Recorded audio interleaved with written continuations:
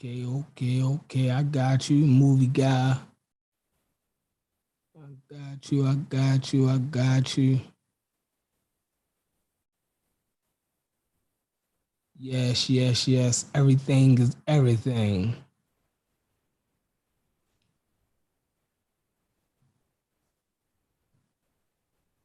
I love soil. Do you?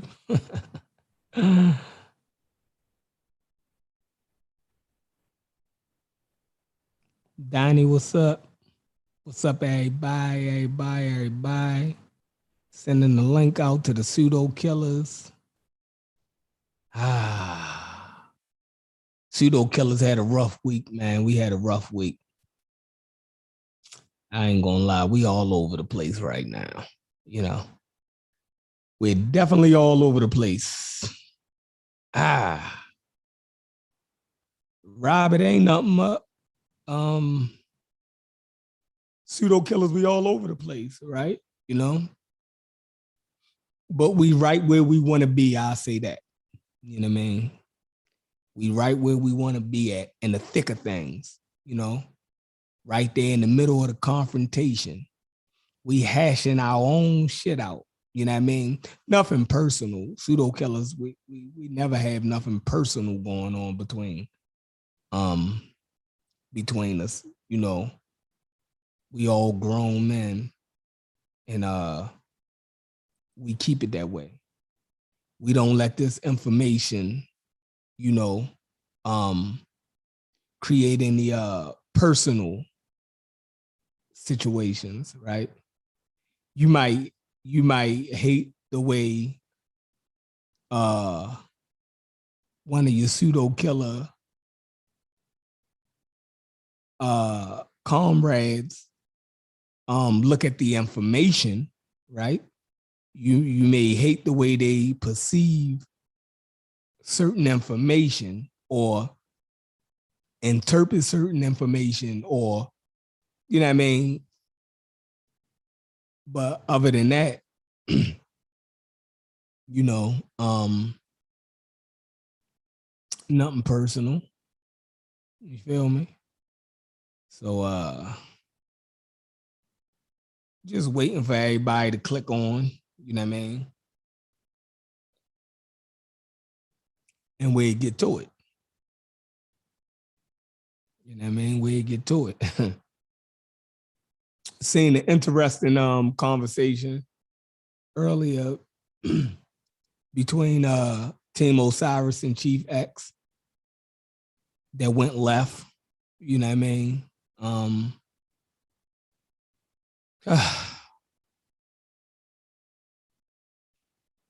If y'all haven't seen the conversation, y'all should go check it out. I think it's on Team Osiris channel. If it's not on Team Osiris channel, it's on one of their affiliate channels. But the first 45 minutes was them discussing the topic. I think everybody should look at that. You know what I mean? Video.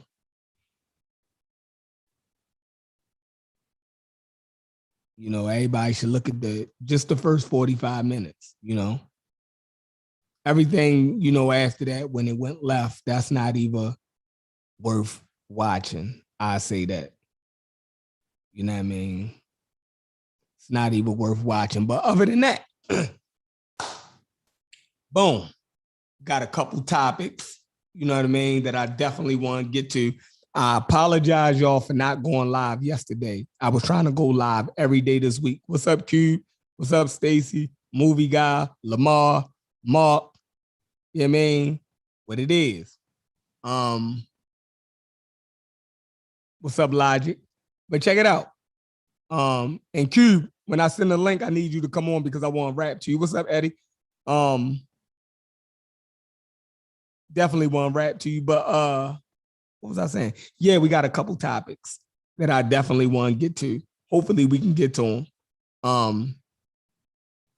But one definitely has been in Maryland. We inside the city of Baltimore, city officials and the mayor require masks again inside the city limits. So that means things ain't looking so good, or they're definitely being a little bit more aggressive and getting ahead of this new variant, this new Delta variant. So, we back to wearing masks. I never stopped wearing my mask. So, but yeah.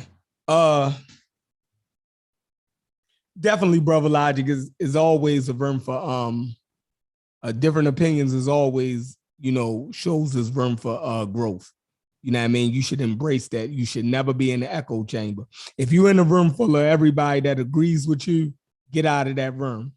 I always like that saying. You know what I mean? Like the saying is, if you're in a room full of people, or if you are surrounded by friends and acquaintances, and you are the most intelligent person inside of your circle, you need to get out of that circle. Because what it's saying is there's no more room for growth with you in that circle of people, right? The same way with finances, right? My grandmother used to say, if you surround yourself, around broke, say, how she used to say it, if you surround yourself around 5 broke people, you gonna be the 6th, right? I never used to understand what she was saying until I got older, right? But she used to say that about, when I used to always get in trouble, right? And you know how when you young, you always blame, when you come home from school or in the neighborhood, when you got in trouble, what we would do is we would blame our friends, right? That's the easiest cop out, right? No, it wasn't me. It was such and such and them. They was acting crazy in the cafeteria or in the auditorium, and they got me in trouble. You know what I mean? So my grandmother used to say, because I used to have to go to my grandmother's house from school, right? So and I would leave my grandmother's house and then go home, right? Because my grandmother lived around the neighborhood that I went to school at. So anything that happened, she would know first, right? So before my parents got to me, it would be my grandmother. So when I would explain everything to her, or my lie to her, or what happened, right? She, used to always say, boy, you got more excuses than the person that don't want to go to jail, right? And, I would say, basically, it was such and such. It was Lamar and them. It was such and such and them. And my grandmother used to say, if you surround yourself around 5 criminals, you bound to be the 6th one. You know what I mean? So she gave me no way out of dealing with bad company. And it's the same way with finances. If you surround yourself around 5 broke people, you bound to be the 6th one. You know what I mean? You should always have people around you that's doing better than you. I love that shit. I love that shit. Because that's going to always make you strive to want more, right? Not as in competition, far as wise, coveting what your friends have, but just knowing that it's different levels, right?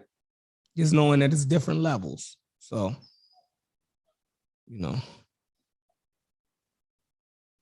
but yeah. So we kicking. I'm waiting for everybody to come in.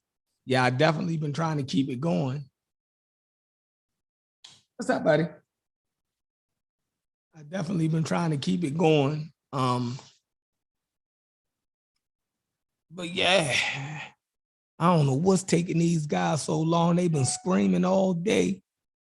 Hit the button, chef. Let's go live, because we've been arguing and So I finally come on, buddy, leave me alone. I finally decided to hit the button and go live, because we've been beefing in our back chat.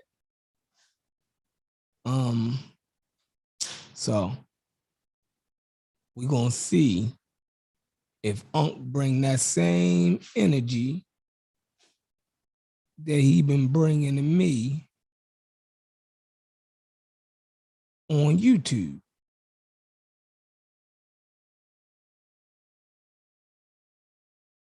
Hey, everything is everything. That's a fact. If you surround yourself with 6 Christians, Hebrews, or Muslims, you're going to be the 7th one. That's a fact. That is a fact. Yeah, definitely. You surround yourself with Hebrews, with pseudos, you bound to be the, the next one, right? But let's not lie. We all have pseudo in us. Trust me. I can pull a pseudo out of anybody. No one is 100% logical. There's something about you. Is something that you take on hearsay. Is something that you give over to a little bit of conspiracy or apprehension. Trust me, it's some pseudo in everybody. I don't care what nobody say. You know what I mean? I be looking at the chat, y'all, and I be saying what y'all be saying. Everything is pseudo, this pseudo, that pseudo. Yeah. Everybody got pseudo in them. Nobody looks at everything 100% logically. I just don't believe that. You know what I mean? And then most of us come from pseudo beginnings, right?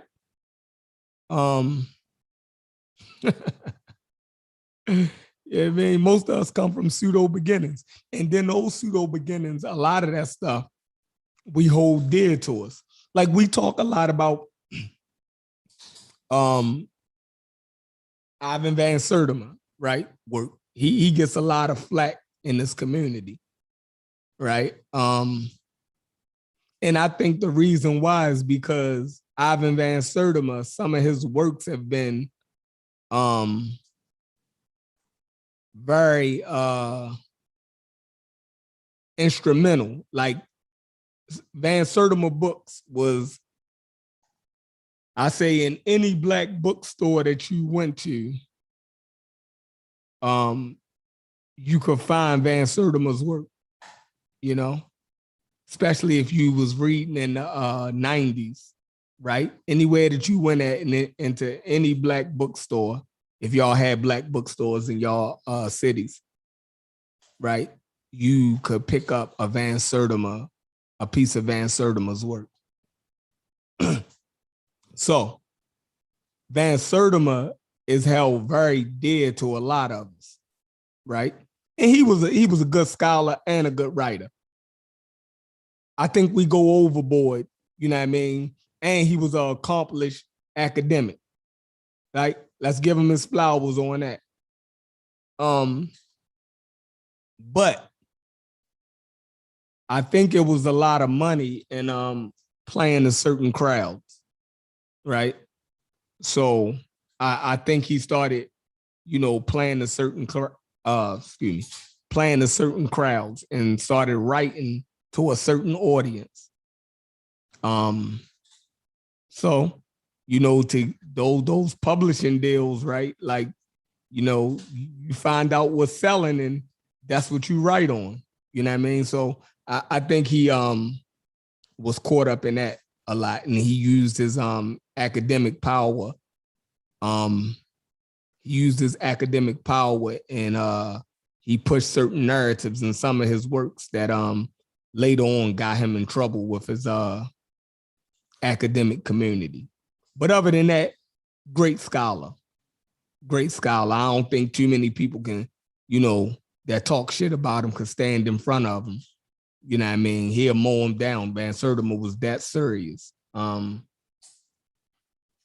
he was one of the smart, to think about it, he was one of the smartest people from his country, right? He tells a story. Van Sertima tells a story, and y'all stick with me for a minute because I'm still waiting for everybody to come in here. Van Sertima tells a story of how hard it was for him to get a visa from his country to come to the United States to go to a university, because they didn't have a university at that time in his country. So you had to be at the top of the class in your country, right? In his country, to for his country to give out a visa for you to go to a university abroad. So he had to enter the lottery. He said he like 3 times and take the test in order for him. They was only giving out like 5 visas a year to go to university outside. Man, that's crazy. And he was able to do that, right? And then he became a doctor. You know what I mean? Like, he was a serious dude. But yeah,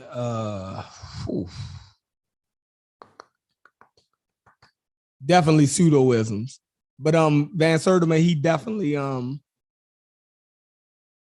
we give him a lot of slack, but you know, every one of us have some pseudo winners, and that was my point. And Van Sertima pushed that. He definitely put a lot of pseudo in a lot of us. The cure to pseudo is the phrase, "I don't know when the evidence is not presented." That's true. That's true. You know what I mean?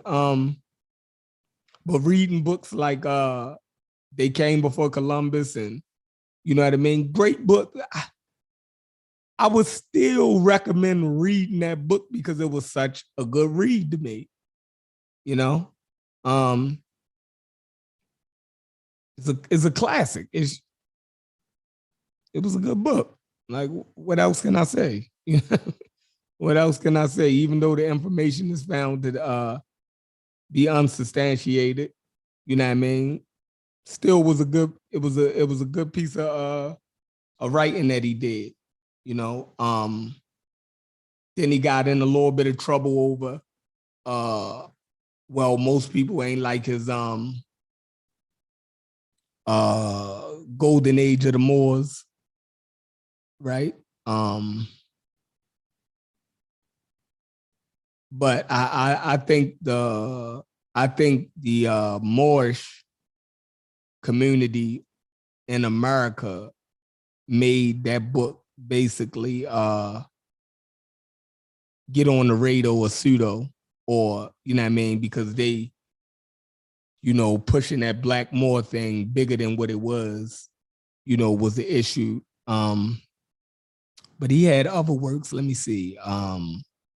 He did a couple things with early presences, right? He did I think Africans early presence in Asia or early Asia, something like that. Then he did the African presence in early Europe, right? What's up, Mathis? Then he did what else? See, yeah, I was big on Van Sertima. Egypt Revisited. I loved Egypt Revisited. Well, I still love Egypt Revisited by Van Sertima, right? Reading Van Sertima, Egypt Revisited, he the one who introduced me to Diop, Obanga, Charles Finch. He had all of them in that book, right? Even Runoko Rashidi, rest in peace, but just transition. But even Runoko Rashidi, he introduced me to Runoko Rashidi through his books. Runoko Rashidi was a curator of pictures, right, for Van Sertima. He, all of the pictures that he would take in the museums and stuff, you know, Van Sertima and them would use his pictures. So like if you look at Van Sertima's books, right, and when you look at the pictures, it always have Runoko Rashidi under it, right?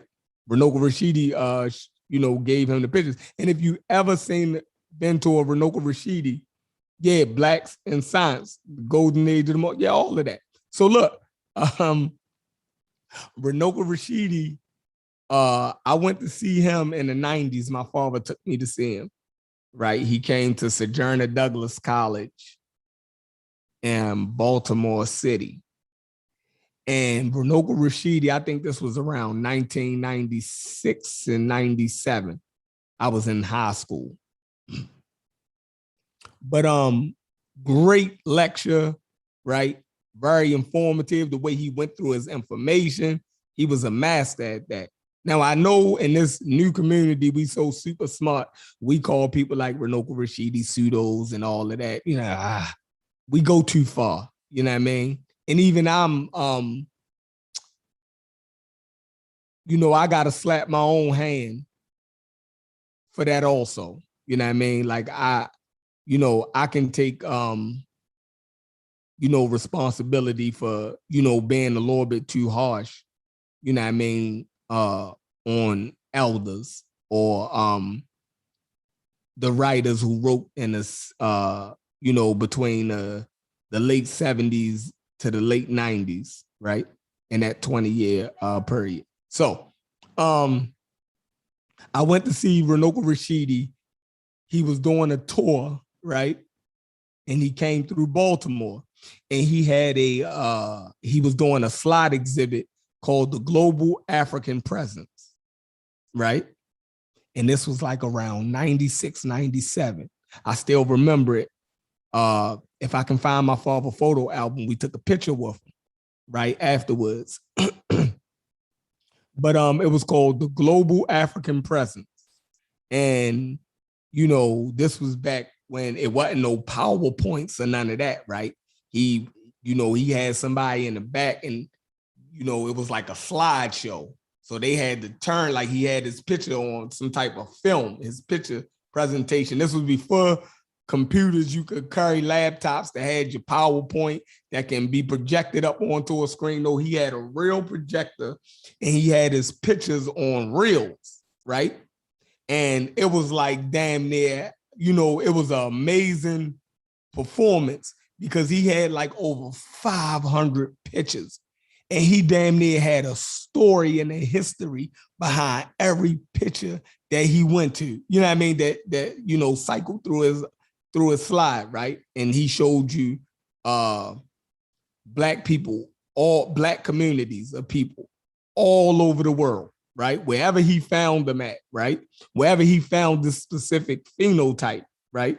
That we call black, right? He recorded it, whether he on all his trips to India, to Fiji, you know what I mean? Different parts of the Americas. Man, Runoko Rashidi was a beast in that field. And now that, you know, we have start calling him pseudo, right? For calling everybody black that had this phenotype, you know, I want to take a lot of that back. You know what I mean? Not just because I'm going through some nostalgia, you know what I mean, because he just passed away, but just, you know, the brilliance of the brother. You know what I mean? Like I said, I was a young man, right? A teenager, you know what I mean? And I was in awe at how much information he had and how he went through it, right? Like every app, man, there had to be like 500 slides. And every one, he had a story and a history behind it. And he went through that shit so fluently. You know what I mean? It was amazing for me at that age. And it's still amazing to this day when you think about it, right? But yeah, he showed you blacks all over the world. But my point is, I liked it because I was into reading J.A. Rogers. Remember, I was a teenager. So J.A. Rogers was some of the first books that I had picked up off of out of my father's library, right? Because back in the 90s, right? In the late 80s, early 90s is when I really started picking those books up because back then Black History Month was it was real big in black schools back then, right? Black History Month, right? And by my name, right? The teachers used to expect a lot out of me during Black History Month, right? So I couldn't bring reports and presentations on the regular George Washington Carver, you know what I mean? Thurgood Marshall, stuff like that. Nah. They expected something that they wasn't going to hear on a regular basis, from me. So I would go in my father's library and I would pick up J.A. Rogers, right? World's Great Men of Color, right? Whichever volume, right? So J.A. Rogers was like one of the first ones that I, read and started getting into, right? And by reading J.A. Rogers, those first couple books, World's Great Men of Color, volume 1, 2, and 3, you know what I mean? All of that. By reading them, by the time I seen Runoko Rashidi in like 96, 97, Runoko Rashidi was like me seeing J.A. Rogers do his thing. You feel me?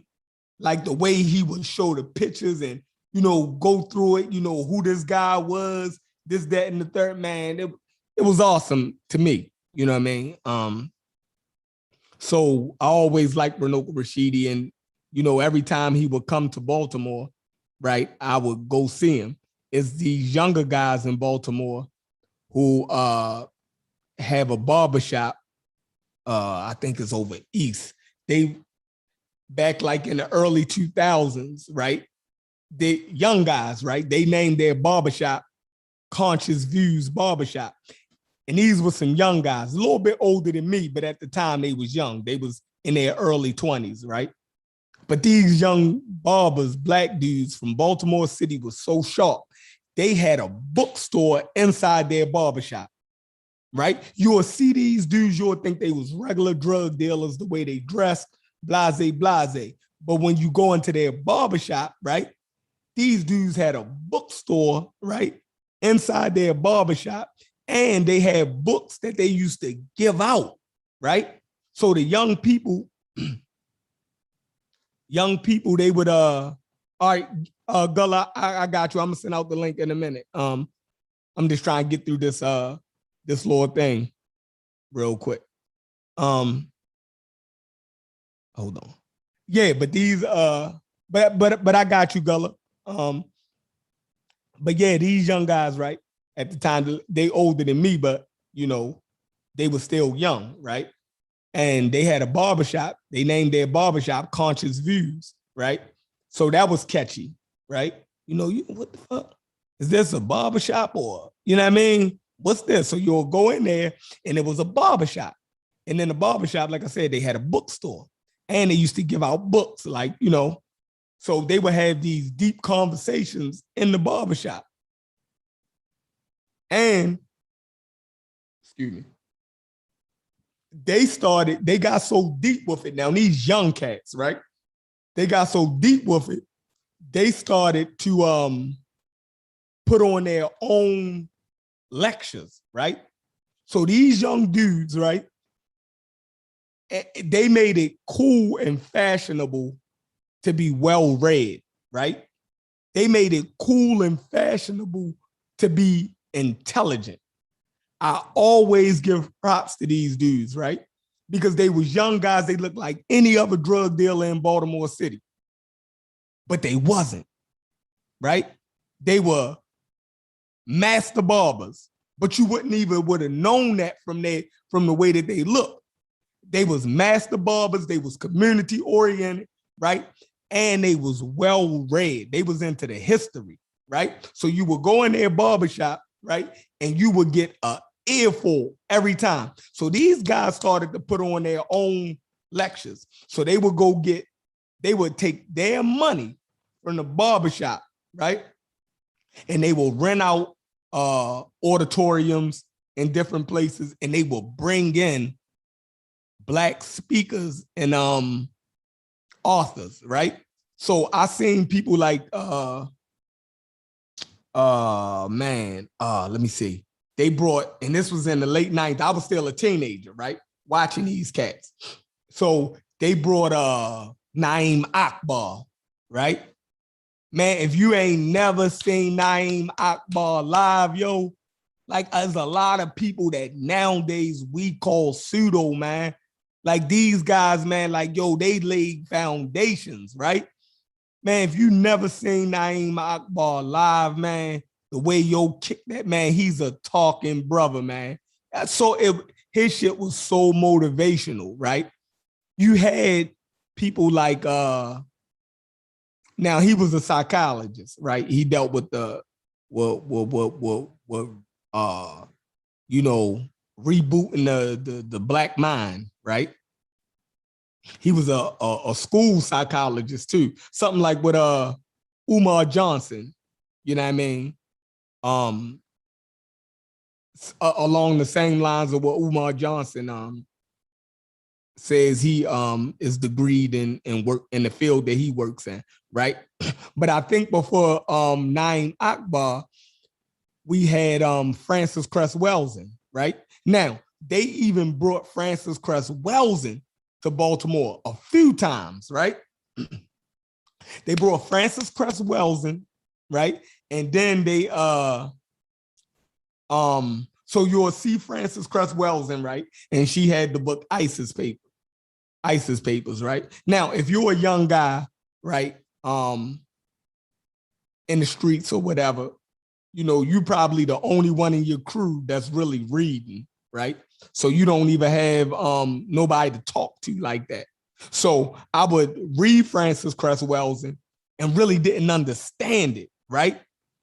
But Naeem Akbar was like a little bit more, he was like a little younger, right? And he would put all kind of hip hop terminology and shit into his lectures. So when I seen Naeem Akbar, right, when he kicked that shit about the psychology, I was able to understand Francis Cress Welsing, right? So it's stages to that shit. And these are people that we call pseudo now. You feel me? Like, yo, we yo, we forget where we came from, right? We forget where we came from. So they brought Francis Cress Welsing to town a few times. They used to bring Naeem Akbar, Runoko Rashidi, who was out back then. That was these guys, they was just on lecture tours, right? They would bring what's his name? Man. He was a preacher. He wrote the book about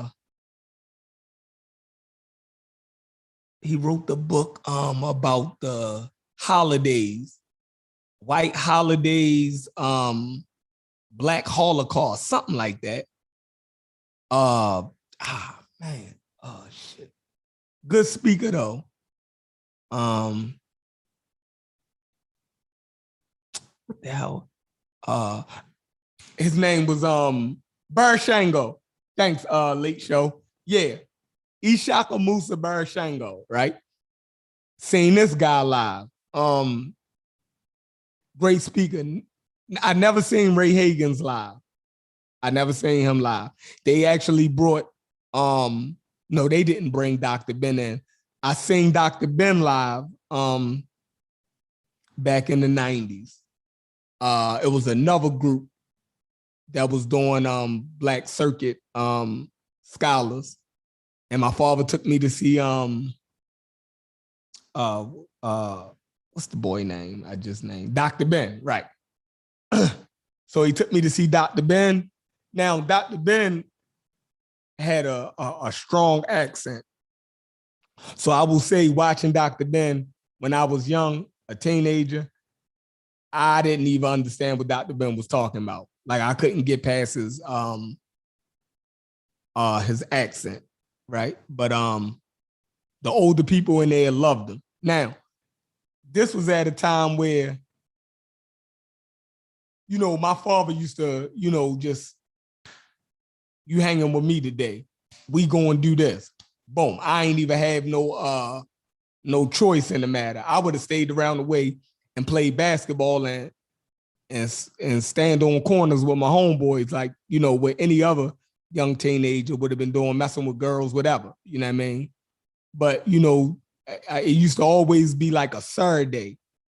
right? And I would always miss parties and stuff because my father would take me to these different lectures and things, right? So when I first ran into Sinetta on, YouTube, and he used to play these old lectures at first, you know what I mean? Like that's what made me gravitate towards Sinetta TV, a couple years ago, because he used to play the old videos of these, you know what I mean, uploading a lot of videos from these guys that I seen when I was young, right? And my father passed away now, so it like brought me back to some nostalgia, right? Of those days. So yeah, I'm about to put the link in the chat because I don't know where the Pseudo Killas at, but we all Pseudo Killas, right? All of y'all are Pseudo Killas, and we're all pseudos too.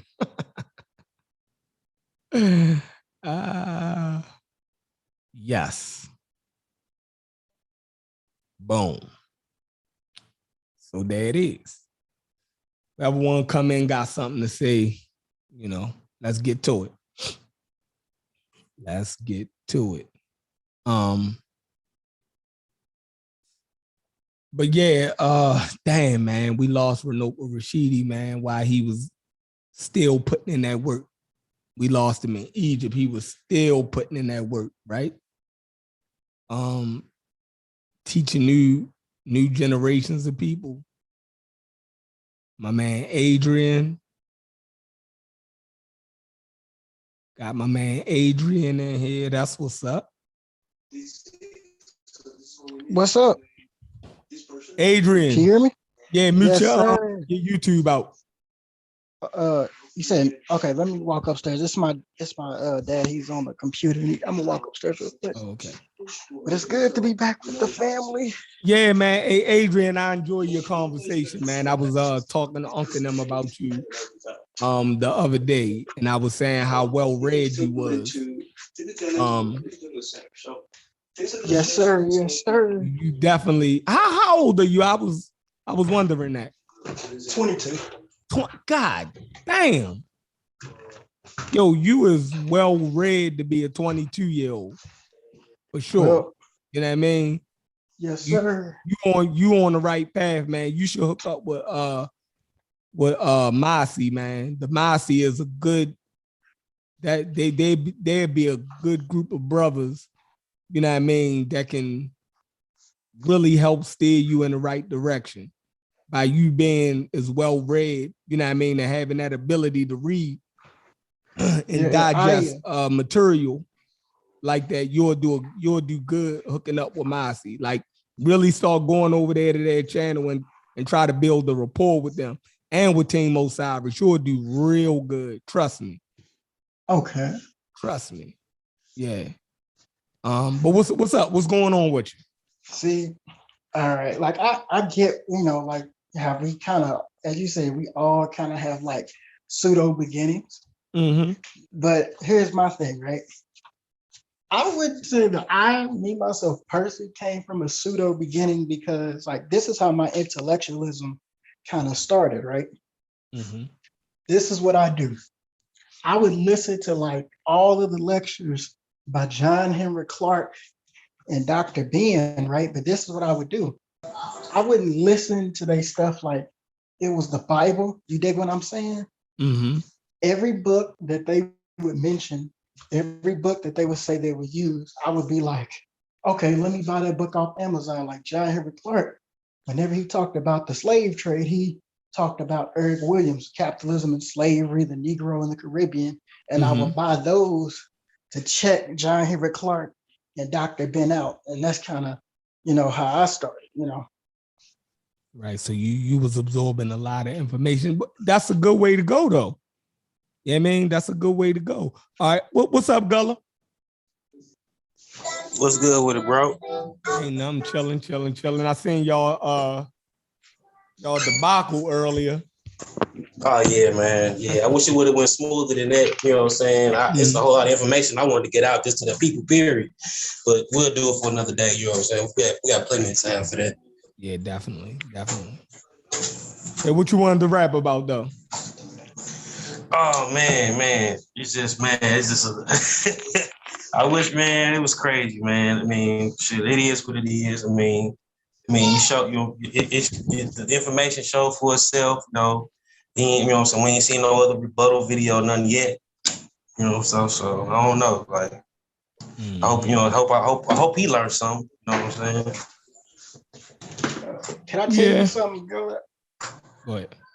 Man, this is what I be on Dagger Squad sometimes too. Mm-hmm. And when I was on Dagger Squad, Garfield, you know what he said that I think that y'all need to implement? What? What's that? Man, Garfield, he said this. He said, man, I'm done with the YouTube wars.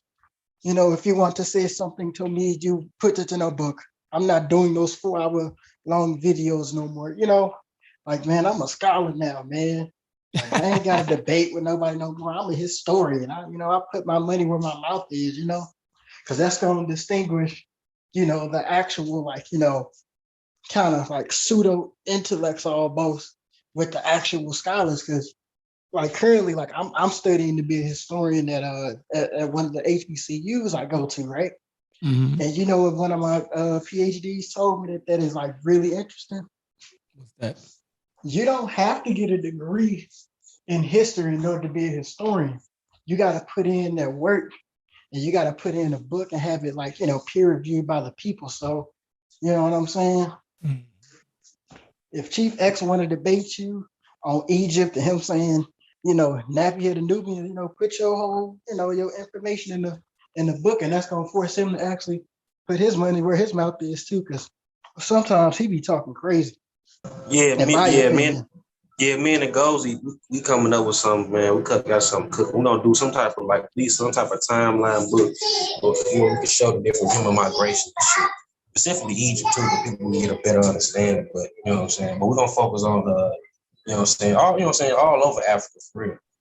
I wanted to add something. What's just up, briefly. Q? Hey, peace to y'all. Peace, Gullah. Peace, Sheffron. Peace, Adrian. What's up? Peace. I disagree with that, saying that like you have to respond with a book. Garfield tripping. He tripping. You don't necessarily have to have a book. I mean, it's plenty of scholars that even just write journals and PDFs. You know what I'm saying? You don't have to necessarily be a book. Yeah, that's what I'm saying. Like, people do video essays all the time. And, I listen to a lot of those, and I want to try to begin to do some of those myself. But I don't think you necessarily have to have a book. I think what Garfield was talking about was like people doing 4-hour videos to where, the topic is supposed to be this, but it becomes scatterbrained a bit. I think that's more so what he was saying, not necessarily that you can't do a video, because if you think about it, the brother saw, what was that, last week, he did a video presenting evidence. You know what I'm saying? Like, does he really have to write a book to show that? Because what he did was just extracted things from other books and then put it together and made a work of his own. So if I want to debunk that, why do I have to write a book about that? He's a legitimate scholar, though. Oh. So he already has books and he already has PDFs. He was at the Shaking a Deal conference a lot. Yeah, but that's not the point. But that's not the point I'm making. You're going away from the point. Just because he is a scholar, that has nothing to do with the argument that I'm making, that you don't need to write a book. Well, in the academic world, you need that though. But see, you're going away from the point again. Dr. Shamarka Kieta don't have a book. He have plenty of journals, though. Well, I think that's what he's talking about, though, Gullah Geechee. He's still writing. He's still responding. You still got to have some type of right. Yeah, you're right. You still got to have to write the form of your claims and, you know what I'm saying, at least explaining your scientific theory. You know what I'm saying? That's a fact. Nah, because I'm just saying, I'm not a scholar, but I can see things and debunk things just like everybody else on here. So you can read scholarly work and right. and basically have a take on it. Exactly. You know what I mean? Without having to write a goddamn right, because if you think about it with Garfield, hold on, Q. My bad. But that's saying that everybody who has an opinion about anything that they ever read, they got a right on it to be what? Like that'd be crazy. You know what I mean? Like, it'd be so many books. It'd be here, so many books, like, you know. But I never claimed to be a scholar, so not at all. You know what I mean? I don't have to. Right now, if I ever get into a situation where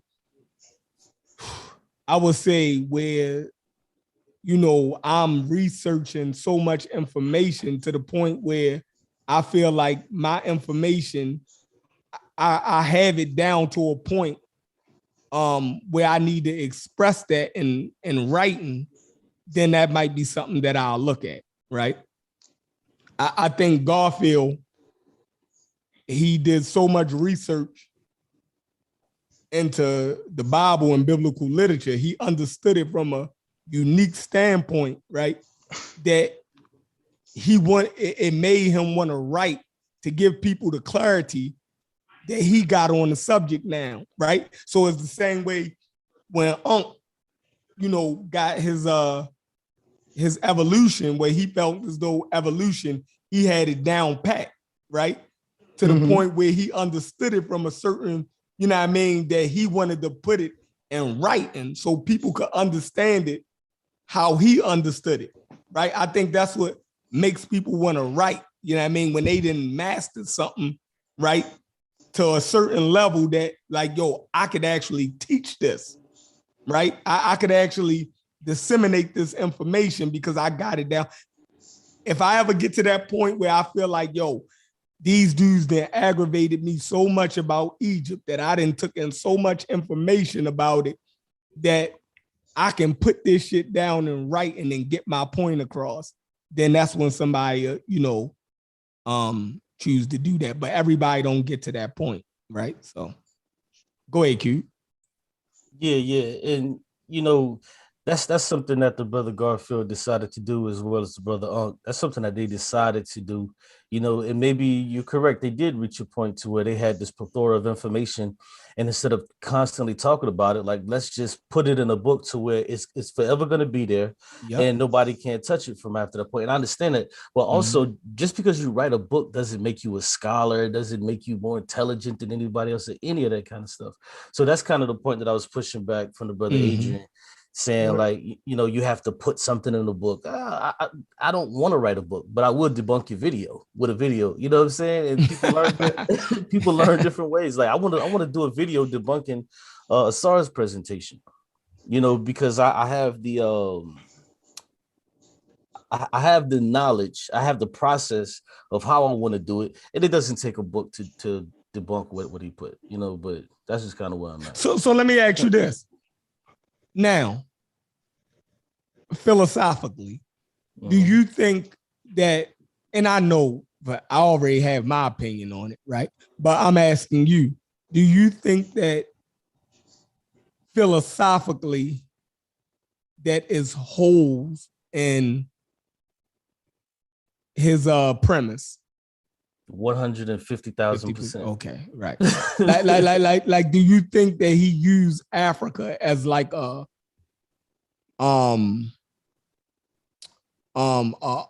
like say he has it on a level in his mind where he feel like African thought is like something that other like it's set apart from other human thought processes. Like don't it seem like, for me, that's what it be seeming like. Well, see, like, that's the only way you can understand Africa or African thought is through some, like, is that shit almost get mystical to me? Like, yeah, but like, see, you know like, what I mean? Like, they human beings. Like, but see, this is kind of, but see what he kind of did, and as I was listening to it, I was like, okay, yeah. And if I had more time, I would have begun to shoot more holes. Who y'all talking about? I saw a presentation on Oh yeah, you right about that. Cause I know motherfucking Bosnian Albanian dude, Albanian dudes that grew up in the hood, and you can't tell them they ain't no, you know what I'm saying? You can't tell them they ain't from there, you know what I'm saying? They talk like us and everything. But see, like the point I'm trying to make is regarding that is he's looking at it, it comes off as okay, it's an African thing. But then once you begin to say that, okay, well, these cognates, they share the same meaning as God that the Europeans have, well, then now you can no longer separate it because you just said that they are the same. So now you can't separate it. So on the surface, he's trying to separate it, saying, no, you can't be an atheist. But if the root words are the same and they come from the same place, that would have to mean that they also mean the same thing. And if they mean the same thing, then you would have to say that a person could be an atheist. And there's I no way was on around that that. panel too. I think you were on that. Yeah, I think you were. So what was your take on it, Adrian? I kind of I thought I was like the first person on there, and but I basically said like this is what I said. I basically said that I mean, through my opinion, like Africans being like atheists in like antiquity, I don't really think that that could have been able to exist because when you look at like tribal societies, even just to be specific, African societies, you're always going to see like ancestor worship, so I don't think atheism is a African thing either. So let me ask you, where did atheism come from? Like through my knowledge, I'm reading a lot of like Karl Marx right now, dialecticals of materialism, all that stuff. I mean, like probably, well, the oldest so-called religion I think I could pretty much find is probably Buddhism because they don't believe in God either. Like, well, people who are Buddhists, They don't deny them either. Wait, let me just answer that question for you. Atheism comes from the inception of theism because atheism can only be defined in terms of theism. Atheism is antithetical to theism. So when theism came about, that's when atheism came about. Facts. Period. There's no way around that. If you got a positive, you got a negative. You know what I mean? Exactly. If you affirm something, then there has to be a denial. Right. There's no way around that. Yeah, that's so simple. That's such simple logic. Like, and there's no way for the human brain to get around that. That's just what's going to happen. Exactly. Like it's a part of the brain that you can't even turn off. Like, see, go ahead. That's logic right there. That's why I said it'd be so easy to debunk his presentation, because once I start throwing out little stuff like that, you just can't get around it. So to say that an African can only think of in the way of a theist and they don't have the ability to be an atheist, that kind of brings down the intellect of the African people, and I just disagree with that. I'm saying culturally. And I'm saying you're wrong. That's what he was saying too. To be honest, Asar was saying culturally. You know what I mean? We're not like if you study like individuals history, can think, and you know what I mean, like atheism for the individual. Any individual can, either affirm something or deny it. Like that's, but he was talking culturally, like so. Yeah, but even if you talk about culturally, how does it take away from the philosophical stance? You just can't get around that. I'm sorry. I just don't. He was trying to talk about culturally. That's like culture is different across the board. Like, some people might not be able to fathom like tribal nations in antiquity. A lot of them pretty much wasn't able to fathom a patriarchal system. And see that's why I disagree. And I say you're looking at the African as they have a lower intellect. How can you tell the African, oh, none of them could have been able to fathom this? Like that right. To me, that makes no sense. That nobody would be able to fathom this. No, they're culturally, they participated and acted a particular way. It doesn't mean that they weren't able to fathom something, because once again, if there's an affirmation, there has to be a denial. That's all I'm saying. Do you have any proof? Because that's where it's gonna boil down to as well. No, proof that's crazy. You're human. I mean, you gotta come up with some proper social document that's gonna back you up. We historians here. Bro, this is philosophy and logic. Right. That's all it is. If you can affirm something, can't you also deny it? Everything that has an affirmation also has a denial. Now, your affirmations can be incorrect, your denials can be incorrect, but there has to be a polarity there. There's just no way around it. I'm sorry, brother. Yeah, I don't need to write a book. I don't need anybody to tell me this. This is just logic 101. There's no way around it. I mean, Sorry, but I'm saying, like, you know, in the actual, like, the way historians get down, it's not no like back and forth on YouTube. You know, that's what I was just trying to say. Ain't no back and forth on YouTube. It's more like, okay, do you have text that we can go back and forth on? I mean, that's what that whole like Martin Bernal and John Yeah, Henrik Clark stuff was about. but this subject Depending matter on, is not the subject of history. We're talking about philosophy and other it's stuff. just depending on what level you at, though. What level you on? You know what I'm saying? Like, What's up, so? what's going on, Jeff? You know, you got to put the thing in the group for the bat signal, bro. I know, yo. I keep forgetting the Yeah. goddamn with Cedric and Cedric. They having a civil war in this country, ain't they? I don't know. What the hell? They hit his prime minister in the head with a rock or something. I ain't even What? check see what's going on to say a word.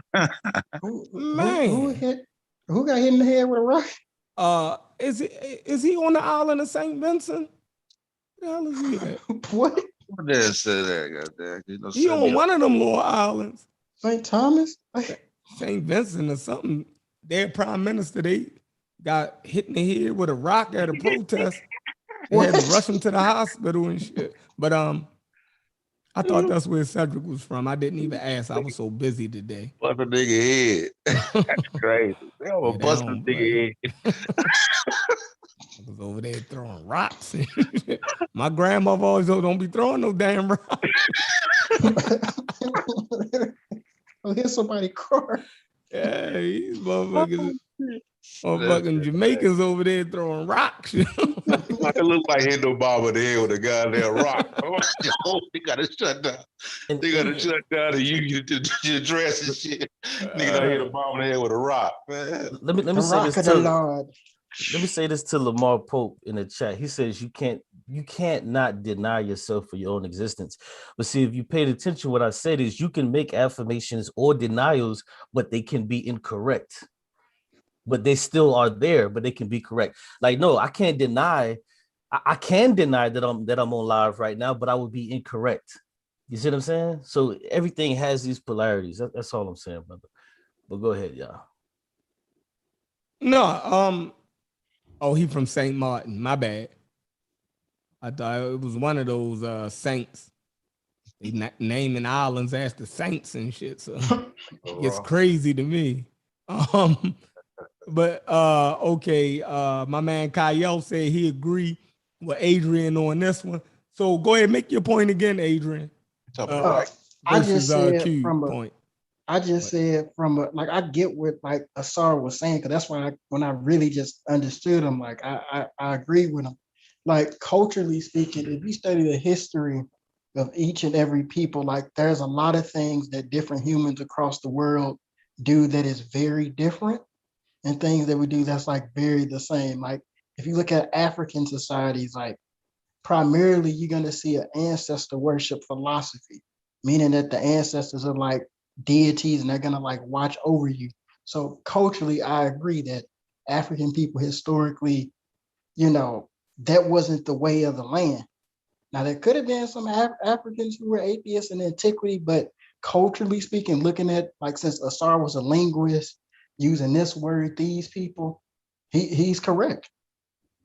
Okay, but see, listen to what you just said. It's not going to be an atheist culture. Now, if you're talking about individuals within the group, of course, that's just fucking common sense.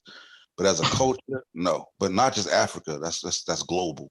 But I was just using Africa because Asar used that, so that's why I said that. You won't But find see, no check. no record of any atheist culture. But see, check this out though. Atheist is not a culture. Once again, it's a philosophical stance. But check this out. So on one hand, you say that there could have been Africans who were atheists in antiquity. But then you say you agree with what Asar was saying. But Asar said that it's impossible for Africans to be atheists.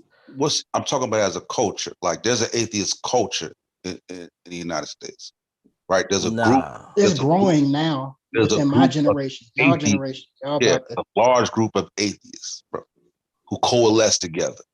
So I'm saying Nah, there's a but large okay. group like that. But in antiquity, that would have been the case. You're talking first. You got to understand 95% of Homo sapiens saving life on the planet. We've been hunter gatherers. They're egalitarians, bro. They stump that shit out. There's no, you know what I'm saying? If he was an atheist, he'd have had to keep that shit on the low. They would have killed him. I'm saying that's hunter gatherer lifestyle. That's egalitarian lifestyle. No, I was talking to Adrian because that's what Adrian said. He said that there could have been ancient Africans who were atheists, but then he said he agreed with Asar's point, which I'm saying that those are contradictory because Asar said it's impossible. From their philosophy, he's saying from culturally. Individually, I think I agree with you, Q, that individually, if a person can affirm, he can deny. So, yeah, But but hold he's on, saying under their cultural philosophy, right? but hold on, but he's not. But see, he's not really only just saying that because he's saying atheism is for white people, which he's saying that we didn't have the ability to be atheists because it was impossible. So yeah, I understand y'all want to deal with the cultural stuff he was bringing out. That's why I said on the surface, It it sounds like he looks was as saying, okay, but he's saying two different things because he's saying atheism is for white people, meaning that this is something that we cannot attain. that's true. You I see what I'm don't saying? think you So can get around that. you Adrian, I can't. don't think you can get around that. Wuja said defending atheism is for the short bus. Wuja, click the link. Why wouldn't somebody defend atheism if they are atheists? Who does this talking shit? Was they? I forget. I think Wujan was in the Dagger Squad panel where they was going back and forth on atheism, or probably somewhere else. I mean, that was hilarious. One person was saying, "Oh yeah, I'm an atheist. I'm an atheist too." They was going all over the place. I forget if that's him or not. I mean, it is what it is. Man. You know what I'm saying? Like, he, like a lot of times people put a blanket across what they consider atheists to be. You know what I'm saying? It's like like I said, atheism is a rejection. You know what I'm saying? So you got to make the claim, and then atheists will reject the claim. You know what I'm saying? That's how it works. You feel me? So like, so I get the angle because I've heard a sudden run the whole gamut before. You know what I'm saying? It's kind of an old conversation, kind of. And the main point that he's getting at is when he was saying it's impossible to be atheist, he's talking about just on the philosophy of how their traditional system is set up. Yeah. You know what I'm saying? Versus how the European traditional system is set up. You know what I'm saying? He's trying to show the opposite, the difference between African systems and maybe in European traditional systems. Yeah, and there's nothing wrong with him being wrong. Also, we gotta, because he was saying he was an atheist too yeah, against the Abrahamic faith. right. You see what So I'm saying? it would be crazy to think that an African couldn't feel the same way about his traditional African religion or philosophy, right? That would be, Yeah, you know what I mean? The same way that he can deny the cultural religions that he grew up in, right? The Abrahamic Yeah. ones, then it would be Hey. crazy to say that the African, right, couldn't Yeah. deny the cultural religions and philosophy that they grow up under. That would be, so he can't be saying that. Yeah, crazy. Yeah, because you could have had a whole class of people like that's for instance, you could have had a warrior class. They didn't give a fuck about none of that, that spiritual Right. shit. We all about the bang. We don't care Right. about none of that shit. We all about protection. But like I said, if that would have came about, that would have came at civilization time or Neolithic. You know what I'm saying? Anytime before then, you would have been dead. But You know what I'm no, saying? but it would have Yeah. had to, because you got to think, if whole communities started to accept different gods, right? Then under that premise, they will become atheists to their group, right? When certain African societies started to, accept Christianity, wouldn't the traditional community look at that as a form of atheism because they denying, you know what I mean, the spirituality of their community, right? That foreign god wouldn't be looked at as real, right? So they would be if it was a community, right, that accepted Islam, right, then according to the traditional community that they was in, wouldn't those people look at them as being atheists if we use that same logic? Go ahead. Hey, peace. Go ahead. What's up, Wuja? Hey, peace to the panel, peace to the chat. I got a question for everybody. I came in late. Whose stuff is in? What's that in the background? Somebody got playback. Got mute their YouTube out. Yeah. So, question. That would be retarded. Is God an atheist? Well, I asked what guy we talking about.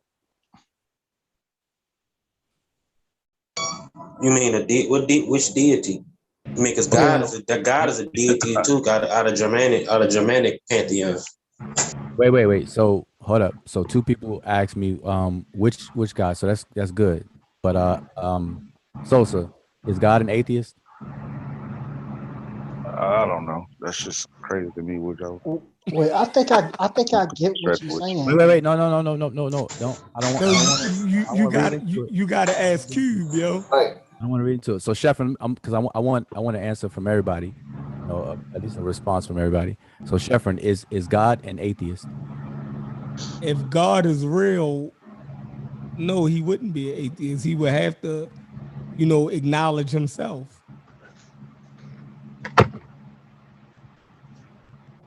Okay, so is God God's own God? God is an assertion.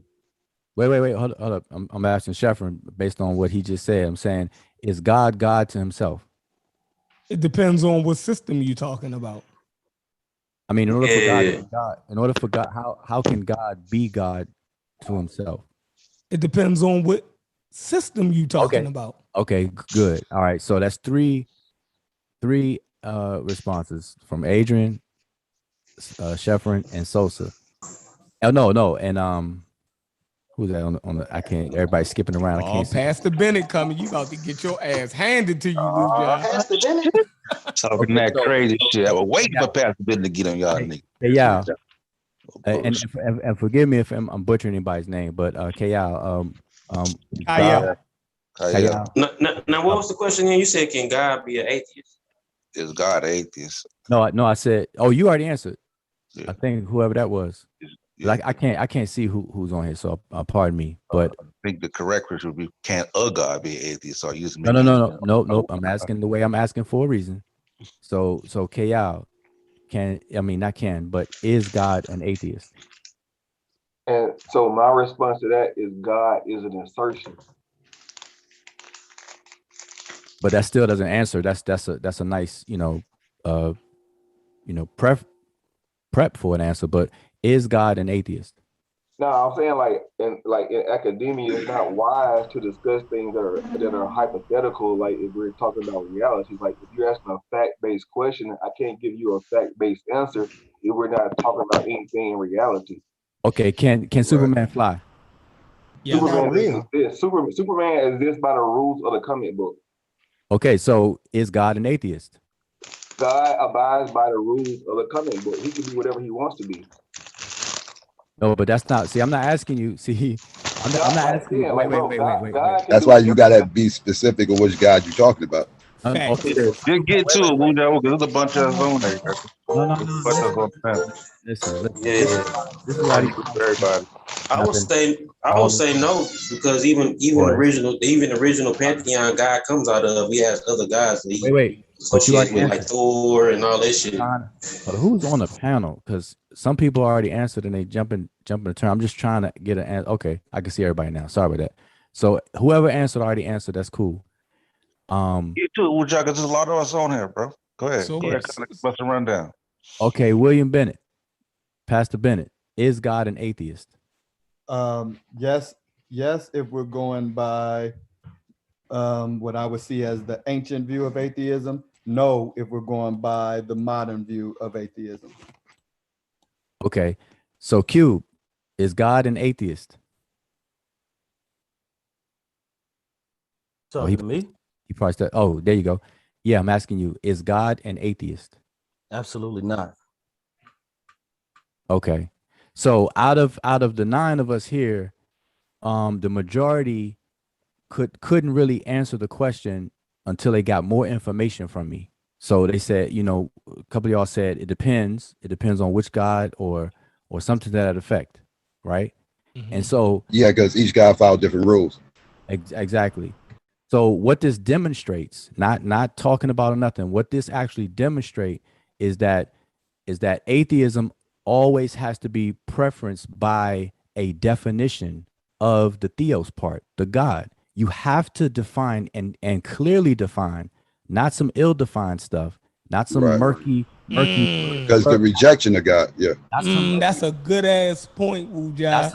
Not some murky, blurry stuff. You have to first, to have this discussion, you have to first define exactly and explicitly which God or whatever you're talking about in order for the A to be triggered. The A is an alpha prevence, which is to be against or denial of the existence of whatever comes after that. So you have to be able to clearly define the theist part of that word atheism or atheist. I disagree with that wholeheartedly, and I'll tell you why. Okay, but hold up. Before you tell me why, I just want to show, because our demonstration beats conversation, and I asked that question specifically the way I asked to demonstrate that, and can't nobody refute that because it just happened. Definitely just happened. Like I said, the shit. Okay, like I understand your line of questioning, and I see what you were trying to do, and I think you reached your goal by doing it, by trying to get different answers from different people. But I'm gonna tell you this: atheism has to be defined in terms of theism, not any of that other stuff that you're talking about. I don't have to ask you which God you're talking about. I don't have to ask any of those questions, because a theist is a person who believes in the existence of gods or a supreme being that created the universe and everything inside of it. So I at that point, I don't need any of those things that you were talking about. Right. Oh, you just did it. I don't need any of those. It's a rejection. Wait. Doesn't have to be sensible. It's a rejection. Wait. Can I chime in for a second, please? What? One I second. want to interject one thing. So, like, I hear you keep saying that God is it's an interjection. Atheism is an interjection, but in reality, No, I say atheism is a rejection, not rejection of a claim. Go ahead. Yeah, okay, I was trying to clear it up. My bad, bro. I'm saying that you're saying that atheism is something that is given to you. It's a position that's given to you, right? Is that what you're saying? No, it's something No. that's Something that's inherent in you. Atheism Right. is a position against a claim. That's what it is. Yeah. It's basically just saying I don't believe you. Well, yeah. So what I'm saying is that it's your natural state. So your natural state is not in rejection. It just is. You know what I'm saying? Like once you like, religion is the rejection of your natural state. Y'all got it backwards. That's what I'm trying to say. Let me tell you why that doesn't work in gotcha. philosophy. Let me tell you. Let them build on it for a minute. Let me build on it for a second. Like when you come, like if you look at anybody in this world, you look at different cultures, different religions, different things. You have certain inherent truths. These truths are they're encoded in science, in math, in geometry, or all these things that are able to be transferred between languages and culture, and we can see those things, and we can go into metric systems, or we can go into the European, well, all these different systems, and it's still a foot is a foot. You know what I'm saying? A yard is a yard, and we can extract this information from these people. But once we bring religion into it, now we bringing in these biases. You know what I'm saying? And one thing that we know is that when you don't have religion, you don't have a bias. You know what I'm saying? And so what I'm saying is, like, when you interject God into a person's life, you are now bringing them into a point where now they have to believe in something that's not real. You know what I'm saying? Like, I don't know. Maybe I'm not making sense. You know what I'm saying? You make it sense. I hear what you're saying. You on another. I think you're on a whole nother street that we on. No, I like it though. I like it. We feel what you're talking about, but we was talking about. We kind of going. It's about a SARS representation of atheism and can and Can Okay. we be? Can it? Is I was- atheism a I was European stance? That's kind but of what we're kind of. like it actually goes to where like that's the thing. I don't know it far personally, but I do know that it's a lot of religion behind the determination the end game that he comes to, in my personal opinion. And I believe that anybody that has a higher religiosity is gonna be leaning toward their religion or their belief system in any type of research. Like that's natural, and you're supposed to do that, but because you can't extract the fact that God is an assertion. You can't like a lot of folks can't remove that from their understanding. And I think it puts us at a great disadvantage as a people when we have these God conversations and try to mix facts into these conversations about God, because we're skipping the fact that God in itself is an assertion. So wait a minute. So hold up. Cube said something before this, and again, I just demonstrated something, and there was a poor attempt at trying to refute what was just demonstrated that everybody witnessed. And so I don't want to skip over that and gloss over that. The bottom line is that in order to have a discussion about atheism, you have to clearly define the theist part of atheism. And although Cube said you don't, he actually did in him saying you don't, because he said that I don't have to have whatever. He actually used the word supreme being, creator, and all. He started to give attributes and description of what the theist is. So even in an attempt, a poor one at that, an attempt to say you don't need to define it, he was defining it. And to me, that's the slowest short bus thing that people could do. And so this is the problem. There's no working definition that's being used for the definition of atheism. So I have on my screen the definition. You have a bunch of different definitions. You got the philosophical definition, Yes. and then you got the more new age definition. Yes. The philosophical definition is the complete rejection of any God claims. Exactly. Right? That's the philosophical definition. The more new age definition is a lack of belief in God. Exactly. Yeah, they got you in the corner now, Wuja. No. Don't instigate. Wait a second. No instigation. No. So listen, Hold on, let me respond to what you said though. Okay, if but I hold on. can. Let me just say Let him finish, Q. Let him finish. Let me say this. I want everybody to be clear and get their whole point out. Okay. So, The way we've been doing it right lately, we jump in too fast, right? And you mess up a person's point. We got to learn how to hold our tongue to hear a person completely out. Just hear them out. Let them kill themselves if they wrong, but hear them completely out. Go ahead, Wuja. okay. So and everybody else is gonna get the same opportunity. Trust me. Okay. I perfectly acknowledge the many definitions and the interpretations of atheism. That's true for a lot of different hot topic and discussions. I understand that. But in order to have a progressive and meaningful conversation, you have to define a term so it can govern the conversation. So you have to choose something that's going to govern the conversation, because if I define it one way and the next person define it a totally different way, when we come together to have a conversation, the conversation is all over the place and we're not going to get anywhere. That's not communication. So we have to start off with an agreed upon definition that will govern the conversation. That's what happens every day in business and contracts. You define your terms, and then those definition of terms govern the rest of the contract, the rest of the agreement. So my suggestion is to first, out of everybody that wants to talk about atheism, whatever, first define it where it's going to govern the entire conversation. And the first thing you have to do is define the theist part of it. That's all I'm saying. That's my point. And Asar's assertion was that, hold on, Kyle.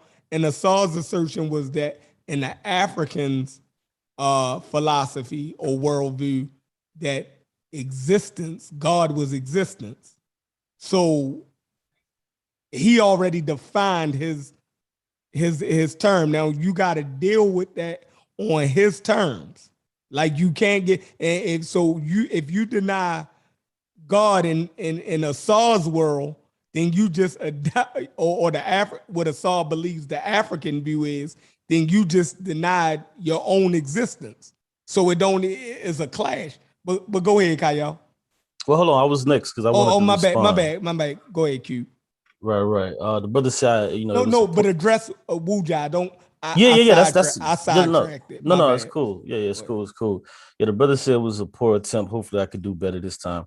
So, I have to ask you, what is a theist, brother Wuja? Okay. But do you agree with what I said though?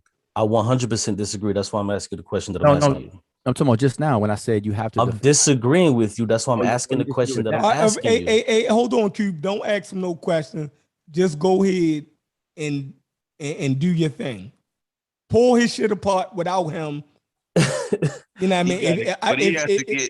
But Chef, he has to get Wuja's working definition of theism. Right. Wait, hold on, wait. Wuja didn't make a claim about God. No, but he's hold just on, talking about I am Sosa atheism. said something key. Wait, I am Sosa said something key. He said Cube has to get what? Say it again.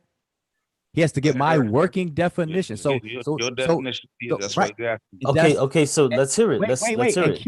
And Cube agreed with that, but that's brother. Let's hear it though. Wuja, okay, you got that. Now define it, bro. Go ahead. Let's hear it. Like, come on. No. I'm saying yes. Just define it.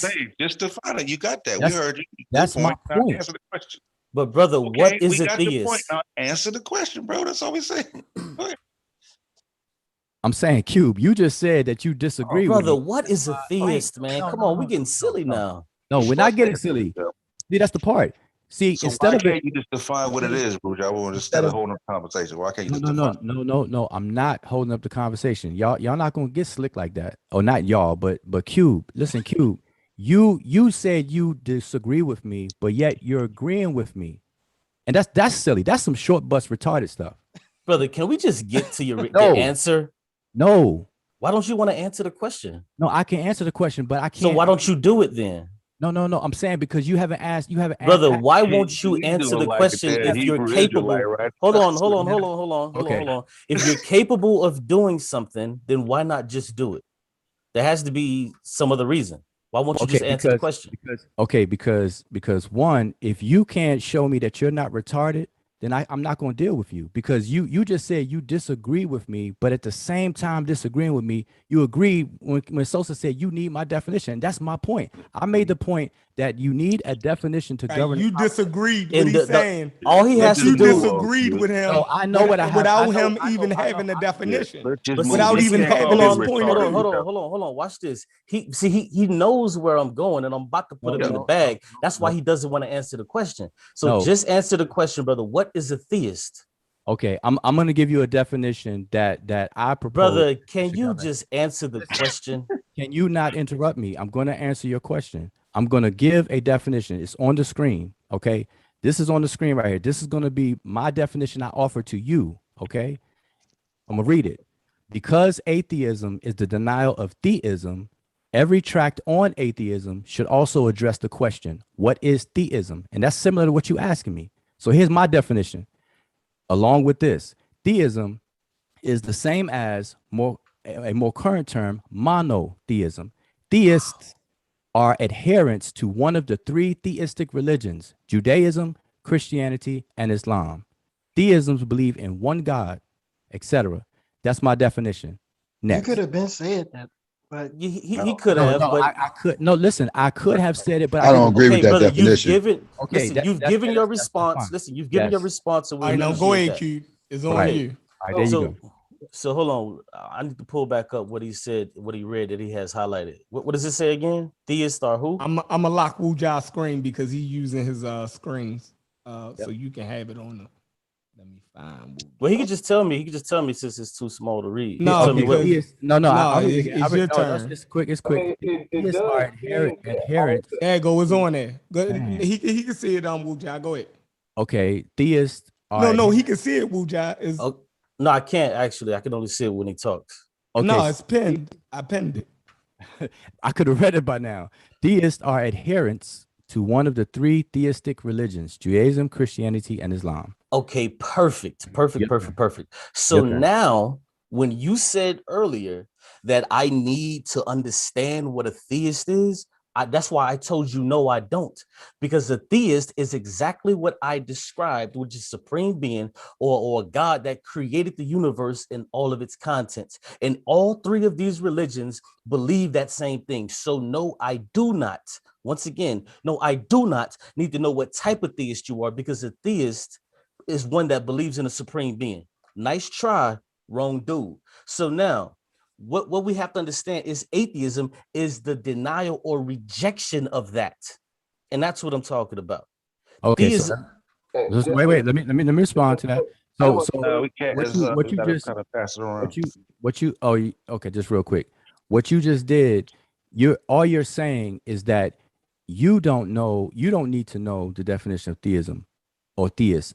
And that's not what I said. I'm not saying Cube, you need to know. What I said is that the definition or a definition has to be laid out to govern the conversation. If you already know it, then it can miss you. But it has to govern the what I'm saying is that nobody's a mind reader here, telepathic. So it has to be laid out, whatever that definition is, to govern the conversation. I just gave one. So if you want to sync up with that definition and allow this definition to govern the conversation, that's my point. okay, once again, psychopath doesn't I think it was psychopath. Somebody on here said they don't agree with that. No, I don't agree with the definition. No. All right, go ahead. Let him go, Cube. Go ahead, psychopath. But psychopath. Wait. Before you go, psychopatheist, man. Psychopatheist, oh, I'm man. sorry. Psychopatheist. I'm sorry. Get it So listen, before you say something, the fact that you disagree with it is what that means is that the conversation can't move forward while with this definition governing it. Because I don't think theism is locked into the Abrahamic gods. I don't think it's just locked in exclusively to them. Me neither. That's a fact. That's not even a guess. That's a fact. Yeah, because you know what would be the better definition to use is the one that I presented, which was any supreme being that makes claims of creating the universe. But Q would agree with or it, governing. Yeah, like that's whether exactly what I said. Or not, if there's anything outside of nature that claims governance, you know what I mean, over physical phenomena and different things, then I would deny that. But, okay, so somebody on the panel come up with a better definition that could govern the conversation. I offered one. I just gave you one. Yeah, don't nobody agree with that your definition. Webster or something? Okay. So somebody recite or quote just the one. said it. I just gave it to you. Say it again. No. I'm not saying Cube didn't. I'm saying I'm asking, does everybody agree with what Cube said? Yeah. Well, I don't know. We could just get the real definition of theism and let that govern it. Wait. You said the real definition. So you saying Wujai definition is not real? No. Wait. This is not biased.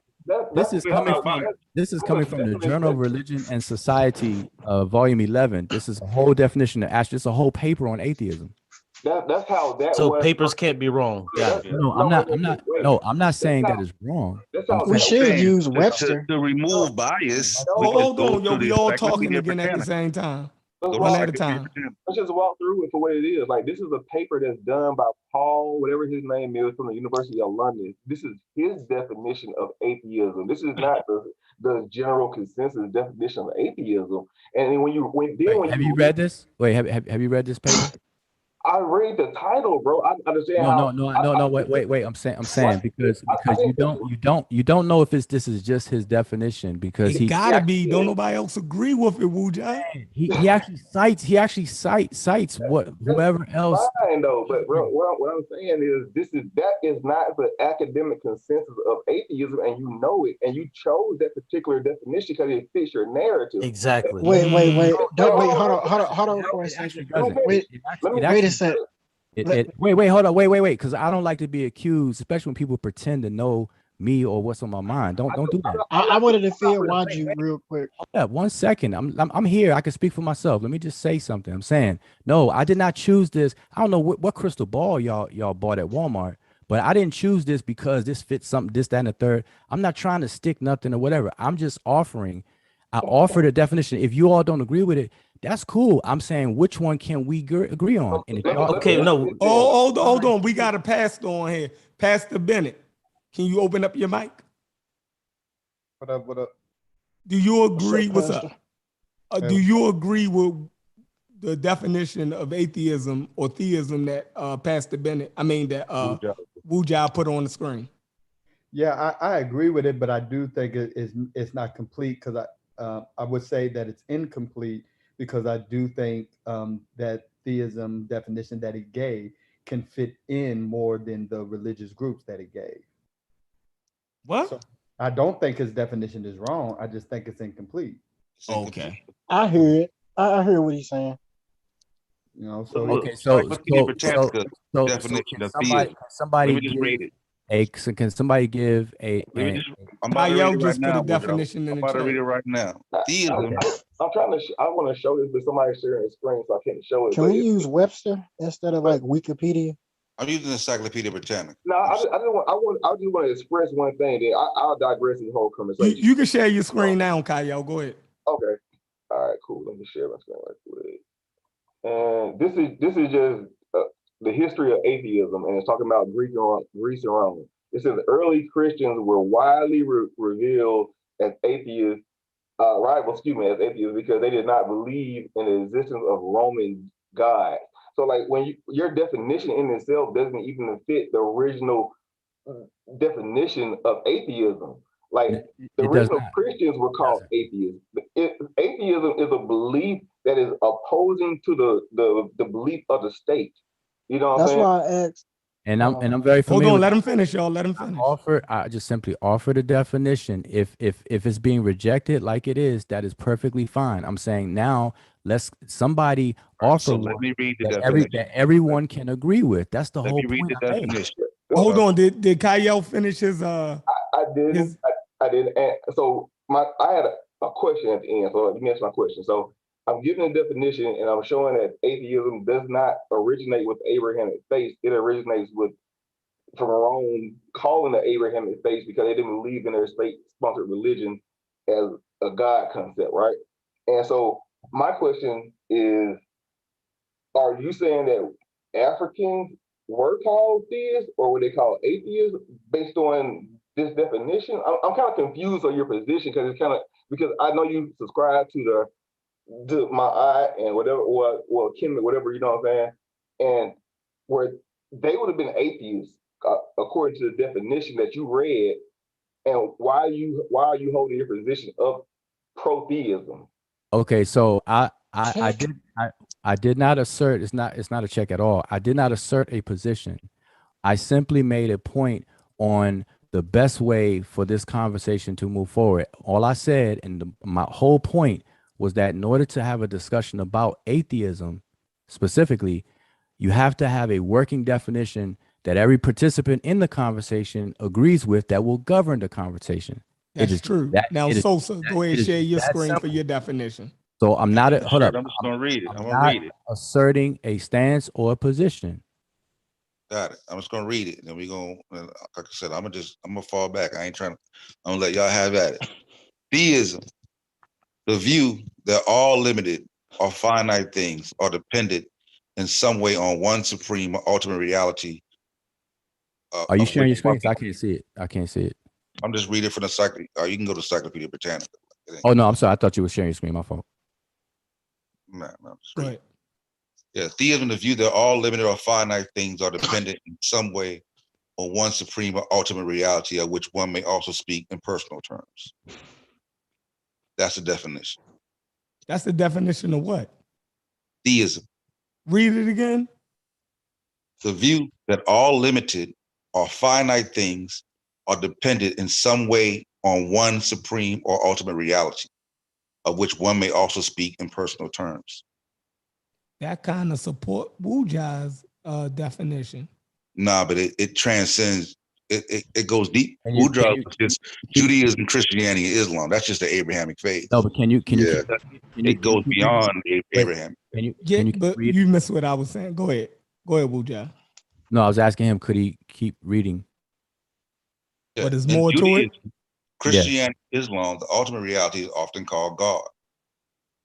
Yeah, this article approaches theism.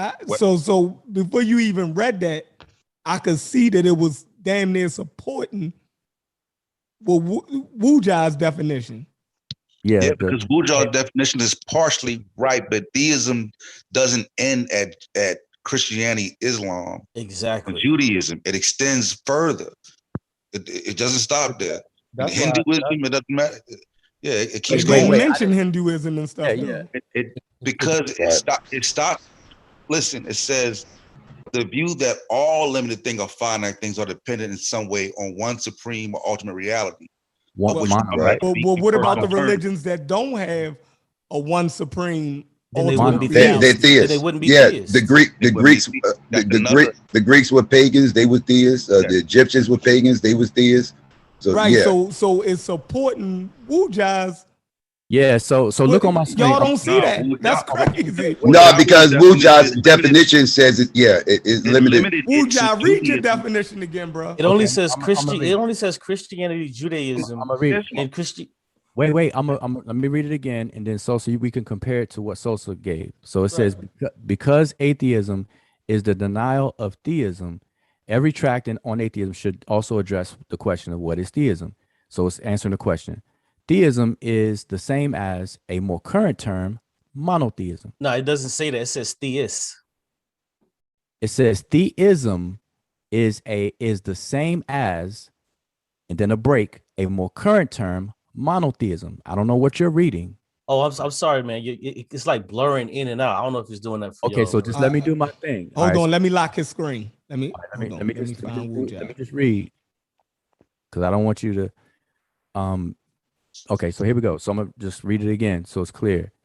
It's basically saying we have to define what is theism in order to talk about atheism. All right, and I think we all agree to that. And that was my point originally. So it says theism is the same as a more current term, monotheism. So it's equating theism with monotheism. It says theists are adherents to one of the three theistic religions, Judaism, Christianity, and Islam. It goes on to say theists believe in one God. That makes the word monotheism, strictly speaking, a pleonism. But you also have polytheism. But Hold on. You Polytheism. cut What is him that? off. Yeah, let him finish. Polytheist. Let him finish because he just cut Polytheist. himself. Let him finish because he just cut himself. Okay, no. So now let's compare with what Sosa just read. So I think that's still on the screen, right? Hold on. Let me say this Theism, real the quick. view that all limited or finite things are dependent in some way on one what? supreme or ultimate reality, of which one may also speak in personal terms. Okay, That's so monotheism. right. One. It says one ultimate reality. Please let me go next. Please let me go next. That's not. So you're saying we have to read this. We have to read. So you're saying pagan? Okay. there's only three. Go ahead. No. Yeah, I'm saying. Wait. I'm just saying. Let's just get the comparison out and then go for it. I'm just saying. We don't need all of that, man. Like, let's just get right to it.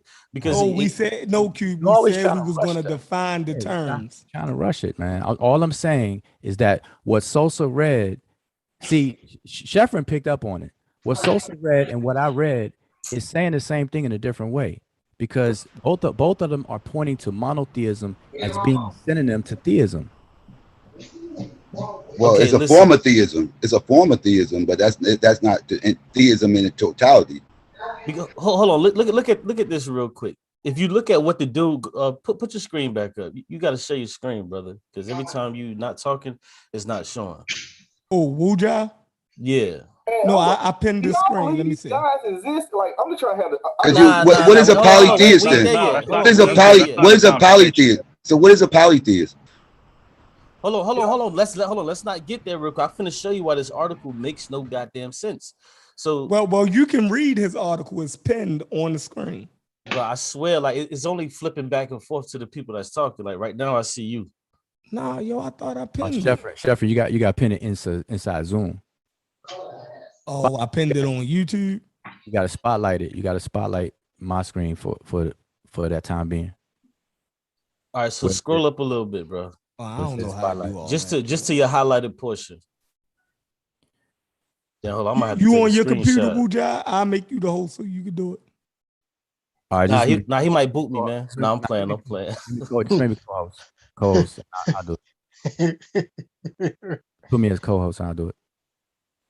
Go ahead. All right, so now you should be able to see it. All right, now scroll up a little bit to your highlighted portion. Oh, you said scroll up. Get to your highlighted portion.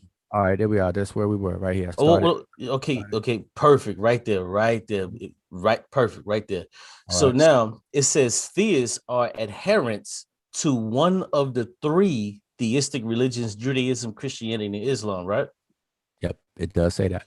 Okay, so now when we get down to the page 3, it says theists believe in one God. Wait, but you got to. No. We don't need to wait nothing. We don't need to wait nothing. We don't got to do nothing. Brother, listen, I'm speaking right now. I know, but you got to have context. Brother, I'm speaking right now. I'm speaking, brother. Brother, I'm speaking. Let the brother talk now.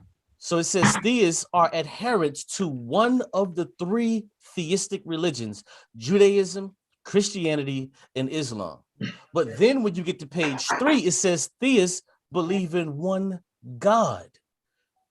So now we would have to then say that Christianity, Islam, and Judaism are the only religions that believe in one God.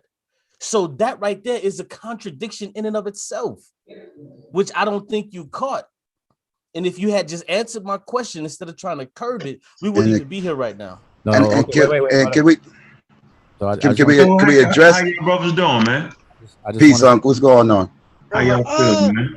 What's up? Y'all having a good we already cooking, yo. Yeah, I know. I wanted the pasta to get hot. Yeah, it's getting there. We even got past the minute on here.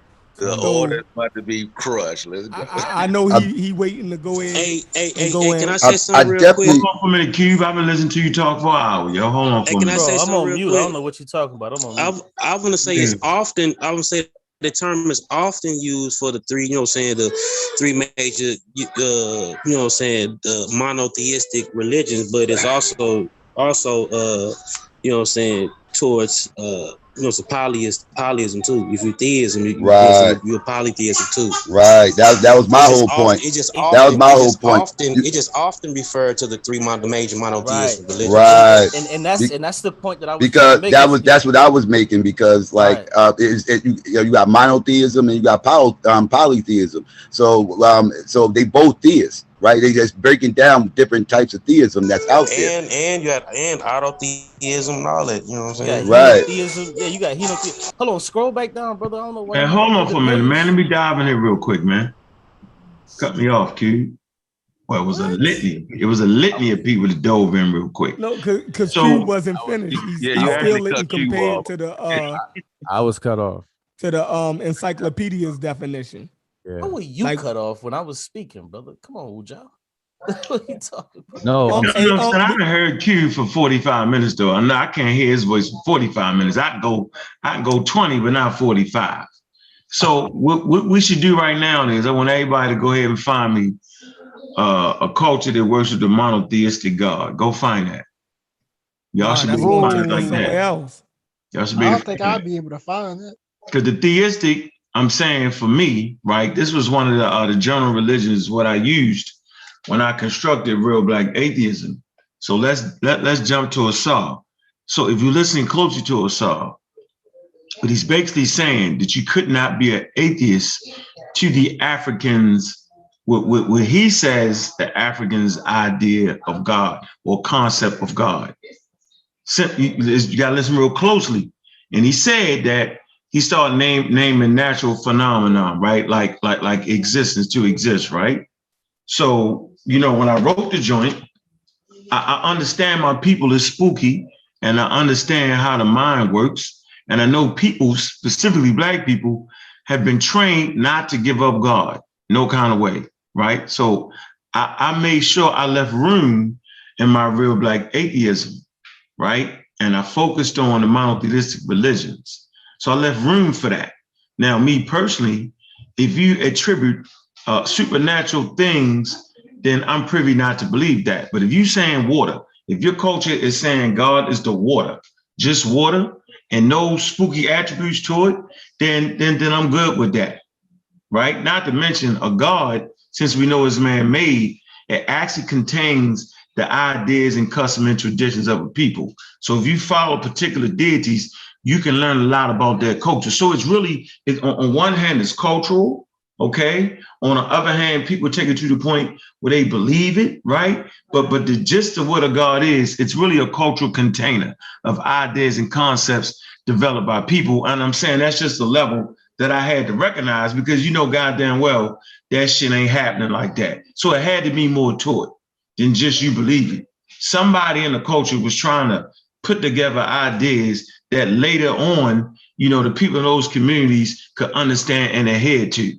So I was smart enough to recognize that. So for me, you know what I'm saying, I'm gonna always leave wiggle room for those who want to practice African spirituality, because I know they're not gonna give it all up. But, you know, to the credit of what we've been doing, you know, for the most part, you know, we're against the state-sponsored religion, Judaism, Islam, and Christianity, those things that enslaved us, right? And I think that's a good space for us to be in, right? I remember Cube arguing me the fuck down one time. It couldn't be that, couldn't be that. Come on, Q. Yeah, it can exactly be that. So, you know what I mean? We're intelligent brothers and sisters right here. I'm not asking nobody to give up their culture. I'm not asking that. I'm just simply saying I needed the people, you know what I'm saying, to focus on that which was really controlling their ideology and their mind. And that was those religions right there. So I wouldn't give 3 flying fucks if you believe in African spirituality or not. I mean, that's your choice. And it's some cultural ideas in there that we can always bring forward. So I wasn't trying to destroy all that. I left wiggle room for Africa. I'm just going to put that out there. All right, now let me say Eloquently this. said. Y'all see how y'all just let Joe get through his shit with no jumping in? I want everybody to get that same level of respect. If people can't talk long, though, you can't go over long either, because you're going to get cut off if you go too long. Pastor Ben to go for an hour, Ujah go for 3.5, and Cuba just keep going forever. Hey, Lord. hey, hold on. Hey, Chef, that's our way of saying don't let him beat me up. Don't let him beat me up. Yeah, that's basically what I'm saying. Because he know I'm about to get him. Because he know I'm about to get him. How am I the worst to go forever? Can I get the mic? Can I get a turn? Wait a minute. Let Pastor Bennett go, man. He ain't really said too much. Let Pastor Bennett go. I know, but wait, but bro, we've been beating you up. Let Pastor Bennett go, bro. Yeah, man. Wujai, you've been, you started off the whole conversation, man. You gotta let. Wait a minute, I'm saying, but we never got to a clear definition. Why Yes, y'all we can't did. see that? Exactly. But we did already. No, we didn't clear it up. So let me just go. How y'all just going, hold on. How we're just gonna move forward and we don't even have a clear definition? Do y'all really want to just argue just to argue? Okay, so who disagreed with my definition of theism? I do. Okay, now tell me why. Okay, thank you. So tell me why and which parts? Okay, so listen. Do we all agree that atheism is the denial of theism? Bro, listen, I need you to tell me which part. Listen, hold on. Let's get away from all the ancillary stuff. Hold on, stop. Listen. It's not ancillary.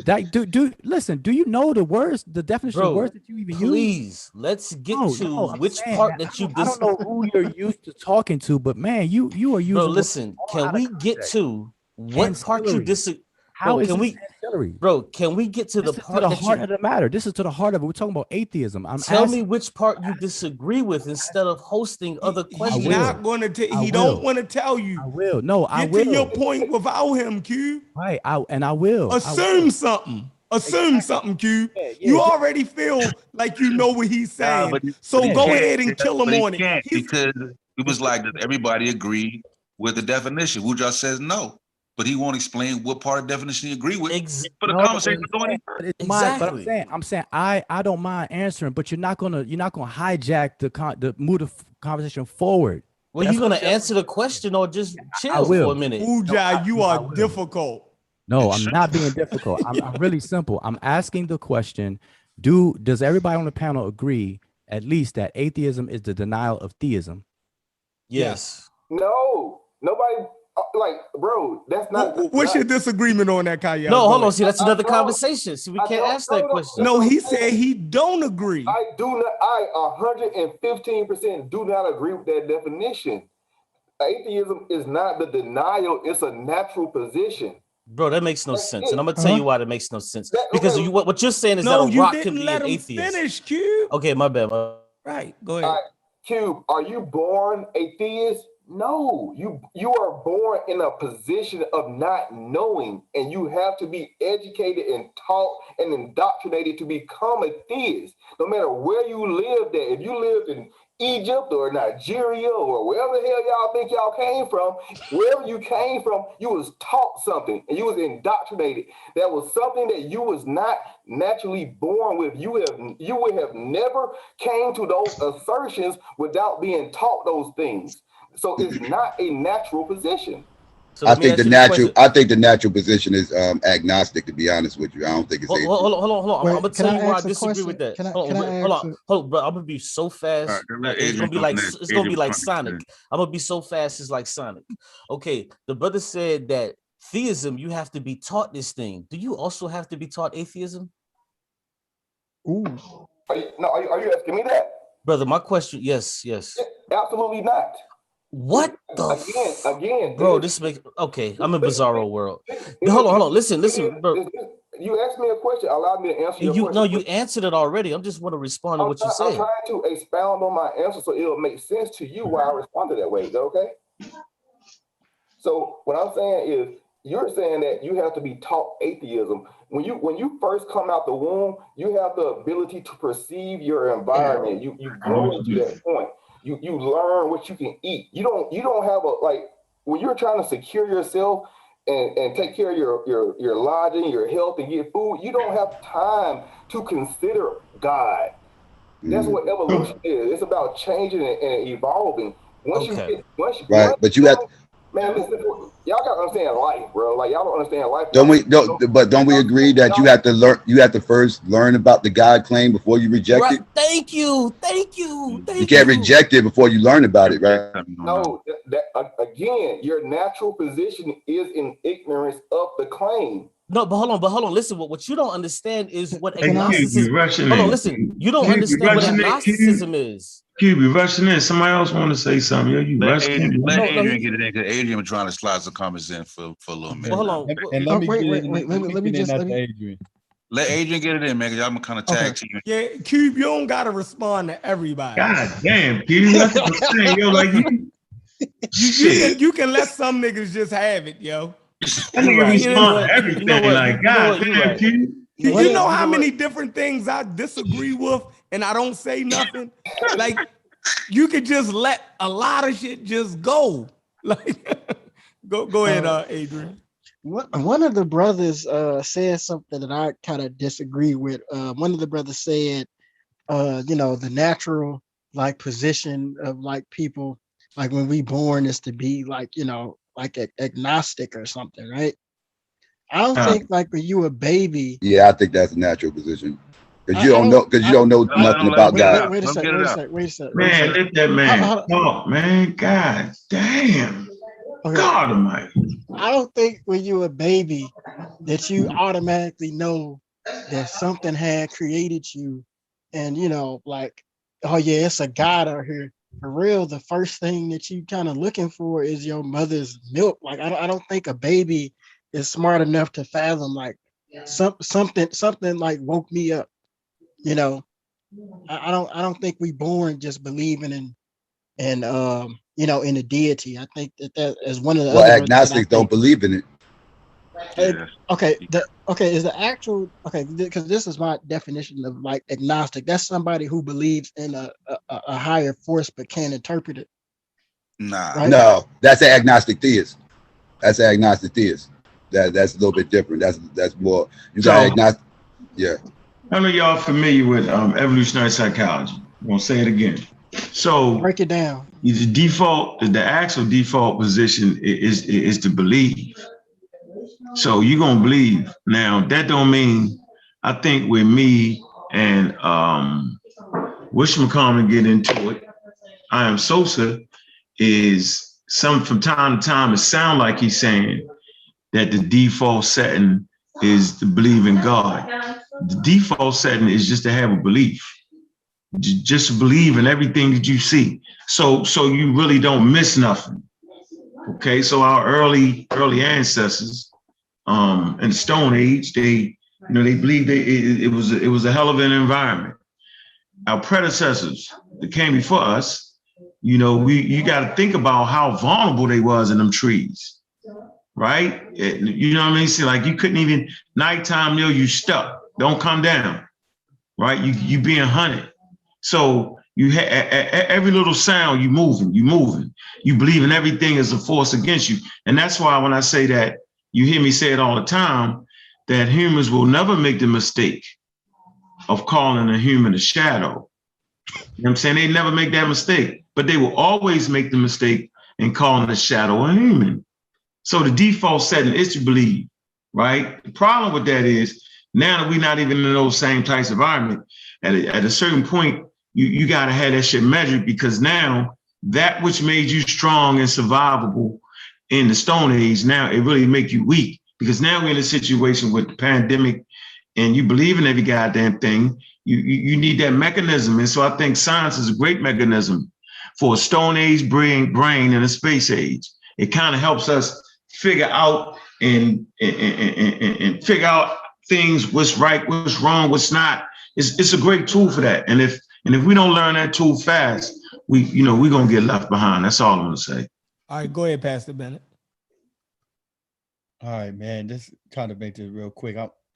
To Rajaru's original point, I do think he was correct in trying to establish positionally that if you're going to speak concerning the atheism, because we have so many different flows within it now, that you got to speak to a specific person or tribe or culture's belief and what they would have considered atheism at that time in regards to that belief. But to the bigger point of kind of some of the things that I'm hearing, and this is what I hear, here is the problem where I take with either type of atheism, any type, especially this modern term, right? It's problematic in the same. Come on, we gotta let Pastor Bennett. We gotta let Pastor Bennett finish, y'all. Come on. Oh no, that's he just messing with me. Man, get out of here. Hey, Adrian, calm down. Adrian. Yes, sir. Yeah, calm down, man. Come on, yo. Hey, you ain't been on here for a week, yo. Calm down. I know to come in because he know I'm about to swing a bat at his head. No, but real quick. So the problematic thing is the atheists most of the time, I won't say all the time, speak like the claims that they talk about religious folks. They speak in certainties. They speak one-sided.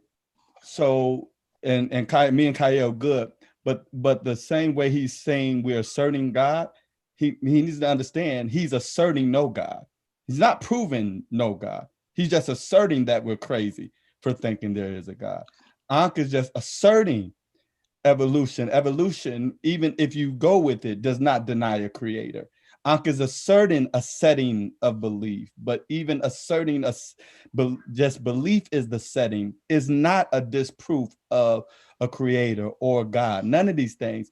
And so atheists need to understand that, I don't know who said it, but you got to look at it and think of it in these terms.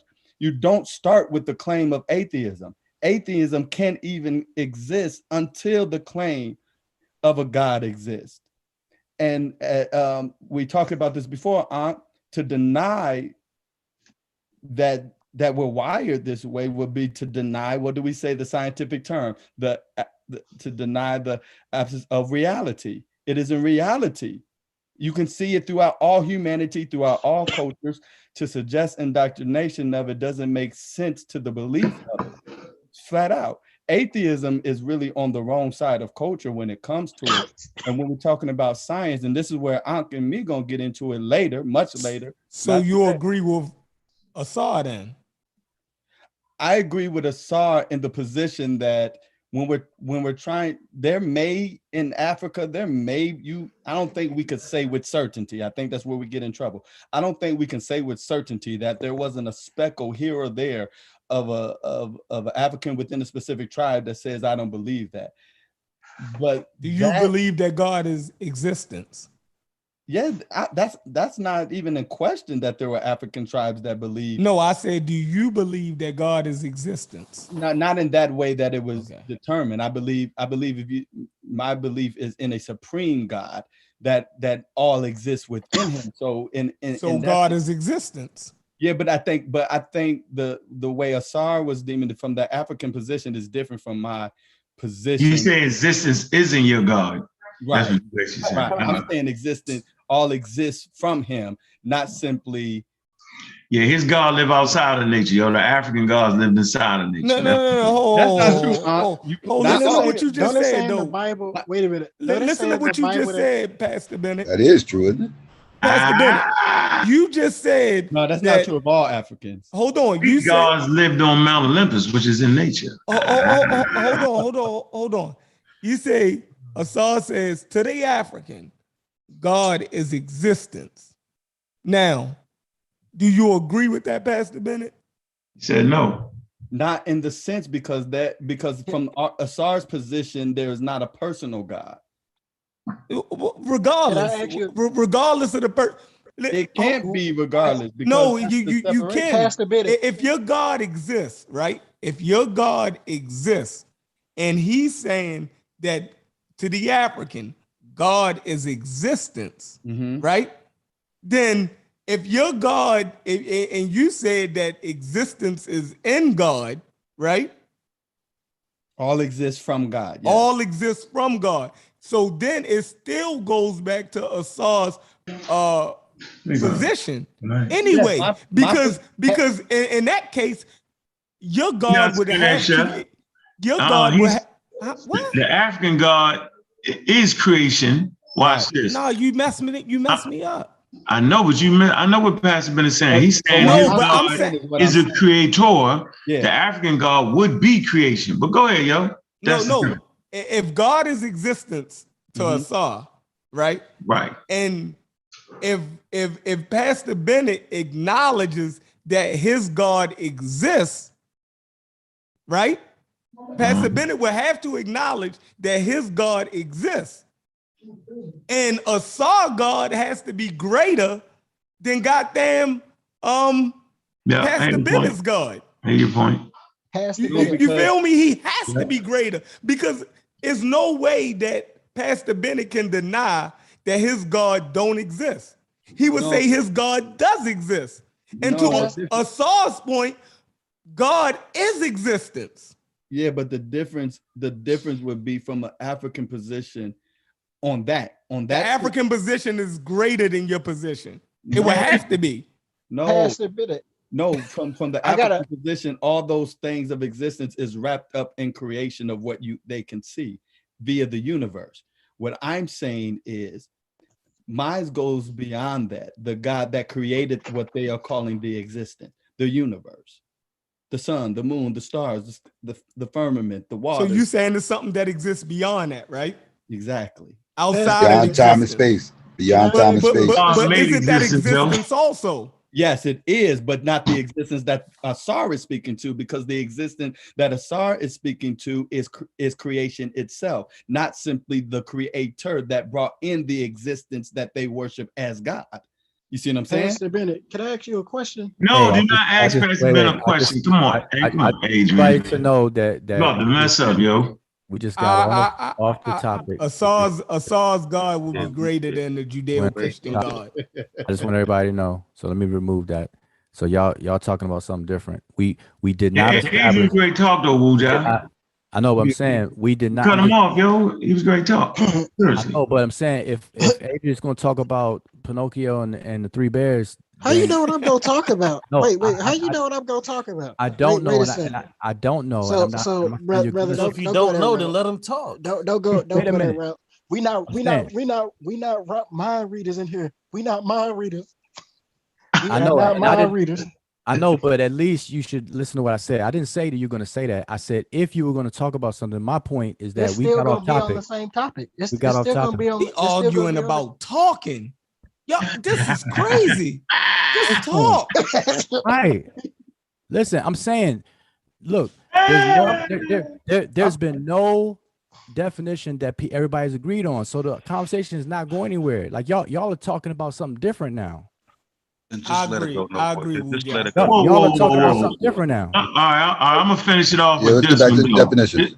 You don't even watch this. The reality situation. You don't even need a damn definition for God. If it's natural phenomenon, then an No, atheist gonna rock with it. hold on, Unc. We wasn't trying to define God. We was defining theism. Yeah, Or theism. Well, theism is the Greek name for God. No. Listen. Oh. We are listen. I defined it. You defined it. Wujat disagreed with the definition, but wouldn't say what he disagreed in, and then we should spiral. Right, because Can I exactly. ask Pastor Bennett a question? Adrian, go ahead. Kayal disagreed, and then Cube disagreed with him, and then they were No. Now y'all gonna talk about the level of disagreement and who disagreed first. Hey, are y'all serious? But Chef, listen, we have to do this so we can. Can I ask Pastor Bennett a question? Let Adrian ask Pastor Bennett a question so we can go. Hey, thanks, man. Hey, I'm gonna check y'all out next time, man. Hey, look out for Cuban Chef. We're gonna start doing the show, man. We're gonna start killing these niggas. Hey, peace out, man. Thanks for letting me on, on, man. No doubt. Thanks for coming through. No doubt. Peace. Go ahead, Adrian. Okay, Pastor Bennett, you still there? Hero, you gotta mute your mic, bro, or your background or something. Oh, Nahiro ain't never get a chance to speak either, y'all. Gotta mute his mic because this is background. And psycho atheist ain't really get a chance to express it. Remember that. Go ahead, Adrian. Go ahead. Okay. Pastor Bennett, you still there? And the Hebrew is after that. You ask Pastor Bennett a question, you're gonna talk for an hour, yo. The kids is saying this. I was quiet for an hour, talk for 3 minutes. Be quiet. Okay. let me. Okay, Pastor Bennett. Don't it say in the Bible that when Adam? Wait, I gotta ask this. I gotta ask this question.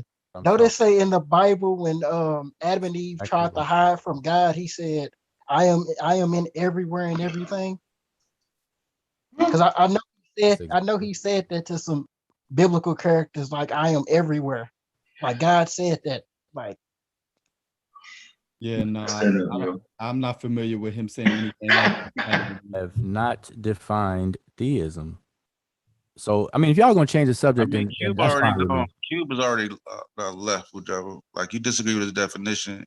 No, I'm saying again. My point is that if you're gonna, so let me ask you this: are we still talking about atheism? No, the conversation not slide a whole nother direction. Like I said, Cube was going.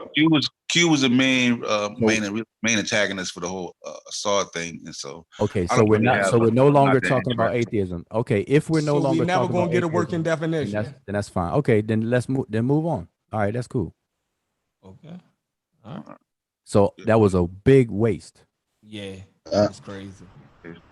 I still want the definition. I'm familiar with that chart. Goddamn. Somebody got mute out, yo. All right, so what's the topic now? Biblical characters and God talking to characters in the Bible. We need that. What was that? The Webster Dictionary definition. Yeah, that's why I kept asking. We was trying to contrast that with Wu Jia-Wu's definition. We can't get nowhere, bro. It was Q gave a definition. Wu Jia disagreed. You know what I'm saying? No. Right. Listen. Don't characterize that way. Cube disagreed with what I presented. Let's not get it twisted. Yeah, disagree with. Did Cube say to you, gave a definition? Then the Cube say, does anybody disagree? And then what did Wu Jia say? No, you gotta. Yeah, he disagreed. Listen, this is not rocket science at all. I'm the only one that actually shared and presented a definition. Do y'all understand that? Yeah. I understand that. Everybody understand that, but we said we need a working definition. Oh no, we ain't just waste the whole hour on that. We gonna get a damn definition. No, it ain't, because I'm saying the Q said, does everybody agree with my definition? You probably get a solid definition that everybody can agree on. Q said, does everybody agree with my definition? Wu Jia says no. But Wu Jia never explained what it was he disagreed with about the definition. I never got a chance to. I never got a chance to explain why I disagree with him. Because you asked, does everybody agree with atheism? And then I didn't disagree with you, and then the whole shit spiraled. I know, but now that's not my fault. In order for me to answer Cube, I needed to know if Cube agreed with the very basic, if atheism is the denial, if atheism is the denial, wait a minute. If atheism is the denial of theism, I agree with that. So all right, so now that cube is gone, let's just try this again. So it wouldn't be a waste of time. So I'm asking the panel right now, whoever's I'm here gonna now. leave me out that one so we can make the circle quicker. I'm out of the conversation. Okay. I mean, it could be a quick answer, yes. So I'm asking, does everybody on the panel agree that atheism is the denial of theism? At least I agree with that. Yes. Okay, Short so answer. all right, so it sounds like everybody agree, because if anybody disagrees, I don't agree. Oh, the atheism. Just the I theism. don't agree. I don't agree. Yeah, I don't agree. It could be on it don't gotta be theism. It could just be whatever your God is. It don't gotta be theism. But I'm saying that's how I choose to use it in my book, though. So I agree that gets us back to the original. A God, no matter what the hell, no matter what, you can say that gets us back to God is existence. I don't believe. Right, and that gets us back to the original conversation. What is theism? Because what you're describing is theism. So that is a denial of theism, technically. So again, I'm showing on my screen the definition I offered, and it says that the atheism is the denial of theism. I'm just asking if everybody agreed to that. Yeah, two things can be right at the same time, would y'all? Yeah, that's true. 10 things can be right at the same time, but this specific question. So anybody with a religion portraying a God with supernatural powers, and even if you don't call it a God, if it's a supernatural power, then I can say that's some bullshit. That's what you also can call them a theist. You also call them a theist because that's what they are. Yeah. So again, I'm just trying to keep etymology. It simple, I'm just trying to keep it simple. Who disagrees that atheism is the denial of theism? Because at first I thought we were getting somewhere. Oh, okay. So we got only one person disagrees? Yeah, can I posit the definition on it right quick before we go to the panel? Can I posit the definition on that before we go through the panel? I mean, I just want to say that you can Google atheism and theism. Just Google atheism versus theism, and this what came up. This is the definition: atheism and theism. To say that atheism is the denial of God, not the denial of theism. It says the denial of God. You see that? So that's why I disagree. But that's what a theist is, though. A theist is a person that believes in a God or gods. Wait. I heard y'all already put y'all postmodern spin on it outside of the definition that's being read. Now, if you want to disagree with the definition that's being read, that's fine. And come along. No, I'm saying you're saying the same thing. That are atheists. I'm saying this definition. I think people don't understand what theism is because what you just described the same thing. You're atheist, Haru. You're atheist, New. Hey, New, you're atheist. Hold on. You're atheist. Oh Lord. You're atheist, Can I though? read the whole definition over? Wait a minute. Are you an atheist, though? Just a question. I'm just asking you. I need to know who you are because you ain't say hi. My name is such and such, and I'm a functional atheist. You ain't said none of that. What are you? When you dive in. I don't subscribe to any ism at all. So what are you then? Okay, what are you subscribe? Wait now. You a nut then. That does not exclude me from having knowledge of what an ism is. So get out of here. I'm saying, man, do you believe in God, man? The definition though. No. Do you believe in God? You just read the same thing it's more fun to ask that question. Do you believe in God? That's not an ism. I ain't asked nothing, bro. I'm just trying to give a definition of it. And we heard you. You don't gotta read it again. I ain't read it. You did read something. No, I didn't. I ain't read nothing, man. What's your problem, bro? That one you read? I'm not arguing, yo. I heard you read something, yo. You read two things. You read something, yo. Hey, brother, what? Man, you come on this show all the time, bro. I got a question. I come on the show all the time. You just being a bowhog, man. That's all. Go ahead, though. I just say, do you believe in the Jewish God or the Hebrew God or what? That's what I'm asking. Nope, I don't subscribe to none of that. So now what's that? So what's your theological position? What's your theological position? All right, yo, Pastor Bennett just said something. I agree. Hold on. That's a good question. I agree with Unc. When Unc said that theism is theos. It's theos, and then you add the word ism. So if you define theos and define ism, then you got atheism. And you can't define. And what does theist mean? And what does theist mean? Wait, hold up, bruh. You can't define theism no other way other than under the word theos, because that's the root of the word. So you got to go to the Greek, which keeps sneaking in that the ancient African gods are from Olympus and live on Mount Olympus, but Greek. So, but y'all let that slide. So what does theist mean? So what does theist mean? You still didn't explain what theist mean. What does theist mean? Wait, we're gonna freeze 1 second. I want the lovely ladies in the chat, man, to go ahead and go over there. I got the Get answer your right girl, now. hold on for a minute, New. Hold on, New. 1 second. I want all the brothers, yo, they got lovely young ladies, right? Whether it's your daughters or your wives or your girlfriends, man, go ahead and get these nice plush flops, yo, nice and soft. You know what I'm saying? Then they fly, man. They're red, black, and the green, man. Go to the ABDJUWEAR website, ABDJUWEAR. All right. .com. ABDJUWEAR.com, man. Get the flops, man. They fly. All right. They look comfortable. Okay, can I finish reading can I finish with the definition? Because the question was to me. He asked me, then Pastor Billy gonna jump in. He gonna get you. Okay, it shouldn't be long now. Oh, okay, here we go. Atheism and theism. No, I just said theism. Let's keep it on theism. Bruh, I'm not your puppet. I'm gonna read what you. Yeah, but we trying to get the conversation going. I'm gonna answer your question. I'm gonna say some of what I want to say. Is that all right? Can you give me 2 minutes to get to it though, bruh? Cause that's just straight silly now. That ain't even having a conversation. Hey, relax. You're giving me answers I didn't ask for, but go ahead. Yeah, bro. No, I ain't your puppet. I just told you. Hey, relax, man. Come on, man. No fight. Okay, I'm no fight club energy, man. Relax. I know. Slow down, yo. You hype like I be hyped sometime, man. Slow it down, man. Relax. All right, bro. Atheism and theism. To say that atheism is the denial of God or the gods, and that is the opposite of theism. Keyword opposite. A system of belief. This is what it is now. A system of beliefs that affirms the reality of God.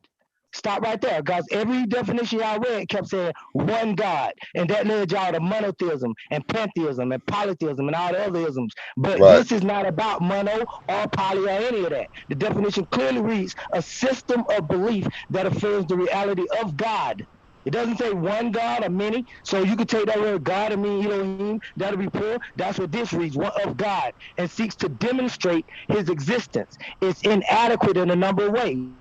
Now, I ain't gonna go through that, but I will tell the people where to reference that at, because I know you don't want me to be long. So where you can find out this inadequate at, all you gotta do is look up Gottlob Frege, Ludwig Gottlob Frege.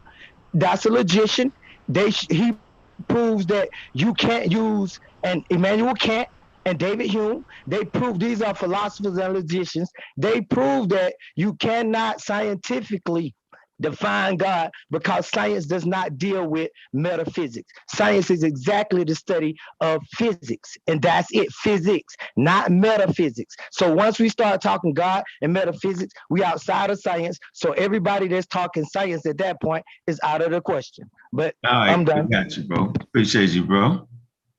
Appreciate you. Where you at, Pastor Bennett? Yeah, I just got 2 quick questions. I can't be on long. Let me make this quick statement, then I'm gonna make these 2 quick questions. So really, I came on here tonight because I need you to know, bro, I'm cooking up something so masterful for you, bro. It's supposed to be Corey, yo. It's supposed to be Corey. Yeah, it's gonna be you and Corey. Let me tell you why. Because I told you, I'm gonna get you back for calling King Sosa Deacon. I told you. Just because your thing going in and out. I said, because you call Sosa Deacon, I'm gonna get you back, and I told you that. I'm coming for you. Deacon, so he is a deacon, yo. Yeah, I know. Deacon in your church, and he gonna be in my amen corner when I whoop on you and Corey. It's coming in about 2 weeks. Yeah, cook it up. Get it together. But real quick, 2 quick questions. First to Rudra, and then to you. I'm gonna listen. I'm gonna get off for the night, brothers. So I would just want to hear from Rudra, like what. Even if right now everybody ain't on the same page to the questions he's asking, just so I can know from him, where are you trying to go with it? So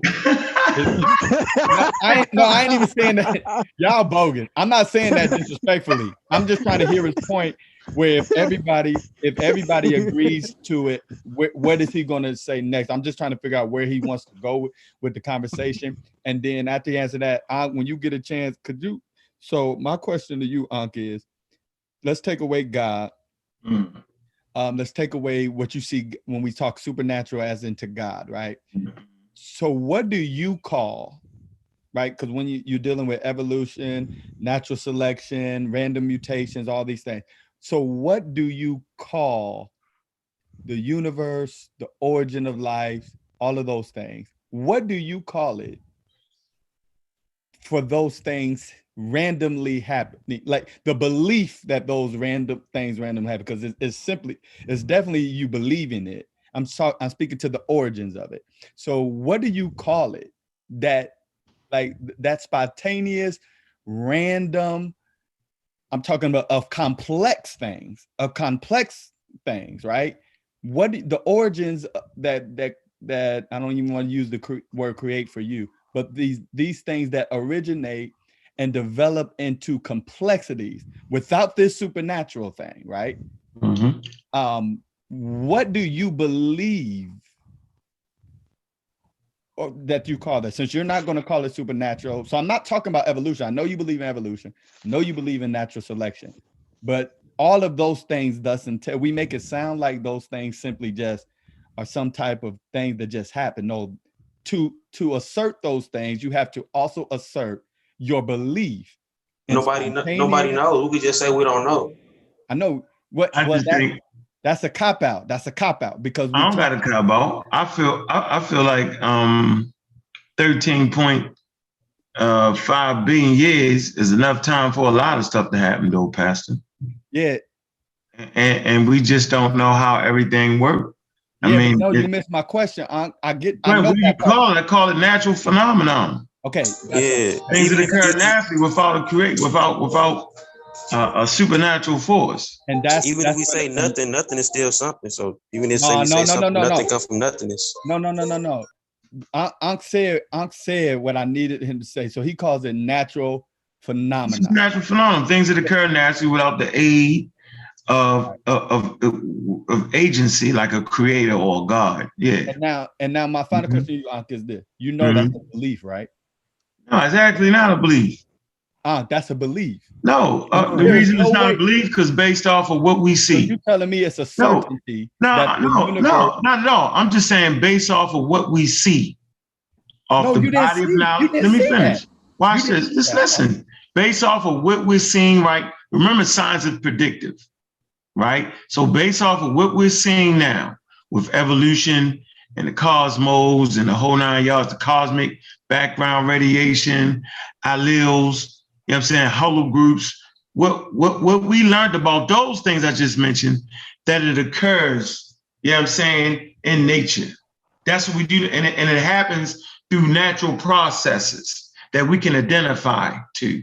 So why do we need to assert that there has to be a creator when all the evidence thus far shows that these things, occur naturally? And so when you talk about randomness, but the randomness is exactly what evolution is, and that's why it gives an organism, right, variation and survivability because it is random. If it was measured, like you saying, something could kill it and stop the process. But the fact that it's random and out of no goddamn where, you know what I'm saying, it allows things to prosper and move. Simple as that. It's the randomness that's key. And what I'm telling you is what you're saying is what I'm saying is there is no evidence of what you're saying. It is like you said, it is predictive. It is a prediction. Right. So my point is it's not certain. It's predictive. It's what you think. It's simply a belief. Yeah, science doesn't assert that they know anything. Can I jump in here real quick? Because Pastor Bennett is making some fallacious arguments right now. I'm asking a question and responding to his. Yes. I'm gonna let them jump in. I'm gonna let everybody jump in. Everybody won't get jumpy and pass it, But I made my point, you pass it. But go ahead. Y'all jump in. Inherent in the question that the pastor is asking is some fallacious reasoning.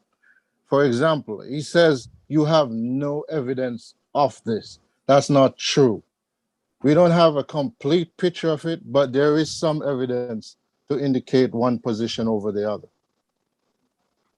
Okay, no, wait, stop. Now, Chef, I need everybody, Sosa, I need everybody to see this. This is what I'll be talking. I'm about to get off because I know what it's gonna turn into. But this is what I'll be talking about.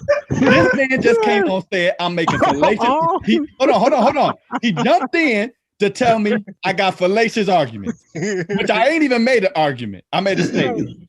Then he said, it's fallacious. Wait, hold on. Then he said, I said there ain't no evidence. And then he said, we got some evidence. And then he shut up. Right. He didn't even prove what he was trying to say. Oh, no. That's what I've been talking about. Hold on, Reverend. Hold on. We got a moment. Hold on. We got a moment. Everybody mute their mic. Let Pastor Bennett and Google Scholar, right, get it in. We got a moment of clarity right here. Go ahead. Y'all had that conversation with each other. Go ahead. This is why this be really easy for me, because the atheism just pours out. Because you just sat there and made a claim that something I said was fallacious, then proceeded to not give me any reasoning why you call my argument fallacious, other than saying we have evidence that you ceased to prove. Well, you said there was no evidence. Did you not say that? To what Ankh said, which Ankh in return agreed in a sense with what I said, because he said he essentially agreed with what I said by simply saying science does not assert certainties, which is what I know. It's what they're predictive of the origins of these things. It's a process that they think is what has occurred, which is no different than the assertions y'all make to those of us who believe. And it's time. No, and that's where I say the argument is fallacious. Because so then give me your evidence. You can't say there's some evidence. Then what is your evidence? So let me ask you the question then. So to the origins of the universe and to the origins of life, if you remove the supernatural, now we're removing a creator, we're removing these things. So now give me your evidence that it's not simply your belief that these things just randomly happen, but via luck. Oh, that's where I mentioned the fallacious part. Do you not hear me say, give me your evidence? I hear you calling my claim fallacious. Hey, can you just stop and let me answer the question, because I just got 2 words out. You didn't even. The fallacious part is where you say that these things just happened random. You're assuming that it was random. So give me the evidence to show me it's not. Bro, I did not make a claim that it was random. You did. Now see what I'm talking about? You made a claim that it's random. Do you have any evidence to show that it's random? Yes. What's your evidence?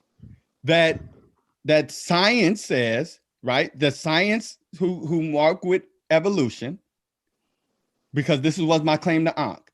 Those who are atheists, who remove God, who remove a creator, who remove a first cause, right?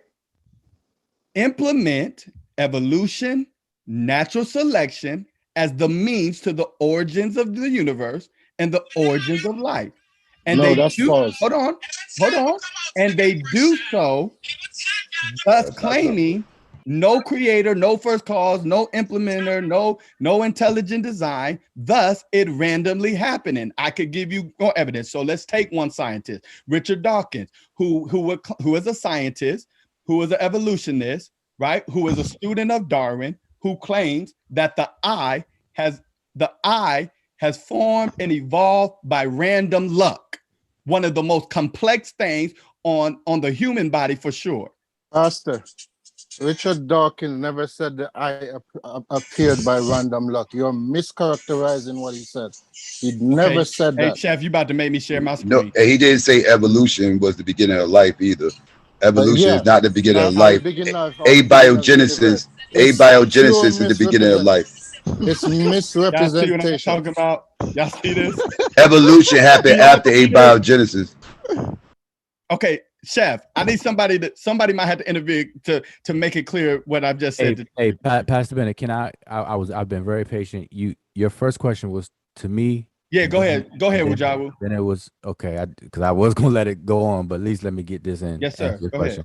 Okay, so my whole point, even coming on here, was to establish a structure to the conversation of atheism, and I was just simply saying that a concept like atheism, if it's not defined, then the conversation is going to be a waste of time. And so I just came in to establish, at least try to establish, a working definition of atheism, because everybody has it's multiple, meanings out there and views of it.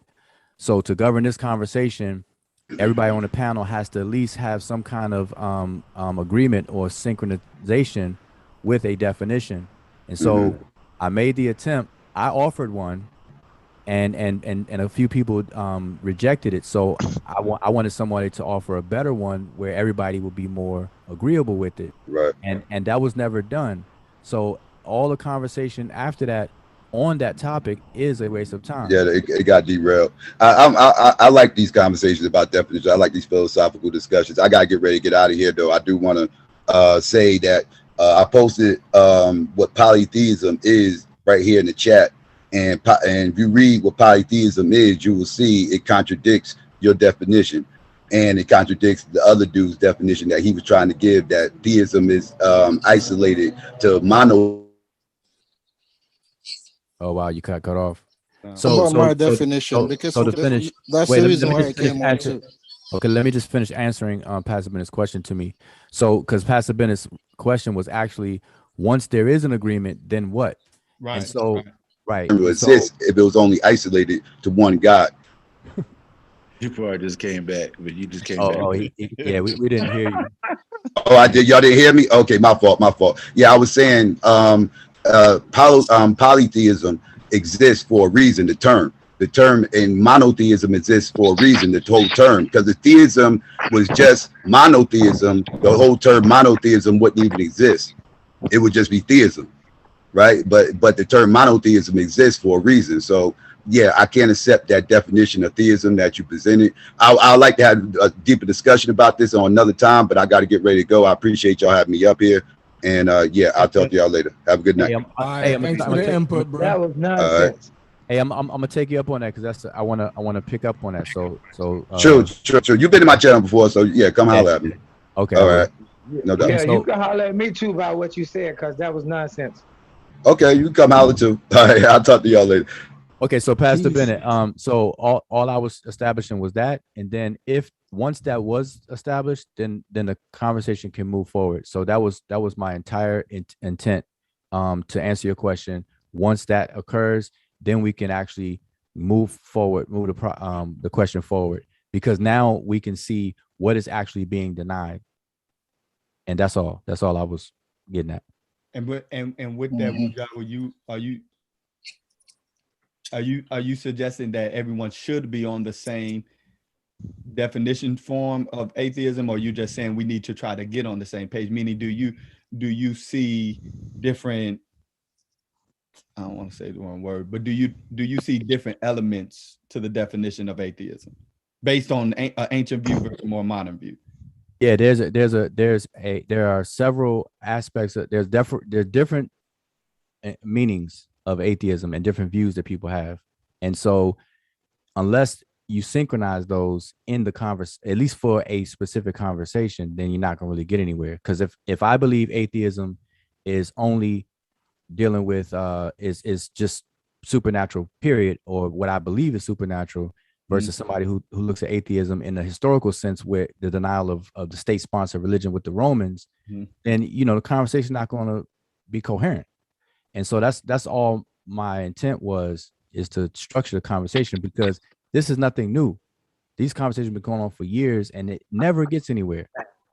Never. I can show clips of these conversations and they never get beyond this point, ever. Yeah, can you give us a definition of the God that you believe in? Existence.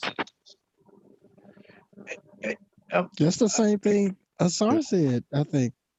Is that a particular faith, or you just choose to be God of existence? No, that's not a trust. That's not a faith. It's actually a demonstrable reality. Existence ain't even no God, man. That's crazy. But he asked, but he didn't ask you. He asked. No, you. I know. I'm just saying, right. Anybody who run down that road after him. How do you I'm asking Sheffrin, how do you know that existence is not a god to anyone? How do No, you because whoever worship existence. yeah, it don't make sense. Like wait. So a god. So see, this is the thing. You're defining God. that's like calling a car a boat. Like it don't fit. I worship existence every day I wake up in the morning. Because everybody, most people would define God as some type of being. No, but First see, off, I totally agree with what y'all. Here's the problem. See, I understand what you're saying, Sheffrin, but that is very narrow and kind of assumptive of you to think that most people will will define it as a being. When there's they groups do. Look at atheism means look God. at That's that. Hold on. Hold on. Let me say this, Wuja. Now, when you said that's narrow because I said most people. Now, what the majority of the people that believe in God, right? What faiths do they belong to? Abrahamic. All right. So how is that narrow? I gave you the widest definition, you know what I mean, of people that believe that's theistic. And what they believe is going to be more in line with God being a being or something. I have no problem with that. But Sosa, but what you did was Sosa asked me a question. I gave an answer, and then you superimposed the Abrahamic wide view of God being a being and juxtapose that against my answer, saying it didn't make sense. You see, God has always been that's where the problem. Wait, but that's as far as I know. That's a problem. Wait a minute. So you said God has always been worshipped as a being. Yes. God has always came God or gods have always been worshipped in a certain form. Baal was worshipped in the Bible for a long time. Yahweh, the ancient the ancient Greek pantheon, like they had never say, "Oh, I just worship exist." Like, what is existence? Yeah, I agree with Adrian on this one. Okay, so all right, so I answered you, Sosa, because I would have to give you. I think y'all reaching with this existence thing, but go ahead. Christians say they. That's cool. That's cool. But Sosa, I think y'all done made some shit up. No, but Sosa, can I interject something? Was that wait 1 second? He asked me. Okay, go ahead, Wuja. I just want to make sure I'm locking with him. So Sosa, with me, right? No, with Sosa. Oh, with Sosa. I'm saying because Sosa asked me the question. Oh, okay. So yeah, I want to know what was your position. I thought I was your position based on a traditional African traditional system that you hold, or is it just a philosophical position that you just chose to take? Is really what I was trying to figure out. No. My position is demonstrable and so it's not not attached to a whatever traditional system. In other words, not attacked anything. This is something that we experience experientially, directly, phenomenally, all of the words of choice. So is it fair? Is it fair to say? Is it fair to say that existence is basically the universe? Because existence is temporal, right? Oh, sorry. You said existence is temporal? Mm-hmm. Meaning it's time derived? Yes. You can't have existence let them have outside a of conversation, time. family. Before you cut in, Brand, just let them have a conversation, family. Go ahead. Time. Go ahead. What's your question? No, I was saying, can you have existence outside of time? Not my existence. Yeah. So basically, the universe is space-time or the beginning of time, right? No, I thought you were asking me. Go ahead, because you. No, I'm just trying to expound on what I think you're saying. If the universe is time, if the universe is space-time, and existence is temporal, then basically the universe would be existence, then wouldn't it? No. So we experience time. We perceive time. Time is movement. So from one to another, we perceive that as a forward motion time, temporal, what you're calling temporal. Mm-hmm. Yeah, so that's what we observe. Yeah, but I understand what you're saying. But what I'm saying is something that exists for 0 minutes and 0 seconds. Can we say that thing existed? 0 minutes and 0 seconds. Just chill, Adrian. It might be over your head. Just chill. So ask me the question again. No, something that exists for 0 minutes and 0 seconds. Can we say that that thing existed? No. Yeah, so that's my point. That it's time derived, so nothing can exist outside of time. What I'm saying though is that we experience existence in motion, and we refer to that as time. So we think that you're trying to equate existence to time. You're saying existence is temporal. Existence is not temporal. Though that which exists is going to experience temporal or time. So now go on with your question. No, I think I understand what you're saying. I'm of the view that there cannot be existence outside of space-time. So if existence is what you perceive as all, then it's basically an extension of space-time.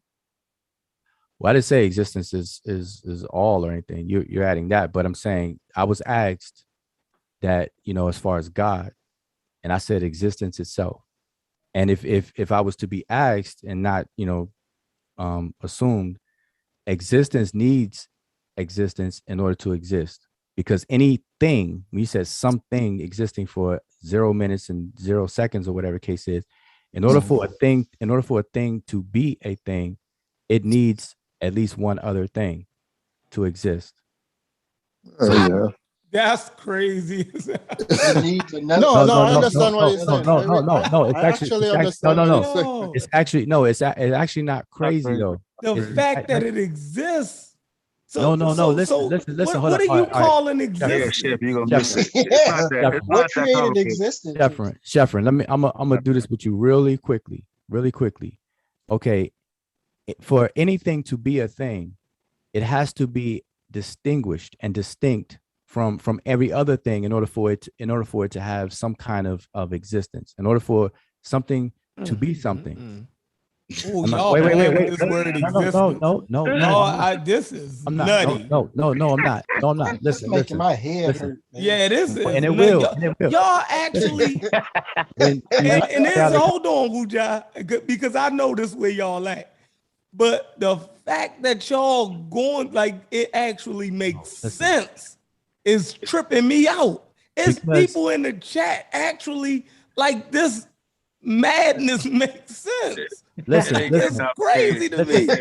I'm cool with being the dumb person. All right, cool. I'm the dumb person. I don't mind being the dumb person out of these whole 120 people. I know y'all get it. Somehow, some way, y'all are at a level where y'all get this. And I'm the dumb person. I don't understand Fine. what's going on either.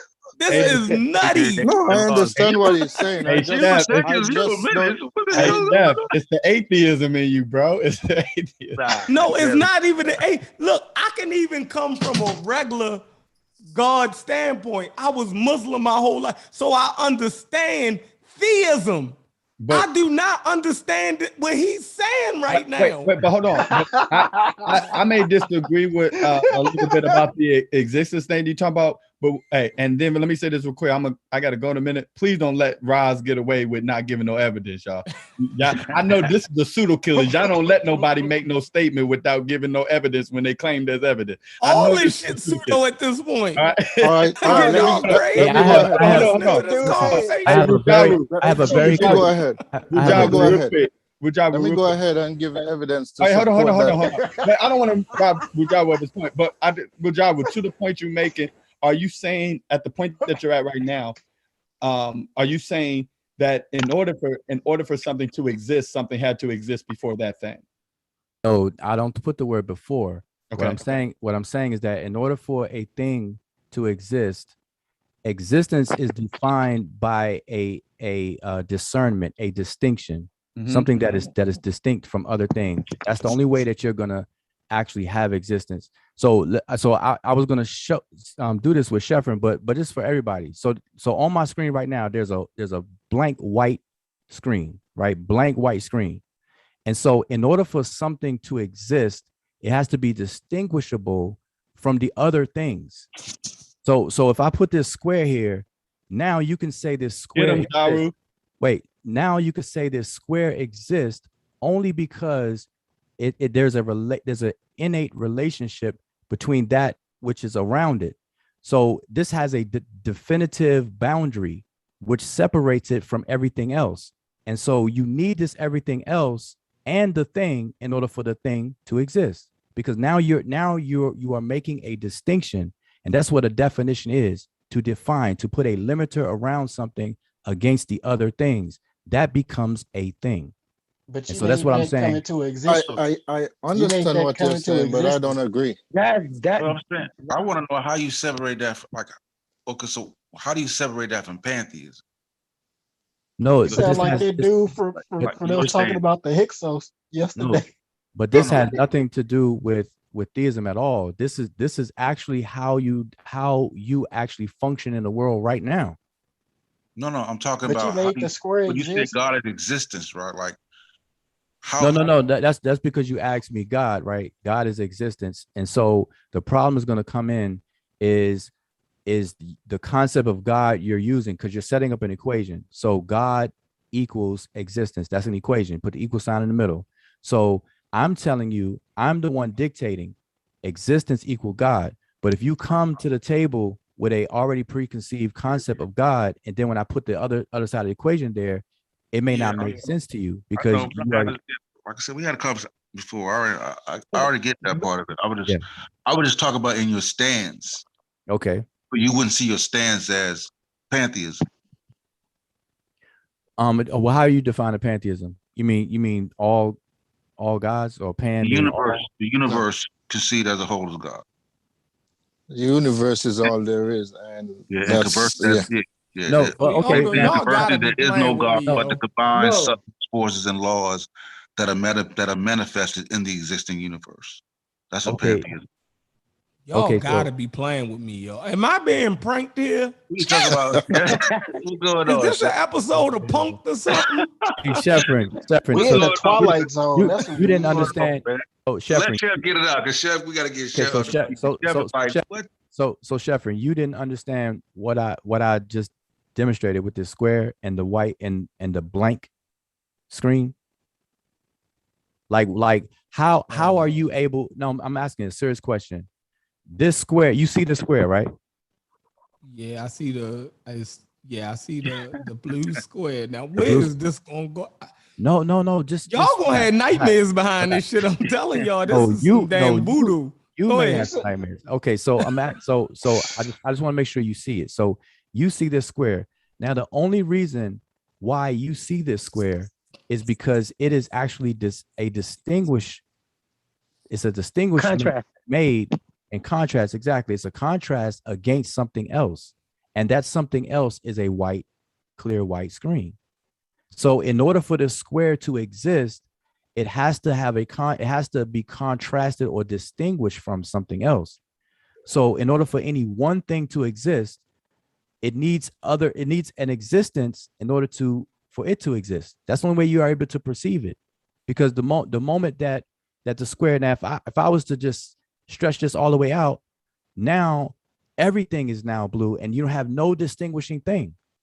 No, there's nothing here to distinguish anything.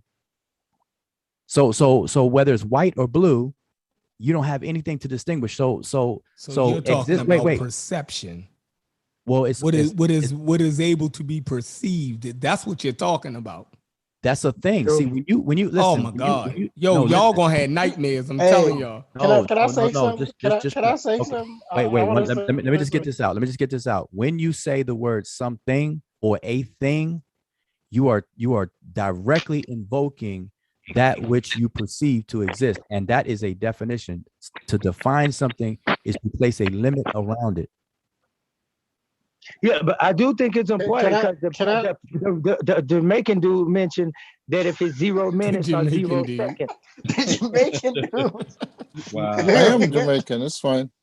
Yeah, well, the roster man. But Yeah. he mentioned that it's 0 minutes or 0 seconds. So what y'all is showing is a blank screen. I agree with the logic. However, when you say blank, we have to define 0 and nothing as two different things. Nothing is a concept. 0 is a number. So when he asked the question, can that be 0 this or 0 that? Yes, it can be 0 this. Yes, the universe can be at a 0 level. Yes, 0 exists. Now, can it be nothing? No, because it's always something. And the last thing, existence is, all is, number is, time is. You can't add to it and you can't take from it. For what would you get it or put it? So existence has no opposite. So yeah, existence would serve as an equivalent name for what people term as all-encompassing, omnipotent God. Y'all Yeah, going to I hell. don't agree with that. Yeah, y'all Can't- going to hell. And I don't. And I I don't don't either. agree. I gotta get up. And I don't either. That's some Nuwapian stuff right there. You But go ahead. sounding like Brother Wisdom from the other day.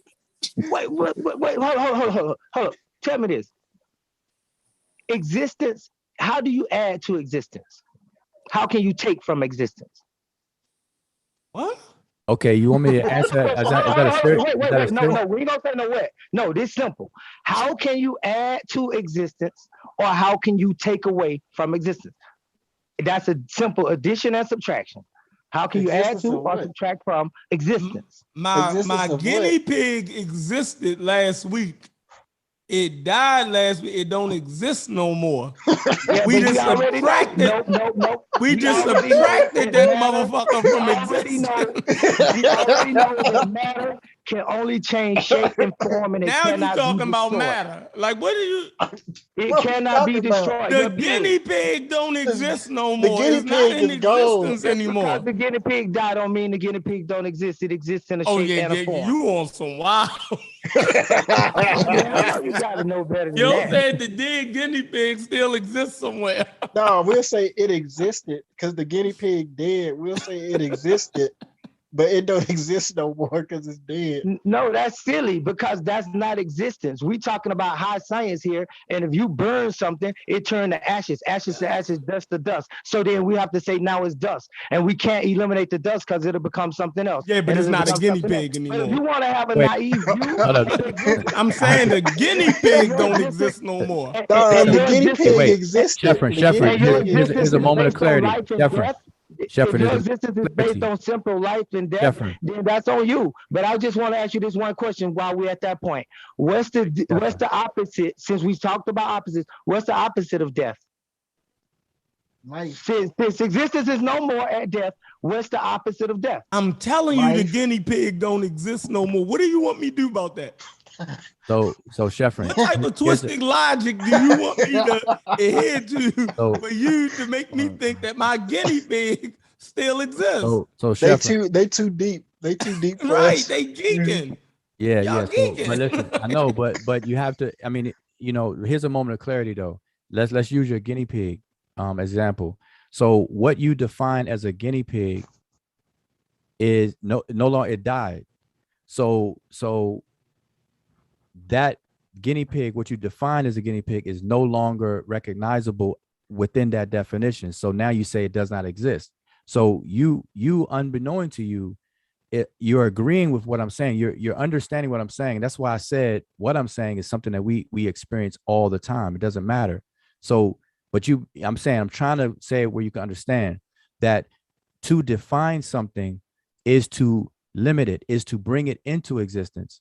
So if you define a guinea pig as a guinea pig, you're understanding, wait, and then something happens to the guinea pig to where it's no longer fitting of that description or that definition that you have, then you're going to say the guinea pig no longer exists. So it's all about definitions and defining. That's how things come into existence. Period. So Ujar. Yes. Hey, Chef, I gotta go. Can you give me that answer real quick?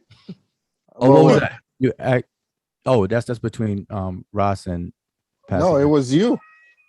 No, he had a question for you, I think. Yeah, I don't even want to cut y'all bill, Jarvis, so I'm not even going to respond to what he's going to say. I just want the evidence before I get off. I'll respond to it when I come back and deal with evidence for what? What specifically are you looking for? Man, what in the world are you doing? So you gonna answer the question, or you gonna make us? Are you asking me for something? Yes, I'm looking for the evidence that you said there was evidence to when you told me my claim was fallacious, that there wasn't no evidence. Okay, so there is evidence, some evidence that before this universe, that there was something before. What's the evidence? Okay, so this is new research. This is 2021 science.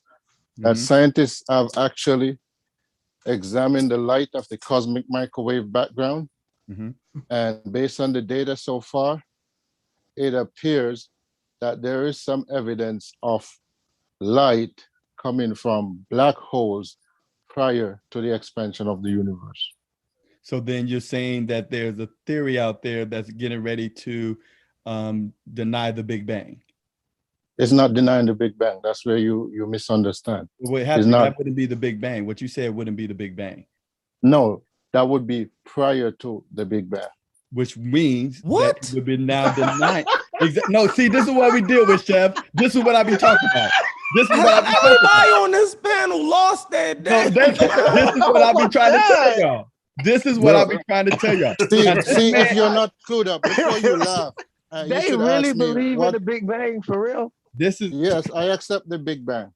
No, what you're telling me now is no longer the Big Bang. Now you're pointing out a theory that's really not evidence, because the scientific community still accepts at large, still accepts the Big Bang. So what you're pointing out is just another theory, like the string theory. It's not certain. It's not evidence. Does not make what I'm saying wrong. No, the scientific community at large does not accept the Big Bang theory. No, most of them accept quantum theory. Stop. There are scientists out there. There are scientists out there that propose a multiverse theory. Is the first time you're hearing of this? No. There are plenty of theories of the origins of the universe. But the theories, you're supposed to be giving me evidence of you're supposed to be giving me evidence about the universe, or the origins of the universe. He said it was light coming out of black holes before the Big Bang. Okay, so let me slow it down for you, Chef. Let me slow it down for you, because y'all hurting my brain tonight. I'm trying. Go ahead. let me slow it down for you, because this is not religion. This is science. All right. Oh man. So you're familiar with the model of the universe that's called the inflationary model. That proposes that the universe is going to expand and expand until it goes into a state of black holes. Those will be the final thing in the universe. Are you aware of that theory? Okay. So what the scientists have proposed is that they have examined the light from the cosmic microwave background. And what they're saying is that the light from it is not only light from the Big Bang, but there seem to be light from black holes prior to the Big Bang. Okay. Now, of course, this is new science, is new data. So it's not confirmed yet. But there is your evidence. Hold on. Exactly. But hold on. Well, all you gave me, brother, was a theory of what scientists think, which is what I said to Ankh. It said, bro, wait, listen, hold on. That's right. Science, the Big Bang is a theory. Dang. Right. You accept the Big Bang? Hold on.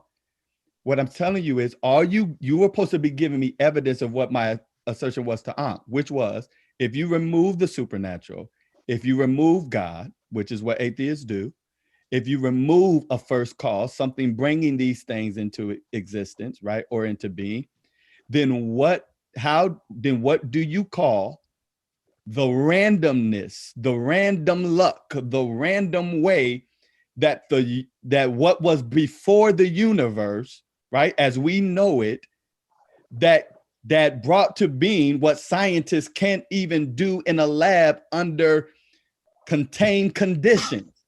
Easy, new.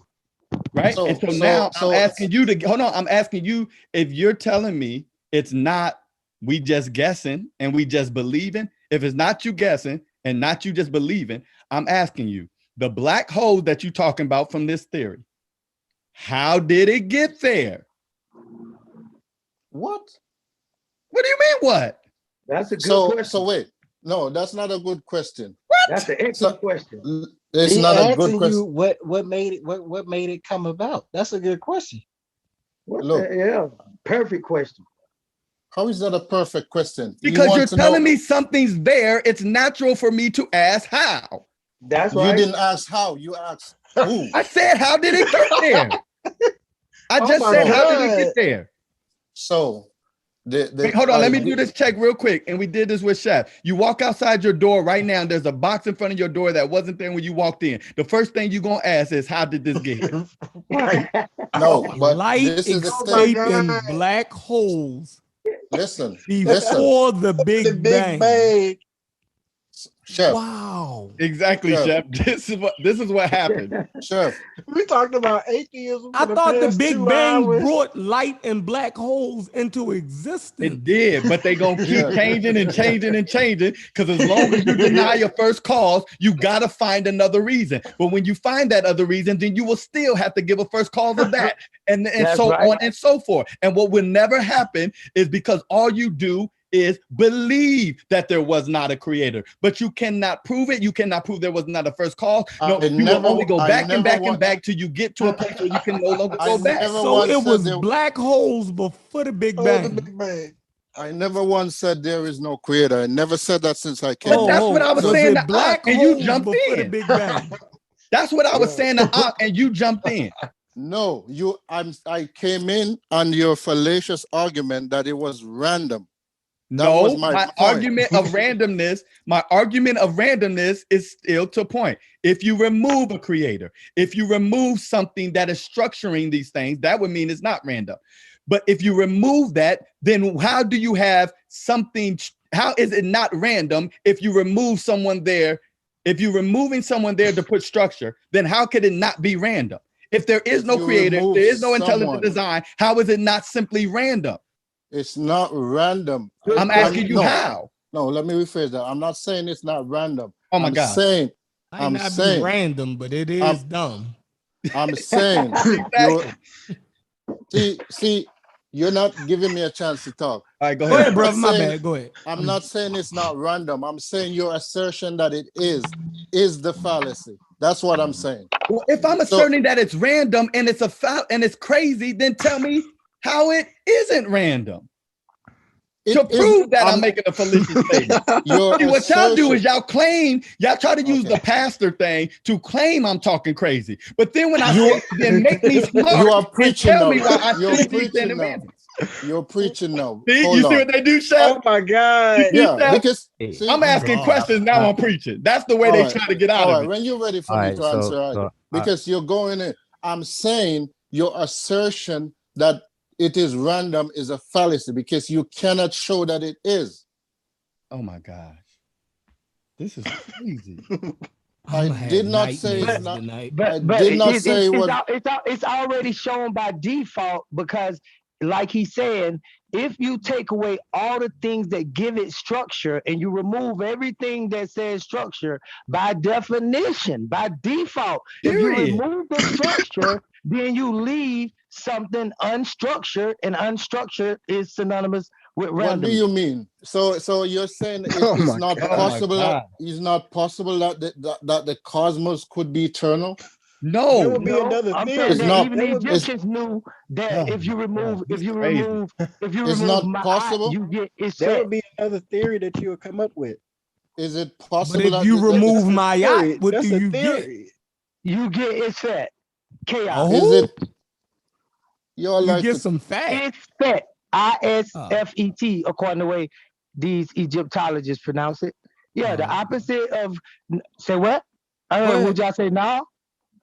I don't know what y'all talking about. I ain't gonna lie. I didn't say No, anything, listen, if you but remove the I would like to I'm gonna throw this back to I you. got a paper for you. Let me be clear. Chefrin, let me be clear though. Put the paper in the back chat, bro. I would like to I'll read it. I would like to speak. I've been patiently waiting. Go ahead, Buja.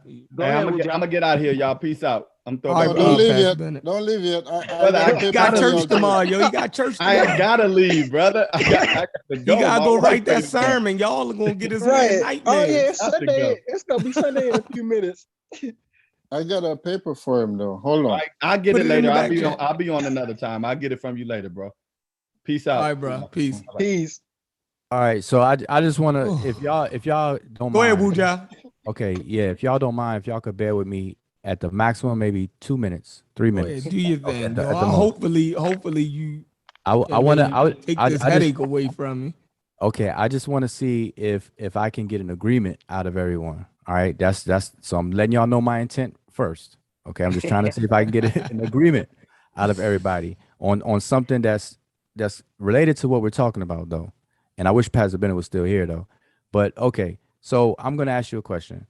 Go first. Y'all can see my screen. It's white, right? Yeah, you can see it. Okay, so hold up. Let me do this since you still gave me the thing. You gave me the and I'm gonna spotlight this. All right, so everybody can see my screen. Okay, so I'm elaborating on what I meant earlier because it kind of like switched over. So I'm gonna bring up two things on the screen. We have salt and we have sugar. I'm gonna keep it real simple. Salt and sugar. Now, depending on the form, the basic table sugar, basic table salt, they look alike, but they're different. We all can agree that salt and sugar are two different things, right? They even taste different and everything, right? So I'm gonna show you what I meant by definitions. So what is salt? So salt, the chemical name for salt would be sodium chloride, right? So we abbreviate it NaCl, and then sugar is carbon, hydrogen, and oxygen, and so on and so forth, right? So I'm keeping it simple. So on the molecular level, these are different compounds, and we label them differently. All right. So now these are two different things that we would say. So if we go further, is they two spices? You said two spices. Is Man, that I feel like I'm in a chemistry class right now. Go ahead. Yeah. So, and I'm glad you do because we're these are chemical formulas for these common words, salt and sugar.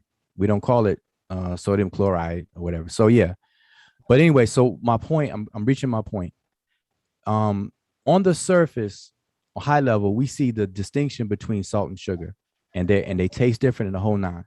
But when we go below that, both salt and sugar is made up of the same exact things, and those things are electrons, protons, and neutrons. Okay, so salt has them, and sugar has them. So the question at this point is, because they're made up of the same components, what makes them different from each other? And what makes them different from each other is the quantity and arrangements of these pieces, these components. It's the quantity of electrons, protons, and neutrons, and their arrangement that makes salt what it is, as opposed to making sugar what it is. But yet, beneath all that, they're made up of the same thing. And so here's the point of what I was saying, that in order for something to be a thing, it has to be distinguishable from something else, because at this level here, they're indistinguishable because they're made up of the same thing. But the moment that you know the different quantity of these elements and the arrangements of them, now you can compare that to this quantity of these and arrangements over here. They're going to be different. And that's why they're distinguished and they're different. Just that simple. Now, if you look on the subject of this is where I wish Pastor Bennett was still here, because the idea of randomness versus intelligence is anchored and solely dependent upon the patterns. Wait, well, Joe, before you move forward with that, though, you didn't give nobody a chance to comment on what you just said about the quantity. You don't need no comment. Oh, okay. Okay, so wait. Okay, so you wanted to comment. What are you commenting? How? What would be the comment on this? No, I just wanted to say that, like, if at that level, though, couldn't a person say posit that you have quality as well as quantity, and then that would bring up like other things outside of just the physical arrangements of the parts. And then on another level, last level, couldn't a person say that the electron, protons, and neutrons are composed of biops, quarks, triops, and zeals, like that, you know? No. See, anybody can say anything, but Okay. the point that the reason why I didn't go further in the subatomic, further subatomic smaller particles is because I'm trying to be brief. I'm trying to be I'm brief. with you. No, I'm with you. I'm with you, with Okay. y'all. I Okay. don't know who So, did so that. You gonna go all the way to quarks, my G? Like, come on. yeah, I'm not trying to do that because the point I don't have. Listen, but I hold up, agree wait, with you, wait. bro. Okay, so yeah, I don't have to go that minute to make my point. My point is made at the level of electrons, protons, and neutrons. Because we see these are things. These are things we can all agree on. Nobody. Okay, all right, good. So that speaks to my point about how things come into existence. It's based upon distinguishing, being able to distinguish. Okay, so now the Pastor Bennett part, what he was saying, randomness and versus non-randomness and everything is all dependent upon how intelligence is defined. And so in general, the functioning operating definition of intelligence is patterns. And so and it's gonna sound like me in chemistry again, but if y'all remember anything about chemistry, you know that every element on a periodical chart of elements, it contains a certain number of electrons, protons, and neutrons. And so each atom has within its nucleus the protons and neutrons. The electrons travel around it like it orbits it. And each of those orbital lines is a shell. And each shell can contain only a certain maximum number of electrons. And so the periodical chart of elements actually demonstrates and shows this graduation of the quantity of electrons in whichever shell. And so the first shell can only hold 2. The next shell can hold 8. And then my memory fades on that because the chemistry been a long time ago. But you get the gist. And so when you see these patterns, the periodic table of elements shows us a pattern. That's why they're listed in certain order, helium being first, and then whatever the last one is, and so on and so forth. And then it repeats. That's why it's called a periodical chart, because the patterns repeat. And so if we define patterns as intelligence, the people can take a leap forward, jump out the window, and say that intelligence and assign that to God. But that's not the case. So randomness is a relative thing. Once you understand that what's at play here and underneath everything is the quantity and arrangements of something, then you can toss out that whole argument of intelligent design and randomness and God being involved in the whole nine. That's you it. Got that, Chef? You got that? Nah, I don't agree with that. Chef, you got it? Chef probably left. Chef, like, shit, fell out. Like I can't handle this no more. I feel it's a coma. Right? He already said, like, y'all making my brain Electrons, hurt neutrons, tonight. and here we go with quarks. He's like, I can't take this. You won the argument though with y'all because they can't say nothing because they trying to find Chef. That's it. Chef? No. Wait. Hold up. Wait. I want to clear. Chef gone. Chef left. But I want to make it clear. I wasn't making an argument. Garfield in here? Listen, I preference everything I said with what I was doing. I was just showing this to see if we can come to an agreement on it and see if there's an understanding. I wasn't trying to argue or refute. Well, let's change the words argument to agreement. You got the agreement by default because they looking for Chef. Well, I don't know about that unless everybody speaks. So unless everybody understands this is basic stuff. This is very simple. I don't think nobody argued against the existence. Chef was trying to understand the whole. Yeah, and I was trying to. That's why y'all would break it down. So it wasn't for us to come back and be like, "You're wrong, Ruth." He was just trying to make it palatable for. Yeah. So does everybody on the panel adhere and accept the periodic chart? I accept it in the way that, tradition, just like it is, scientifically, Okay, then we're good. See, it's no more conversation. That's it. So, but I want everybody to understand that whole atheist conversation, it was total waste, because there was never a governing definition that kind of ruled the conversation. It never happened. I mean, that's a conversation that Q really wanted to have. Like, I can care less, but you know what I mean, I have I just no interest in that conversation. But Q was, trying to get a SAR. That's why it came up. So he's the, you know what I mean? Yeah, that's conversation. That's going to be fruitless because until atheism is defined, and you can see just among atheists. Now, this is what trips me out. Among atheists, there's still not even an agreement, and that's crazy to me. But would y'all, atheism is, what atheism, or talk about what atheism is? Yeah. If we have you read a definition, and it's the actual definition out of Encyclopedia Britannica.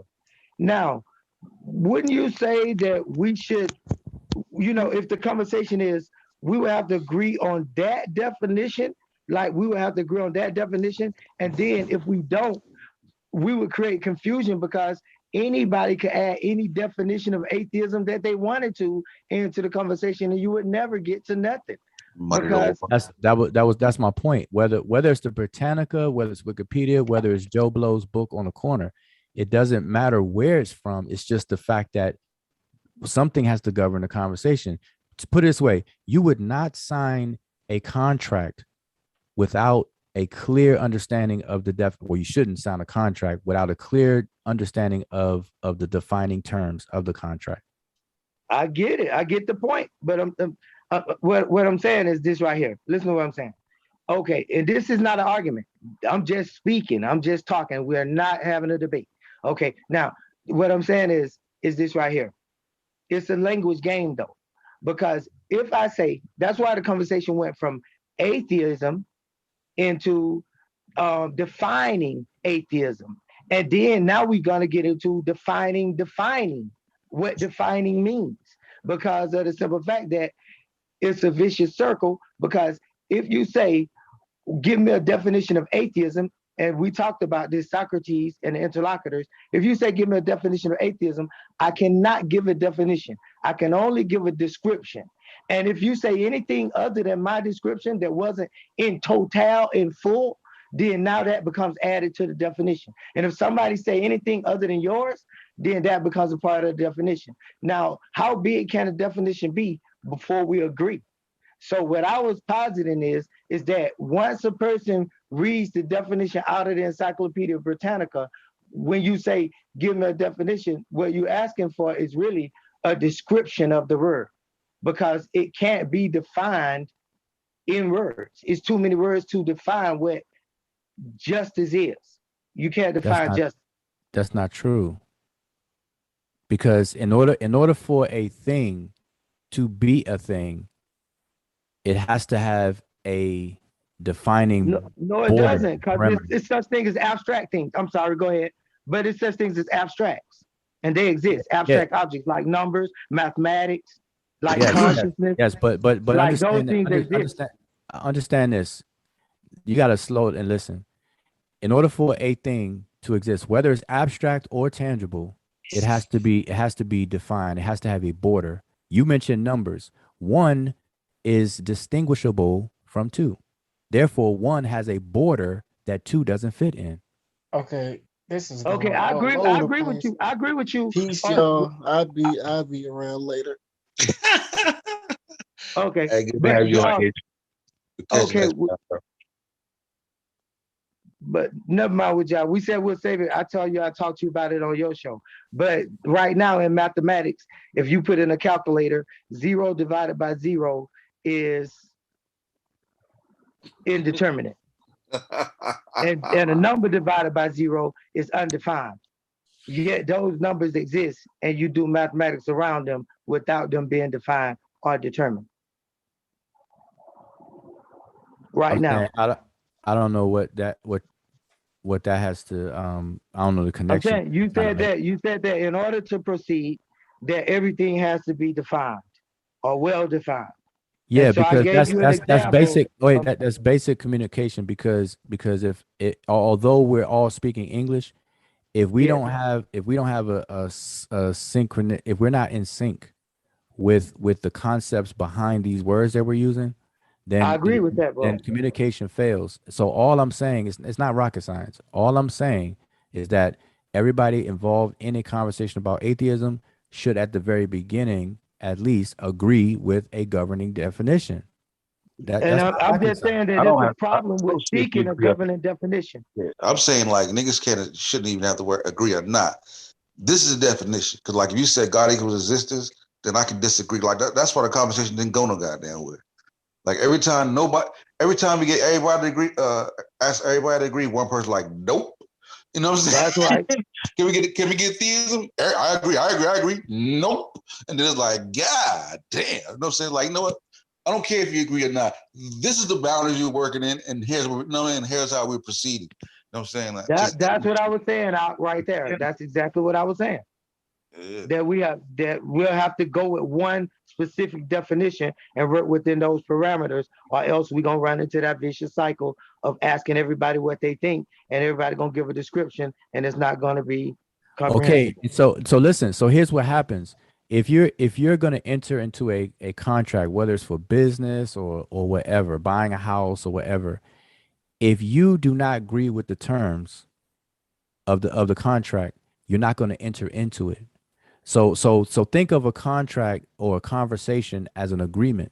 And so if everybody's not in agreement with the terms, then the contract can't happen. Therefore, in my analogy or scenario, the conversation can't move forward.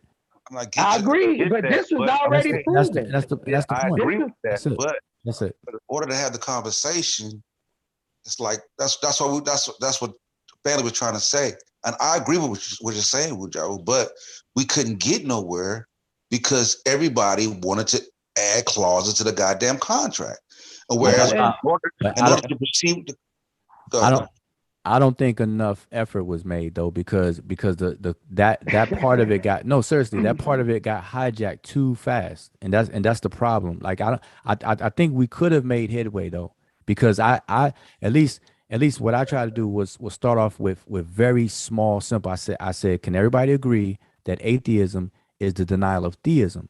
See, I shrunk it and just to get a start, and then I think the hijacking, some of it was probably just.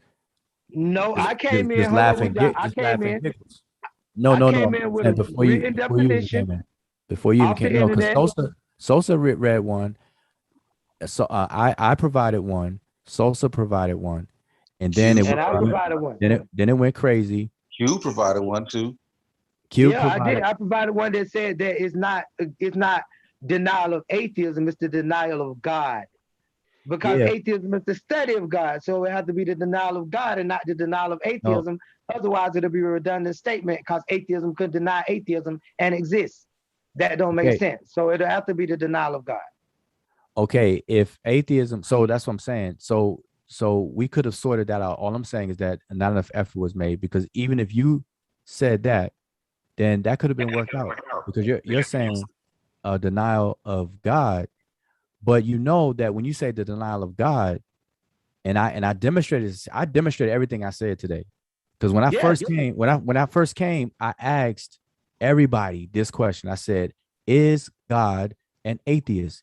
And the response I got, for the most part, was, "Which God are you talking about?" Is Chef still on here? And so if you say no, I don't think so. So if you say. You think I don't agree with you? I totally I'm not saying. Listen, if you listen to what I'm saying, everything you're saying. Listen, and your technique of coming in and trying to do that, like I told you on your show, is an excellent technique. Listen, but I'm not speaking. Good. But I don't know why you're saying what you're saying now, because if you listen to what I'm saying, I'm not even accusing you of agreeing or disagreeing. So you don't have to say that. All I'm saying, what I'm saying is that I feel that we could have actually made headway but not enough effort was put in to actually establish a definition. That's all I'm saying. I agree with that. I do. I disagree. But So, they, but Sosa, we was gonna Sosa, run into the vicious cycle Yeah, with y'all yeah. of hey, what he's Sheffrin, finna say right now is Chef, that's that it. once we get past he that did. agreement Yeah. between two people, it's gonna run crazy. Go ahead, I'm sorry. I got the article. I put it in the back chat. Shit, you got the rant. You can drop it. No, because because you never heard of something don't mean that somebody is lying. You get what I'm saying? Yeah, I mean, like, Hey, can like I I ask him said, a Corey question though? would have loved this conversation. This is Corey shit. Can Right I ask the person that dropped it in the back chat a question? I just want to Yeah. ask him. I just want to ask when you mention black holes, I want to know what exactly is a black hole. Please, just straight up. Now you've been knowing everything else. Just tell me what a black hole is. Give me a description. I ain't even asking for a definition. Okay, a black hole, or what they call a singularity, according to science, is a point in space-time where the gravitational pull is so strong or so attractive that not even light can escape. That's the basic definition according to science. Okay, now I do like that definition. Now, my question is, like the other brother asked, this is the only reason why I asked that was to ask this question. How does this singularity come into existence? What causes this singularity to come into existence where it can pull so much gravity that light can't escape? What do you mean? Do you mean how it happens? See, Because no, I'm saying how does it exist? When does it exist? Where does it exist? are you talking You about know, a black hole or are you talking about the universe? Because your question no, is not clear. I'm talking about the black hole, the singularity that does not let light or anything escape. The same thing you just described. How does that come into existence? Okay, a black hole is formed by two means, right? Okay, that's right. Yeah, when when a certain high mass star, when they reach the end of their life, the core of the star collapse into a black hole. That's one means. Or it could be from what they call what do you call this one? A neutron star colliding with some other former star and collapse into a black hole. But that's basically the theory I didn't get behind the our black. second one though. I didn't get the second one, which it Okay, ain't really so that important. okay. Yeah, but But okay, you so got the now, first one. So yes, let's sir. work with the first one. So you said a black hole is basically a collapsed star, and basically a neutron star is when a neutron star collides with another star, and they become a single entity. A singularity, yeah. Yeah. So then now I'm saying that with that said, when these two things come together and we have this black hole, and you say it's a collapsed star, if I collapse a star, which is whatever you want to say it is, gases and dust and all the heavy particles and everything that's created throughout the universe, if I collapse that, does that become a hole or a ball? What do you mean a hole or a ball?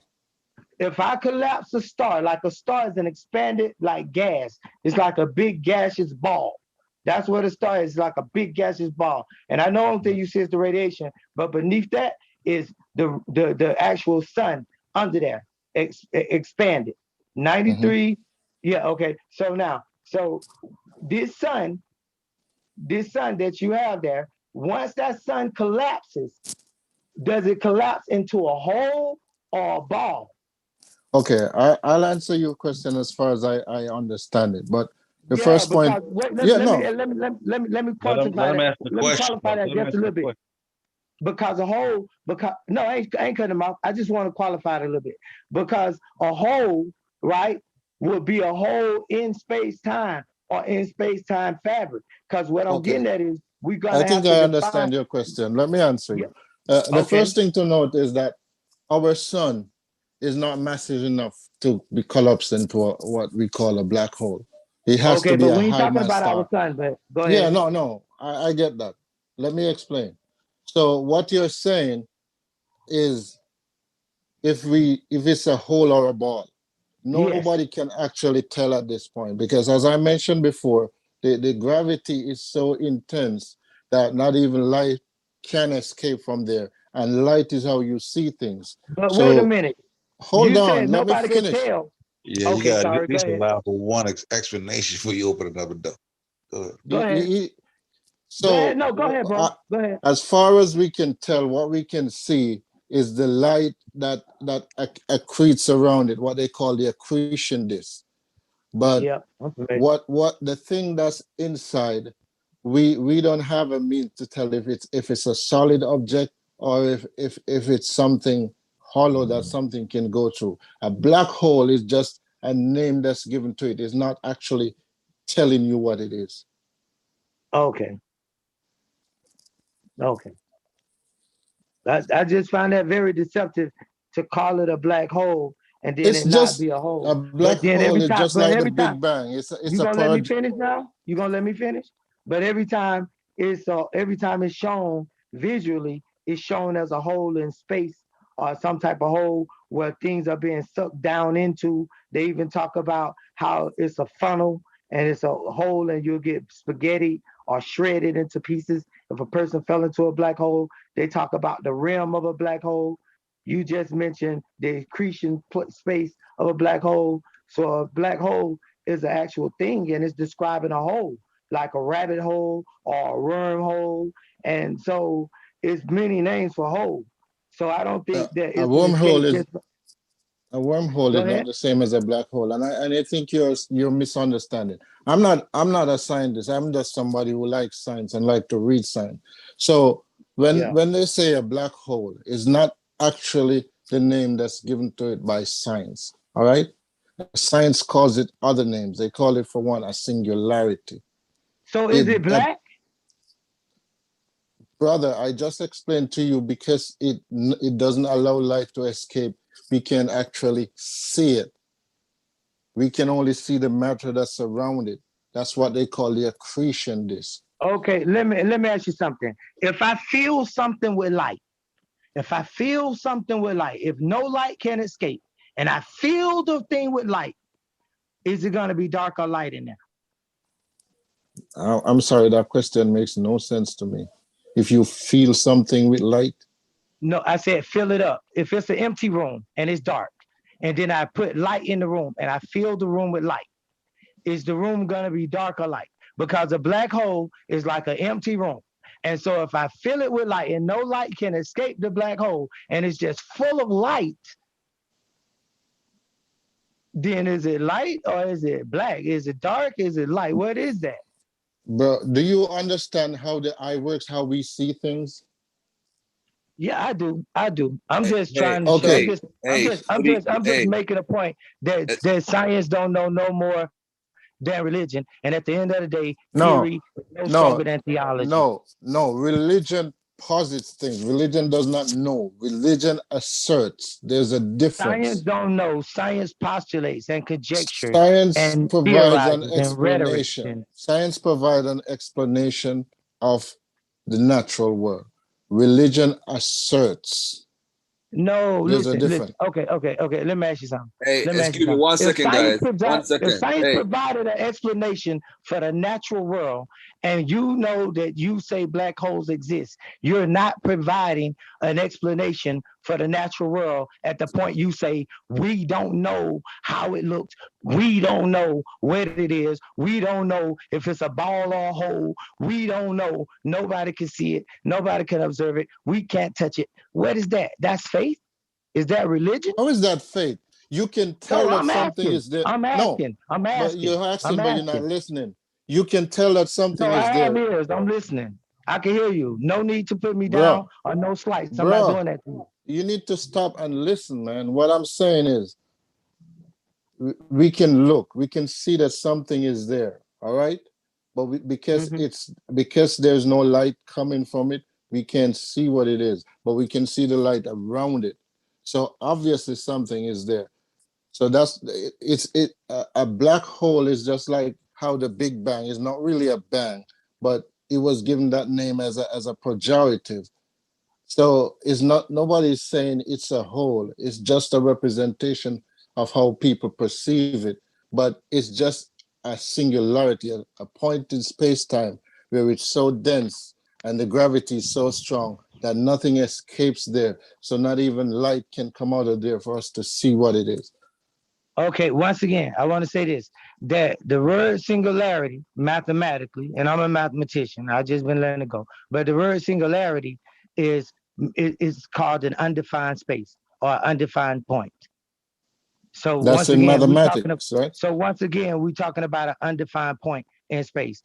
Yes, we are talking about mathematics. If we No, I'm not describe in talking space, about we mathematics, describe though. we describe it in mathematics. There's no other language we can speak about this in other than the mathematics. Once we get done with the English rhetoric, we'll be down to the mathematics. Okay, And but in you're talking mathematics, about the mathematics, but I'm singularity not. is undefined. Hey, As I peace, So already showed you. peace, peace, Zero. peace, peace. peace. Go ahead. Brother Garfield, man. I just wanted to come in and say peace and love to everybody. That's all. I ain't really want to come and talk about nothing special. And I saw Saber was on here. So what's up with y'all? How you doing? I think he fell off. He couldn't bear any more of me talking about black holes. Oh, okay. Well, I just want to say peace and love to everybody, man. New Heru and brother Ras, Wagwan. What's up, brother Garfield? I'm chilling, man. I'm chilling. Pretty interesting Hey, conversation, my boy. congratulations on your book, brother Garfield. Hey, And peace and hey, love. bro, Thank you, bro. Thank congratulations you. on your book, bro. You know, I I hope got the plenty book people though, buy right? it, and I'm gonna try to get a copy. I promise you, I'm gonna Yes, get a sir. copy.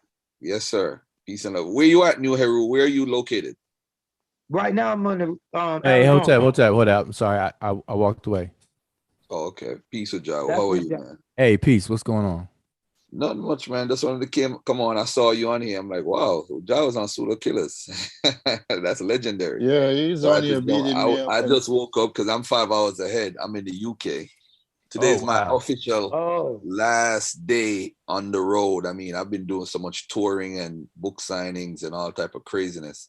So tomorrow I'm gonna be at the book festival in Birmingham, which is outside of London. So that's gonna be my last book promotion and whatever. Then after that, hopefully I'll get to go to Speaker's Corner again.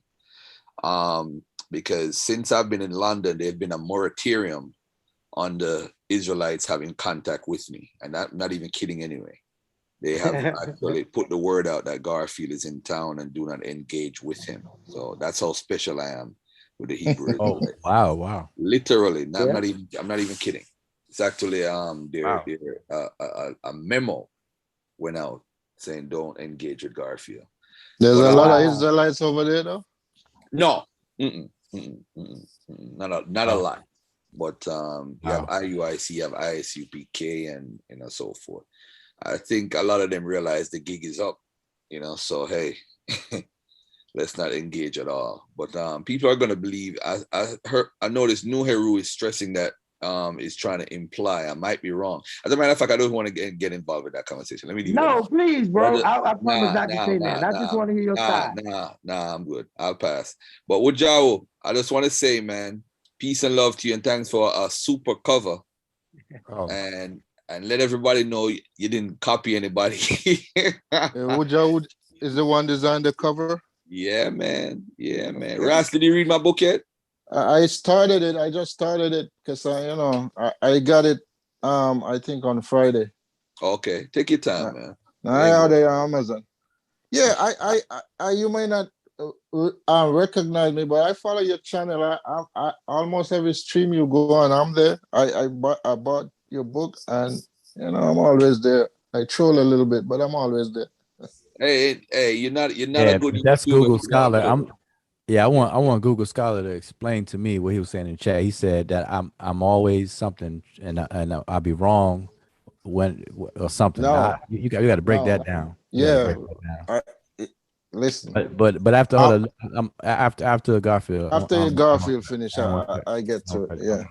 Yeah, but I just wanted to come on for like a few minutes, say what's up to everybody. That's all, man. All right, yeah. Hey, Garfield. Congratulations on that, man. And so hopefully it's being well received over there, and hope that moratorium is lifted so you can get the engagement that's needed. Because the book, I mean, the book Hebrew Israelites should engage the book, but in a very scholarly way, though. That's just my opinion. Yeah. I mean, they should, because you put pen to paper, and it's not like you just talking. You actually organized information to put it in a presentable way, and at the very least, they should do the same. They should look at it and see what's up. I mean, Yeah. if they don't, if that moratorium, if you don't get any response, that's just sad. That actually defeats. That's actually detrimental to even their own systems. So who you thinking, Divine Prospect or Daniela or somebody like that? No, ain't nobody gonna write a response, man. They just want to make YouTube videos and find different things that they don't like and all that stuff. You know what's amazing? I didn't hear Captain Tazarek's interview on Sarnetta, and I actually don't intend to watch it. But I'm actually supposed to have a sit down with him, right? And we had a conversation in a back chat, and just by the conversation, he said he actually read the book because he actually asked a question, and just basic comprehension skills is lacking in just that basic conversation of what he read. And sometimes people read to debunk or read to disagree. I don't know how people do that, but you got to read something and understand what the book is actually saying. And just by his basic questions, I'm like, did he actually read the book, or what is he trying to do? I mean, and then, of course, people are going to disagree with theology and so forth as far from a theological perspective. Because for one, I have a chapter called Edomite is Yahweh and Edomite God. And if you follow ISUPK, they teach that Edomite is the white man. So now when I bring out that Yahweh is referred to in the Egyptian records, and forgive me for saying Egyptian while Yahweh is on here, the ancient Kemet records, I'm sorry. And but the fact that they say that Edomite is a white man, and there's proof as far as archaeology and history that the God of Yahweh, the God, was actually worshipped in Edom, and they have records of people from that region worshiping the God. And there's evidence within the biblical text saying that. Yeah, that's what I was about to say. Yeah. So I'm saying, what else do you need? What other proof do you need? You have outside the Bible, inside the Bible. And then I noticed in all the conversations I've heard about, because I haven't listened to any of them, no one is discussing chapter 2 when I write no Exodus, no religion. I don't think anybody's going to fathom how important that chapter is, how I actually use the biblical text to prove that there's an alternative to the Exodus tradition within the biblical text. So there's a whole tradition in the text saying there's no Exodus, no conquest, nothing. And then there's a whole other area saying that Exodus happened in the same book. So to point that out, I know, as a matter of fact, I've heard from people who are associated with ISUPK members say that they're telling their members not to, you shouldn't consider Chronicles as a real book, because of what I wrote in my book. It's crazy. This is just crazy. But anyway, I see somebody say, how did this turn into a Garfield Bible show? That's cool. This is what I do. But anyway, I'm about to jump on somebody's live stream on Instagram. So I just wanted to say what's up to everybody, and I'll be back hopefully to Monday. Oh, I do have a science question. Yes. For everybody. I do have a science question. What are blood clots? Not to be not because I'm Jamaican, but what are blood clots, and what happens when you have multiple blood clots in your body? Because there's someone who's actually in the hospital who I know, somebody who I'm very close to, and she actually might not even make it.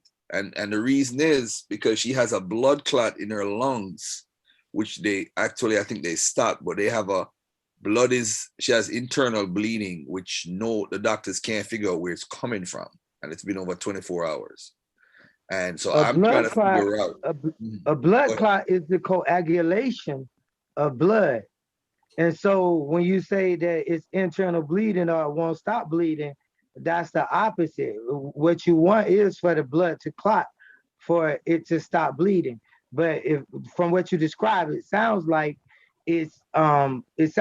what you'll call how can I put it? White blood cells, which signify that there is a fever, which the blood is being heated and the blood won't coagulate because the blood is so hot. I don't know if that makes sense. Do you understand what I'm saying? Actually, no, but I'll take Like it if what you it like is. if you have blood and you let it get cold, it'll clot, right? You know what I'm talking about. It'll get hard if you let it get cold. But if you have it hot and the person running the temperature or fever, then the blood is too hot, too clot. So you said the blood keep coming and it won't stop. Then that signified fever or white blood cells, which means that her body needs to be cooled in some kind of way in order for the blood to stop. I honestly don't know, so I don't want to make a fool more than I've made a fool of myself here tonight already. So I don't know. Well, listen, Garfield, what I would tell you is before you go live, or sometime today, look up thrombosis, because blood clots is medically termed thrombosis, and there's different types. So you have deep vein thrombosis, which it so depends on where it occurs. And so blood clots, if it's stationary in one location, is not as dangerous as a moving blood clot, which can obstruct blood flow in major organs. So the cause of this could be a few number of things. So to that extent, just look into it yourself, but look up thrombosis. That's what it's described medically. We just say blood clots, but it's thrombosis. So it's different causes of it. But what a blood clot is the solidification of actually blood. It not becomes fully solid, but it becomes thick and gel like. Coagulate. Yeah. Yeah. But it's different. There's different causes for it. So that you have to deal with the cause. Treat it as is, but they have to figure out what's causing it in the first place too. But look that up and you'll see, because that could be a very serious. That's an emergency situation. It don't look too good at all. And for those who know me long enough know that August is really like a very sad month for me, because I lost my mom, my dad, my sister in the month of August. So August is not a good month, and to see this happening now is kind of worrisome on my part. Is she in the hospital, you said? Yeah, she's actually on the vent. She's surviving on the ventilator right now. She's breathing through the ventilator. Well, I'm saying what? So what? Did something happen to her to cause it, or?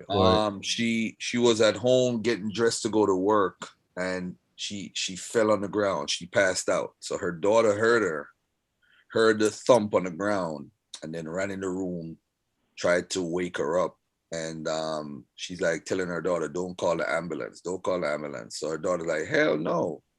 So she called the ambulance, and I think they had to they said like her heart stopped beating like 5 different times. They had to do CPR on her or some. Yeah. To shock her a couple of times. Wow. So they shocked her now, and I'm like, this can't be real. This is somebody I spoke to like 2 days before I came over here, and she seemed perfectly fine. But she did do a surgery recently, one of those add-ons. She did one of them butt surgery stuff. So I don't know if that had anything to do with it. And she did she took her I won't say that, but she had a surgery recently, and she kept saying that she might have blood clot issues or whatever. So I don't know if that's what it is. Yeah, because trying to say transfusion, Garfield? Wait. So what? No, because I'm saying if she's in the hospital, then that's excellent, because trying to wait this out at home, nah, that's beyond that. Like, so and then what happens, what it sounds like when people get surgery done, after surgery and while you're convalescing, recovering and stuff, they usually give you certain medications that will prevent certain these things that they know that are common after it. So if they said that the surgery may cause whatever, I can pretty much be sure that she probably had some medication, and I don't know if she took it or whatever, because if she's telling her daughter not to call the ambulance, she probably, I don't know what that was about, but it's important. But she's in the hospital right now, and they're gonna hopefully they're gonna address the situation, because there are certain things that they can give her to thin the blood, and so on, So, but that's the extent. I'm not trying to, that's I ain't pretend to be a doctor or anything like that. But I'm familiar to that extent. That's it, because my brother and my sister are doctors, and they dealt with COVID, the disease COVID, not the vaccine, but the disease, the getting infected. People had thrombosis, as a reaction to the virus itself. So, wow. Yeah. So hold on a second. That's very interesting because I think she had the vaccine recently too. So she had the vaccine, and she had the recovering from the surgery. So all of that, I don't know, man. I just hope she survives. That's all. I just hope. Sunline, good point. Hope it's not an infection too. So I mean, boy, it's just sad. It's just really, really sad. Really, really, really, really sad. But check it out. Look up thrombosis, and just so you can engage that conversation if you checking on her and talking to some medical professionals, just look that up, thrombosis, so you be familiar with whatever it is they're gonna describe to you and tell you. Mm-hmm. Wow, he said once it gets to the heart and brain, the chances of living is unlikely. I think they stopped the blood clots in the heart. But the internal bleeding, I don't know how. I don't know about that part, but that's a part that they can't figure out for over 24 hours. Weird. So she's hemorrhaging. She's hemorrhaging. That's the part I was trying to deal with, but yeah. Yeah, if that's but there's so much we wouldn't know. So yeah, just check on her. Check on her. All right, I'm out of here, man. Let me not bore you out. But peace and love to everybody. All right. And, yeah, man. Peace and love. I'll be back in town. I think Monday. I'll be back in town sometime Monday. All right. All right. All right. Peace. Yep. All right. Peace, family. Man, I have no clue about that, so I just have to, I defer. Yeah, I don't know much. I just know what I just said. Just at least point Doc Garfield in a direction to look up thrombosis, and that's it. Yeah. Now back to the conversation we were talking about. Yeah, so, I want to know what I was. First thing you have to know, and you have to know that when I'm in the chat, not everything I say should be taken seriously. That's the first point. Now, and in terms of the argument about tonight, I believe you came on here with a Christian definition of atheism because it suits the point you were trying to get across. Mm-mm. That definition of atheism, only people I ever see using that one are Christians, because it creates a straw man that they can knock down easily. No, well, let me just address that real quick. No, that's not what I came on to do. And actually, see, it's very difficult to patiently wait through, respectfully allowing other people to talk because like in order for the mic to get passed all the way back around to me, there's a lot said in between that time. If 9 people on and I'm the 9th one, I got to wait through 8 people before I can talk again. And those 8 people say a lot and it could go way out there. And so it's very, very difficult. And actually what I was using was Unc's very definition that he used on the channel all the time. And it's coming from this journal paper that's 23 pages long, all about atheism. And all I was doing, to be brief, I jumped down to the very beginning of how it's being defined. I didn't even get a chance to, I'm not going to sit here and read a whole 23-page paper, but I only read that one thing. I didn't get a chance to read any more of it because it further explains, the liberal definition of God, and all that stuff is in this paper. Yeah, so, but would you not agree that definition of theism basically define theism as belief in the God of the Bible? It specifically and explicitly said that. It said it's about monotheism though, and the major monotheists out there are adherents to Judaism, Christianity, and Islam. Oh, so what you're saying is that there are other theists who are not part of those three religions? No, not for the word atheism, because atheism. Mm-hmm. See, the whole point of this, what this paper, the point of this paper is to come up with a definition, and that's what we attempted tonight, or at least I tried to attempt. And so, really, I could have just put this PDF in the chat, and then had everybody read it, and then come back to the conversation. But nobody would do that. Everybody want to talk about it right now. So no, I understand. Yeah. So this paper is actually walking through a process of coming up with the definition of it. And so atheism, like somebody brought up polytheism. I think the brother psychopath. Yeah. Polytheism. Yeah. But see, atheism doesn't include the poly part, because why not? It's about theism. Yeah, but polytheism is just theism. It's just instead of a single entity, that there are positing that there are multiple entities, but It's still theism. Okay, so look at what you just did. So in order to understand atheism, theism has to be well defined. Yes, and so that's why that definition of theism is not well defined, in my opinion, because when I used to be a theist and I used to debate atheists, the usually accepted definition of atheism was the belief in the existence of a god or gods. That was basically it. Yeah, but now look at what that definition does. It still it doesn't take you anywhere, because now you just switch the word theism and swap the form theism, THEISM, with God, and you know further into being able to unpack it. So the point that I was making is that whether you want to put poly in front of it, heno in front of it, or pan in front of theism or theist, you have to define theism first, and that was the whole point. Yeah, See, but in order to know many, because remember, a and poly are prefixes in front of theism. So and so theism is the core. So if we cannot come up with a definition of theism, then it's just a waste of time.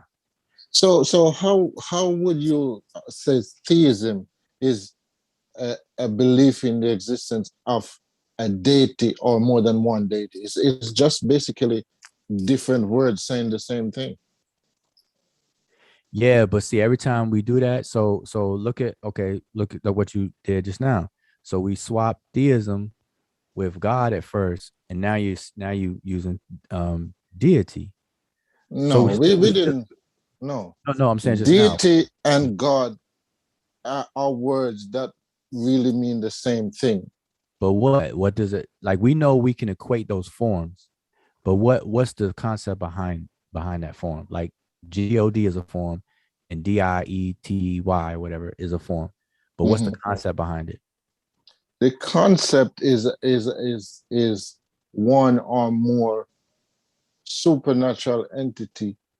Bingo. Not necessarily supernatural, but I don't want to say supernatural, because there are actually deities that people worship that are not supernatural. But it's a sort of belief in a controlling power or powers that is outside the realm of human, outside our realm. Well, see now. Okay, go ahead. No, go ahead. No, so you're presenting that, right? And my whole point was to focus, to sift through that so that everybody can come up with something to agree. And I don't think the effort was made. I don't think any genuine effort was made. I think it was just argumentative. No, because I think there were too many people on the panel, and everybody has a different opinion. But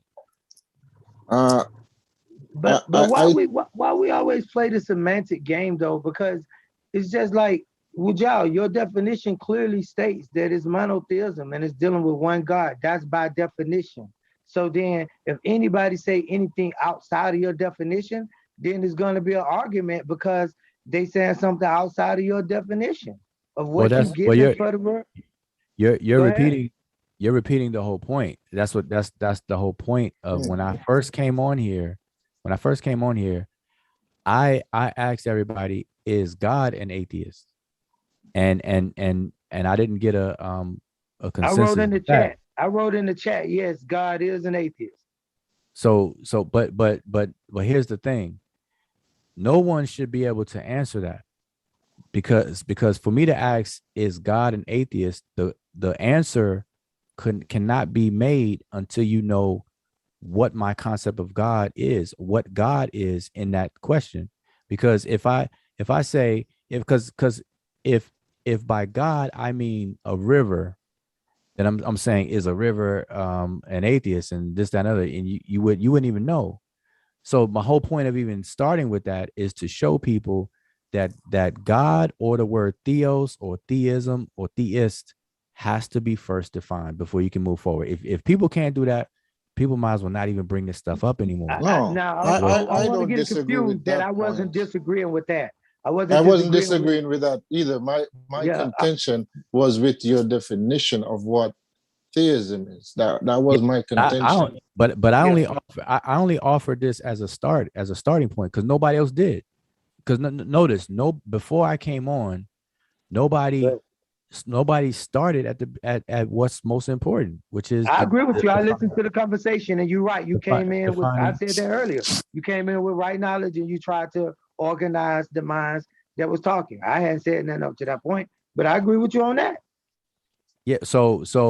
But I acknowledge, and I even said this, I acknowledge there are many definitions. I even put up a chart that's made by people who specialize in atheism and stuff. There's a chart that many atheists have put together on the degree of atheism, from the one extreme to the other, from the extreme of atheism to the extreme of theism.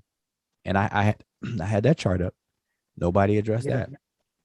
So I didn't give a definition that can't be refined or moved around. My whole point was to give a definition, though.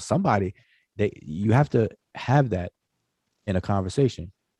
I liked it. I just felt like I knew that, like the other brother was saying, we kept telling you that it's going to be a vicious cycle because everybody going to postmodernize the definition, just like we had just now. You talking about specific definition, one, monotheism, and then the brother just raised the question of polytheism.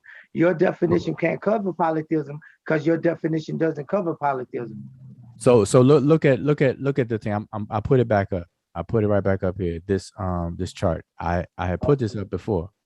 Yeah. And so on this chart right here, it's basically the scale.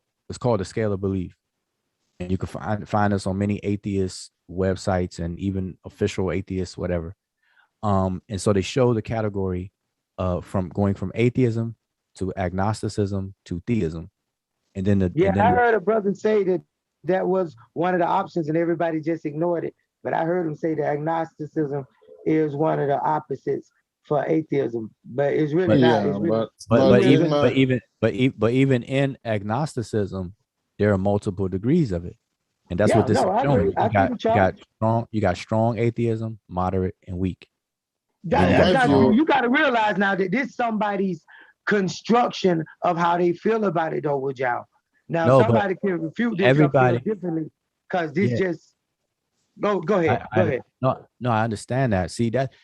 That's innate. Like we don't have to point that out because obviously somebody created this chart, and this chart didn't just magically appear. Somebody had to take time to create it. So we understand this is somebody's presentation, but it's based on not just a single person. You can, like I said, you can find this chart or something similar, maybe with different colors or whatever, on many atheist articles and websites and even YouTube channels. Well, I made a point, but you didn't look it up. I see this chart. Sorry, I see this chart, and to some some of it I would agree with, but I'm not too sure about the categorization of agnosticism. That's my contention with it. In terms of the atheism part and the theism part, I think I would largely agree with that. But in terms of agnosticism, I'm not sure I agree with that. But now here's the thing. No matter which category you fall in or agree with and stuff, the major point here is that God has to be well defined. And this chart doesn't attempt to do that. This chart just presents, the different modes of the scale of belief. But Yeah. God is not defined in this chart anywhere. Yeah. No, I agree with you. If in order to use this chart, we would first have to agree on the definition of what a God is. But then at some level though, we restrict it to a certain God by the language. You mentioned God and DEITY, deity, and theos. Well, the D and the TH are the same. So no, deity but that the word, you have to understand, the word is just a placeholder for the concept. So no, the listen, word you outside of what I'm saying. I'm saying that theos, no matter what, is the Greek term. So if we just go with theos, theist, theism, theory, atheist, if we just go along those lines of theo, then we don't have to involve deity or God, and we could just look directly at where the word theos or theist come from, and that's What he's Greek, saying, and no, then we but could define. what he's saying, Then we it define doesn't. theos from there. But the form. See, you're talking about the form. The most important part of a word is the concept behind the form that's linked to the form, not the form. exactly, Because, the concept is what's important. So The concept is more could important than the form. most Than definitely the thing that is. The form is the the thing that is. The no concept is no something that no you. no. Listen. You have Okay. to learn. You have to learn for a second. By I'm listening. form, I mean sound pattern or written pattern. So the form is not the thing itself. Like if I utter the sound pattern elephant, that sound pattern is not the object or the animal itself. Okay, so the concept that I'm transmitting to you is necessary for me to clothe it in a form so you can get it, because you're not telepathic. You don't know what is going on in my head unless I dress it in a form and transmit it to you. So the form is not the thing. So whether you say deity, theos, theism, or whatever, and you only focus on the form, you're gonna miss out on the concept. The concept is the point. The transmission of concept is communication, and we just use forms to do so. But I'm using science. I'm saying that I'm using etymology to trace the word theist. That's science. I'm saying etymology theist, just like Unc said, theist is theos. Theory is theos. I Theology is know, theos. but listen, you're saying okay. Let's set up the equation. You're saying um theory is theos, but now if I ask you what is theory, you'll say it equals theos. But if I ask you what is theos, now what? Well, I'll say the same thing because it would have to be, that's a tautology. You called it an equation, but if one thing equal another thing, that's a tautology. So obviously the reverse is true. But okay, and I will admit, hold on, I will admit that you are right. If somebody says a thing is, then that makes it an equality, and that would make my statement wrong. So I would agree that I was just speaking random. I didn't know we were speaking that technical. So let me change the copula of is, or that verb is, to another word. Theology theos encompasses theory. Theos encompasses theology. Well, see, you said why are we gonna call it semantics? All you did was swap. You just swapped the is with. No, I took the word wait. is. Let me Okay, just go ahead. I What you can't wait for losing right here now. This is crazy. Go ahead. no, what you just did is just simply swap the word is with encompass. Which is fair. They don't mean the same thing. No, it does. No, The way you is use not equal to encompass. No, is the word equal. No, listen. IS does not equal ENC and how that's spelled. I understand that. No, it don't. But It I equals know. equal. But listen. I is equals equal. Listen. Is, am, are, was, were are to be verbs. So we all get that. And so here's the point. If you still equate it, no matter what word you use, you are setting up an equation. You're saying theology and whatever is this. Even if you don't use the word is, you're setting up an equation. So my question to you is, if you say theory, if you say theory encompasses theos, or theory is theos, fine. But now what is theos? And this is why the concept is more important, because I will give you the definition right now if you really want to know. What you said, what your question is, what is theos? The same question they asked you. They said, what is your definition of God? And you said existence. So if I say what is theos, then I say existence, then what? Okay, so if theos is existence, all right. So now, if theos is existence, then how can somebody deny existence? I didn't say nobody could deny existence. I mean, they can, but it'll be irrational. I'm with you. I don't think people can deny that things exist. I even think that the statement saying, hold up, I think that being an atheist and all the other stuff is stupidity, because you can't talk about something that don't exist. If God does not exist. Oh, stop. You went way left right there. Yeah. I don't want to go too far. Let's slow it down for a second. So based on what you said, because I asked you what is theos, and you gave up existence. So now my follow-up question would be, do you think the people who originally coined the term and how it flowed through history, do you think that they are actually trying to convey that they're in denial of existence? What is who trying to convey that they're in denial of existence? And who coined the term? What term? Existence? The Greeks. No. I'm I'm talking about the word atheist now. So I'm with you. Because we unpacked it all the way to existence, right? So now let's bring it back to the word atheist. I'm with you. Now ask the question again, now that I know it's in terms of atheists. Okay, yes. So we understand the A as a prefix, as a alpha prefix, which is to deny what comes after that prefix, right? So now we have defined what that is, and you just defined it as existence. So now we'll put it back together again. Atheist, based on what you said, is the denial of existence. So I'm saying, do you think the people, when they use the word atheist, that's what they mean? Yeah, I think that they actually confused about and actually are trying to deny existence. I think that they think that there's a polarity to existence. I think that they think that there's a such thing or a word as non-existence. But if you say non-existent, it's just that, non-existent. It don't exist. So existence does not have an opposite or a polarity. Existence just is. No, let me adjust this a little bit first. I don't agree with nothing that he's saying.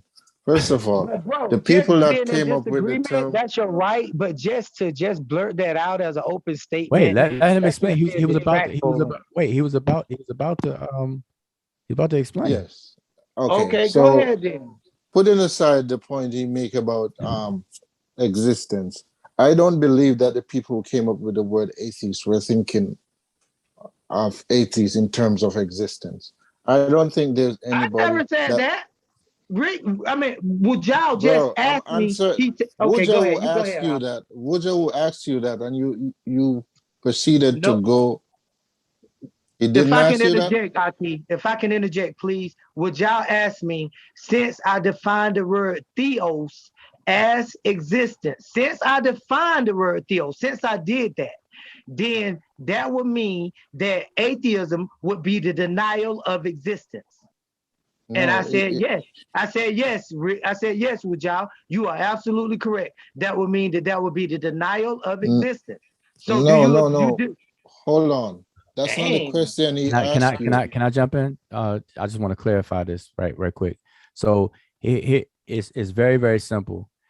We're talking about the word atheist, right? And so I said, in order to discuss atheist or atheism, you have to define the theism part. And so That's right. we walked it. You said that theory and all that stuff is theos. Then I That's asked right. you, We'll have to define theos. That's right. right. The root. So I asked you, what is theos? And you said existence. That's And right. so, The same answer you gave. True. okay. Then you ask the Wait. question, do you think that was what the people who came up with theos Yes. that's what they were meaning to describe? Wait, now ask that question again. Wait. Ask that question one more Okay, time so I can make sure. Let me ask the question again.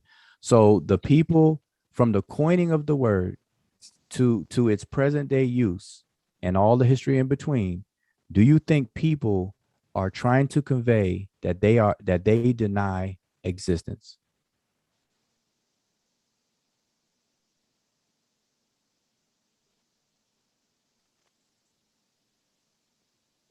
Crickets. Wait, y'all still there? Yeah, I'm here. here. You just fell off for a second. It didn't fell off. He's waiting for you to answer. Oh, well, I didn't hear him. Can you repeat it again? It just fell off for a second. I don't know why. Okay, sorry. So, okay, let me repeat it. So I'm asking, from the coining of the word to its present day use and everything in between, do you think that the people that use the word from its coinage to modern day, do you think that they are trying to convey that they deny the existence, that they deny existence? That they deny the existence of existence. Before I answer that, let the other brother go ahead and explain what he's talking about, because I don't want him to come behind me and say that I don't understand the question. So now you go ahead and answer that question that would y'all just ask, and I answer that. No, that's to you. No, he was asking you. That's my point. And you didn't address the question. No, okay. First of all, I feel like the question is convoluted and conflated, because I did address the question, because I said in the first place, and the first time you asked it, I said, hey, if this definition of existence is gonna be including non-existence, I said that's where people think they have a word. They think that's a word, non-existence, but existence has no opposite. So I said the people that coined the term, if you're talking about the people that coined the term existence, and you said, no, not really. I'm talking about how the word is in reference to atheism or theist. And I said existence. So to make a long story short, can you just ask the one simple question and just be straight? Don't give me the whole story. Just ask one line of question. Don't give me the background, just the one question. Yeah, I'm good. That's what I thought I did. Okay, so just one question. Go ahead, bro. Yeah. Just do it, please. Yeah. So I'm asking you that when people use the word atheism or atheist, do you believe that these people are saying that they deny the existence of existence? Yes, I do. I don't believe it. I know it, because what they are denying to the people that you call monotheists is the creator. The creator.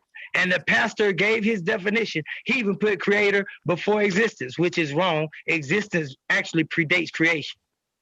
Existence, I'll say it again. Why are you bringing up creator when you gave us existence? You didn't. Well, I brought up the word. Let me do it again without the word creator. Okay. When you ask me the question, I say yes, they are denying existence. I'm clear on that. You asked the question, that's my answer. Yes. Okay, wait, hold up. I got to follow up. So since you believe that, and you feel that is irrational, right? Or that's like kind of irrational or crazy for them to feel that way. Only by way of the word existence, and that they denying a word that already exists, and existence don't have an opposite. You can't deny, you can't say, I don't believe in God. Otherwise, what the heck are you talking about by saying I don't believe in God? If God don't exist, you can't even say I don't believe in something that don't exist. That's a double negative. That's not logical. I know, but I don't think he's understanding. And I don't mean, and I'm not trying to be disrespectful. How much understanding can I give? If maybe you're not understanding. No, but give me a chance to explain what I'm saying, because I don't think you're understanding. You can't say somebody denies existence because they say they don't believe in the existence of your God. All right? That's not a logical stance. Right? If you're saying your God, I define God as existence, though. I just define fine. God theos No, as okay. existence. Okay, so let me ask, so let me do it this way. Because all right, let's back up a bit. Where did Exactly. you Now say what? okay, Not okay, you, so Jimmy. I'm talking to the other brother. no, But I but because I define can't God finish as a existence. sentence. So if yeah, I could finish a sentence, I define God as existence. So if I define God as existence, then anybody denying God would have to be denying existence. Otherwise, my response would be a contradiction. So I'm gonna stick to my point that I'm defining theos as existence, and people that deny theos would be denying existence. Simple as that. It ain't rocket okay. science, like you I said. know, but what I'm trying to establish is that your stance is that when people use the word atheist for themselves and atheism as the concept, you are saying that these people are denying the existence of existence, which is a very, very polite way to say that they're basically retarded. And so you have a lot of people. I mean, no, in mathematics or logic, we call it naive. That's a Okay, real naive. term. That's a real Okay. term, and it's not derogatory or nothing. They Well, just have a naive retarded perspective. is also a real term too. Retarded is also a term. You can look it up. But Yeah, but they no longer use it in schools because it's called profane. yeah, I know. Retarded is considered It's still, profane to say that about people. if it's right, true, it's So profane, but I'm it's so still I'm real. saying they naive. It's I still don't real. want you to say that I call the people retarded. I know No, better. I'm just oh, saying they naive. okay, I'll use your word. so naive. Wuja, let me address something here because I think he's getting away with a lot here. If you or anybody out there says that my God is existence, then I can't deny that existence exists. What I'm going to dispute, however, is your idea that existence is a God or should be defined as a God. Sure, you can define it any way you want, but if you're saying existence is a God or is your God, then you can. Everybody believes in existence, but Okay, slow I'm down. going to Okay, hold on, sorry, hold sorry. on, You're hold right. You're on. right. I'm sorry. You're right. Go ahead. I'm I'm going sorry. to dispute the idea of you saying that existence is a God. Now, when it comes to what he's describing about the God of the Bible, that God is not existence, okay? All right? So, I mean, I'm not talking about the God of the Bible, and you don't have to bring him up but or explain her to me or whatever it yeah, is. but you mentioned Pastor Bennett and that Pastor Bennett was right. Pastor Bennett is talking about that God. No, he said that creation. He said the creator. I said in that regard of creation, he was right. And I said he was wrong because he put creation before existence because existence predates creation. And when you say, my God, in the Bible, the God of the Bible says, I am that I am. Well, Wajal gave the definition of what is. For a thing to be is or for a thing to exist. He said being verbs. I forget which one he said is, were, or whatever. And so I want to posit some more verbs that's in the thing of I am. Be, is, was, and exist are all the same words. I'm gonna say it again. To be, is, was, and exist are all the same words. So if God is, How do you No. get Theos? Okay, go ahead. That's why I wanted to back up The because word exists. The word exists is the word is. I'm no, speaking logic now. I ain't talking about by your definition. I'm saying if we pull out a book of logic, mathematical logic, where we talk about existentials and universals, and we talk about language of mathematics we and the don't have to do language of that. We don't have to do that. It's okay, very simple. then I would be correct. If you No, talking no. about it some other term, then I don't know. No. It's very simple. We walked it down, and I followed you, but we're having a problem because now we need to walk back one step. So how did you define Theos as existence? I just said it because to me, according to the Bible, Theo is the I am that I am. So if Theos you is say not I Theo. am, Wait. if you say, Theos is not there. Theos is not there. No, I'm I saying thought no. we weren't talking about the Bible. Listen. Theos is a translation of the word for Elohim. I'm not going to get into those semantics. You asked me about God. So now God can be defined as I did not. Elohim. No, I did not. I did not. We are walking the word atheism down. We Then you said we agree on it. Wait, no, we were we talking agree about on the the word A. atheism. We were talking Right. about the word So atheism, and then I brought up you said we have to define I did theism not first. mention. So don't say I mentioned God then, because I didn't. So Wait, you what I'm said we have saying. to define theism first, correct? We're gonna go back through Yeah. this, but it's silly. You said the A is the prefix. I mean, just slow down, but just slow down. I'm saying you made an error just now. You said I brought up God. I'm saying don't do that. No, I'm that's saying not an error. I'm about to explain that if you let me. I'm finna tell you how you brought up no. I'm God. saying you brought up. Okay, how you going? We can rewind this. I did not bring up God.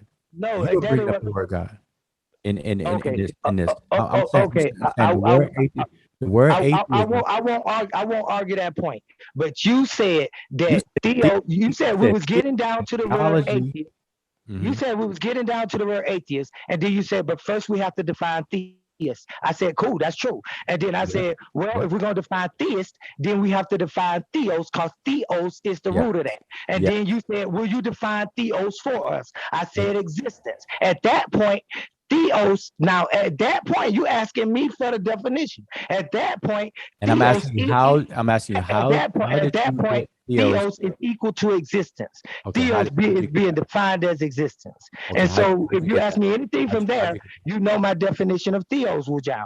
Okay, and see, that was a waste because I was already there. I asked you, and I don't think you're listening to the questions. I was talking to the brother though. I think you arguing a Wait, separate point, and it was the brother. No, you're not listening to the question. You That's gotta the listen to point. you gotta listen to the question. It's like you almost got answers for questions that's not asked. I asked you to go backwards one step. How did you equate theos with existence? And I said, okay, because you tried to get into the Hebrew, all that semantics.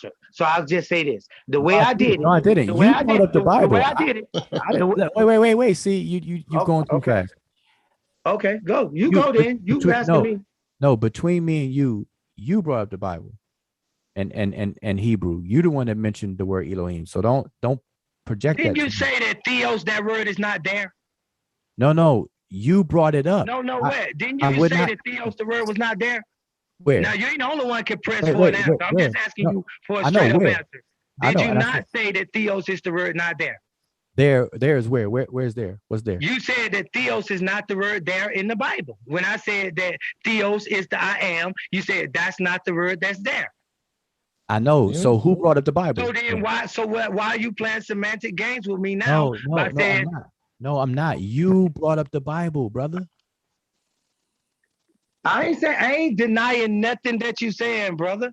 I'm just saying that you said that theos is the word that's not there. And so now I had to say that I won't use that word. But now you're trying to even deny that you even said that, or that you even going to go on the road of the Hebrew. Because if you say the word ain't there, you obviously talking about the Hebrew word. What other word could you be saying is not there? If I say theos is the I am, what other word could you be talking about other than Aya, Esher, Aya? I am that I am. So I'm asking you, let me re-ask my question because we're moving away from the question that you should be answering. I'm saying when we walk down what atheism is, you said that you agreed that we have to define theism. And then you brought up theory and theology and everything. You said the root of all that is theos. So now I'm asking you, what is theos? And you gave an answer as existence.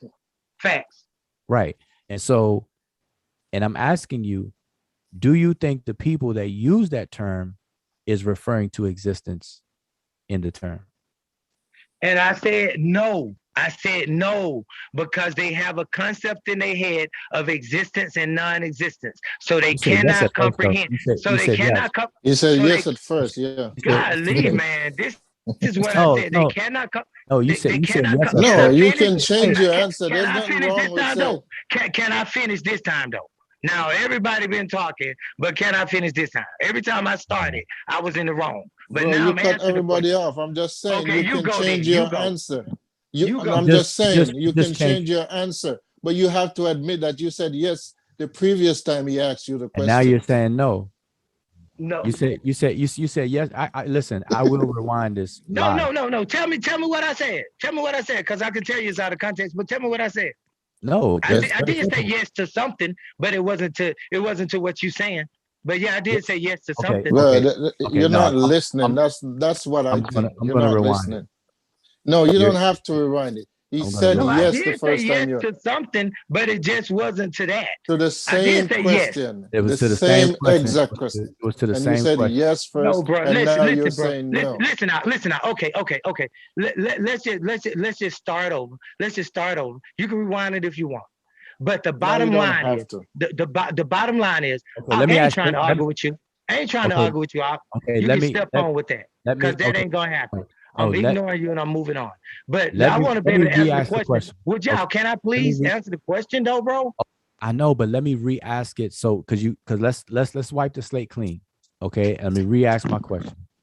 My question to you is, what is theism in the word atheism?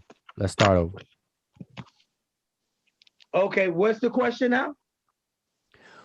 I'm starting over now. So, what is theism in the word atheism? Okay, I'm listening close. What is theism in the word atheism? Yep. What does it mean? And what I want to give is this definition: atheism and theism. To say, listen close now. Don't get mad with me. I'm gonna be quick. To say that atheism is the denial of God or the gods, and that is the opposite of theism. A system of belief. So this is what theism is: a system of belief that affirms the reality of God and seeks to demonstrate his existence. I repeat, a system of belief that affirms the reality of God, that's what I'm doing, and seeks to demonstrate his existence, that's what I'm doing, is inadequate in a number of ways. That's all I'm doing.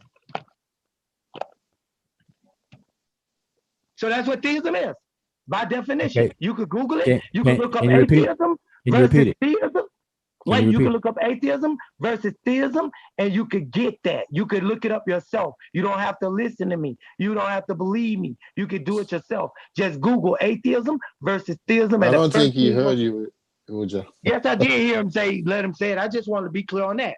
Go ahead, Wujao. See, you Okay. So, didn't hear. He said, "Could you repeat it?" Yeah, I heard him say, could they repeat the definition? I'll And do then it you again. said, Theism, you petty, bro. Theism, a system of belief that affirms the reality of God. I repeat, a system of belief. Theism, the ism part is a system. It's a system of belief that affirms the reality of God. I don't believe nothing, but it affirms the reality of God and seeks to demonstrate his existence. I don't believe God is a he, so there's no need in putting a masculine term that his existence is inadequate in a number of ways. And okay. that's So it. A system of belief that affirms the reality of God and seeks to demonstrate his existence is inadequate in a number of ways. I repeat, theism is a system of belief that affirms the reality of God and seeks to demonstrate his existence is inadequate in a number of ways. And all the while, y'all been thinking that theism is some belief in God. But go ahead, I'm listening. Okay, so can you see my screen? Let me get my. You should be able to see it. Well, it's very little, Wujao. It's very little. I can't read it though. So read it to me. I can see it. I can't read it. I see it. That's too little for me to read. I have eyesight problems out. Okay, so I think everybody else can see it. I'll blow it up. Okay, this is a carbon copy of what you just read. It's from the Encyclopedia Britannica, Atheism and Theism. And it says, to say that atheism is the denial of God. Now, I want you to understand that you didn't even go to a definition. You went to a commentary about it, and the title is Atheism and Theism. No, So, it's atheism versus theism. the one that I'm reading, is atheism versus theism.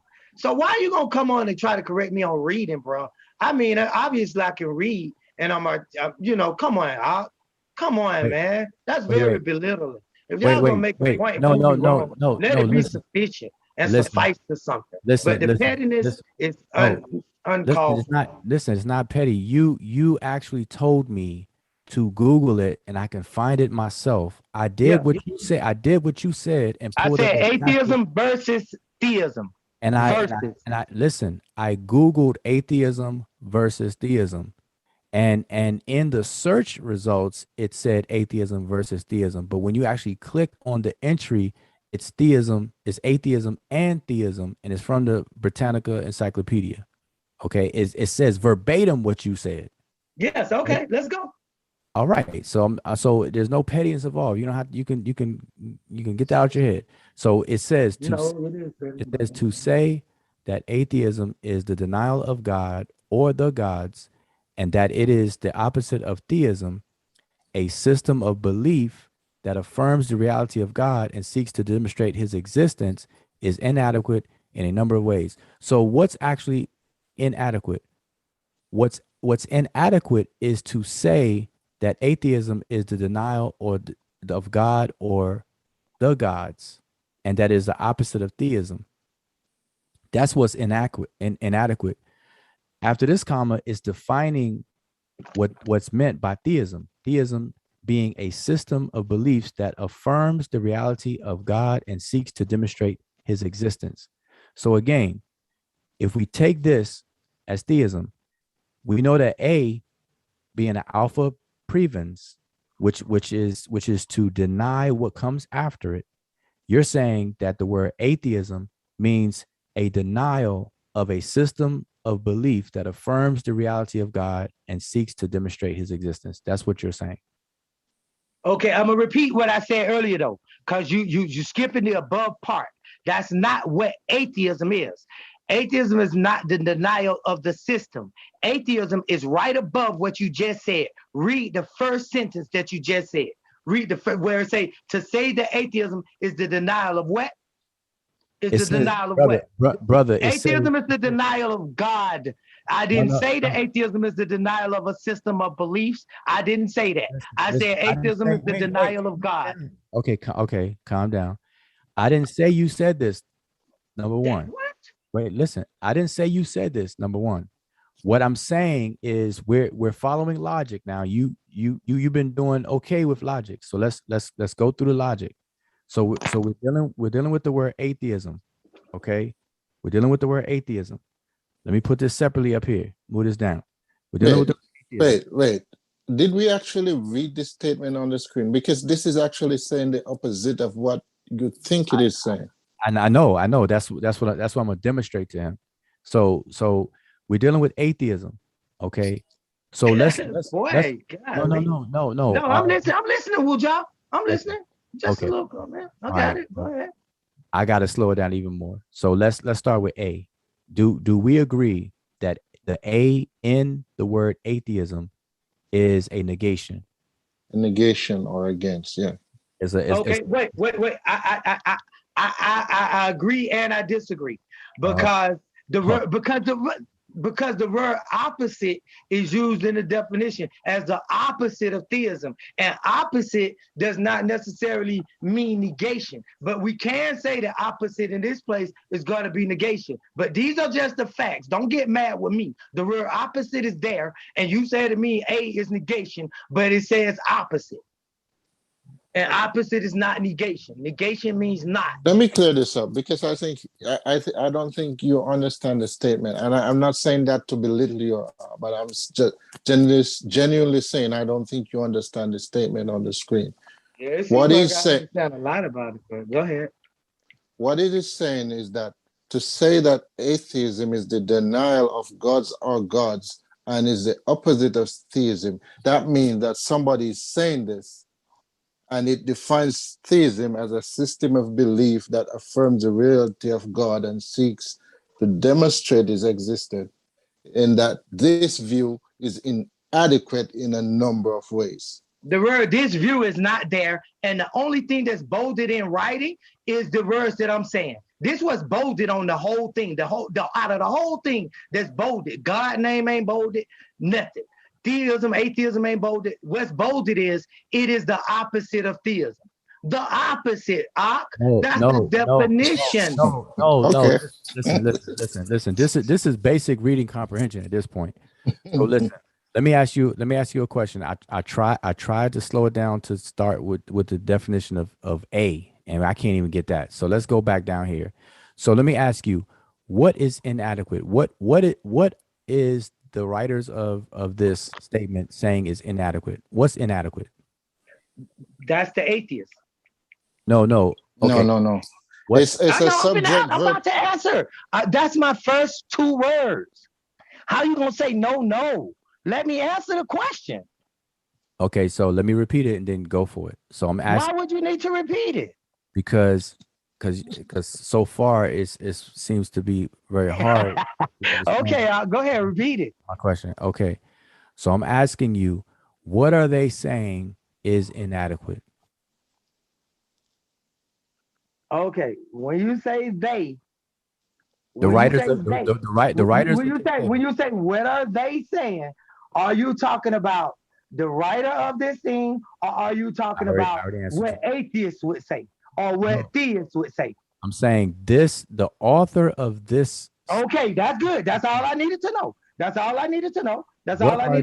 What are they saying is inadequate? The author is saying that the reality of God, that proven that a system of belief that affirms the reality of God and seeks to demonstrate his existence. That statement right there, a system of beliefs which defines theism, that this statement I'm making defines theism. It defines what theism is. And it don't mention monotheism. It says a system of belief that affirms the reality of God and seeks to demonstrate his existence is inadequate in a number of ways. They saying that proving God is inadequate in a number of ways. Okay, stop. Ask me the same question. Wuja, ask me the same question. Wait, hold on. Wait. Do you want me to give you the reasons or the ways in which it's inadequate? No, I don't. No, ask me the same question. Wait, hold up. Google Scholar, hold up 1 second. Because this is a lesson in basic reading comprehension. Because everyone heard him say that what is inadequate is this right here. Okay. Now, this is basic reading comprehension. The ways in which they're trying to prove God is inadequate. Let's just put this on record. The ways in which they're trying to prove God is what's inadequate. The ways in which they're trying to prove God is inadequate. Now, go ahead. Okay, but I don't even see that it even says the word prove, but okay, I'll just pretend it's in there. So demonstrate is proof, Wujao. The word demonstrate is proof. If you look up the word demonstratum, it is proof. So to demonstrate his existence, to prove his existence is inadequate in a number of ways.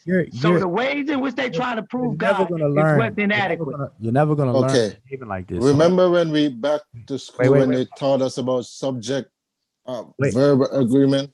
No, hold up. I'm gonna just show that this is what he's highlighting, and particularly the word demonstrate, he's swapping it with proof.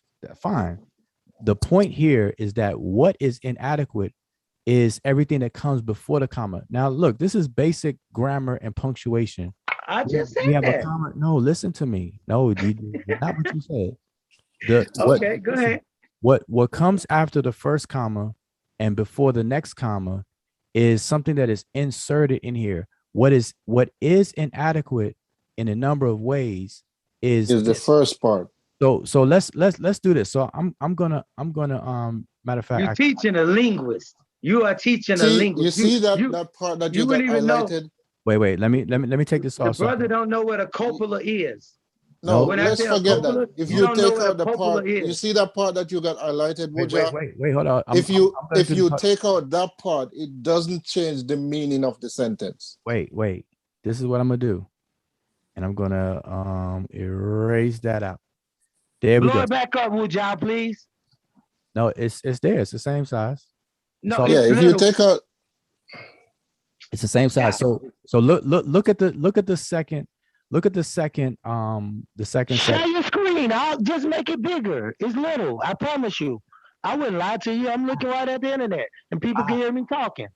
They'll know I'm lying if I'm not telling the truth. I'm telling you, it's little. As big as day. Everybody can see this as big as day. What's wrong? On my screen, it's little. Then I'm sorry. Never mind. Go ahead. It's big as day. Okay, so Google Scholar, can you read the second one, please? okay, to say that atheism is the denial of gods or gods, and that it is the opposite of theism is inadequate in a number of ways. And that is basically what the entire thing is saying. It's just put that second everything there after the second comma to juxtapose against what theism and atheism is, so you can understand. But what is basically the subject of the sentence is what somebody's view of atheism is, and they're saying that view is inadequate. Man, are you freaking kidding me? Okay. For real? What the? So this is something that we learned in grade school. Yeah, that is garbage. Sentence structure. No, that is straight garbage. If that's what they taught you in grade school, they taught you straight garbage about language, about commas, about interjections, about sentences, about sententials, about everything about reading is wrong. What is the subject of this sentence? I got out my magnifying glass and I saw what was on the chart, and it's all bogus. To underline inadequate like that and to use it in that context is wrong. Like I said, y'all want to play semantic games, we can move on to another conversation. This is not that deep to me. I think I made my point. I'm good on it. I ain't got nothing else to argue about. If that's how y'all gonna treat the information, I'm good with that. No, well, you can't argue because your argument has just been totally washed. No, that's garbage, bro. Come on, man. No, listen. Look what you're trying to do, though. You're trying to correct me on reading. Yes. You literally trying to give me a reading comprehension. You literally saying that the first sentence in the paragraph where it ain't even a sentence. That's exactly what I'm saying. Where the comma stops at theism. And it's one sentence. Where the comma stops, where the comma gives us a stop at theism, and then it picks up again at let me see where I can get it at. And it picks up again at existence, after existence, at the where is.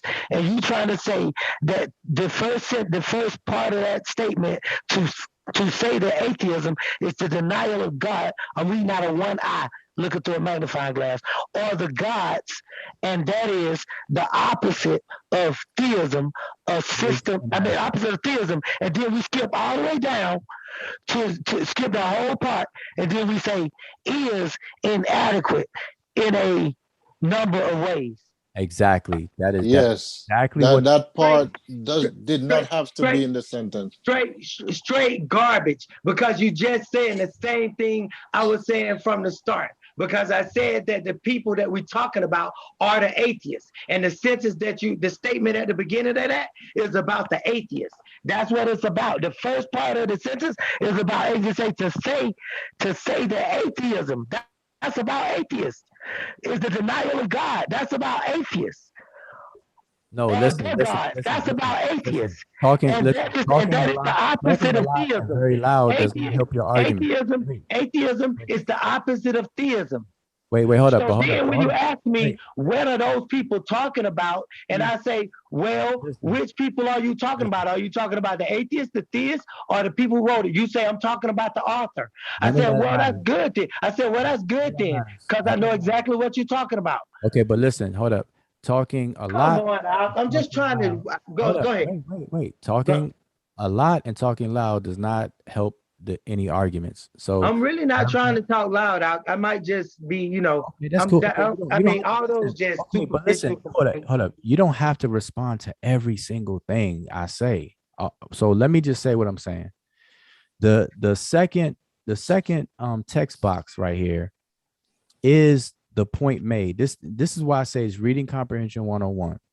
The structure of this sentence is the second box. What comes after the comma and before the other comma is an addition to further expound on theism, but that's not what's inadequate. What is inadequate in a number of ways is to say that atheism is the denial of God or the gods, and that it is the opposite of theism.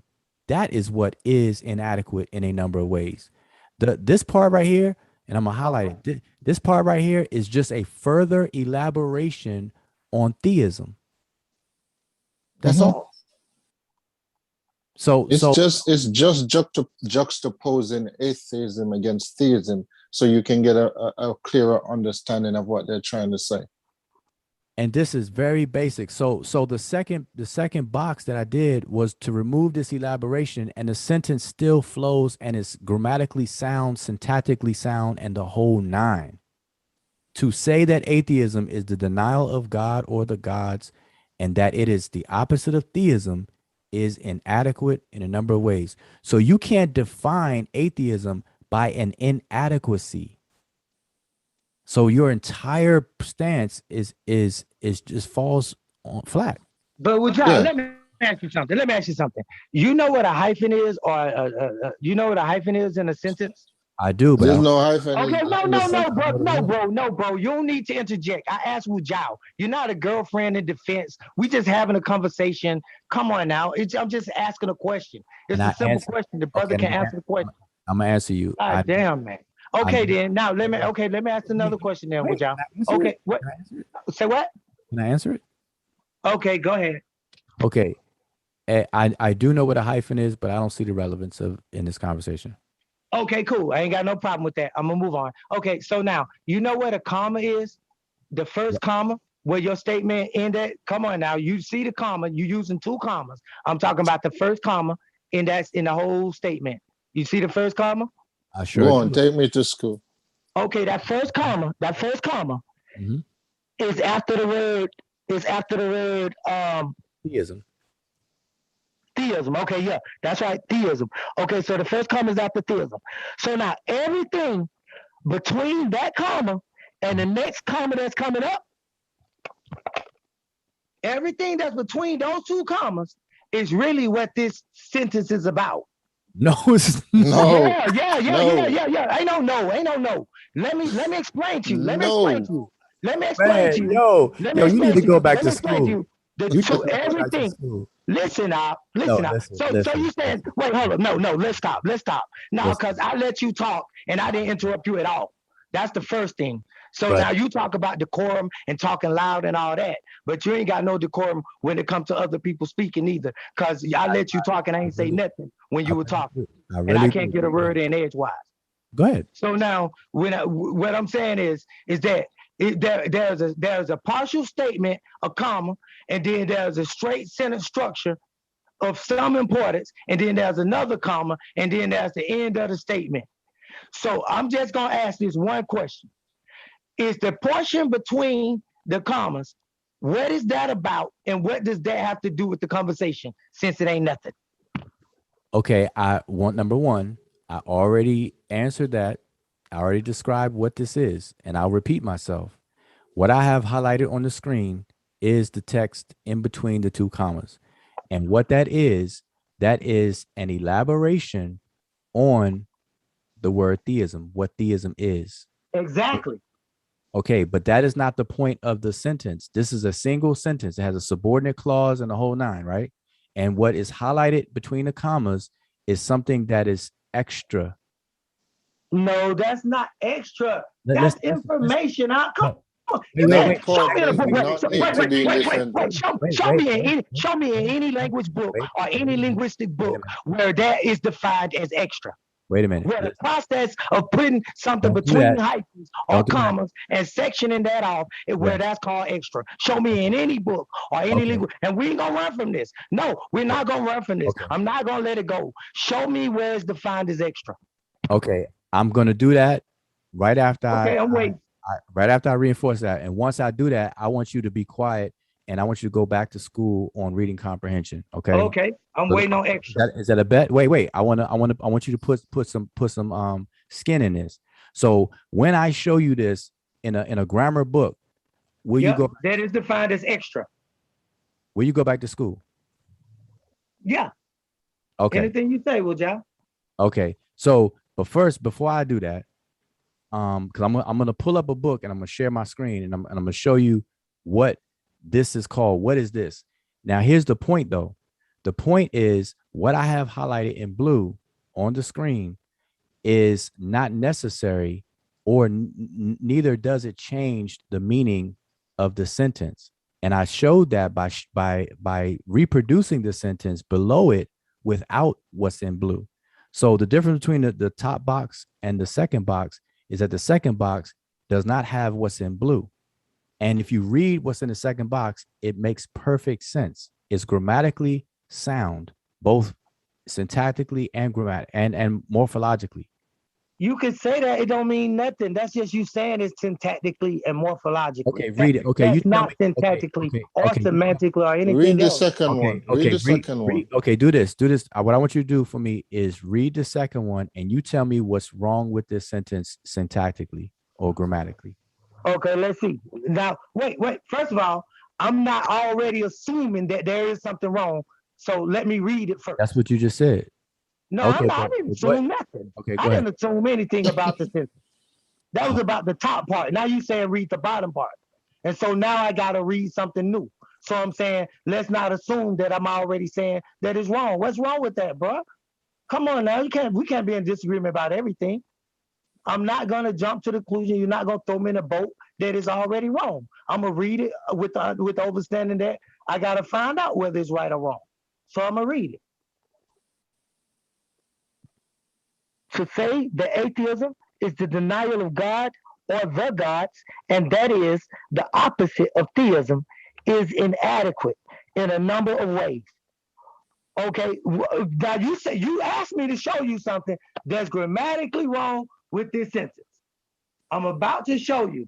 The sentence has 3 is in it. It has 3 equal signs in it. It has 3 is in it. The word is mentioned 3 times. And?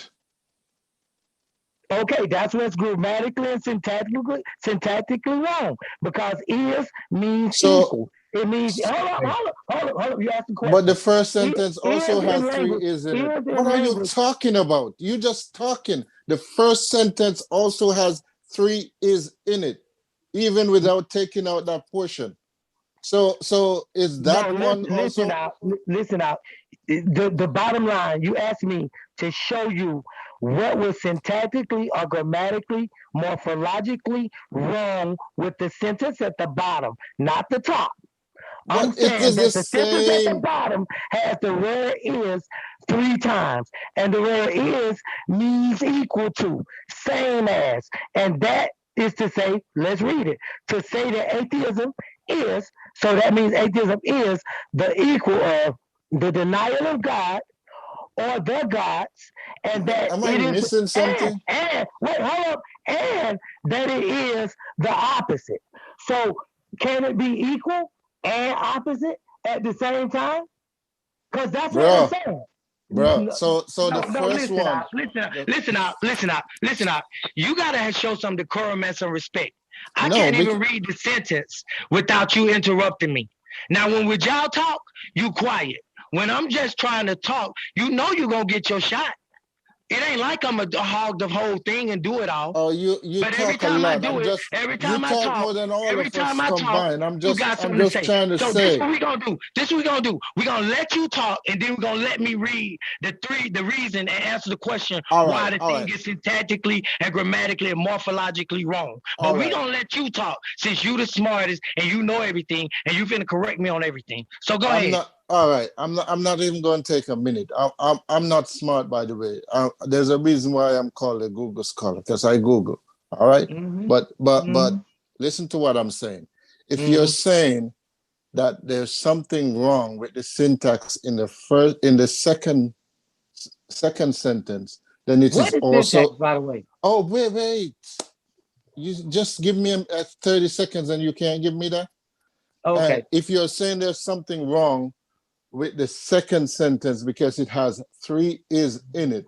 I'm saying to you that the first sentence, the one that you directed Wujau to go to, also has 3 is in it. So is that one wrong also? Yeah. So why did you go to it? To show the point that first of all, I want to be clear. That's a good question. I really like that question because I'm not in agreement with atheists or theists. So I do think that the sentence is wrong, and I don't agree with the whole thing because in a way, Wujau is right. In the definition they gave over there, they talk about monotheism and it being one God, and they mention the word one and monotheism specifically. And then the other brother would be right when he bring up polytheism and pantheism because those are parts of theism. So then the whole definition of it would be inadequate. And I said that from the start, that no word can be defined. It can only be described. I'm not trying to define anything. I'm only giving the description of what they say. And remember, I'm reading what they say on the computer. This is not what I know or what I think. No, so you're going, so you're using a definition that you don't agree with?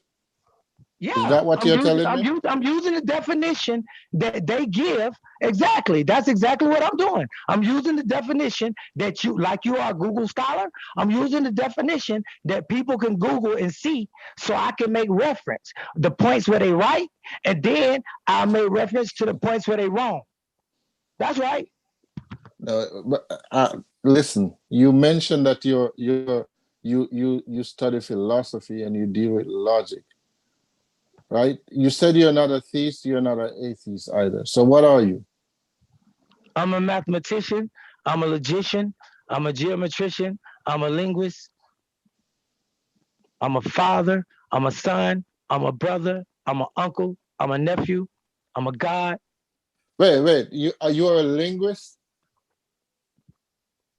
Yeah, that's what I said, yeah. And you can't comprehend this simple sentence on the screen? Obviously, I can in your eyes if that's what you say. I mean, I ain't got But no it's reason not to argue just with you my about that. eyes. That's a petty Wujau argument. was the one that pointed out first, so I don't know. But it don't matter who pointed out first because you the one I'm talking to. So we don't need to redirect it to Wujau. That's some stuff. No, but let's just keep it this between me obviously, and you. no, Let's it's just obviously, keep it between me and you, though. So yeah. So I'm saying I'm not the only one who is seeing that you're not understanding the sentence. Let me tell you something. I don't know whether you heard anything that I was saying. And I try not to get into conversations like this because I really am a teacher or a reminder of people of information. So this is not really progressive for me because it's just like ego and a bunch of cock sizing and all of that out. I ain't really got time for that. I'm really trying to educate my people, really trying to edify my people. That's really what I'm about. And the passion you hear in my voice is always been there. I always been like that everywhere I go. I always been told the same thing. I even write in all caps. So I'm used to that. But the arguments that you've given me are petty. They're just a waste of time. Like if you want to ask me something, ask me something about existence. All right, listen, bro. I apologize. Hold on. Let me finish. Let me finish though. Okay, I'm done with that. I ain't ranking on you. Okay, so but please ask me something about existence because right now we done started talking about sentence structure and syntactics and not even sentences, but now we breaking the sentences up into statements around commas and trying to make tactical points when I am a logician. I study logistics. I study linguistics. I study language. It's not gonna happen because I'm careful with my words. You're not gonna catch me in a lie. Only thing you're gonna do is confuse the people and filibust and waste time when we could be making progress. What do you mean when you say you study logistics? I just want to ask you that. Okay. Just break it down for me. When you say you study logistics. Okay. I'm doing it. Listen to the L's. Listen to the language. Listen to what I'm saying. Just listen to the L's. I study logic and logistics of mathematics and linguistics. I'm going to say it again. I study the logic and logistics of mathematics and linguistics. And mathematics and linguistics is language. That could be put as one. So we Yeah, could I just got say, that. I just asked you a simple so question. The we could just say, logistics part. so we The could just say, logistics. I studied the logic and logistics of language. But Bruh, it's important that people forget about the understand logic that part. I'm language talking about involves both logistics. mathematics as well as linguistics, and that it involves arithmetic as well as geometrics, and it involves syntactics as well as semantics. So You're yeah, that's rambling what now. I I'm teach. just asking you a simple question. What do you Yeah, but mean that's when you my said answer. It don't matter you're what not your simple listening to question the is. question, bro? Listen to my question. What do you mean when you say the logistics of language? The logistics of language is the same thing I would mean, and I'm giving a description, not a definition, because it's no definitionary. So let me tell you what I mean by logistics. The logistics of language is the syntactics and the semantics of language. That's the logistics of language. The study of the syntactics and the semantics, meaning the premises, the prepositions, the propositions, like that. Uja, you deal with linguistics because I don't understand. So can you try to explain it so I can understand what you mean? Okay. You have okay, go ahead, Woodjow. Okay, so I just want to, first before I do that, I want to get back to this because I've been quiet this whole time. All right, so I just want to ask you a question. This you can still see my screen, right? So I want to know, I might not answer, but go ahead. can what I have highlighted in blue right here, Oh yeah, let's go. if this was isolated, does it create a complete unit of meaning? In other words, is it a complete sentence? If I take the blue part out, would I end up with a complete sentence? Yes. Now let's go slow now, Woodjow. Don't do me like the Christians do, because you know when a person say, "Do you believe in God?" and then you say, "No," they run because you're a sinner. So let me say what I want to say. Don't run like a Christian. Okay? You ask me a question. It's simple to me. It's not a hard question. I have nothing to be afraid of. I'm not afraid. I'm taking my time. I'm not talking loud. I'm relaxed. I'm cool. Okay? So now, is that a full sentence? I already explained that is without that center part, that, and the brother was correct, that it is still grammatically wrong. But I did say that without that part, the excluded part you're talking about, the blue part on the screen, without that part, that statement is grammatically, as you said, and morphologically and syntactically wrong. We do not get the full context of what the author is speaking about. If we read it without that center part, I would not know the whole of what he's talking about, because guess what? As you claim, theism would not be defined, so we could not get an atheism, which is what the part you talking about is about. The top part and the bottom part, with the exclusion of the blue part, is all about atheism, and the blue part is the only thing about theism, and that's the part that you were talking about, and that's the part that I'm gonna stick with. It's the subject because it's the root of the word theism. But I take it a bit further and I say theos past theism, but we ain't got there because you said we're gonna take a step back into this mix of theism, and that's where we are. So yeah, nope, the sentence would be wrong. It doesn't give enough information. It's not a logical statement. And let me say this: you could check with a man. Wait, you could check with a man. Wait. Let me. I just got one sentence. One sentence. You could check with a man. This is my reference. I gotta be able to get my reference. You could check with a man named Ludwig Gottlob Frege, Frege, Frege. He's a logician too, and he shows the exact same thing that I'm saying. And you can also check with a guy named Michael Dummett, Dummet, Michael Dummett.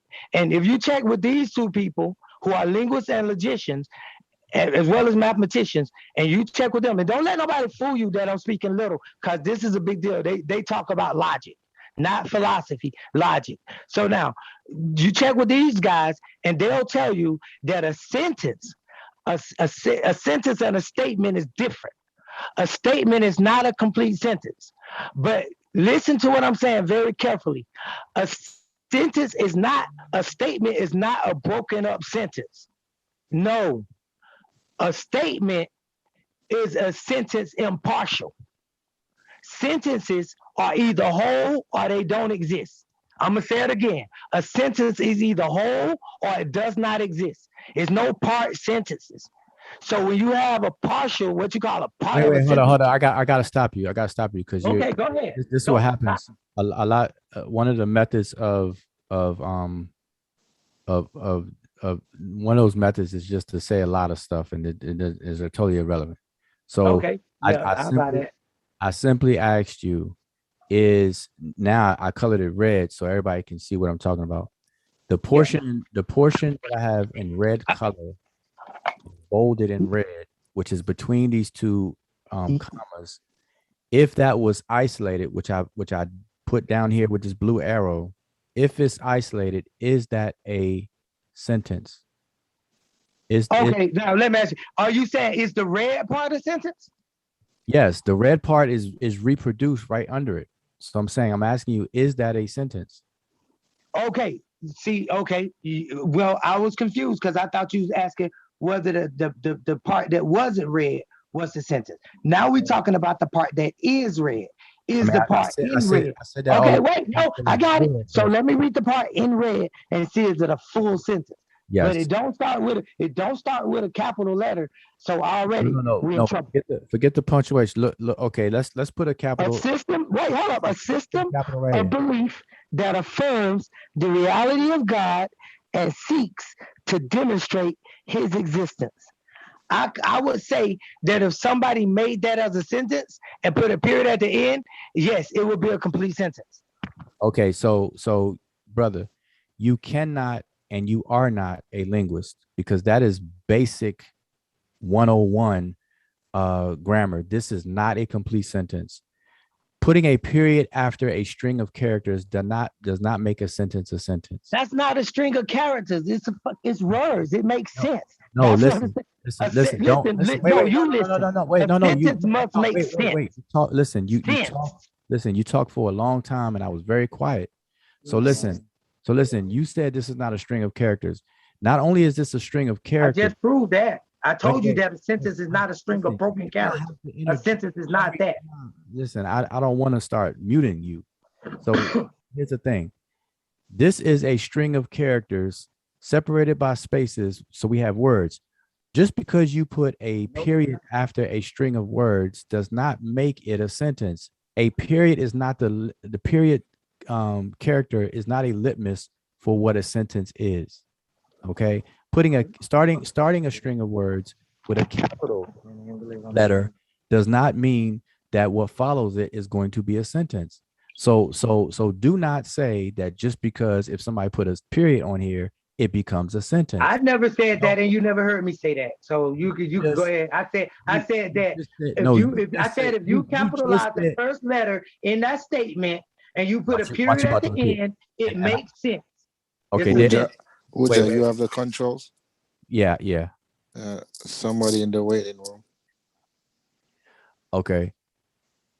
So here's the thing. I just put the A as capital A, and I put a period after the word existence. And so I'm going to re-ask you this question. Is this a properly formed sentence? Okay, let me get back out my magnifying glass because I was doing something else, but I'm getting it out. Here I come. I'm coming right now. Okay, I'm ready. I got it out. I'm ready. I'm looking at the sentence. The red part, right? Nope. The blue arrow is pointing to it. Oh, the blue arrow. Okay, I see it. Okay. A system of belief that affirms the reality of God and seeks to demonstrate His existence. Is now that listen to me now. Listen to me now. Listen to me now. Listen to me I now. just want to know. Listen. Wait. No, I let just me want answer to the know. question. I Let me just answer the want question. to know. Yes, yes, yes, yes, yes, yes, yes, yes, yes, it is. There's no Yes, way you could be a linguist. yes, yes, yes, yes, yes, it is. There's Yes, no the way. sentence. Yes, that. Yes, if you let me Get your answer, money if back. you stop being a hypocrite and No. let me answer, I mean, I it'll can be make it fair. into a sentence by adding some No, if words, y'all but it's stop not being yet complete. hypocritical and No. let me answer the question. I was asked a question. Can you keep your own word as men and allow me to answer the question? Okay, go ahead. You don't have to No. talk about what you're going to do every Elaborate. time. No. Let's Oh, describe okay what then. you. I'm ready. I'm ready. Okay, I'm Wait. ready. So Wait. then the question A was for second. me. The question was for me. Wait. Is that a sentence? Is that a sentence? I The stand answer by is my yes. word that that is not a string of characters. That those are not characters. Those are words, and they have been formed to make sense. And that once you capitalize the word a and you put a period at the end, it doesn't sit. That is a complete sentence. That is a complete statement. That is Hey, an answer to a question. It okay, we describes. got you. Hold We up. Let got me you. finish out. Let me finish. Just let me finish. It describes theism. It is a description of the word theism. It is an adequate description of the word theism. The author put it there because it is an adequate description of the word theism. And I Okay, we agree. got you. Give So me a that is chance a to go sentence. now. Give me a chance to go. Okay, Wujawu. So admit The you same wrong question. because that's a sentence. Hold on. The same question. That is not a complete sentence, and I can demonstrate. And Wait. remember, Let me I ask am you. not. Hold up. Google Scholar. Let me ask you the question, and then you give me your answer. Okay. So what I highlighted in red, I isolated next to the blue arrow and put it in a sentence, visual sentence structure by adding a period and capitalizing the A. So my question to you is this a properly formed sentence? No, it is not, and I can demonstrate that it isn't. And remember, I am not a linguist. All right. So Exactly. it is. It is not a complete sentence because it's just a part of a statement. Now, to demonstrate that it is not, I can make it a complete sentence. Now, at the beginning, I can add a couple of words to it and make it a complete sentence. I could say theism is, and the rest of it, and that would make it a complete sentence. Exactly. So it is a complete sentence without theism because you don't have to have the word theism there. Do you understand what I just said? Do you understand It anything I describes just? theism. You said put theism is in the front of that sentence, theism is in the front of that sentence, and it'll make sense. So without theism is, it is a description of what theism is, because is equal to. All you will be saying is theism is equal to the statement that I'm making. So how could theism be a word and then say theism is and is be equal to, and you put theism is in front of the statement? So then theism would be equal to the statement. Would y'all call that an equation? I stand by my Wait. word. Do It's you a understand? tautology. Do you I stand by understand my that's? word. It's a Do you tautology. understand When you that's say not when the? you say when Wait. you say theism, Wait. let me just Calm finish one down. thing. When you say Calm theism down. is, then Hold it's equal on. to the statement. Hold on. Do you understand that is not the only way I could make it a complete sentence? Do you understand I could have done other No, things I to make? understand that that's the way you made it a complete sentence, and you were wrong, and I capitalized after that. All right, so let me Okay. go. My turn. So let me this is a teaching moment, a very brief teaching moment. So the part that's in red is referred to by linguists as a dependent clause. It's dependent because it cannot stand on its own as an independent clause, which is what a sentence is. A sentence is at least one independent clause. All right. So when we read a system of belief that affirms the reality of God and seeks to What? demonstrate his existence, that is not a complete unit of meaning. That is a hanging clause, aka dependent clause, because it's not independent.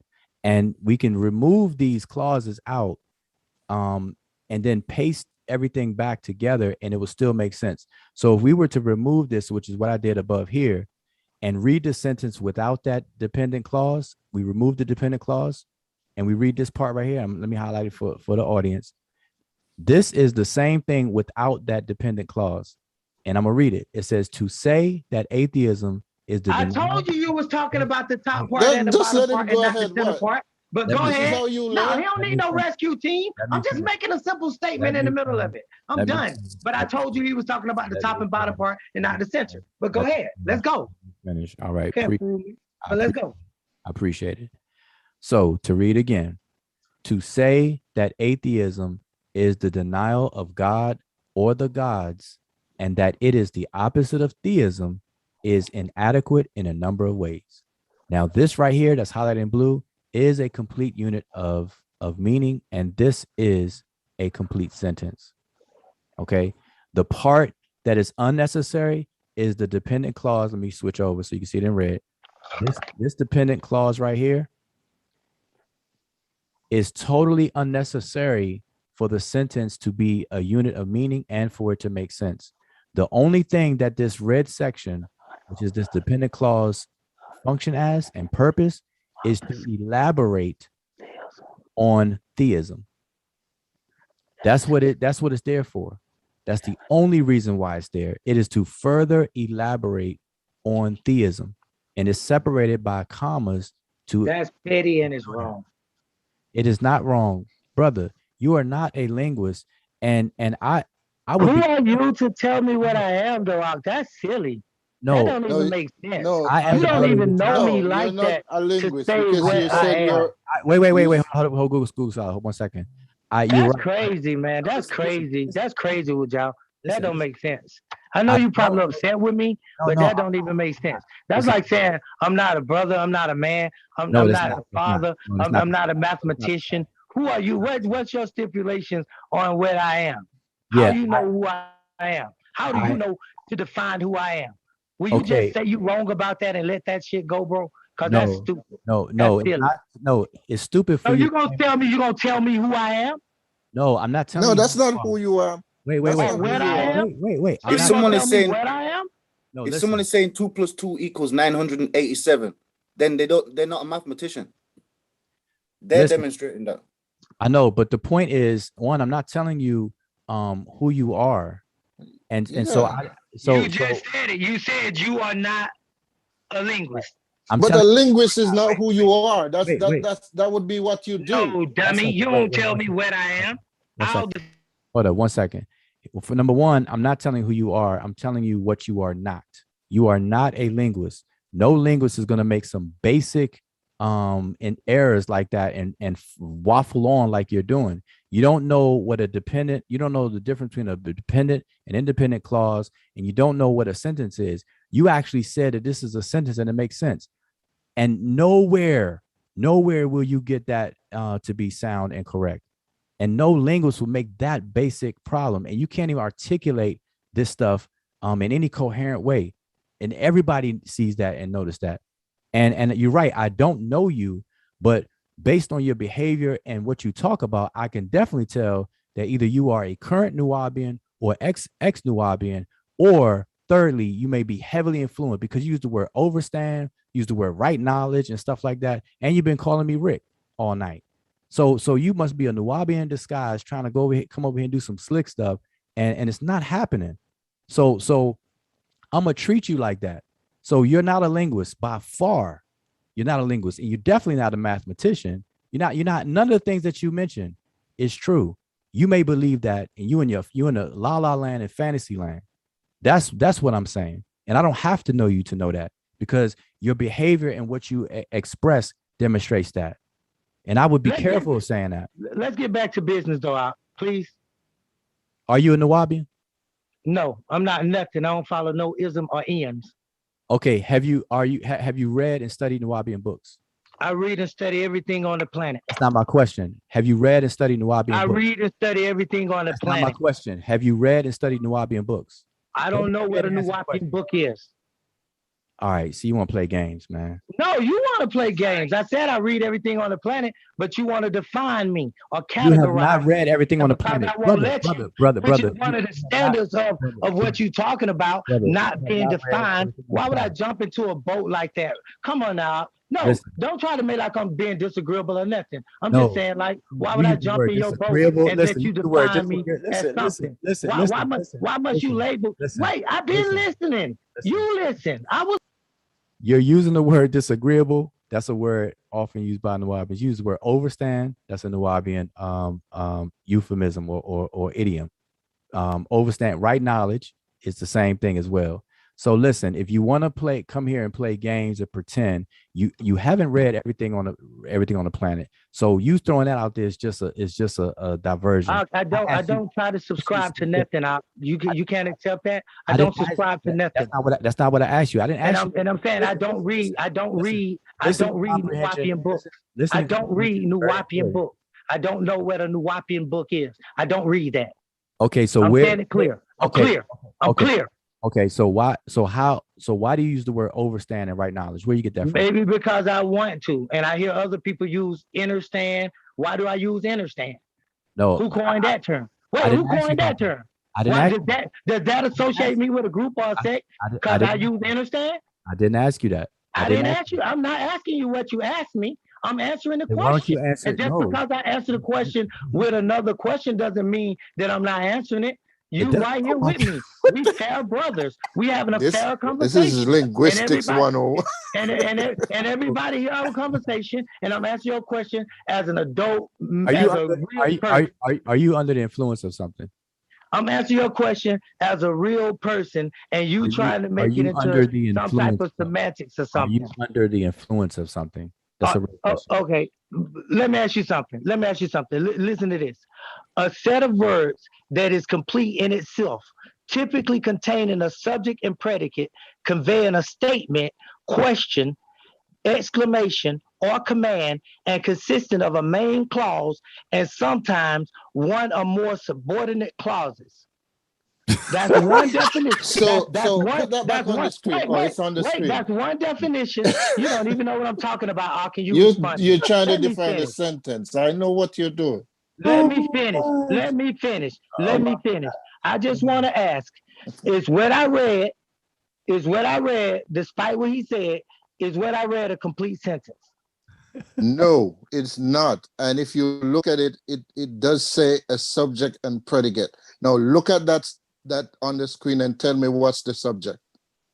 No, that ain't what I asked you. I said is what I just read a complete sentence. I'm not talking about what's on the screen. I'm asking a simple question. I'm gonna read it again. A set of words that is complete in itself, typically containing a subject and a predicate, conveying a statement, question, exclamation, or command, and consisting of main clause and sometimes one or more subordinate clauses. Period. Is that a sentence? What you just read is a sentence. But now let's apply that definition. No. Let me finish. You don't want to do that. Answer. Can I respond to the question I asked? You said no. Can I finish my methodology? No. Listen, do you listen? I did not say no. I didn't even say no. I said what you just read is a sentence. Now let's apply the definition. Yeah, that's what I meant by no. You was countering what I'm saying about my sentence. No, okay, so now that we've established that you say that share the mic, bro. Share the mic, man. Jeez. Is this what I just read a sentence or not? Would y'all? Listen. No, I'm asking a question out. Is it like you do me, bro? Is it a sentence or not? Is what a sentence? What you just read? What I just read, is it a sentence or not? If you want me to read it again, I'll read it again. No, you just read the definition of a sentence. I answered it twice, Ak. I said. Okay, what is it? Is it a sentence or not? I said it is a sentence, Ak. Okay, now, right there. I want to say that it doesn't start with a capital letter. It's just defining or describing what a sentence is, but you call it a complete sentence. So when I say that is a complete sentence, read it without again. without the word thesis, Read this doesn't have the word sentence, but it's the description of a sentence, that doesn't have thesis. It's just describing the word thesis. Then now you are in total contradiction of yourself because you say that on one hand it's a sentence, but on the next hand it's not. No, read. Let me end this. Wait. When the white man said it's a sentence, the white man ice is colder. No, read it again. Read what you read to us again. Okay, I will. I will. Starting with the number 1 and a lowercase letter a, and all sentences start with a capital letter, but let's go. A set And of you're a words, linguist. a set of words that is complete in itself, typically containing a subject and predicate, conveying a statement, question, exclamation, or command, and consisting of a main clause and sometimes one or more subordinate clauses. Okay, now what you just read to us Period. there, what you just read to us there is not a sentence. Oh man, I read that the first time. First 3 times. What's you talking about? That's not a Now sentence. you just changing your position. You moving the goalposts. But I can No, play that no, game. no, no. Go I'm ahead. not It don't listen, matter to me. no, I I'm feel not justified. listen, I'm not moving the goalposts. I'm telling you that that's not a sentence. Yeah, I hear you. I know it's not a sentence because I said it wasn't. Okay, so that's the same thing that I'm saying it's not a sentence. Oh, wait now, let's get this straight. I'm saying it's not a sentence according to you. I'm saying it's not a sentence according to you because What's the brother's name? Because you need to listen sometime. You can't be talking all the time. You have to listen. Even when you're not talking, you're What not are listening. you talking about? You don't listen to nothing. I'm having a conversation and I'm responding to statements that was made to me by Wajau. And you want to interrupt that and distract that with silliness instead of me making a simple point. You don't listen to the explanation though, bro. You jump in when you hear you saying words. I'm not listening is not He's gonna doing it to you suffice. too. That don't mean Exactly, nothing. bro. That don't mean Sit nothing. down, That's man. not no argument. Because if I That's sit sit here down, man. and listen to everything you said and then waited to speak, you will be right back on here just like I just did, saying I don't listen. That's just some put down stuff. So I'm going to shut up and I'm going to let you say what you got to say. And then I'm going to explain to Wajau what I was saying because I'm not going to forget. So you go ahead with it. Okay, so let me go though. I want to say that if you believe what you read is a sentence, then that's the problem because what you read is similar to what I have on the screen. It is a subordinate clause or a dependent clause. I've explained this before. Now you went and looked up what a sentence is. And so instead of reading, you're just reading the description of a sentence and you're reading that portion. You're not saying a sentence is and then following with what you just said. So can I interject? May I interject? No, peacefully? not yet. May I interject peacefully? Nope, not yet. That was a dugger. Okay, you go ahead then with y'all. No. Okay, go ahead. Go ahead. Not yet. So Go ahead. Go. So this is the problem of not learning. So instead of looking up a dependent clause, you went to look up a sentence. And so the better thing to do was to look up a dependent clause because I described and explained what this is in red. It is a dependent clause. It cannot stand on its own and be a unit of meaning. Okay, so what you called it was extra. Wait, so let me ask you ain't got to that yet. Let me ask you a question because it elaborates on theism. So here's the thing. Let me ask you this question. In this section, what's in red, what is the subject and what is the predicate? I mean, okay, I'll do it, but you're not gonna let me address the first thing you said though. I gotta do this one. Yep. Come on, man. Apply some linguistics to this question.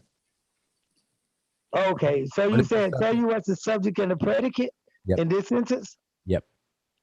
Okay, first of all, in the red part, like I said, see, we going back, we playing semantic games. Okay, it don't start with a capital letter, it's not a sentence, but we just gonna say it's a sentence though. I ain't gonna be funny. I'm just gonna say it's a sentence. I'm just gonna freaking agree with y'all just to keep it simple. Wait, I said it's not. Wait. I'm saying it's not a sentence, brother. Yeah, but see, that's what I was trying to explain. Let me explain something to you. Let me explain something to you now, with y'all, right quick. It totally deflected that question. No, bro. What is the subject and what is the predicate? I'm asking with y'all to let me explain because it appears to be some confusion and it's not going to get solved by you doing that. Just let me clear one thing because I see what's happening here. With y'all, the other brother said, he said that regarding the statement in the middle, the one that's in red, he said that because I said that That's in regard. That's the description of theism. The part you have in red with y'all is the description of theism. I'm clear. That's the description of theism. That's what the red part is. Now, that wasn't my when I read it, the brother said I could put theism is in front of that, and then it'll make a sentence. And I said, yep, it'll make sense. It'll make a sentence. So then I said, wait. So are we wasting our time here? Because you just said, but so first just answer my question. Okay, go ahead. What is the subject and the predicate of what's in red? I don't know. All right. So since you don't know, then you cannot sit here and claim that it is a sentence like you've been doing. You got a linguistics degree? No, you can't. I just defined, I just gave you and tried to show you what I meant by a sentence. If you said at first that the definition of the word sentence is a sentence. I'm gonna say it again. The definition of the word sentence. The definition of the word sentence is a sentence. That's why I looked it up, because the definition, the description of a thing is a sentence. So then that would make the red part a sentence by default. Like the brother said, if I put theism is and then state that red part, then I'm automatically saying that the red part is a description of theism, which makes it a sentence. Because if I put theism is, now you do me this. Say the words theism is and then read the red part. Say the word theism is and then read the red part.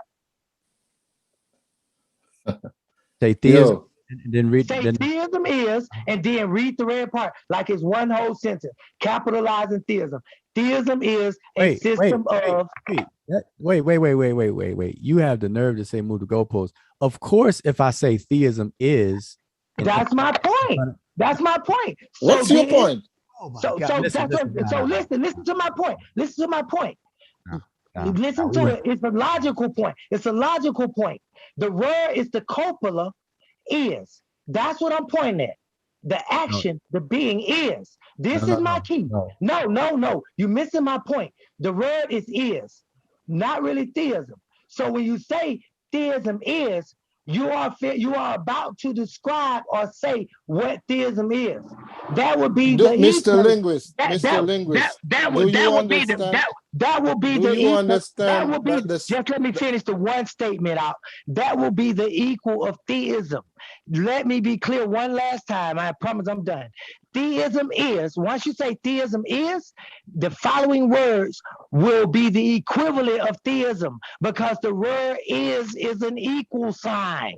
All right, period. stop. I don't care how you put it. The word is an equal sign. So when we say theism is, and we read the red part would have to be a full sentence. So you would be wrong, because it would be a description of what theism is. But out of context and using the commas, no, it's not a full sentence, because it's just being used to define or describe the word theism in the larger context. In the larger context. No, you hold up. Stop. We hear you. We heard you. Yeah. Right. In the larger content, not context. Bruh, do you understand as a linguist? No, you understand. I hear you. Go ahead. You As a linguist, just as go. a linguist, yeah. You should know that a sentence has a subject and a predicate. Now, he asked you what was the subject in that, and you couldn't tell. So you mean to tell me, as a linguist, I'm supposed to be able to answer every single question somebody asks me just because I'm a linguist? Can you just stop? Wait, no. You answer this. Just because I'm a linguist, if somebody asks me something, no. I don't need no yes or no. Just because I'm a linguist, am I supposed to be able to answer any and everything somebody asks me? That period. Yes or no? To do with linguistics, yeah. Yes or no? This is not even linguistic. This is second grade language. Yes or no? Yes or no?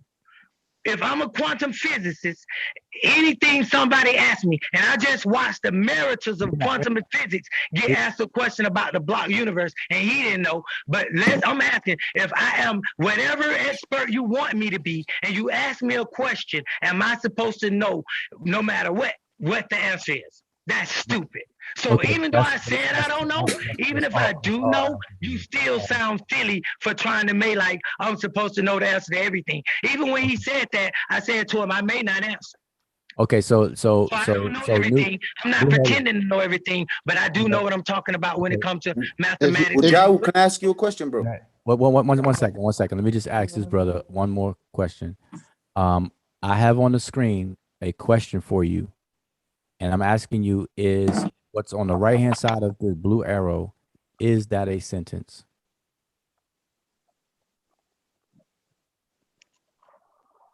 And that question is for New Heru. Oh, wow. Do I need to make it bigger? I thought you couldn't. I thought it was just spread all over the screen. Just answer the. I'm just messing with y'all, bro. I'm just messing with you. Go ahead, Joe. I'm sorry. I'm asking. He's asking you a question. I'm asking. Oh, I thought he said he was asking some other name. He didn't say New Heru. He said I'm asking some other name. I did. He's not listening. He's just talking all the time, so he's not listening. I was listening. He said I'm asking the brother such and such, whoever on the line. But he said your name. I said your name. Man, this is okay. Wait. So I'm getting to it. I'm finna look at it. You know that this is archived. Like, this is going to be up on the internet. Yeah, this is hilarious. I love it. So it reads, "Is this a sentence?" That's the thing. Yes, that's a sentence. Yeah. No. That's what's on the right? What? Is this a sentence? The red car. You should have answered already, bro. Oh, the red car. No, the red car is a sentence. Yeah, that's a statement. The red car. If somebody asks me which one, I say the red car. That's a sentence. That's a statement. It got everything. It's got a definite article. Never mind. No, I don't know nothing about that. Fuck it. No, it is a sentence though. This is the logistics of linguistics. Oh, this is, man, yo, this is. Hey, I'm gonna have to definitely tell these guys, don't ever delete this. This is crazy. Yeah, but I see the adjective red. I see the subject car. I see the definite article there. I see the period. I see things capitalized. Where's the predicate? Oh, don't let them predicate this sentence, because it's a statement. The predicate is lost in the question that was asked. Because without assuming that it's a question asked, that's what I'm trying to tell you. Without assuming that something has happened, that's not a complete sentence. Hold on. Even though I said that's a complete sentence, without assuming other things, that's not a complete sentence. It sounds like you're swallowing your microphone, man. Okay, without assuming there are other things, then that would not be a complete sentence. I'm just making that clear, that it is a complete sentence, assuming that it's a statement. But if we assume other things, it could be not a complete sentence if we went according to all the things that are, if we went according to the definition of a sentence. Right, bro, come on now. If we went according to the definition of a sentence. He's not hearing you because he's just talking all the time. Listen. I heard your definition. That's because I'm in the middle of talking. I know, but you're doing too much of it. Like, bro, you're in the middle of talking when someone else is talking. I'm just trying to answer the question. I know, but listen, you're not comprehending. You're not. Okay, let me see what I'm saying. Did I answer the question? I'm done. Did I answer the question? Yeah, no. Okay, thank you. I'm done. Go ahead. Now you go ahead. Because I just want to expound on, after I answer the question, I wanted to expound a little bit on that. I thought you were done. Since I can't, I'll digress. I'm done. I'll concede. Okay, you go. Okay, so you said that this right here is a sentence. The red car, not this right here. The red car with a period is a sentence. I knew he was gonna start talking. Man, you don't have to interject in between everything I'm saying. Okay. I thought you were talking to me out. I know, but you said this is a sentence. Wow. So when you said this is a sentence, then that sparked me to say, Oh, you're talking to me? Let me correct that. You said the Is red a car, right? You said the red car is a sentence. Yes, I did. Facts. Okay. I just want the record to reflect that the brother knew Heru on what's this, August 8th, 3:35 a.m. on Eastern Standard Time. He said that the red car is a sentence. The linguist. Yep. The And- red car is a sentence. Okay. And Just like if I said, just like if I said the red dog, that is a sentence. Just like if I said the red coat, that is a sentence. If somebody said which one, and I said the red car, they would know that's a sentence. Golly, man, how what the? Come on, man. Okay, so I'm gonna. I said it's a statement. Okay, I was clear that it's a statement, and I said without that assumption that it's not a complete sentence, and I was clear on that. And now you're trying to say, "Hey, everybody, look! Here's the brother New Heru. It's being recorded that he doesn't know a sentence." I just said without the assumption that it's a statement that it's not a sentence. So y'all need to take the wax out of y'all ears and the all-seeing blocking matches off of y'all eyes, because I'm clear. Hey, Wujawu, peace, King. Peace, big brother. All right, hold on. Let me just say this. I want to move on because I don't even have the need to say anything else. But let me ask you this: Why y'all upset with me though? Why y'all We're mad? not upset, What bro. Nobody's upset. What did I do wrong? I'm just y'all brother. I mean, what did I do? I'm stating my opinion. So what? Okay, I'm wrong. I'm an idiot. I'm a fool. I can't be a part of the crew. Hey, Wujawu. What's wrong? What's the deal? Hold on, big brother. Hey, Wujawu, can you put that up again? Because it's easy to understand, like you was going to. Put that up again one more time. Yo, When you Gideon, talk about Gideon, that you, Gideon? No, this Nile Valley Hebrew. What's up, family? It's a Nile Valley the Hebrew. other brother had a question before you, though. That's what I was trying to say. Yeah, brother Kofi had a question. Well, it was about the actual atheist thing, but it came to this. I wanted to know how you was even struggling with this. Like, how did you get stuck in the middle of this little bit here? What was the issue? Who was that question directed to me? Or well, not to no, it was to the other. It was to you, Jawu, but I was asking the question as how come you and this brother got to like this impasse in this part of the conversation? Like, why is it an issue? Like, I don't mean from your point of view. Okay, because good question. Okay, because of this right here. Let me put this back up. It was. But since it's not from his point of view, can it be from mine? Nah, I'm asking with Jawu, bro. Please don't. Okay. Yo, please just relax, man. Okay, no, I am. I'm saying, but you said not from his point of view. So which point of view he gonna give? Mine? God's point of view. Just relax, bro. He's asking me the question, man. So the reason why we got on that display of what just occurred just now, I'm not even going to name it, was because this was presented to us. This right here, I'm moving it around. That right there was presented to us by the brother. And I was saying we were trying to define atheism. And so he offered this up.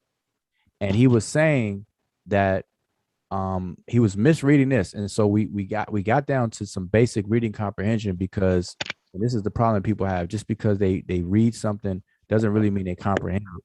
And so what this is saying is what's inadequate is to define atheism as the denial of God or gods, and that it is opposite of theism. That's inadequate. That's the message here. And so I was trying to get the brother to understand that that's what the message is. So because that's what the message is, you therefore cannot define atheism as something that this is saying is inadequate to do. And so it put us back at square one, which we never went back to, because we went into this whole linguistic lesson that demonstration of who's a linguist or who's not. And here we are. Leave that up. I wouldn't even say this is linguistic. Now can I ask? 1 second. Let me get in here. Yo, hold up, bro. Hold up, relax, man. I was still dealing with the thing about atheism, innit? Hold on. Yeah, they told me let Kofi go before me, so I let Kofi go. That's Kofi speaking. This is Kofi. That is Kofi. He wasn't finished. Go ahead. Okay, go ahead, Kofi. My bad. Yeah, with the atheist thing, right? Like, I'm say an atheist, but it's not from a. I'm not making a claim. So it's like if someone presents me a God and say, you know, especially in a theistic term, then I'm an atheist to that God because I just require evidence that God exists, and then they can't present it. So then, or they can't present evidence that qualifies, if you get what I'm saying, or convinces anyone. So in that regard, I'm an atheist. But when you present me say a God from, say, let's say Africa, and then you say this God is existence, my reason for being an atheism in regards to the theistic God is because I require like a scientific explanation to natural phenomena.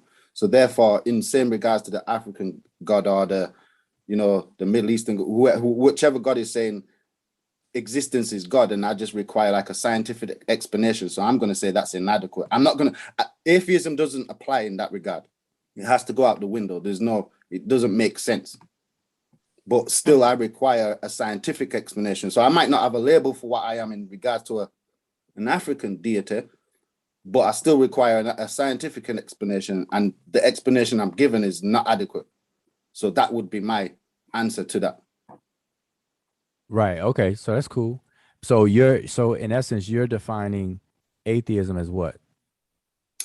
Well, there's so many versions of atheism. My version is I don't really care to even have it. It's kind of given to me by the theist, if you get what I'm saying. I just require some evidence that this God exists. When they can't present any or giving it, then I'm labeled the atheist because I'm not convinced then, if you get what I'm saying. I'm not convinced.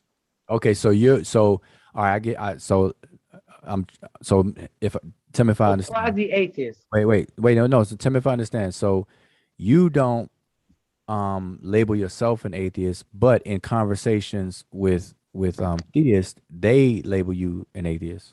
Yeah, and I accept it. Okay, but so now here's a follow-up to that. What do they mean when they call you an atheist? Then what do you think they mean?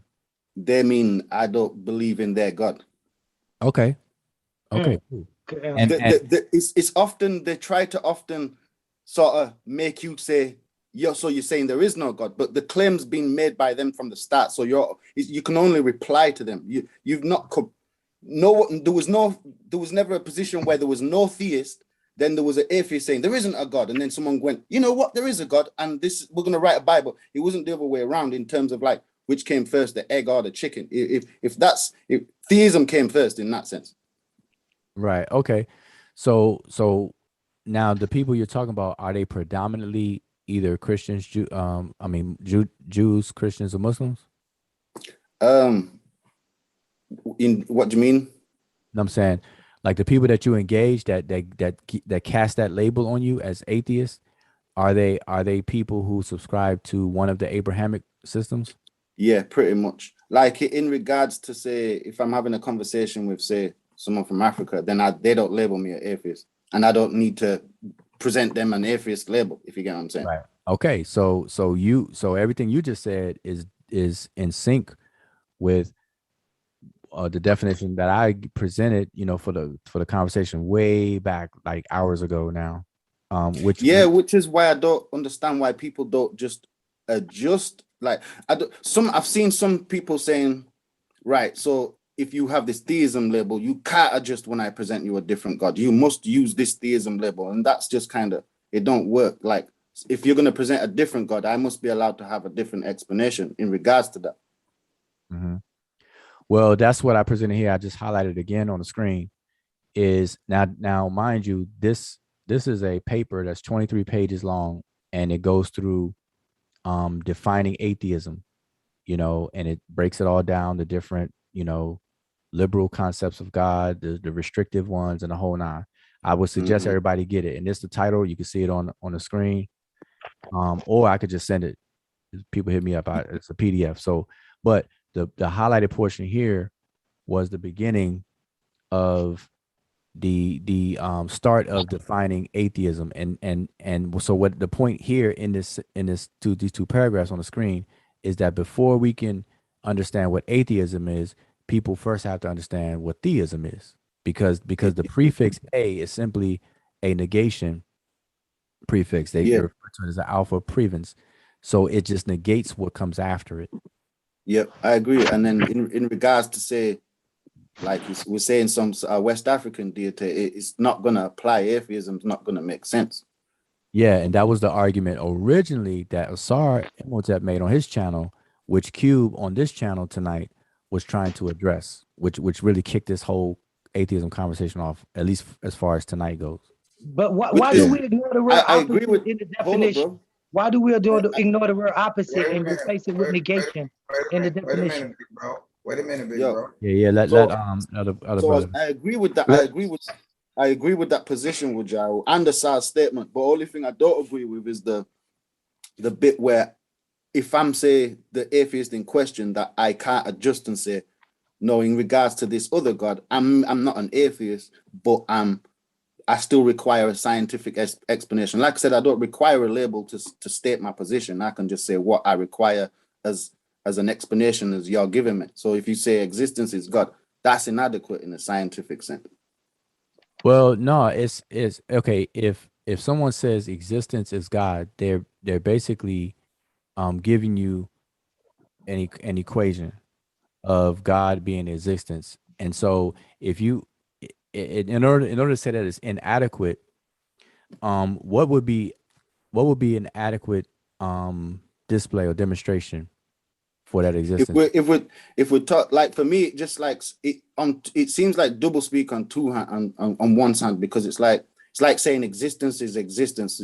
Like it's almost like the term God has been redefined when you say God is existence. Like if you're just gonna say existence is existence, cool. If you're gonna say a new word, what we're all gonna make up is existence, cool. If we're basically saying the word that God in Africa transliterates to existence, then I'm cool, because it no longer means God by the classical term what we've been given, if you get what I'm saying. Like I've got no issue with adjusting me. If there's no God, then if God's existence, if that's the word they use, like to determine the existence, but instead of saying existence, they say God, I'll use that term for them. It's cool.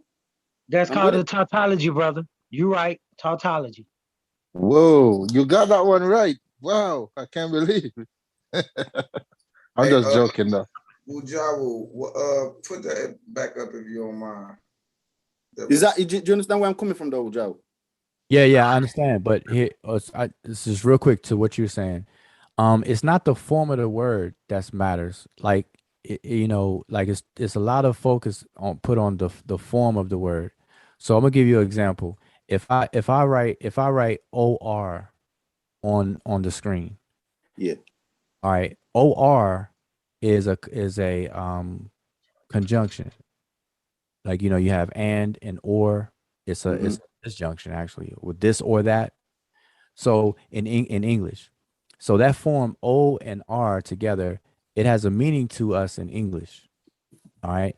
But now with that same form OR in another language, let's say the Luo language, it means something completely different. It means to send, like the verb to send, like to send a message or whatever. So just because you use the form God and apply it to something else, it does not mean that the concept behind it in one set of signs or language crosses over into another. Yeah, so I totally get that. It's almost like though. Sorry. No, I was just saying. So we have to keep that in mind, and any real linguist would know this. I'm not directing it to you. I'm directing it to Nuheru, but we have to understand that God is simply a form, and we have to match or find the link. What is the concept behind it? To Abrahamic believers or followers, God has a certain concept. The word God to somebody else that's not of that Abrahamic system may have a different concept, although they may use the same form, which is God. I think what's causing the issue though with Jao is not like when you lay out. Let me say something real. Yo, hold up. We're still having a conversation. Finish. When you say like, yo, you kind of knocked me off. I even know what I was gonna say now. Go ahead, man. Let him go ahead. Put the sentence back up, Uja. Say something about Put the sentence back up. But what did you want me to put back up? The sentence that was tripping up the linguist. Yeah, that piece right. Yeah, there. basically I was saying, yeah, right. The in terms of like when you use the term God like that, I'm not having the issue with it, but it seems to be. I think most people when they hear the term God, they're going by what's being classically. So I think basically, if when we go to the other language or the other culture, if God means water, I think now we need to just kind of make it clear to people listening that God no longer means God what you think it means. It means something totally different. It's so when you understand what I'm saying, because I think that's the bit what's causing a little bit of confusion. Some people are still thinking we're going by this classic or this Abrahamic definition of God, if you get what I'm saying. All you gotta do is just see say it. I can see it, Wujawu. You just gotta share your screen. I can see it as your avatar, but it ain't on the screen. people refer to that word God as would y'all think Corey wanna come in? There you go. What you say, Morpheus? I want to hear Morpheus. What you saying, bro?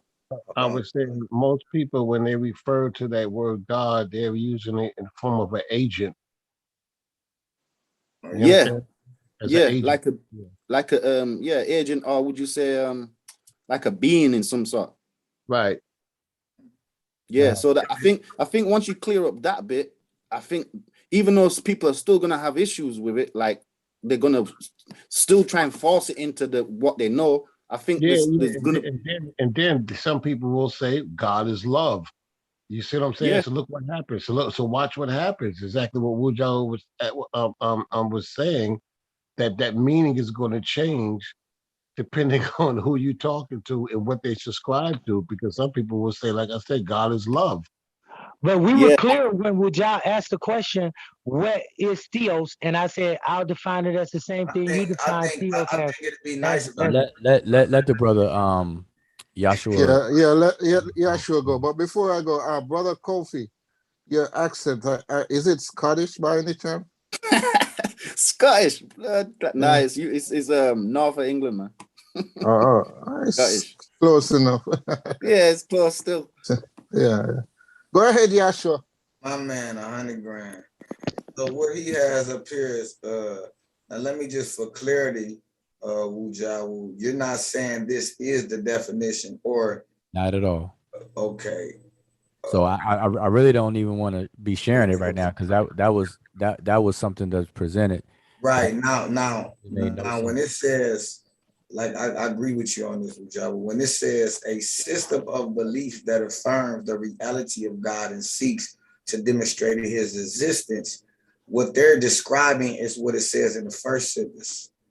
This is what they're describing right here. It's just the description of what's in the first sentence. No, it's describing theism. That's it. Yeah, theism and a system of belief that affirms the reality of God and seeks to demonstrate his existence is inadequate in a number of ways. Now, what this article is not saying is atheism in itself would be inadequate. It would be inadequate to say that atheism in itself is a denial of God. It's not saying that. What you guys have to do, this article is from the Britannica. And what this article is describing is actually more than one characteristic of atheism.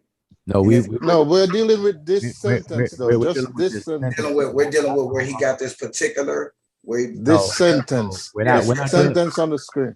We're not dealing with the Britannica article in its whole. We're talking about this sentence right here. To some basic comprehension is to understand this sentence. Yes. That's what we want. And what are we? Okay.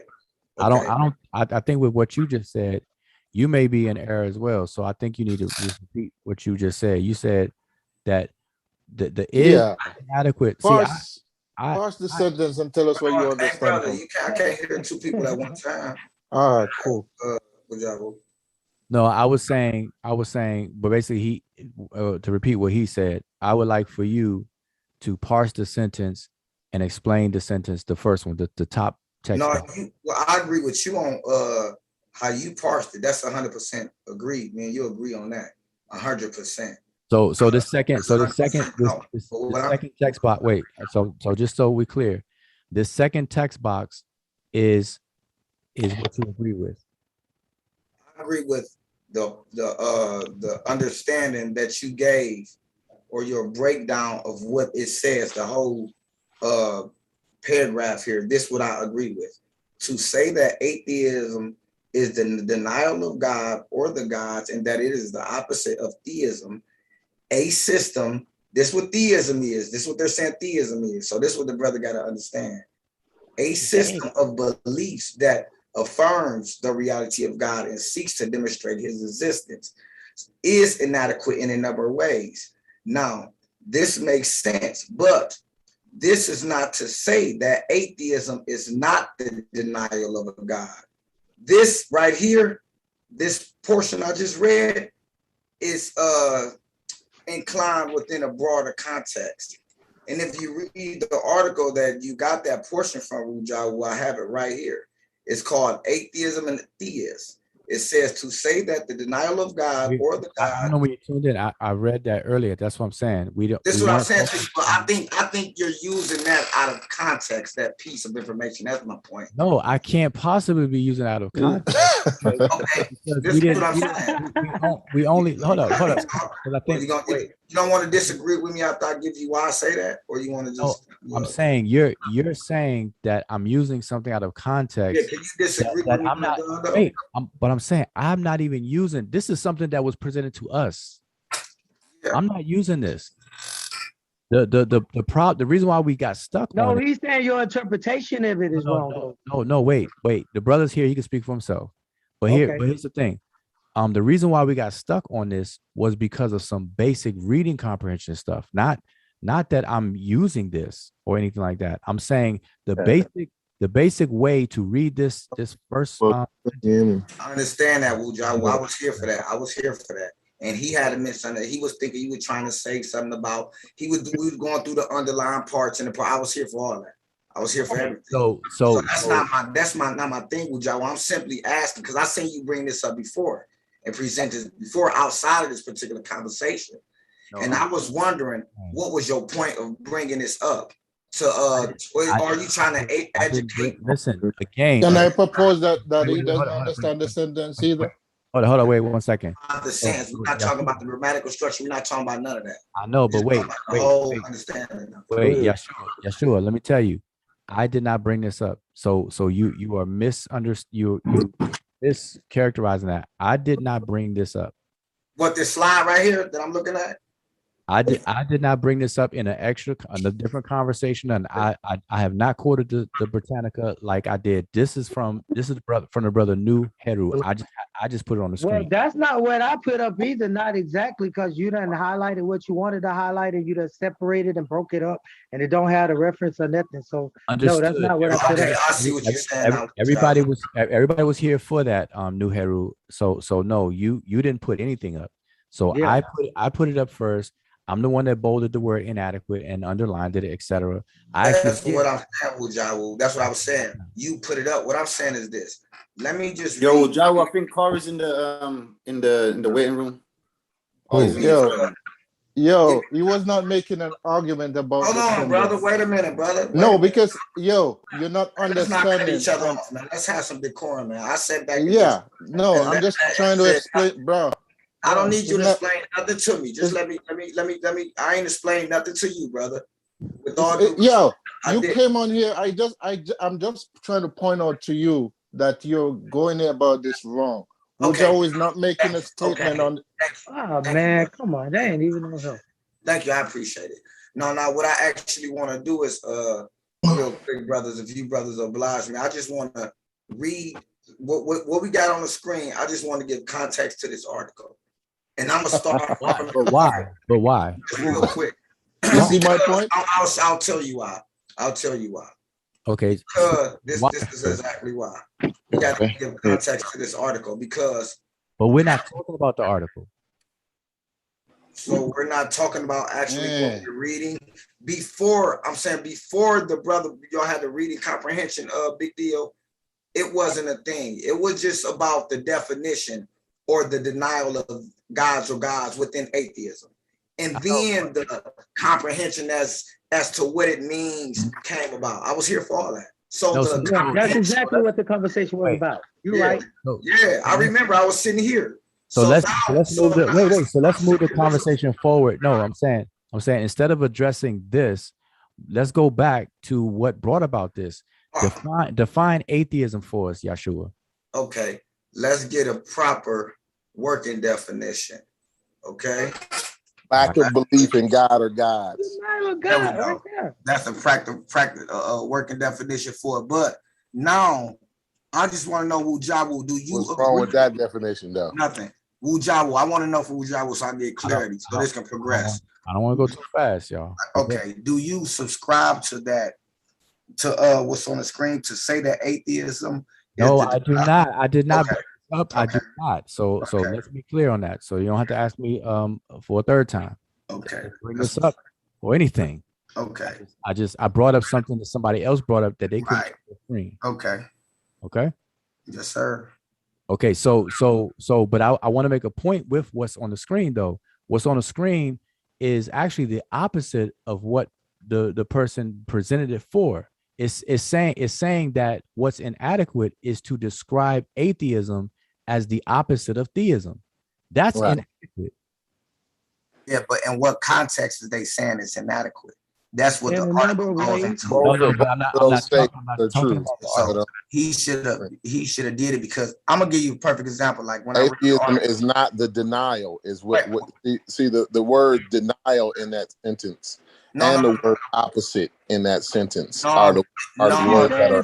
That's not the problem. That's not the problem. That's not the problem. If you actually read the article, like I did, the article. I didn't read. I just read the sentence. I know what I'm saying is this portion is in it. You have to look at it in its context, and the article gives you more context of what they're saying. Why is it inadequate to say that atheist is the denial of this or that? Why is inadequate to use these? I already know why it's inadequate. I didn't have because listen, in the article, they describe certain believers in God as like Christians and Muslims who subscribe to an Abrahamic faith, who doesn't necessarily believe in the idea of theism, because they believe theism can be, they can believe theism could be idol. So they believe, like somebody else said, you can have somebody believe that God is what? Existence itself.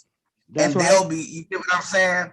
So that's in that context. So they saying you cannot use atheists in that context because there's certain people who doesn't look at theism as the opposite of atheism. You got to read the article to understand. I know, but what's the point of you? That is right. That is correct. Hold up, wait. But listen. I can get context out of the paragraph that I read. Yeah, but you can't. But wait. I just want it's part of a larger argument. You get what I'm saying? Listen. Here's the thing. Context is part of content. Yeah, because you only reading one characterization of it, and that's what's on that page. Listen. The only, again, I want to be crystal. I know what you did with John. No, don't interrupt me. You don't have to interrupt while I'm talking. I'm saying the only reason why this is on my screen is because this was read to us. Okay, we don't need to go into the article where it came from or any of that. This became a completely sidebar, and I don't want to dwell on the sidebar.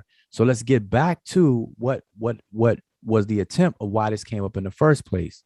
So I don't need to read the article. If we're going to be reading an article, then why not read the article that I've been talking about the whole night, a 23-page page on the whole thing, not just a short web page from the Britannica, online Britannica. Because everybody disagreed with your definition, Wujao, at the beginning, remember? I'm saying, how can you disagree with? I ain't say I did. I said everybody did. Okay. I heard Wujawo say to know what atheism is, you got to first know what theism is, and then he went to one second. He got right here. 1 second, Yashua, to your atheism on a lot of nuances these days. So all right. There is no, you can't go to some hardcore dictionary definition and decide that we're gonna box atheism into that box. You know what I'm saying? When there was no attempt to do such a thing. The original intent, and I'm the one that initiated it, was at the beginning of this conversation, the brother outside the cube was trying to address Asar's arguments. Asar wasn't here. And so I came on, and for any conversation about atheism, you're going to have to define atheism. And the A part is very, very simple. No one disagrees on that prefix A, but it's the theism that must be defined in order to have a progressive and meaningful conversation about atheism. And so I suggested that everybody define that to govern the conversation. Yeah, how come we just can't address it as a lack of belief of God or gods, and then like any nuance, anything nuanced in there, like we could unpack that. You know what I'm saying? So like, if somebody had a question or some type of issue with it, then that would be able to be unpacked. You know what I'm saying? Detail for detail. But overall, in a general context, let's get a work in the 21st century. Hold on, bro. In the 21st century, in a general context, overall, people mostly mean a lack of belief in a god or gods. Okay, but it does not necessarily have to do. Hold on, bro. Just 1 second. 1 second. It does not necessarily have to do with the three monotheistic religions in the 21st century today. I mean, okay, I understand when you go back to the 1900s or even before then, you may have had a certain meaning for it. But in today's world, in the 21st century, we all understand that when a person says they're an atheist, most of the time they're saying that they have a lack of belief in a god or gods, or they're unconvinced of God or gods. You know what I'm saying? Not just in the context of the three monotheistic religions, though. But go ahead, y'all. So Corey, could I ask you a question? Wait. Well, hold on. Let me just say this. You can ask your question, but I just want to say the problem with that definition is that when that definition governs a conversation, the conversations never go anywhere. So and here's the reason why. Is because if you say that atheism is defined as the lack of the belief in God or gods, you then have to define God or gods. Because that's the core nuance part. So it's a case by case basis. So each person is gonna try to convince me or bring about a certain God, and in that I will define whether my belief, whether I'm convinced or not. You know what I'm saying? Majority of the time, I won't be. Even if you say God is existence, I'm sorry, I'm not convinced of that. You know what I'm saying? So what part? Okay, are you not convinced of the existence of existence, or are you not convinced that a God is? Good question. Okay, but wait. When you say so here's where the rubber meets the road. If you're not convinced, if I say God is existence, when you say you're not convinced of that, what exactly are you not convinced of? I'm not convinced that a God is existence. Okay, so now when you say that, I'm not convinced that existence is a God. Okay, so when you say that, you have a predefined concept of God that is not matching existence, so you have a problem with it. I'm just saying existence has to do with experience and being within space and time. Like, I'm not convinced that a God thing to do with that. Why not? No. Testing. What I'm saying is, I'm not denying. What I'm saying is, that's not convincing to me. I know, that's all I'm saying. I know that's all you're saying, but we're unpacking all you're saying. So you're saying, you're saying, I would like some. You want me to explain why I'm not convinced?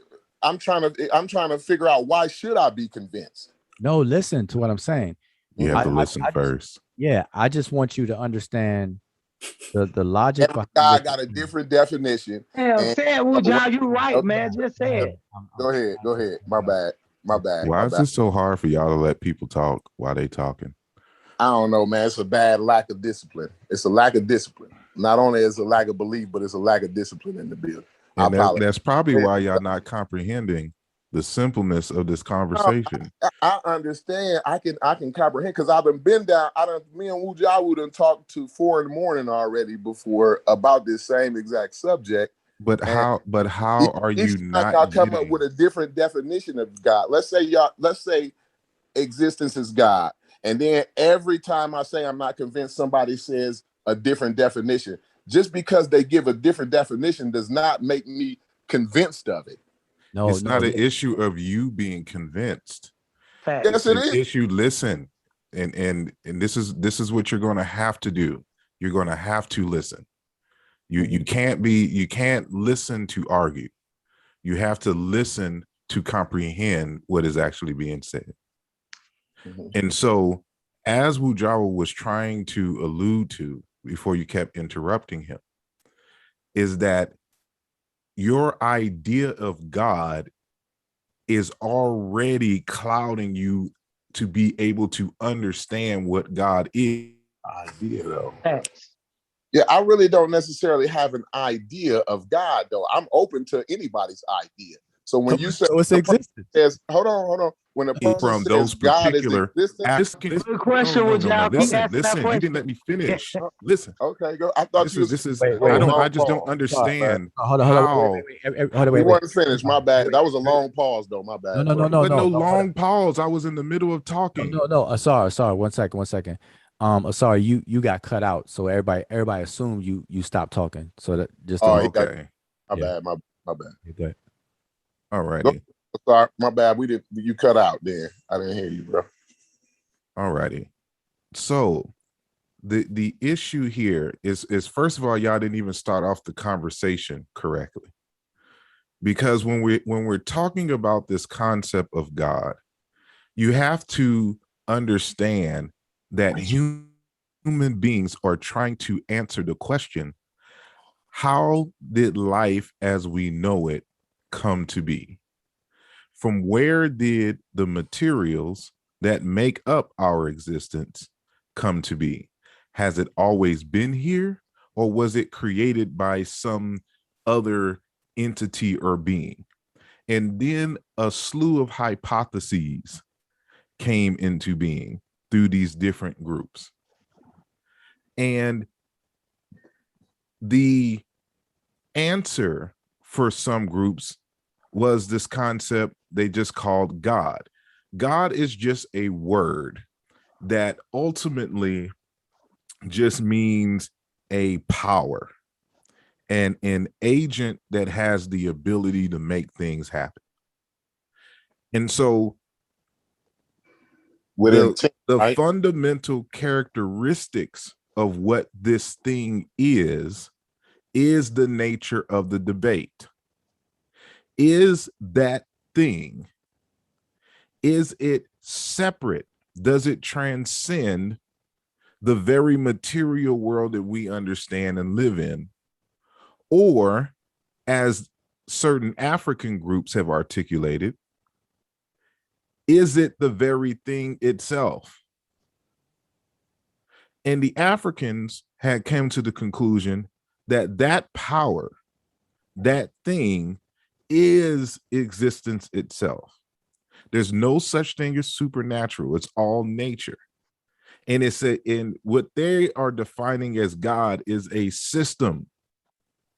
It is not a being with, eyes and walks and talks and things. People get confused. The children's stories that Africans tell children versus the deep abstractness that they speak to when it comes to studied adults.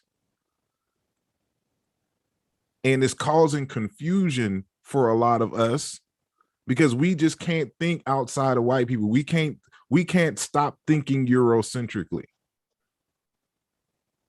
Because when you think of a God, you're thinking of some anthropomorphic being that is that has human-like agency, and that's not how the Africans are defining this God.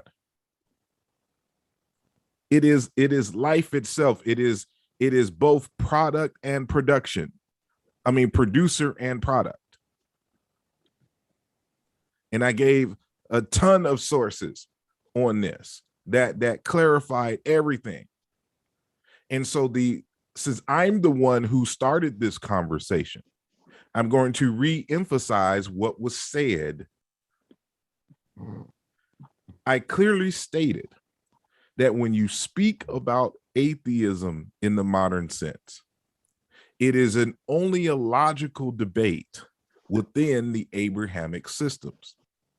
It collapses the logic of atheism, no matter how you define it, collapses when you try to bring that definition within the discourse of African religious systems, where they define God as existence itself, as life itself, as the very materials and movement and laws of nature itself.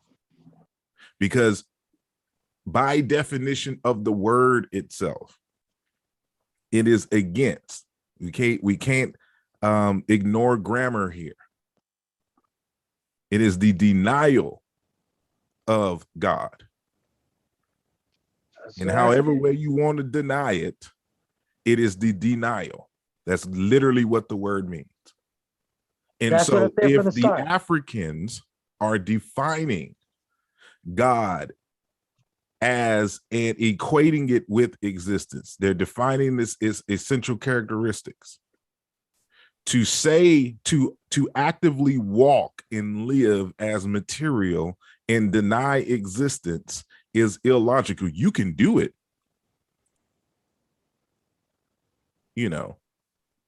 but it would be an illogical position to take within an African worldview. And this is one of the things that this conversation is bringing out, that there's no such thing as universalism when it comes to cultural concepts. You're committing what we call a transsubstantive error. And a transsubstantive error, illogical fallacy is when you take information from a small area of study in which you've done and then try to apply it beyond your actual research parameters and try to make it seem universal. For anyone who has done any, research and know about research methodologies know to avoid this. This is why my conversation was labeled the general African context. I didn't say just African in the sense that everyone on the continent believes this. I made sure that I had a good representative sample from across the continent to show that this ideal and belief is ubiquitous.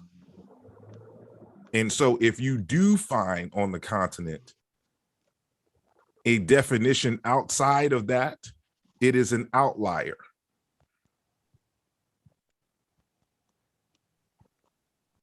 And I'll end there. What's up? Could I ask a question, sir? Let me say something real quick before you ask the question. Man, hold on, man. A comment, not a question. Just a real comment. He was addressing a point that I made, so I at least should be able to comment. Go ahead, brother. I just wanted to say, sorry, the Africans do deal with supernatural beliefs, brother. Don't say that. Don't say that. Again. Go ahead, brother. Hold on. You can't say that, because these Africans don't believe in a supernatural. You're trying to use Christian language to try to articulate about certain African beliefs. There's no such thing as there's nothing beyond nature. For these Africans that hold this belief system, existence is an infinite thing. There's nothing that exists beyond infinity. See, and so there is no supernatural. Just that fact alone. Just let's roll. Let's actually talk about the not being convinced, right? So you say existence, they believe that existence is infinite or whatever. You know what I'm saying? Like, I'm not convinced that existence is infinite. You know what I'm saying? Like, I don't. because based on what? So existence, and then you cannot be transcended. Hold on, based on what? Based on existence. You don't believe it based on what? Existence is a temporal word, right? No, it's not. No. Existence is beyond time and space. No. Time and space is a part of existence. So No, it couldn't be temporal or spatial. Y'all can't cut me off, bro. Y'all can't cut me off while I'm talking. So time and space is what we understand, because we're within time and space. We're within time and space. So by definition, somebody outside of time and space does not exist. Existence is a temporal word. Why do you keep trying to interject Abrahamic religious definitions on Africans? I don't even know all that much about Abrahamic faith, bro, to tell you the truth. I don't you even know grew that. up in it and you're using the language. What's the language? You can't even think outside. If I'm telling you right now that they're defining God as time and space. Okay, fine. And existence itself, everything it all encompasses, everything and all things at once. It's byproduct. I mean, existence is a byproduct. No, it is not a byproduct of anything within the African context. Why is it so hard for you to comprehend that? What is preventing you? Preventing me from understanding that basic concept. What concept? That existence God is, and you can't add to it or take from it. Existence just is. There's nothing else to say. Where did you get that at? I can source mine up. I get it from the definition of the word exist. I can give you a source from mine. Ask a star question.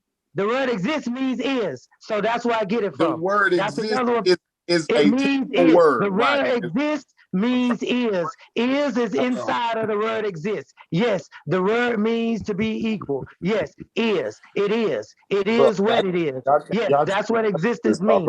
Chill out, man. Okay, so wait, one second. Listen. I have the word existence. Listen, I have the word existence on the screen that we can all go. It deals with time, right? Go ahead. It deals with the existential that I mentioned earlier. Edgewise, the universals and like the they interrupted me, but I was nice enough to listen to everything they said. Okay, so let me read it. Let me read it so we could work with this. Okay, y'all go ahead and read over me. Go ahead. No, I'm saying. Oh, I thought you were finished. Go ahead. I'm sorry. No, go ahead. Go ahead. I'm listening. I'm learning. Every word I say is like no. You know, it's like I didn't get the sentence out, but I listen to everybody else's sentence. Let's read the definition of existence. Go ahead. This is not a definition because it's defining the word with the same word. Okay, so here we are. This is the historical development of this word existence. All right. So exist, it says the existential use of existence is a secondary development. To begin with, it had a more concrete meaning as stand out or so as to be perceptible. It comes from the Latin existere, a compound verb formed from the prefix ex, which means out, and sistere, which means to be placed or be placed, stand firm or still, which is a distant relative of the English word stand. Its original sense, stand out or stand forth, developed through emerge and be visible, to exist. The available evidence suggests that it entered English at a surprisingly late date, some centuries after the derivative existence, of which the English verb may be a back formation. So there's nothing about time here. All right. The word thing, the word. It go back to, I'm talking about the way we use it here in the. This is why it's hard to have these conversations, because when I get a book that's written by a particle physicist and the word existence is in that book, I understand the way he's using that word, and that's the way we use the word today. If I didn't exist, that means I've never been here within this space time continuum. Okay, that's what human beings today in the 21st century mean. We didn't mean the same thing as they meant in Greco-Roman times. See, when we go down that road, then the conversation gets convoluted and we start to go down different rabbit holes and sidebars. Quite the opposite. We don't even end up talking about the original thing that we ended up talking about, right? Okay, right. Quite the opposite is true because in science, all specialized fields create a specialized vocabulary called nomenclature, and so in the field they will use certain words a certain way. And so if you want to jump from particle physics over to what we're talking about, you have to keep in mind of the difference in the use. Wait one second. We're talking about existence in the way that a particle physicist would. We're using that word, whether we want to be honest or not, we're using that word existence in the same way that a particle physicist would. No, we're not. So here's your problem. Because now, no, I'm saying this because you earlier you said that we should not try to box an atheist into a certain meaning, and what you're trying to do I'm trying to box existence into a certain meaning, right? I'm trying to put it in the context of the conversation. But now what you're doing is that's standing up. Now we don't went from knowing exactly what existence means. Everybody knew what existence means until you just read that definition. Now nobody knows. No, everybody does. Everybody thinks existence has to do with standing up or the way that I'm standing out. You know what I'm saying? No, that's the way they used to use the word, but we don't use the word that way. So so listen. When discussing African worldview, and to an African worldview, they express God as only one African worldview, right? No. Okay. No. All right. So now we have that clear. When discussing an African worldview that says God is existence, are they using it the same way a particle physicist is using it? Yes or no? They probably mean within space and time. I would imagine that. That's just what I would. When somebody says existence to me, I'm imagining they meaning within space and time. Okay, so in you imagining that, is that something that we should do? Are you like? I don't know what I never heard that word used any other way besides somebody meaning within space and time. Okay. So now earlier you said that you're willing to learn. So like if somebody offers you, right? So you use the word, existence in other ways though. Which way do you use it on a normal basis, Wujo? The word existence. Okay, before I answer that, everyday basis. Okay, before I answer that, I just want to get my point out that you just interrupted. So you're actually demonstrating what I said that you do. You are coming to the table, and Asar reiterated about the word God, but now we're doing it with existence. So you're coming to the table in a conversation, in a conversation with. Wait 1 second. I'm a pain. Use it in the English way that we use it here in America. Listen 1 second. Go ahead, bro.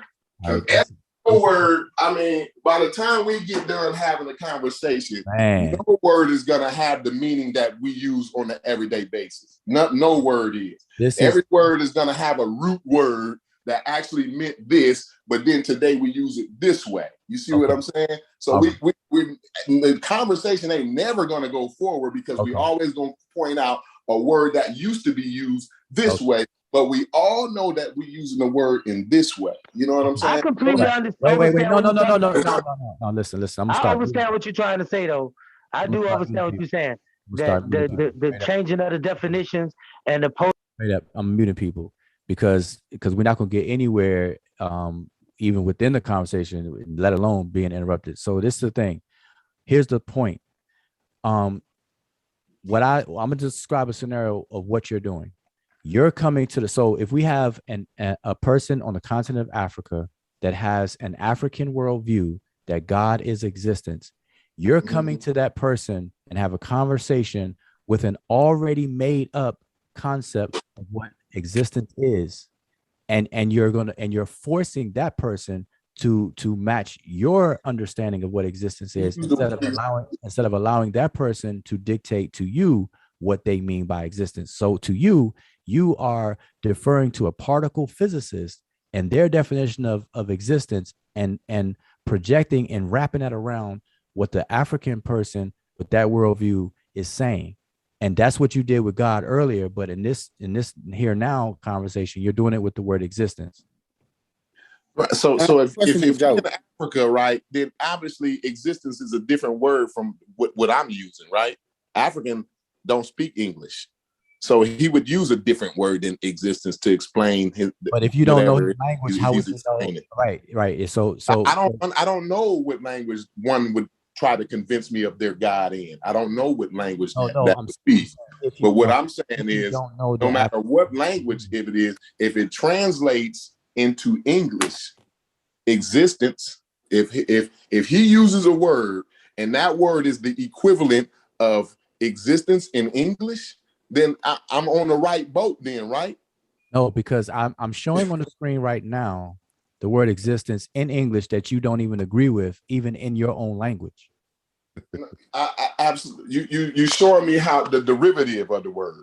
You showed me the derivative and where the word came from and how it used to be used, right? But we already explained how the word is used today in the 21st century.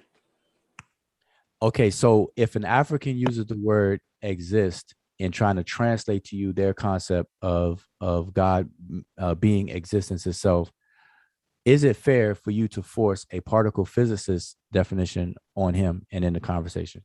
Yes or no? No, he would define. I would ask him what he mean by that. Okay, and so and when he starts to define it, he says it's infinite. The same things that Asar just said. And when Asar said what he said, you wait 1 second. When the person starts to do that, you're gonna say, I'm not convinced, because you just did it tonight. Right. So he's gonna agree that we're gonna agree on the words that we're using, right? That me and this African, he's not talking about a different kind of existence, and I'm not talking about a different. He knows who I am. He knows that I'm an American. I'm an African American, and he knows that when he uses the word exist, Americans understand that word in a certain way. I wouldn't go to Africa and then use a word, figure out what their language is, use a word, but out of context or in a way that the everyday average person ain't using it in. You know what I'm saying? I wouldn't, it wouldn't do that. So if he over here and he understands English and he chooses to use the word to translate to me existence, you know what I'm saying? Like he got a word in his own language for that, but he chose to use the word existence so that I can understand because I speak English, right? At that point, I would be understanding what he's saying at that point. Once he says existence, it's within time and space. Ujawu. That's by definition, right? By definition, if you are outside of time or if you're transcending space and time, by definition, that means you don't exist. You can only exist within space and time. That part ain't true. I mean, like, hold on. Can I share my screen with y'all? Been outside of space and time, bro. Can I ask what's that question, bro? Because it was literally related to what you're saying. Huh? Hold up. I was saying that the question I had for Asai was kind of related to exactly what he said. It transcended. He said that the African guys transcend space and time. How can you say something like that? Nothing Who said that. Nothing exists if it transcends. Hold on, who said that? But nature transcends space and time. So if the gods are nature, then yeah, nature is outside of space and time. Nature is within space and time. Nature does not transcend space and time. Okay, let me ask you something. Can you think of anything? Nah, don't do not share. I'm sorry, you can share. Okay. Go ahead. Again, I'm gonna share my screen. And can y'all see my screen? Not yet. Now we can. All righty. So remember from my conversation that, I like to go all across Africa and I let the ancestors speak for themselves instead of trying to project onto them what it is that I think that they're saying. So ancestors, though, but go ahead. These are people related to me. And, and I can prove that through DNA. I'm saying my ancestors, my relative, they have lied before. Maybe not. Understand, but that's not whether what they're saying is true or not. The issue is, what are they saying? That's the point. Whether it's truth or not. See, this is that's where the rubber meets the road. That's the whole First point. of all, you have to understand what they're saying first before you can determine whether they're saying is true or not. You haven't gotten to that part. Sir, before you go in, can I ask that question? I like to make it personal. Sorry, like that's why I hate when people bring it's not. I'm having the conversation with you, and I'm telling you, you don't got it. And I'm finna show you why here. I'm probably again, as I was stating before I was interrupted, one of the sources that I used to have this conversation was a text by the late Jordan Ngubani, titled "Conflict of Minds," and he goes into a whole chapter. One of his whole chapters is dedicated to understanding the Zulu concept of God, religion, and culture. And so this is just a small excerpt, from the larger text. So he states in the text, the Zulus coupled the ancient aphorism Umuntu Ngumuntu with Umuntu Akalawa. The person is never so evil that he is beyond redemption.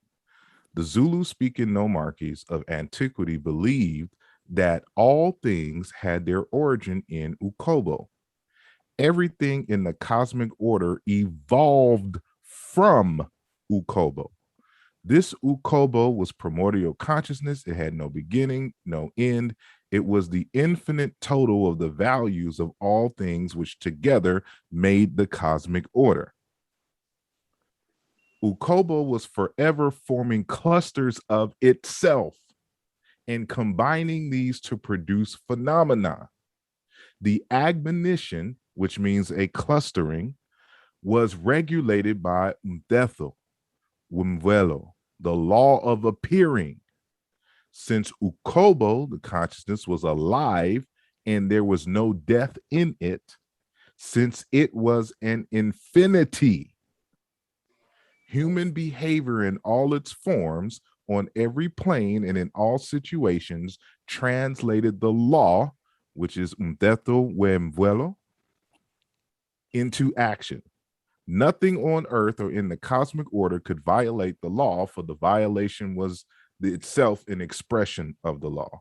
Page 79. And so we go into the various Zulu dictionaries. And what is Ukobo? Fact, reality, truth, essence. Ukobolwa, real, his or her very self. Lokobo, of or the fact. Ulu Kobo, real substance of a person, a thing, self, personality, reality. And so when they're defining, this is one of their words for God, they're defining God as reality. So if you were an atheist and you tried to have a conversation and try to argue with an Amazulu or with a Mzulu, you would be out of your element here because you could not be against reality. They define God as reality, as the cosmos itself, as the universe, as existence. And so what I want to know is, what is your argument? What don't you believe about reality doesn't exist? Can I ask a question, sir? I believe reality exists, bro. I believe reality. I just you're don't. not an atheist in the context of the Amazulu. No, can I ask a question, sir? I'm not convinced that it's some type of entity, or that it created with some type of intent, or that Who said that it created with some kind of intent? Where did you see that cited in the text. I'm just saying. I didn't exactly. I And you had just to walk keep away, saying, bro. making up stuff, and don't Stop. know Can I ask a what question? the people are saying. And so what we're trying to say is stop trying to project your limitations of knowledge on these people, and then try to make arguments on stuff that they're not even saying. How am I limited? And these people lived in the Stone Age era. You know what I'm saying? Like that was 1979. I've built 1979, right? So like everything they known, I built on that, right? So I'm standing on the shoulders of them, but like I'm sure I'm like we a lot more smarter than they was then. You know what I'm saying? Like my grandfather was a smart man, right? But he's not making decisions for my kids. You know what I mean? Like he's a little older. We can't go by the way grandpa said do shit. You know what I'm saying? So like that's what I'm saying. Like we have to this is Asar. I want to say this. This is what I want to say. You know what I mean? And you know what? Y'all probably gonna dislike me and hate me and whatever for this. But I don't take any of this. The reason why the majority of Africans on the planet are in the position that we in today is because instead of saying, you know what, granddaddy don't know every goddamn thing, that motherfucker might be wrong. He might not be lying, but he might be wrong. We can't do the shit the way granddaddy did. The reason why Africans is in the position we in is because we always held what granddaddy said as sacred, and nobody could go against what granddaddy said. And if you go against what granddaddy said, then you shunned out of the community. You hate Africans. You hate yourself. This is the self-hating. You want to be like these people, or you want to be like that person. But listen, I'm trying to explain to you the reason why majority of Africans are in the position that we in today is because nobody ever challenges granddaddy. We hold granddaddy too damn sacred. That's all I'm saying. That's a good point. You're going way into another direction. All we know is that the Amazulu define God as reality in the cosmos. And you've already agreed that reality exists and the cosmos exists. So we've settled the argument that within a Amazulu context, you cannot be an atheist. That's it. The conversation's over. Asa, can I ask a question? Party. Asa? Can you hear me? Yeah, can you hear me, bro? Yeah, I wanted to basically because I had to walk away. Sorry, I really apologize. I swear I am. You know, I'm a father, man. I got 4 kids, man, from all ages. You name an age, they in that age group. You know what I'm saying? I got 95. I got a son that motherfucker act like he 95. I got a 21-year-old. That nigga act like he 95 when it comes to goddamn cleaning up that upstairs. You know what I'm saying? But but you know, man. Yo, let me ask you. I just had to step away, but I just wanted to know, like, this might sound. I just want to let you know I walked away because this might sound like a stupid question. But do the Amazulu, the God that you're talking about, this God has attributes, right?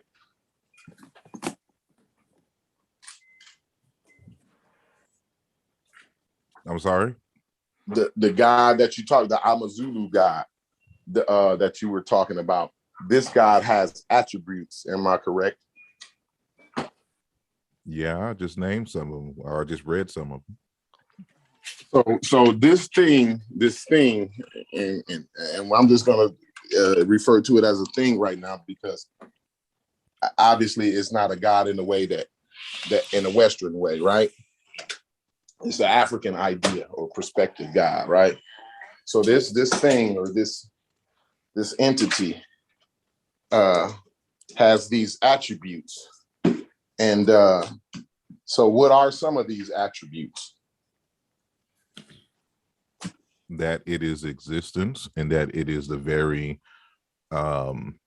material that you see in the world, and that is going through an infinite process of evolution, and that everything that we see emerges from, it wasn't created ex nihilo. They don't believe that there was an entity, and then ex nihilo, it spoke, put into a jar, said abracadabra, whatever, and then created what we see today. That's not the ideals coming from the continental Africans. It has always been this infinite existence and materials in motion, clustering. That's what that word agmentation that he was using, Ngubani was using in the text, that these clusterings of phenomena that you see, and that is just forever evolving. That's this is when whatever the cluster that you study at any moment in time, those attributes are the attributes of God, just in relation to that cluster.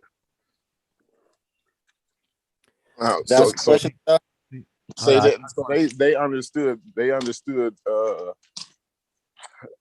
like the cosmos and galaxy clusters and shit like that. That's what you're saying? To the extent in terms of galaxies, not sure. As the way that we would understand them. They just think of it, you know, because we, for example, you know, when you think of like a zodiac clustering of stars, that is a human clustering. You know, that is just a made up limits. It's a made up grouping of stars. Right. For the Africans, it's just one big existence. And so whether they divide them into galaxies and super galaxies, I haven't come across information saying that they have. Well, see, the thing is, like when you're on the savannah in Africa, right? And it's, you know, 13, 14, I don't know how many thousand years. You choose how many thousands of years ago. 20,000 years ago, whatever. And you look up at and it's dark out. You know, I done been down south, like into my wife's people's place, where it's not like no street lights and it's not even a city, right? Hardly. Man, the darkness is so dark, man, right? But the stars, oh my God, I've never seen stars this way. Her people, her grandparents live in a place called Wilmer, Arkansas. And I swear to you, Asar, the stars were so vivid and so bright. I mean, it's almost like you can reach up and touch one of them bad boys, right? I was just amazed. And, you know, being an astrophysics enthusiast, like I was just, you know, amazed at how much you can see. You know, here where I'm at, it's a lot of light pollution and just pollution, period. You know what I'm saying? So I don't get to see the stars that way very often. And I can just understand that when you're looking up at these stars, you can, and like you said, the zodiac things and all of that, you see these different star clusters, and humans are pattern-seeking people, right? We seek patterns. So we look up, we see the bear, the grizzly bear within the stars. You see, you know, everybody know the Big Dipper. You know, you have Orion's, then Orion's belt and all this. So, you know what I'm saying? Like, and those are attempts at answering questions. I'm outside. Yeah, those are attempts at answering some questions. And so what I'm saying is those are attempts to answer questions. And we can't look at those. We can't put our attribute, our today's knowledge on top of that knowledge, saying that they felt this way about a certain thing, or they looked at these things, because we didn't even come up with these words. We didn't even understand these words until, or not words, but these things like galaxy clusters and galaxies and accretion disks and dust clouds and nebulas and these type of things. Like, we just now figuring these things out within the 20th century. You see what I'm saying? So to put that, I understand, but that has nothing to do with what I was saying. Hold on. Sir, can I ask a question, bro? Hold on, bro. Hold on. To put it as if those people have an understanding the way we have an understanding of it, would be a disservice to what those people was trying to explain. But So who argued that? Why do you have this tendency to just using put words words like in people's mouth? clusters, you know what I'm saying? Like, it sounds to me that you saying that these people had an understanding of the cosmos. You're wrong, and you're wrong. That's what I'm saying. Like, you just make up stuff. It did argue from what you just made up out of your head. And words like clusters and But who said any of that? You made that up. You interjected that into the conversation. That's what those words lead one to believe. That I'm saying you led me down that road. Maybe you didn't say those words exactly, but that's the road I was being led. It can be real. You already simple. there. The road that's hold on, just real quick. My point is that this is what you and a lot of others do in these topics, is that you say that that's the road that you were led down, but I beg to differ. You are already down that road, and this is what I mean. There's a bias that's sitting right there at the forefront that's not being addressed, because you made an assumption, and I'm listening to the conversation, and nothing that you just said and regurgitated back out was ever claimed in this conversation tonight. At all. Okay, well, I asked about the attributes, and he started to talk about clusters. You know what I'm saying? Like, I don't know. I wasn't talking about. No, I'm just saying that in infinite. This is what the book was saying. That an infinite existence of material substances began to cluster onto itself and became the phenomenon that we see. That does not equate to that the Amazulu knew about distant galaxies or anything to any of that nature. You're projecting. You're not listening. Again, you like to listen to argue. You just but said you don't listen to comprehend. Hold on, though. You just said we were talking about cosmic phenomenon, right?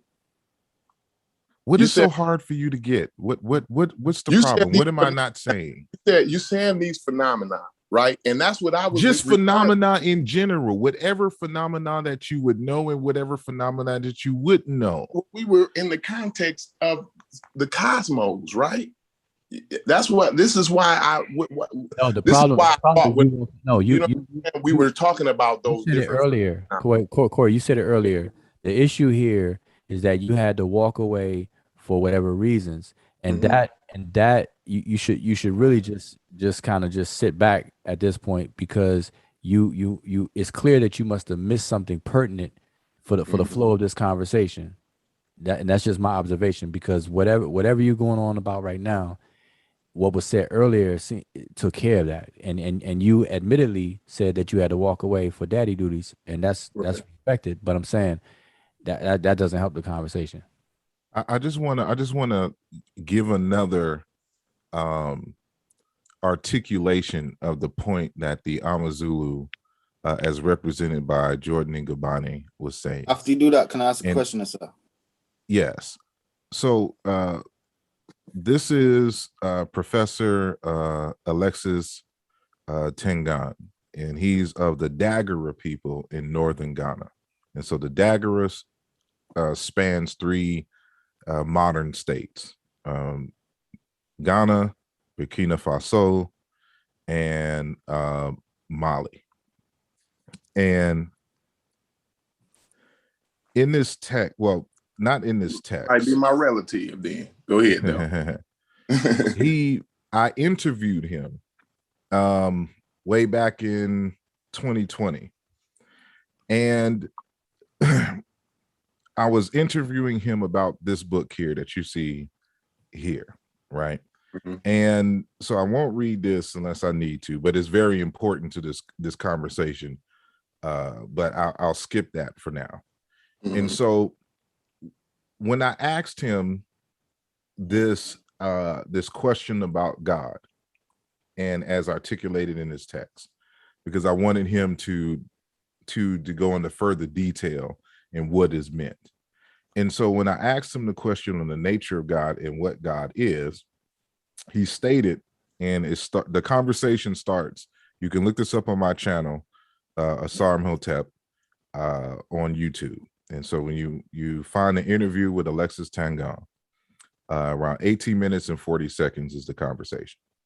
So he says, Dagara religion is all about the cosmos, the cosmic force, the cosmic energy. Cosmos equals everything that is together, what is on earth and what is not on earth. You need to know and interact with this cosmos. Whatever you do practically to get to know the cosmos, you do it in the form of deity, the form of God, the form of divinity. You give it a personality using one of the forces. And he's talking about what others are trying to talk about, the quote unquote lesser deities. You find an area of study of cosmos, you deify it, and that becomes the subject of study, is what he's saying here. But what he says in the text and what he's saying here is that God is the cosmos. And what is the cosmos?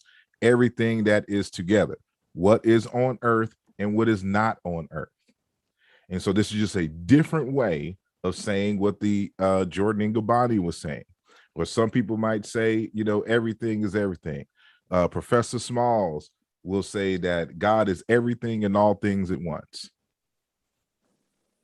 And so with, they are including in this what is known and what is not known. What is not known is still God.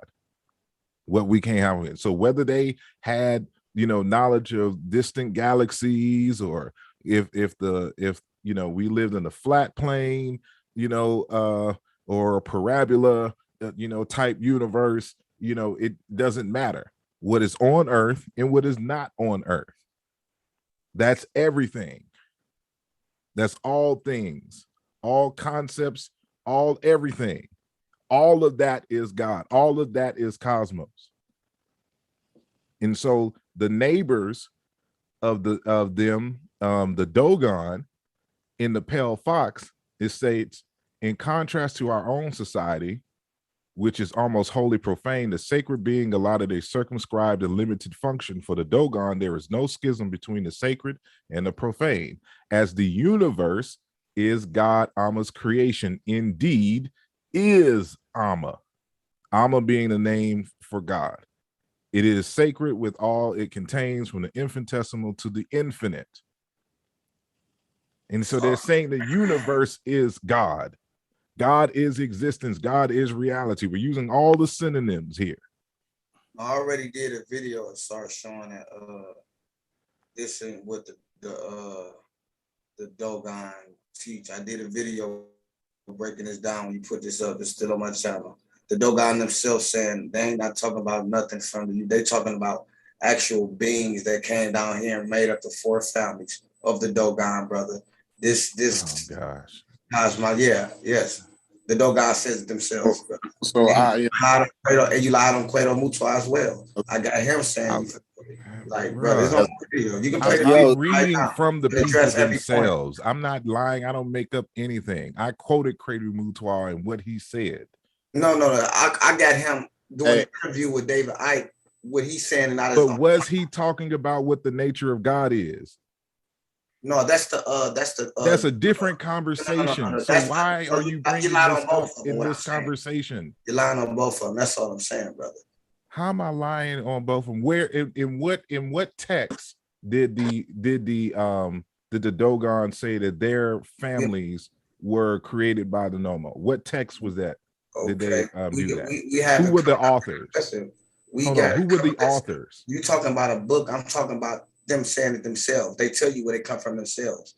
The video where they come from. Was that the conversation about the existence of, or do all people come from the Dogon? No, the Dogon, did the Dogon say that all people come from the Dogon? You're gonna let me answer, ask me 3 questions in one question. Ask you one question. Okay, the Dogon doesn't have a cosmology that says all people was created from nomos. And this is what you try to do. And I caught you in that. And I went to the Dogon themselves. And where? Cite me saying anything other about that. Sorry, Ehotep. It's on my channel. The brother got to be allowed to answer the question. Yeah, exactly. He's not even letting me because he don't want to hear that. I did it. I'm asking where did I have this conversation and then I said that? You did it on your channel. It's on my channel. I got the Well, let's do this. We're going to do this go to my channel, because demonstration beats conversation. Yes, go to We'll my table channel, this for play right the- now, Hey, and then Rujaru, I want you to find the video, and then we're I'm going to telling go you, it's on my live. channel. It's on my channel, No, brother. no, source in the back. you talk about what I said on my channel. So we're Yes, going I to know, and find I what have I a said on my channel, Yes, and sir. we're going to go just me and you and go No, we minute can for go to minute my on what channel I and play exactly the video. said. So I can see if you have the comprehension skills to understand what was being said on my video. Could you do that after I ask That's the a question, different sir? conversation. We're not talking about creation in that Shuffle. video. He's doing the Netaroo shuffle. I have the Libyan night, recording. bro. You should be waiting in line, bro. No, Be wait, asking hold the up. question. Listen, Relax, listen, man. listen. It has to be, hold up, wait, it has to be, wait, 1 second. So so in fairness and to make this conversation, you know, at least a little bit progressive, the before you do that, Yashua, Asar is asking you to find what you're saying, he's saying on his video. Okay, but while you find it, the brother Kofi has been patiently waiting to ask Asar a question. And so it's only right to allow that brother to at least get that question. Yes, but that's a misrepresentation of what I'm saying.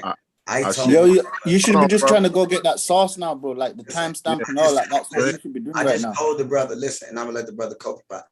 I just told the brother on my video that I done, I have an actual video clip of him, of his video where he pulls out this information with Quato moved. Can you go get it then, bro? That's all you need, man.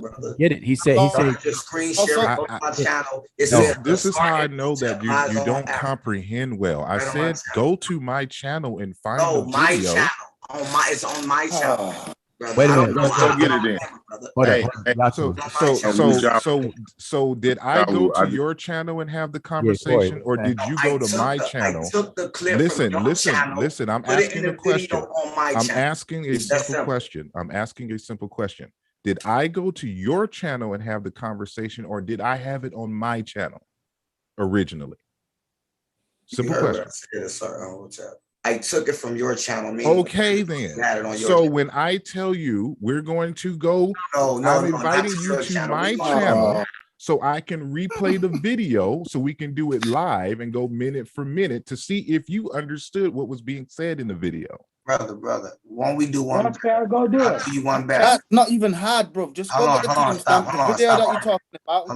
Get it from whoever's. I don't care where you get it from. Just get it, bro. Hey, right. Yo, bro, you know what it is? Please, Joshua, Libyan, yeah. I'm gonna go do that. I'm gonna go do that. That's it. Yeah, just go get sauce up, man. You got sauce up now, bro. Hey, Corey, you probably gonna have to type it in the I put a source in the back. That's all. I just was trying to do it now. The you name can pull that up for me, because I don't know how to screen share and Wujawu last time. Yeah, we'll just get it and share it in the thing, and then we'll deal with it. No. Yashua. I have the solution. All you have to do, because you took from Asar's video, then obviously you know where the timestamp is. No, I don't. I don't remember it. It's in my video. We already listened. Yeah, so I wouldn't remember what a timestamp in his video. I wouldn't remember that. Okay, but your video will have a video of his listen, video, and then your video will have a timestamp of his video. You've already just proven to me that it would be a waste of time because you don't comprehend. Okay, listen, brother. So you can do and believe whatever you want. Play the video and prove how you lied on.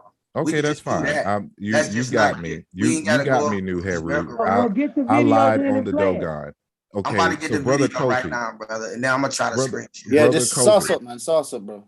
Brother Kofi, you said that you had a question or a statement. Yeah, it was a question, man. Like a few, like you just gonna have to walk with me a sec, man. What it was is right. So I think it's a case of fault it in, fault it out. Like I think it's because I'm seeing the whole argument from all sides of the. I don't even mean from our point of view. I mean from the person who's even asking the African, what do you mean? Where's your God? It seems presumptive, like the African even has one, and then is forced to give two translations because it's like you're saying, say you've got a name in Ndomo, right? And Ndomo means existence, but it's like I forced you to say Ndomo is God when it just means existence.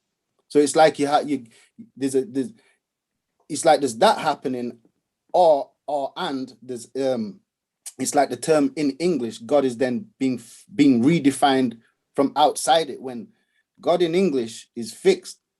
So for me, it seems like it's a non-applicable in the case of it's faulty in, faulty out. Like, do you see where I'm coming from? Yeah, I got the video right here. Yeah, hold up, Joshua, man. Yeah, I'm just saying that I got the video right here. So you don't have to say it just now. You could just patiently wait and allow it to end. Yeah. All righty. So, brother Kofi, I'm hope I can share my screen again. And this time, and y'all let me know when you can see it. I have the physical book, so I don't have like a screenshot or anything of it. So this is just typed out, and the pages are the page numbers at the end of the quotes that you can see here, right? And so I'm going to go to a text called Likoda Limbag, the Worldview and Social Organization of the Bassa People of Cameroon, by Dr. Belek Ndangi, or Mndinge, I'm sorry. And I recently interviewed him as well, but that video is on my Patreon page, so I'll release that sometime in the near future. But the excerpt that I'm about to read here is his discussion about God according to the Bassa people of Cameroon. And so this wasn't included in my initial video, only for the sake of time. And so hopefully y'all can, and so I'm asking y'all to be patient because I'm gonna read 2 paragraphs. And so he says, in Bassa conception of God, Nyambe is figured in the image of man's, a mold of man's in his own image. In relation to man in society, the Nkong Hisi, the universe, appears as a macrocosm of man. Myths and legends in this regard are respectively the sublimation of a real and idealization of that reality. Nyambe has always been. If he is the originator of all that is, of the universe, men, and the species, he is also the generator of all. Nyambe may be apprehended as the originator and the set of descendants. So as I stated before, God is considered producer and product. So Nyambe, God, may be apprehended as the originator and the set of descendants. All arise from him, but he is at the same time transcendent. The universe of the elements, men and the species, has the aspect of a 5-branch tree known among the Bassa people as Simnyang, if I'm saying that correctly. In this cosmo-human tree, all the components are ordered in a hierarchy. Let me bold that. In a hierarchy, each one seeming to arise from each other in a single line of descent. So remember, Nyambe is the originator and the set of descendants. And so all the components are ordered in a hierarchy, each one seeming to arise from each other in a single line of descent. So they're talking about an evolutionary process, not a creation ex nihilo, that everything just evolved. I mean, everything just appeared in a form that we talk about today. He's talking about evolution. We would emphasize the purports on ties of filiation between Nyambe and his creation, but the basis of hierarchization is the power to confer to other existing entities some amount of the power to create, of generation. In the beginning, there is Nyambe, who alone possesses in its totality the power of generation, and who verily is himself the very power of generation. Then there are spirits and ancestors who are in contact with Nyambe. At the lower rung are the Babongbag, initiates into Mbag, and who are inherited the prerogatives of the first ancestors. We would cite those who have received blessings and have been honored by the Babongbag. These are a bunch of priests in the concept of Mbag or Mbag.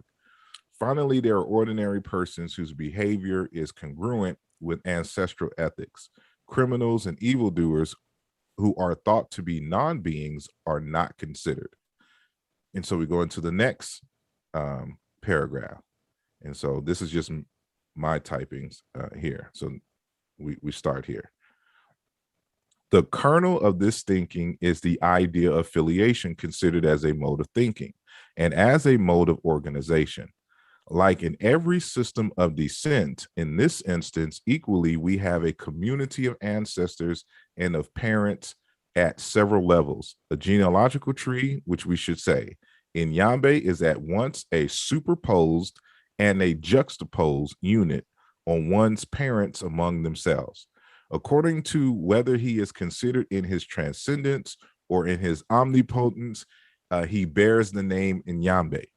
In his aspect of creator and primal ancestor, he who has always been, he is Hilelombi.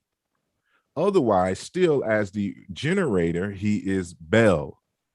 But God in Basa thinking, being neither of the outside nor of the inside, is thought of as permeating these very beings by means of one of the elements, namely Nyam, and enshrouding in life-giving essence. Being in every single being, the originator monitors the evolution of creation.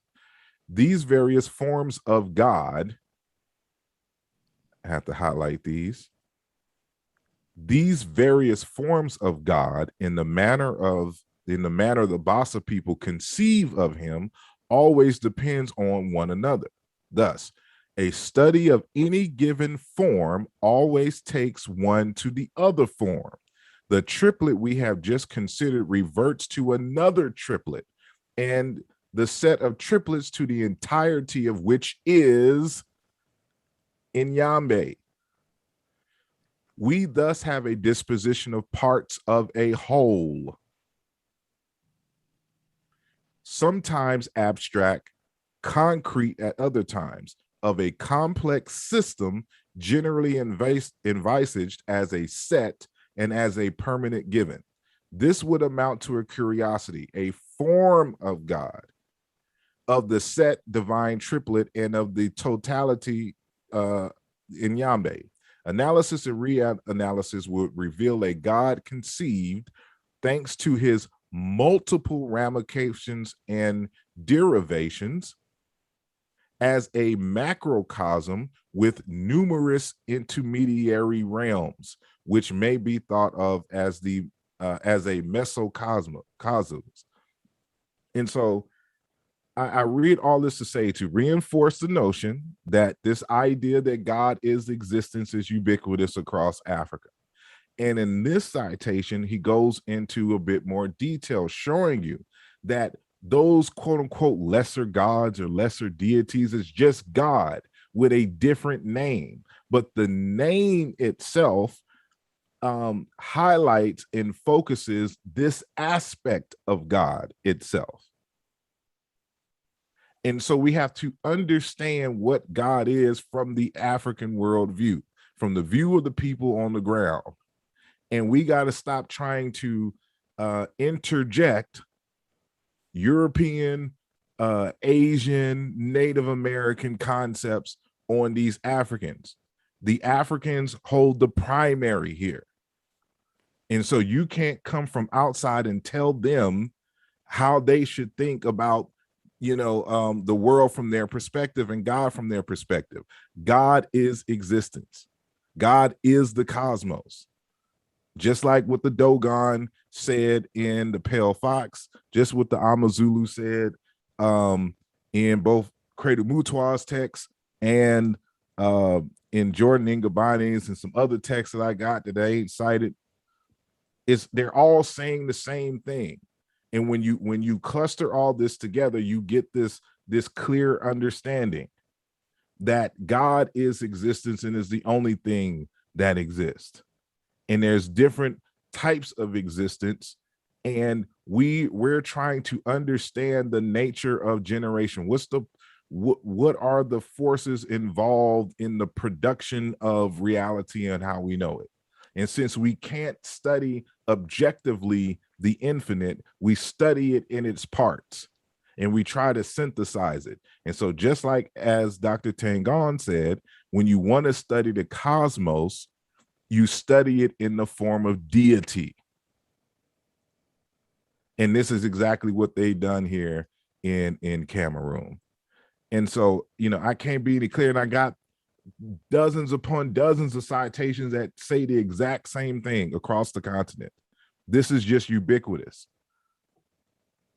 And so you cannot come into the Cameroonian context of the Bassa and say that you are an atheist, because how they define God as reality itself, as the cosmos, you would deny the sun, you would deny the stars, space, time, all that. God is all of that. So it's not hard to comprehend. We just want to be rebellious to logic. And I hope this answers your question. Not really, bro, because I was just like, if we're going to like, God is an English word, right? So we're talking English when we use the word God, right? My man said, yes. Not really. He said, not really. No, because God is an African word. No, hold up. So we use it. So the word God in English is God is an African word. No, I don't mean the meaning or anything like that. I don't mean the etymology. I'm on about the word in English. God, you're saying, is an African word, right? Yes, it's an African word. So what language does the God word in Africa come from? What is it? But language does it belong to? God dialect form is Germanic. So how can it be African if it's Germanic? Because it was inherited by their African ancestors. The word God. Yes, just like their word theos, like our word Tuesday. Okay, so that's what I'm saying. So which language does it come from prior to Germanic then, if that's what you're saying? We don't know what the language is. Just like we don't know what the language was called, we just give it the term Proto-Indo-European. I don't get. So wait, no, really though. How I don't know. Say we have the word circle, and I can't even say where that goes back to. It could go back to Greece or something. But how can we say it goes back to an African language without being able to point to an African language that the word God goes back to? I'm cool if it does. But how can we say it does if we don't have one? Where is the how can we say that? I have a whole chapter in a text that I wrote and published in 2020 called Towards a Dictionary of Chicam and Modern African Languages. And there you will see a scientific demonstration that the English word God has an African origin, and they use the word God in the same way that the Africans use the word God. So the Merriam-Webster definition of God is still the African definition word, not just the word itself, but it also has the definition. It's a general term. It's not a proper name. It's just like saying, if we discover that the word water has an African origin, do they mean water the same way that we mean water? I'm cool with it fluctuating its meanings and stuff, but if you're saying it's got it has its root in an African language, like say for instance, there's certain words that I think we maybe still in use today that have still got the Egyptian connection. Like I think desert, it may be one. Desheret or something like that. No, desert doesn't come from Desheret. It doesn't? They mean the same thing though, no? No, they refer to the same phenomena, but Desheret does not mean it does not come from the same root as desert. That's what we call folk etymology, where people try to link words because they sound the same without doing the due diligence that is required in linguistics called the historical comparative method, where you establish the sound laws as a result of the comparison of numerous lexical and morphological sets that map morphemes, that map phonemes from, one or two or more languages together. So Desheret and desert are not phonetically linked, and they don't mean the same thing. No, they mean well, let me just say this: they refer to the same thing, and they're not phonetically linked. No, they just sound alike in modern English. Because first of all, we don't even know what Desheret sounded like. You only have four consonants. You don't have the vowels, so you don't know what it sounds like. Yeah, I hear you on that. Yep. So that's Egyptology speak when we say Desheret. But I still, though, in terms of because I've never seen that claim be made like I get the meaning the word God in terms of it going back to Africa or so far, but the word itself, I've never seen that. I've never seen it prior to say the claim prior to Germanic. I've never and say if you would like, at least you can point to that. My point there was at least you can point to Desheret as in if there was a link, if someone was trying to say that and there was a phonetic link, you would at least be able to point to the original word. That's my point. Like, and the language, like you'd be able to at least say it's in the Medunetra, or in your case, you maybe even able to say, well, what's the term you have for the language family again? I'm sorry, I didn't hear the last part. Yeah, you have a term for the language family. I forgot what it is. Is it I use Into language. Yeah. So that's what I'm saying. You can't you at least point to the language or the language family that can be found in or is from, or is it not being found nowhere? That's what I'm kind of asking. Well, I just stated it, and I guess we would have to have a discussion on some very fundamental concepts in historical comparative linguistics. So when I mentioned earlier that it's in Proto-Indo-European, we don't know what the language was called or what the people were called. It's an arbitrary name that is given to a language or a group of related languages that existed somewhere in the past, from which the modern Indo-European languages inherited much of its vocabulary. And so that language, the Proto-Indo-European language, was partially developed as a result of interactions between what I call Chiana Intu, what Obinga calls Negro Egyptian. That these speakers, there was a number of these speakers who left Africa anywhere between like 6,000 BCE to like 4,200 or 4,000 BCE, somewhere in that range. And when they left and interacted with the Indo-European speakers in that area, they inherited a lot of the vocabulary. And so much of the words that you find even in modern African languages are still present in Indo-European, and they're still used in the same way. And so let me see if I can find something real quick. Because I just want to show you the process that was involved in there, so you can see that I'm just not talking out of my behind. And I did not intend for this to be a SAR share his screen lesson. So here's the book that I was talking about, Towards a Comparative Dictionary of Chicam in Modern African Languages: Egyptian, Chibantu, Yoruba, Collagen, Sumerian, and Meroitic. And so we're just going to skip all the way down to like chapter, I forgot what chapter it is. So here we go. Is it?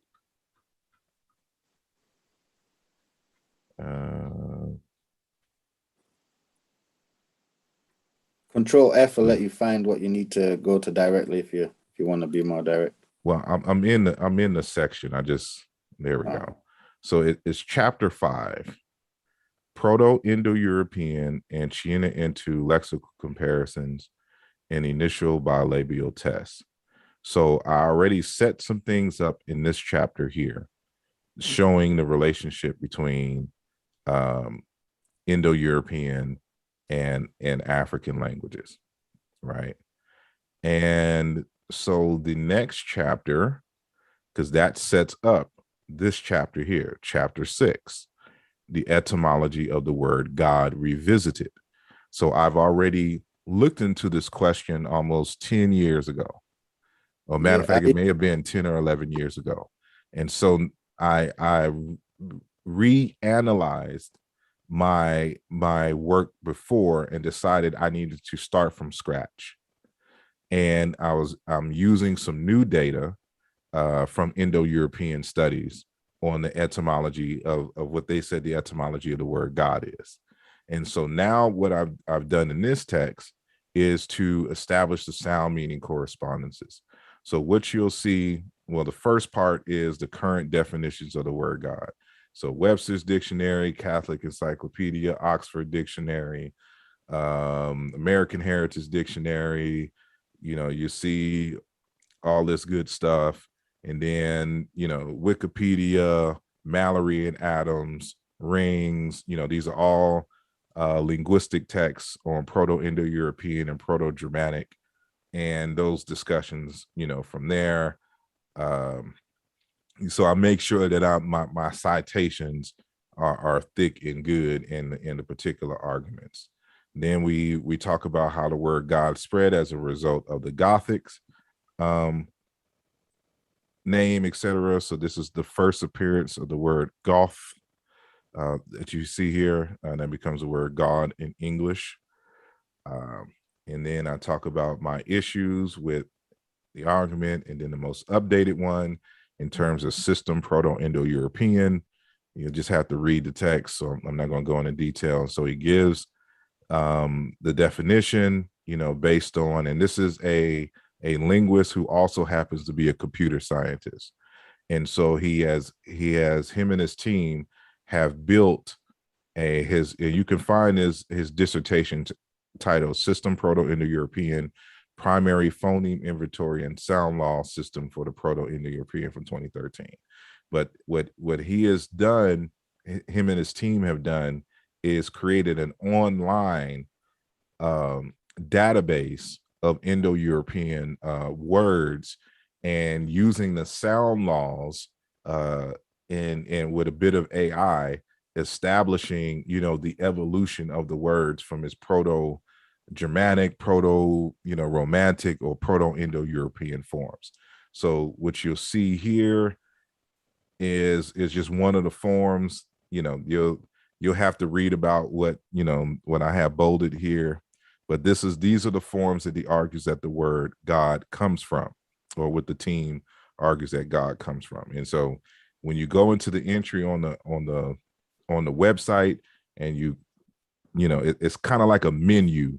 So if you click it, and then you'll see these steps under it. So it'll tell you what the sound law. So what it's saying here, this is the reconstructed form here, and then Proto-Indo-European A becomes 0, or there's a loss of A. And so, and then from the next step is gudo. And so the D in this H sound here becomes D, loss of H in the medial position, in terms of this aspiration. And you get the gudo, then you lose the aspiration under the G, you'll just have to read the site and understand. Matter of fact, his PhD dissertation is in part about the upcoming site, the work that he was doing way back in 2012, 2013. So it has evolved a lot since then, of course. So we go to the phoneme inventory of Proto-Indo-European. And so what I do is I compare the Proto-Indo-European and the descendant language reconstructions, for example, to the collagen language. And so you'll see me setting up the sound laws, establishing the comparisons between the terms. And so I have a number of tables here going with the short forms and then the 2 consonant forms that you see here, just establishing the sound law. So, we don't have time to go through each one of them again. And my aim was not to promote my book, but if you want to see the details, it's in the book. No, I think it was good, man. I'm glad you showed that, man. Yeah. So I just want you to see the steps that was involved. So I'm not just making up. I'm using the standard historical comparative linguistic method. And so what you see here is the sound correspondences after each table, showing you what sounds map to what in between the languages. And so I also demonstrate that not only is the word God cognate with the forms that you find in the collagen language, and the collagen language is a language that is primarily in Kenya, but you find some in Sudan, you find some variants in Western Ethiopia, and then some in Uganda. So they're kind of a semi-nomadic people who may have originated in Sudan. Their ancestors used to live in Egypt for a while, and then they migrated further down into southern Sudan and ultimately ended up in Uganda and Kenya. But so you can see all of that, and I demonstrate also that even the word nature is cognate with the word God in English. And so I set it up this way. So the languages that I use is Chiluba, collagen, the Proto-Indo-European, and of course its descendants like Greek, English, Gothic, stuff to that nature. And this is the process. So if you want to know how that process goes, I encourage you to read the text. So the establishment of the sound laws is always what's going to be critical in terms of one's analysis. Without it, you do not have historical comparative linguistics at all. And so what I've demonstrated in not only in this text but in Alluja Volume 2 is that the concept of God, just the word itself. So we gotta keep in mind that the word God and its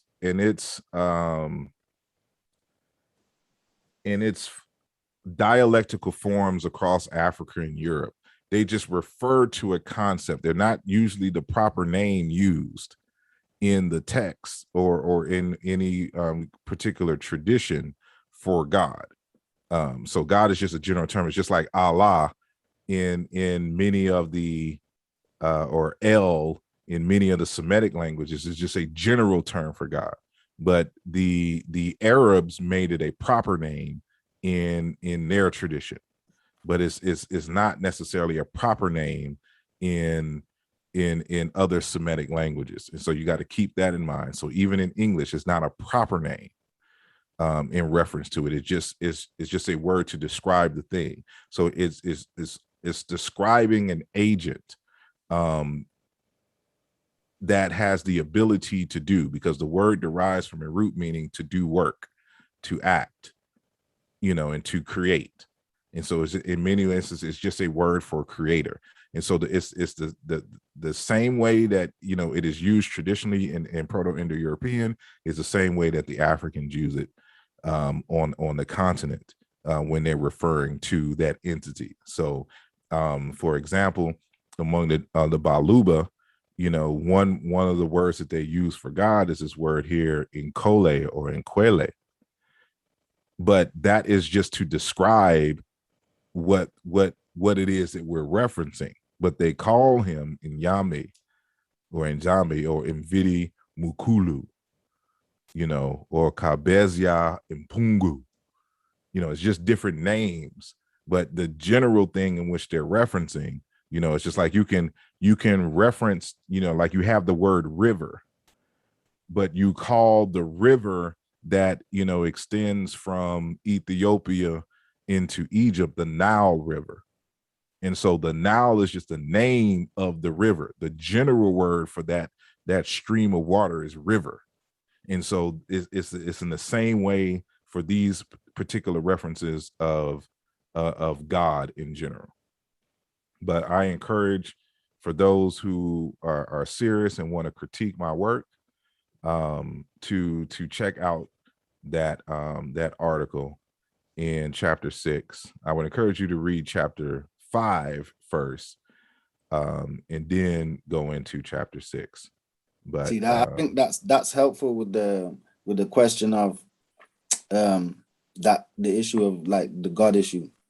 But where I think the issue may come in, and this is maybe just another question may help this one out, is where you say, not you particular, but where it's equated with God's now equated with existence. Does the say from our perspective, and just when people are just gonna say, like when they do having these sort of debates and they're going off definitions and they're gonna pull up dictionaries and, you know, Merriam-Webster and so forth, does that definition contain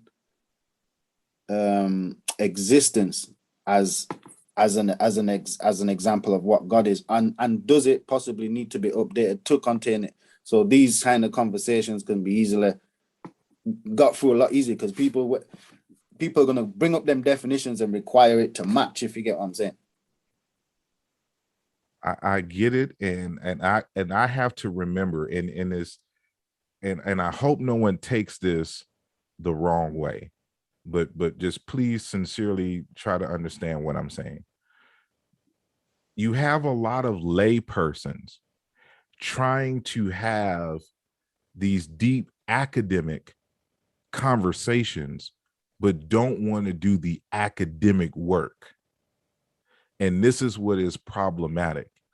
And so when I enter these spaces and I have this conversation, I'm entering this as an academic, as someone who has a care and a concern for how can I be wrong in this instance?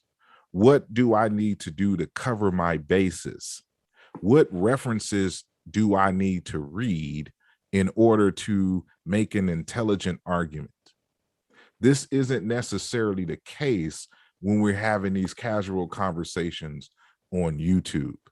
And so I'm entering this conversation with a plethora of work and resources, but I can't have the conversation the way that I want to, because the people who I'm having the conversation with doesn't have necessarily this background in the materials that I've read and the methodologies that were used to come to the conclusions.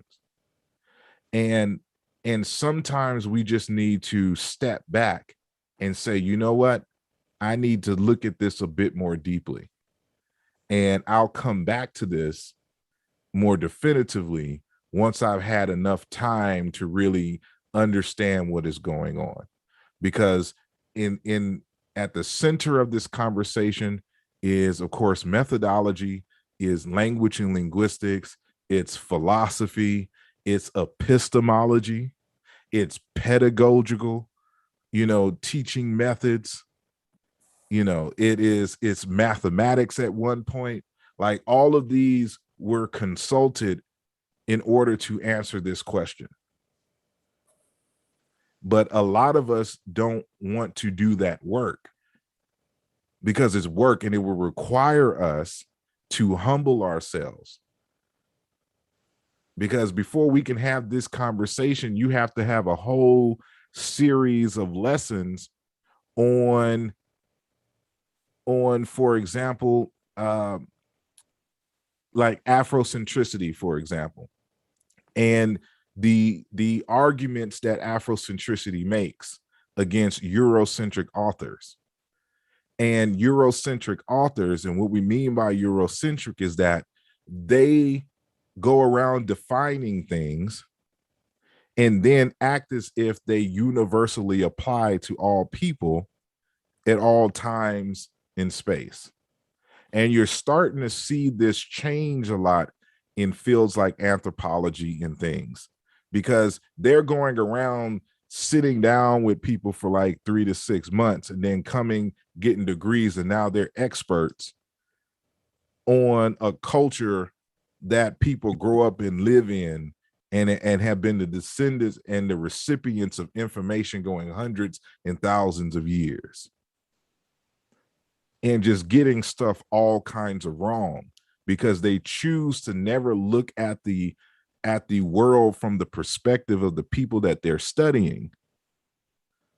Yeah, this is why I said about the do you not think that it, so from the Merriam-Webster's perspective, where the layman's he's gonna rely on something like that, don't you think that then that should be updated to include the various different aspects of what God can mean, so then the layman don't have an issue, because that's going to be his tools, isn't it?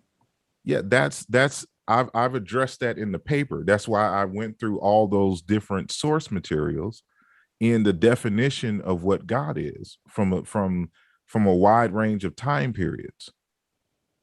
And so what I'm saying is that, I just happen to be on the net. I'm actually supposed to be doing some work right now for one of my clients. And I just went on YouTube, and then, because I'm a subscriber of the channel, I see that the Pseudo Killas was on live. So I said, let me just come in here and see what they talking about. And so when I came into the conversation, y'all already had a conversation going. And so it as always on the Pseudo Killas, or just what's online, is never really organized. We just have a topic and let's go. That's just how we do. And so since you have all these different voices on the panel at once, it doesn't lend itself for a slow down conversation where we can introduce these concepts and lay the foundation for a more fruitful conversation. And that's what's missing. And so we're going all over the place because you have different people from different faiths, and usually if somebody's just a gun-ho in their faith about something, they're not really scholars of anything. So they're just all over the place with information. And then you have others who are knowledgeable about things, but aren't necessarily knowledgeable in a deep sense on the subject itself. So we just have a whole bunch of questions and opinions, but no real citations of things, no critical analysis, no literature review, none of that. And this is what's problematic. So as I was saying, we're trying to have a deep and rich academic and philosophic conversation, and the majority of us have not done our literature review to have that fruitful discussion that we can come to a conclusion. So all that to say, let me stop. So I think one of the big takeaway that everybody should be able to have no problem with is, one, that a lot of these topics such as this is no, I didn't get your text message. I was exercising. I can huh? look. I think you're talking to somebody in the room. Oh, Corey, you may want to. We don't want to hear nothing. So, what was I saying? Okay, so one of the takeaways is basically like this is a prime example on this topic about atheism. There's certain trigger words in the social community / conscious community, whatever, that require a lot more rigor and slow down, unmicrowave conversations to take place in order for any such conversation to move forward in a progressive way, such as God and all of its derivatives, such as theos, theism, and all that, spirit, soul, and we can think of some other words. But the point is that whenever and these seem to be one of the hottest topics at that, but we never slow the conversation down to really dig deep to be able to move the conversation forward. So because of that, every so often, more often than not, these conversations come up and we get nowhere. Because earlier it was like a whole hour wasted because a common definition to govern the conversation of atheism itself was never achieved. And I personally don't think enough effort was even put into it, which tells me that these conversations come up just for the sake of entertainment value, hanging, shooting the stuff and whatnot. And that's cool. But at some point, we have to decide to move the conversation forward and put in the work that it's going to take to do that. And I think Asar described it and actually demonstrated just on the topic of the word God, how much work it takes to put in it. And granted, everybody can put in that time and that work. And so in all fairness, that's cool too. But if you can't put in that work, then don't take a stance and get online and try to argue, because we'll see what happened tonight. People arguing and claiming things that really don't know what they're talking about. And I'm speaking specifically to the people claiming to be a linguist, mathematician, and this, that, and the third, and don't really know don't even know what a sentence is. And that was very shameful to do, and that's a waste of time. So anyway, I'm just saying, so I wanted to say that, but now here's where I want to move it forward a little bit, if we can, in this little bit of time. Corey, I don't know if Corey's still there. Corey wanted me to share this definition of pantheism, which is out of the online Encyclopedia Britannica. And it says, and it's on the screen, pantheism, the doctrine that the universe conceived of as a whole is God, and conversely, there is no God, but the combined substance, forces, and laws that are manifested in the existing universe. The cognate doctrine of panentheism asserts that, God includes the universe as part, though not the whole of his being. So I guess that last sentence is really irrelevant. But I don't know if Corey's there and he can speak for himself, but I think Corey wanted to bring this up to have a comparison to what Asar shared from the two African authors in their description of God. So I don't know if we want to even do that now if Corey's not here, but he had wanted to pull this up a while back. So just wanted to say that. And then another thing, a lot of people take a lot of things for granted. And one of those things that a lot of people take for granted is even what a word is, because we get caught up on words because of that fact, because we don't even know what words are and the phenomenon we call language and communication, and how and what words are itself. So to even get past that and to kind of eliminate that confusion, we have to really dive in even on what is a word when we talk about meaning, form, and meaning, and the link between the two and all of that good stuff, because we get caught up on the form, and people ignore the concept or the meaning side of the form and the links between the two. and we get caught up on the God. Well, that's an English word and stuff, and not knowing how concepts are conveyed or meaning is conveyed and clothed in different forms, where we could say, okay, well, these are equivalents, which allows us to do the act of translations and so on.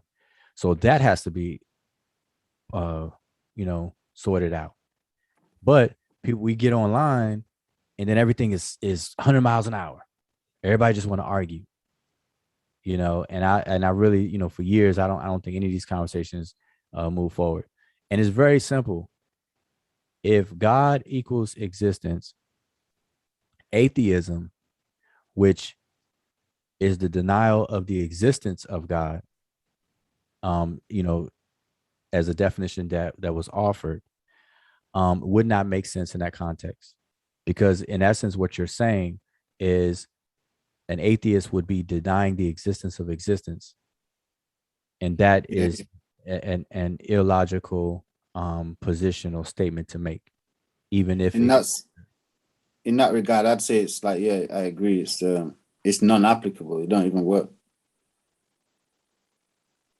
Yeah, exactly. So that's the point. I think that's the short and skinny point that Asar brought forth in terms of a nice sample size of African worldview, that atheism would not fit comfortably in that. Atheism fits very, very comfortably in the Abrahamic system. And I had on my screen a 23-page treatment on the definition of atheism.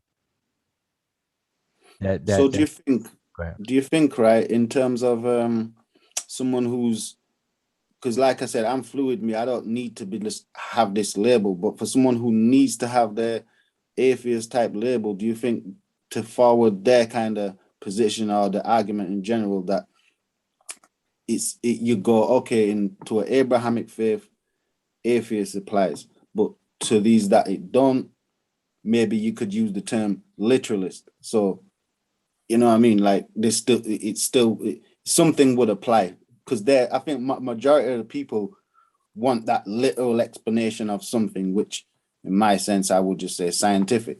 But do you get where I'm coming from? Yeah. But here's the thing. There's a definition of a word that we can find in dictionaries, which came about through some kind of consensus, relative consensus.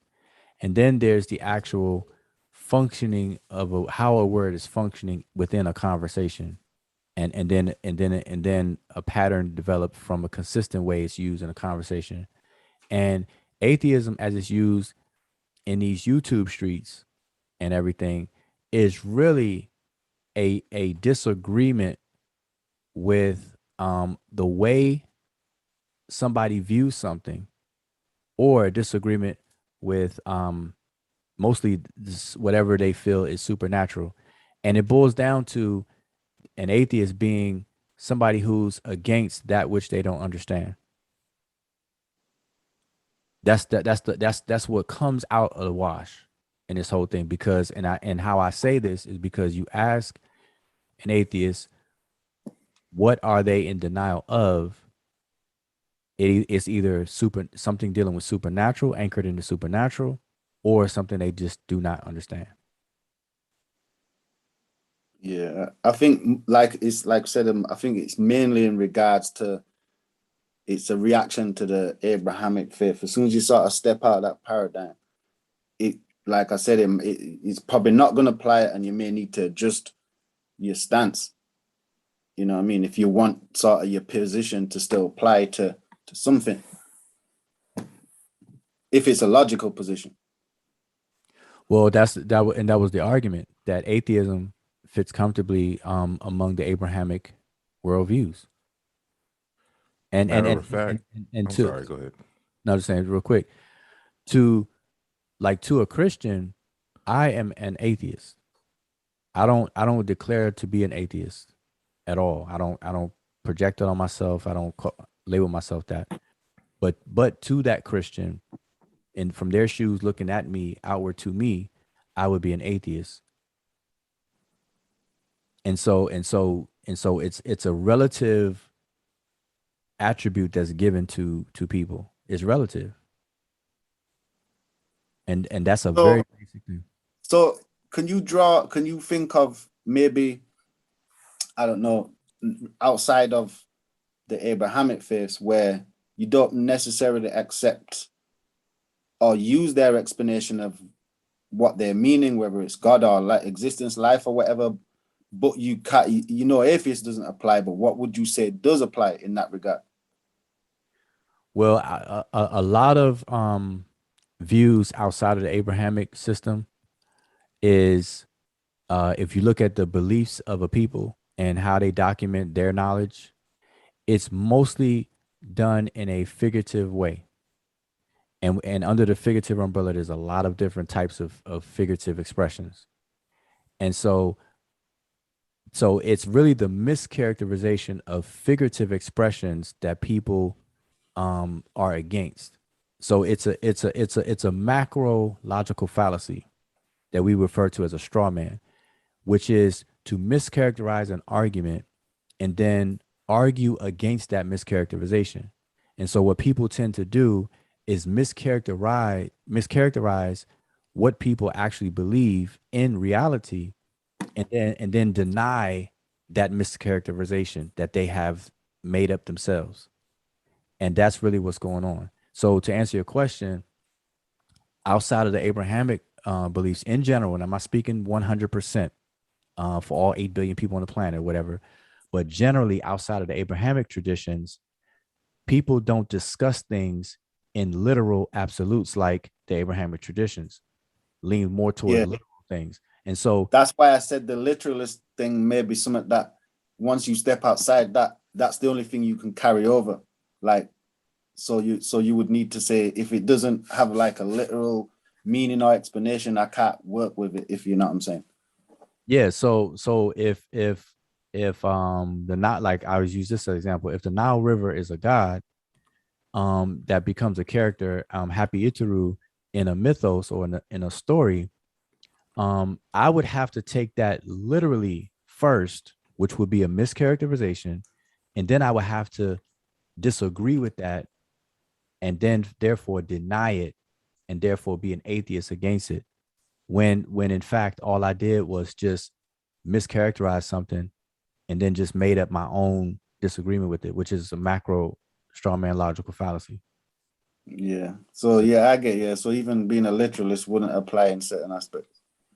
No, and not in most, because all across the continent of Africa, the reason why they have initiatory systems is to walk the mind through a maturation process, starting with abstractions explained very figuratively and working your way up to the reality behind those figurative expressions.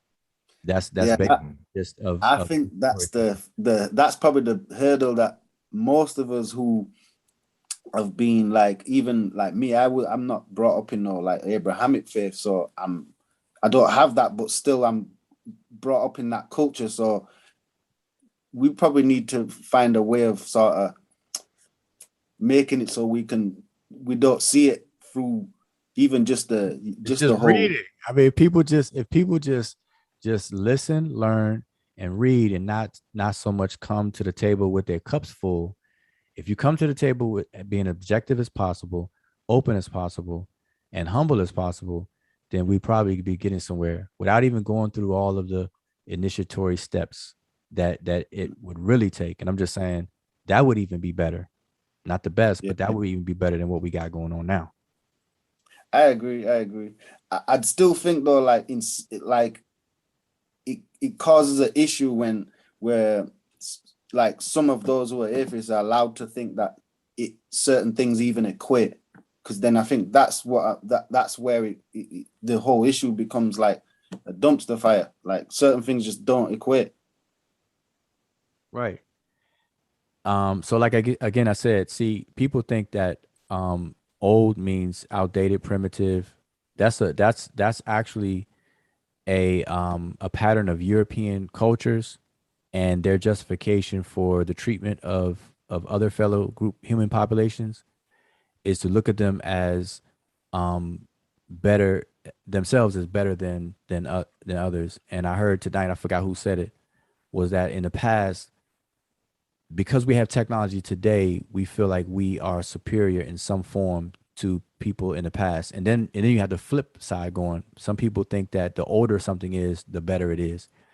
And both of those things are a lazy way of processing information, because you should always take it case by case and find out what things are, and treat them accordingly. And we don't do that because everything's microwave. Yeah.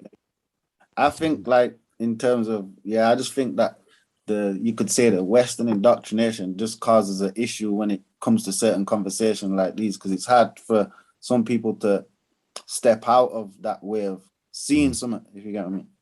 Yeah, you're absolutely right. So I see that Asar is sharing. Yeah, I just wanted to share something before y'all move too far from the point that y'all were just discussing. Asar, you brought up the Dinkers. Asar, you're gonna have to deal with Zion Lex and that Sankofa. He's doing the whole Hebrew Dinker thing now, man. You gotta deal with that, bro. Look, I don't have the patience to deal with Zion Lex, and I'll let someone else do that.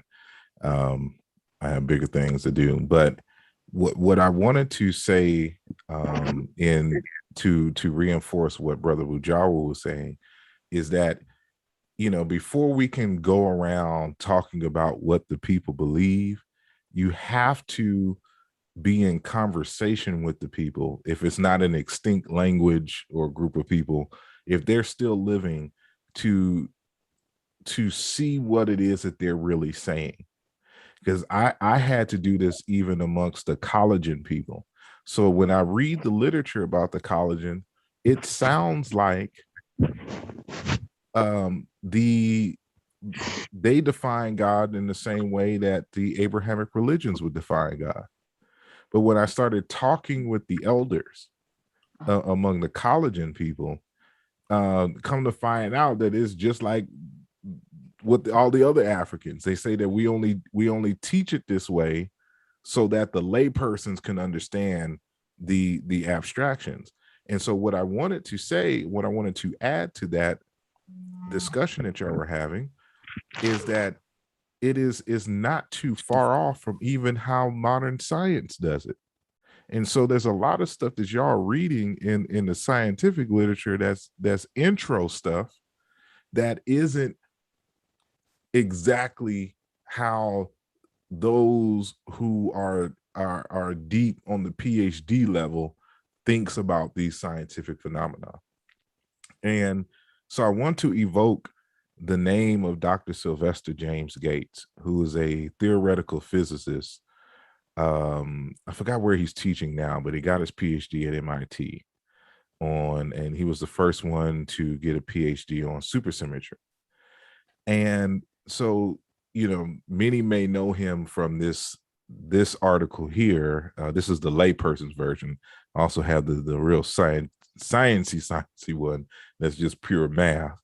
And but on the symbols of power, Adinkras, and the nature of reality, many people may know that, may know him from that. But there's a lecture that you can view online right now with Dr. Sylvester James Gates Jr. And the link is at the bottom here. I know y'all can't click it in YouTube land, but you can either type it as you see it, or just type in EE Just Symposium Keynote Address, Sussy and the Lords of the Ring. Right. And there's a point in the conversation. I think it's like it. I don't know if that's no, I don't have it time stamped on here just yet, but I'll have to get the timestamp later, but I had to type it out.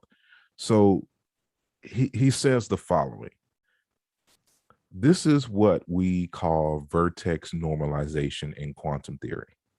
And what it basically says is that the charge that an electron couples to a photon with actually depends on things such as the speed and the spin, the location, much more complicated than the equation we taught our students in high school. And I have this bolded. You see, we constantly lie when we teach science, but we lie in the service of truth. We tell people the part of the truth that is appropriate for what they have as a background. It would make no sense for me to for me to walk into a high school classroom and try to teach my students relativistic quantum field theory. So I say instead, Coulomb's law is the end of the story. Even though I know that is not the complete accurate story, but it's good enough for that audience. So when you talk to a scientist, you need to be very careful if you're not a scientist, because you need to know what the scientist is assuming about what you know, because that influences what we will tell you. So even in the modern day, what you are getting as a layperson is a very watered down, inaccurate, good enough for your level of comprehension. But when you get into the higher, it's a totally different ball game. They speak in pure mathematics and pure abstractions. But until you are trained as such, you get the bare minimum, and it's really kind of false and not true. But we have to give you something in terms of so that you can understand the framework for the higher scientific experiments and concepts and things of that nature. And so the elders in various traditions across the world, they did the same thing when it came to the Africans. Excuse me, hold on, I want to share, because that's what I shared when it came to Credo Mutwa.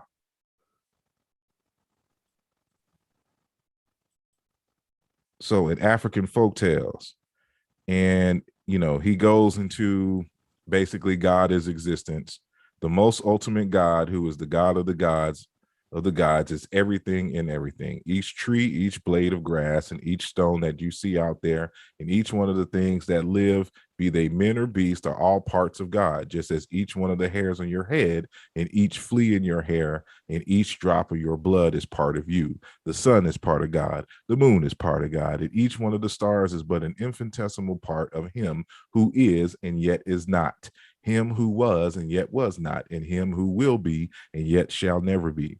Because there never was a time when God was not, and there never is a time when God can never be. So more reinforcement of what I said earlier, but that's not what I want to get into. Now, let me see. Hold on. Okay, so I'll just summarize what it's saying here. So in this part of the book, Credo Mutwa is going through initiation, and the elders are parting some wisdom with him concerning various different things. And so this is the part of the initiation where they're telling him and informing him our understanding as priests, as the high chosen ones, when we talk about God, right? And let me see, we can only guess in the oldest guesses possible form. So I'll skip that. And so he's talking about that, this is just a graphical representation, a carving of the fundamental understanding of what God is. This is not God. It's just a mnemonic device to help you comprehend the abstractness of what God is. And so it goes into the detail. I won't read it, but I want to read this.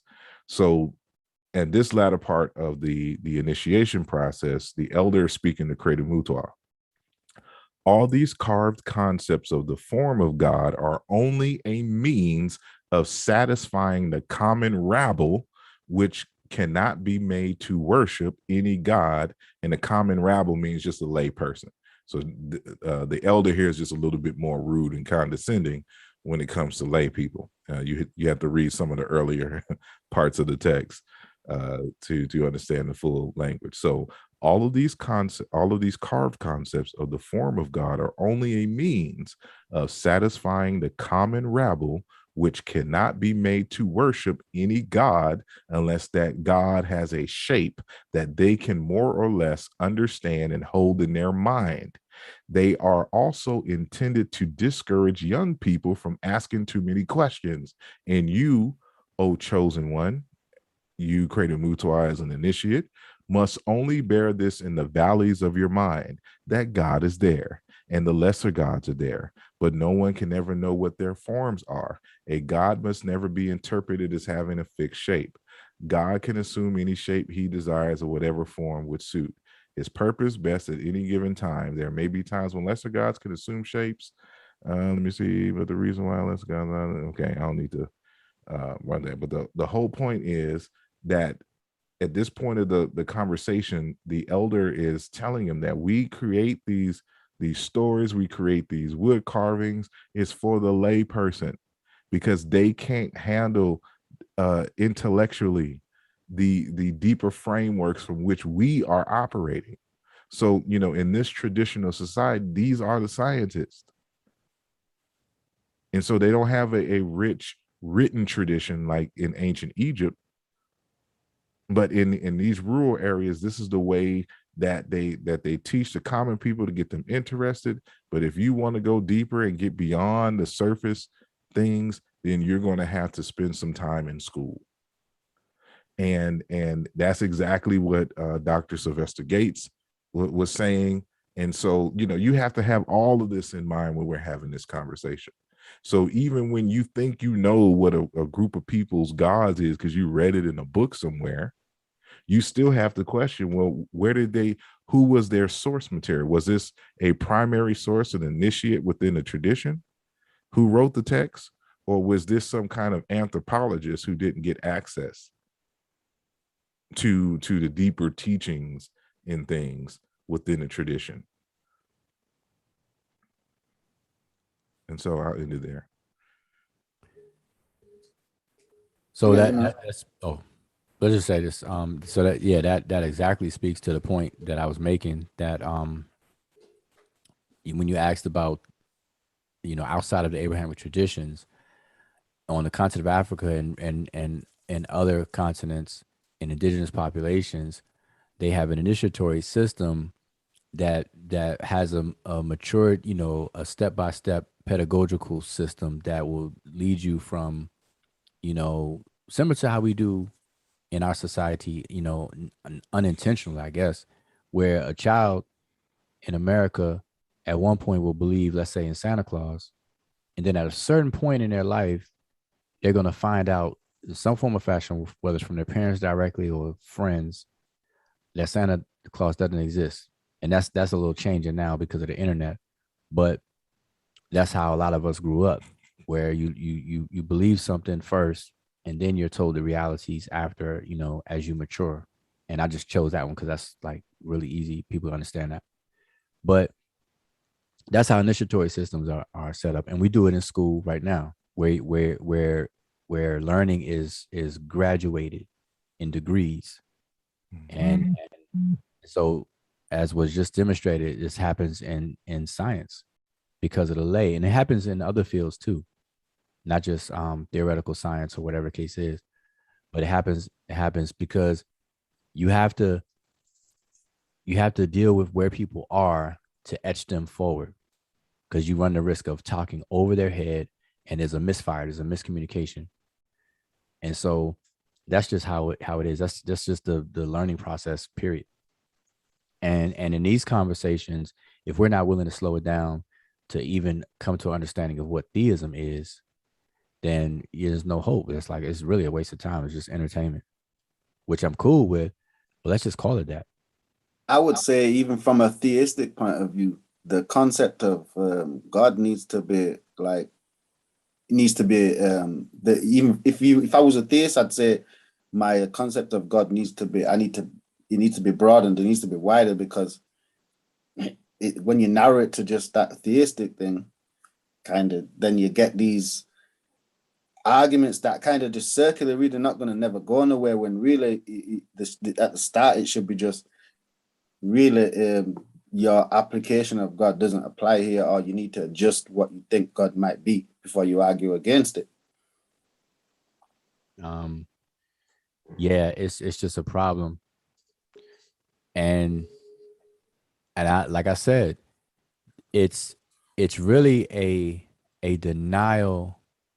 It's a macro straw man. It's a denial of something that somebody don't understand. Yeah, and I what agree. makes it worse is that there's no attempt to even try to understand. And I hear it all too well, like the conversation tonight, where people don't even realize that they're coming with a concept attached to a form. So they have a sign. You know, in linguistics, we refer to this as a sign. And everybody has a set of signs in their head. And a system of signs is what a language is. And although it sounds like we're speaking English, sometimes there's a miscommunication even within the language because we don't share the same sign. And so because of that, the different learning disciplines, academic disciplines, they form a very precise language within the discipline. So in law, there's a certain nomenclature that's used in legal jargon. We call it legal jargon. In physics, they use words a certain way. This is the nomenclature of that field. And so when we have these conversations, either we have to develop one or we have to use one that's fitting for the conversation. And we won't even do that. So we just bring all these ill-defined and random definitions to the table, not clarifying any of them, and then just going at it. And that's just a waste of time. Yeah, I agree. And that's what happened today. It happens every time. Can't even define theism. You know, like, nobody argues over the A part though. Well, actually, somebody tried to do tonight. It means opposite. And then, you know, versus meaning denial or a negation.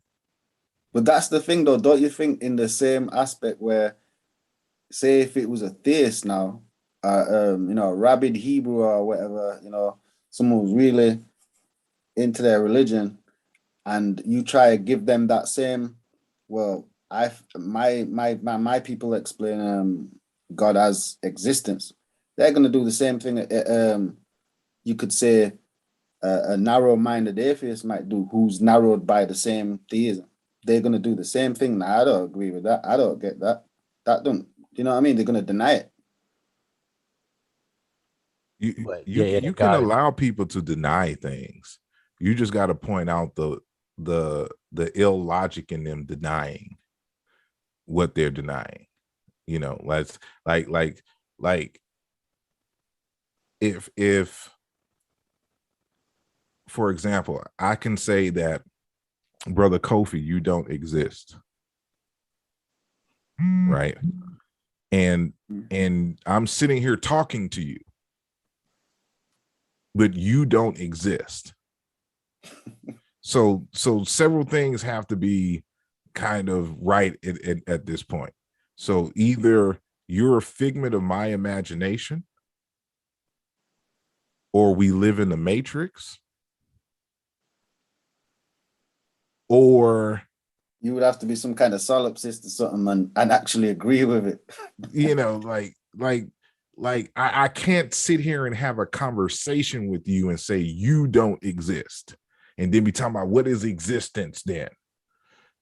What makes me exist? Yeah, I hear you, man. For You me, know, it's and just, so when people are saying, when the Africans are saying the cosmos, the universe is God, I don't believe you. But you wake up every morning looking at the sun and stars and all this other kind of stuff, and talking about this reality, talking about astrophysics and talking about laws and second law thermodynamics and all this other kind of, like, this stuff exists, but the cosmos and reality does not exist, because is now, instead of saying cosmos, you say God. in that language. Yeah. So you have to just point out the irrationality of them entering the conversation. And so, you know, they can deny it all they want, you know, but see what they're trying to do now is trying to say that we're redefining God. It's not we're redefining God. We're using God in the same context. We're just showing that is how it is defined is different over here and what it applies, what is his characteristics. Because as you said, you know, when atheists talk about God in the Abrahamic tradition, you're talking about some being that exists, that is supernatural, that is all-knowing and has conversations and gets angry and kills people and has laws and gets mad because allegedly people broke his laws. Like these are all of the characteristics that's given in the text. Yeah. And that he created Ex Nihilo, there was only him, and that, you know, all this other kind of so when you define God as that and having those characteristics, you can deny that, you know, but what you can't do within an African context is when they say that, you know, nature is infinite and then talk about supernatural. Yeah, that's me. My thing is like I prefer scientific explanation to the natural world or natural phenomena. I won't deny someone's natural explanation to natural phenomena, but I will deny someone's supernatural explanation to natural phenomena, and that's probably me summed up. I may not use your natural explanation. I may not. It might be some that's your thing. But my thing. Okay, so for example, when Dr. Tangon saying that that God is cosmos, everything that is on the earth and not on the earth.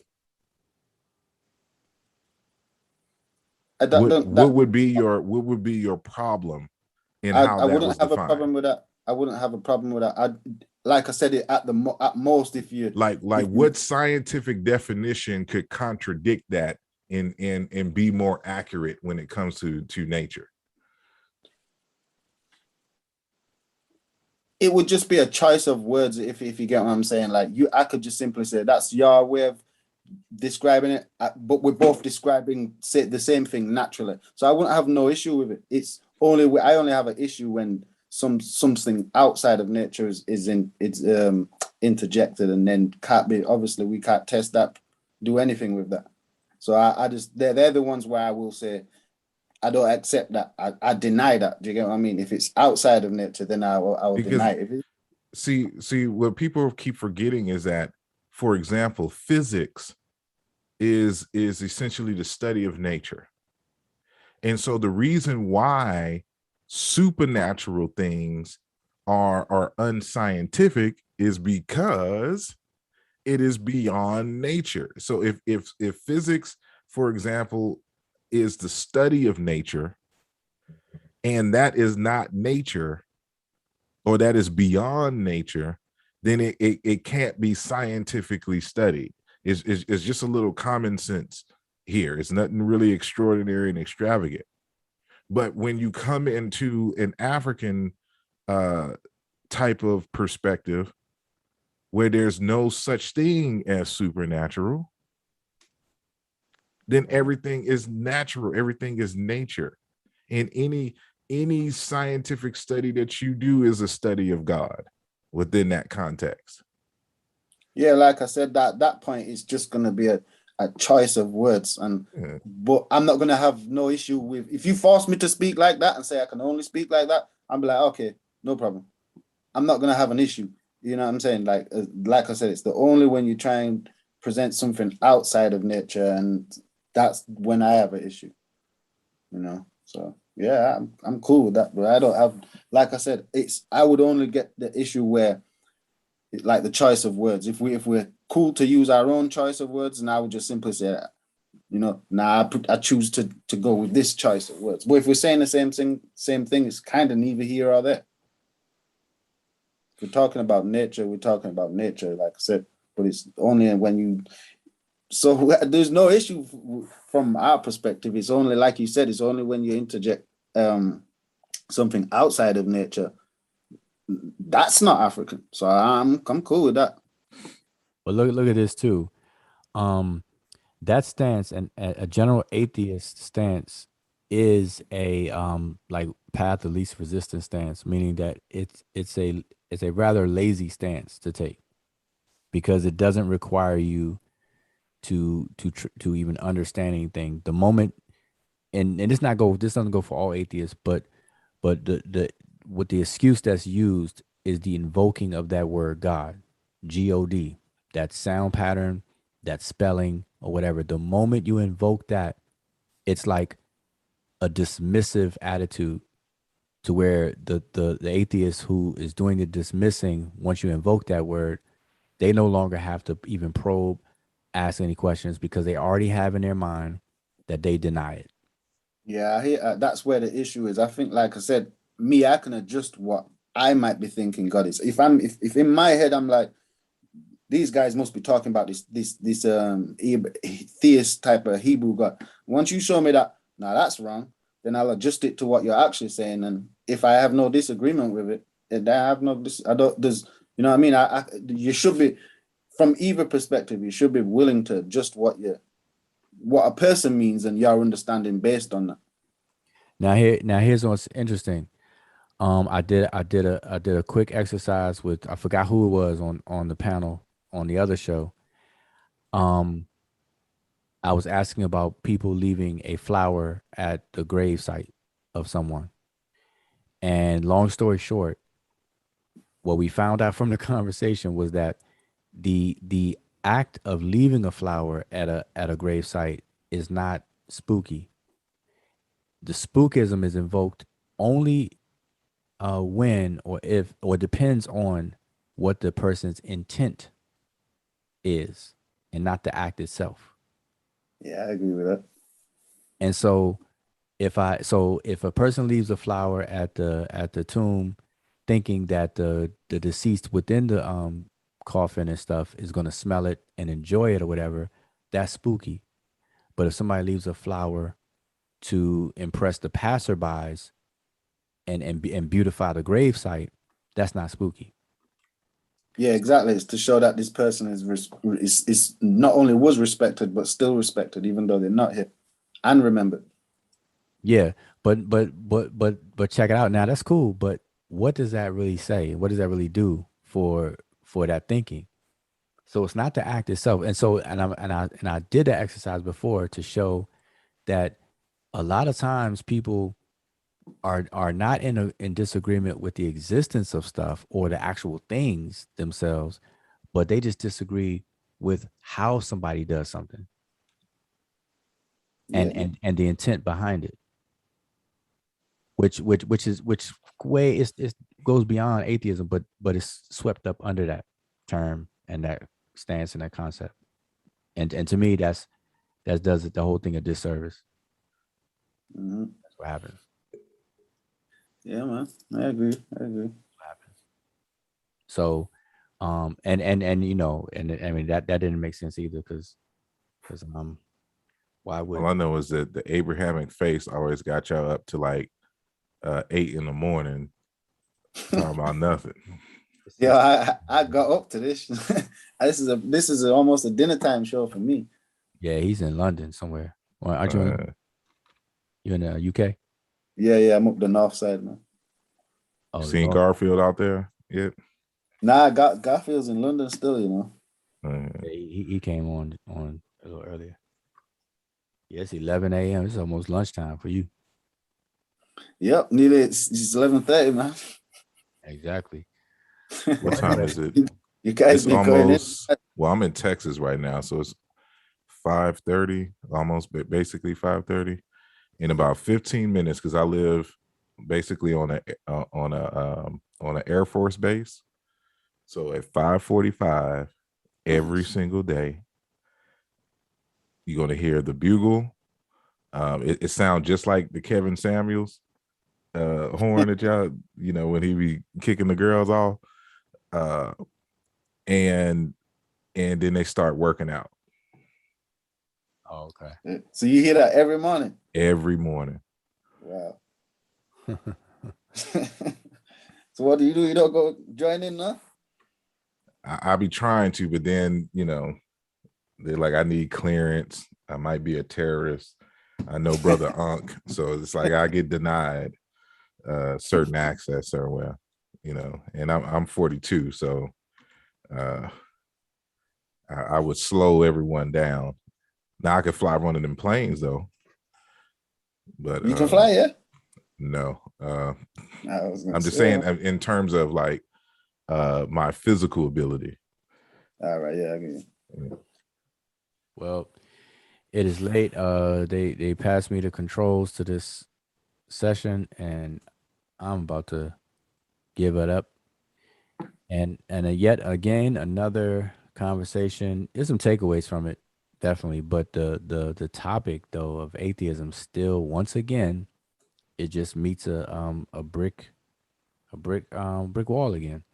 And it's all for the same reason and every single time. Because see, it started off with Cube trying to refute Asar's points without even Asar being here. I mean, you know, that's all right because, you know, the video speaks for itself. But then, you know, it just spirals from there. And it's only applicable to Abrahamic faith, and you have to be willing to drop it when you come away from Abrahamic faith and possibly take another stance. Yeah, and that's what seems to be the problem. The unwillingness to do that. Because it forces a person to really study and learn about other cultures. Because I'm telling you, in my experience, and I'm only speaking from my own experience, the atheists that I've talked to, they don't have any real knowledge of concepts outside the Abrahamic ones. Like it's really like they're trapped. Like there's almost like a dog in a yard with a fence. You can't go outside the fence. Well, that's why I would say that I'm that person that's not like that, but that's also why when I come away from that, I'm willing to let go of the atheism because it might not apply. Do you see where I'm coming from? Yeah, but so the atheists that I see, even ones I don't know, you just YouTube and just listen to the conversation. It always anchors into Abrahamic belief. Yeah, I agree, man. It's a response to it. Like, so if you don't have that, then what? Right. And even if God is not existence itself, if I make rain a god or water, but rain, the phenomenon, you know, raining is a god. You can't deny the existence of rain. But if I believe that by talking to rain when it rains, that it's going to talk back or it's going to fix me breakfast in the morning, then you can disagree with how I'm treating it, but you can't deny the existence of the thing of rain. And see, even that little detail is totally overlooked. Yeah, no, I agree. Yeah. Like at most you could say, yeah, I wouldn't choose to describe rain as that, but no, rain still, yeah, I'm not going to take that away from you. That's why I was saying is if that's your explanation of a natural phenomenon, at most I'm going to say, okay, yeah, that's not really adequate for me, but cool, I'm not going to deny you of anything. See, this is what people have to really understand. And I had to learn this a long time ago. Because remember, I was a Hebrew Israelite. And of course, all my life, I grew up in a Christian, you know, home, and then jumping into the Abrahamic tradition. I mean, the Hebrew Israelite, you know, worldview. And when I started studying Africa, I wasn't comprehending Africa and Africans because I was still trying to view the world through the lens of the Abrahamic faiths and Europeans. And so a lot of us still haven't gone through the formal process of unlearning what we've been taught to, or taught them, unlearning the methods on how to view the world, and to learn how to use different language, and to ask more deeper and critical questions about life. Like, does this apply universally? Like when I initially had the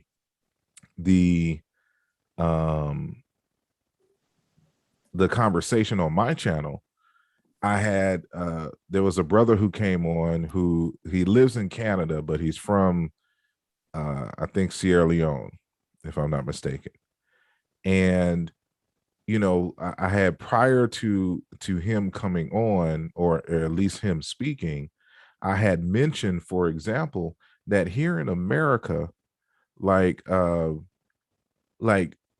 example, Brother Kofi, who would you call, what is the formal name that you would call your mother's brother?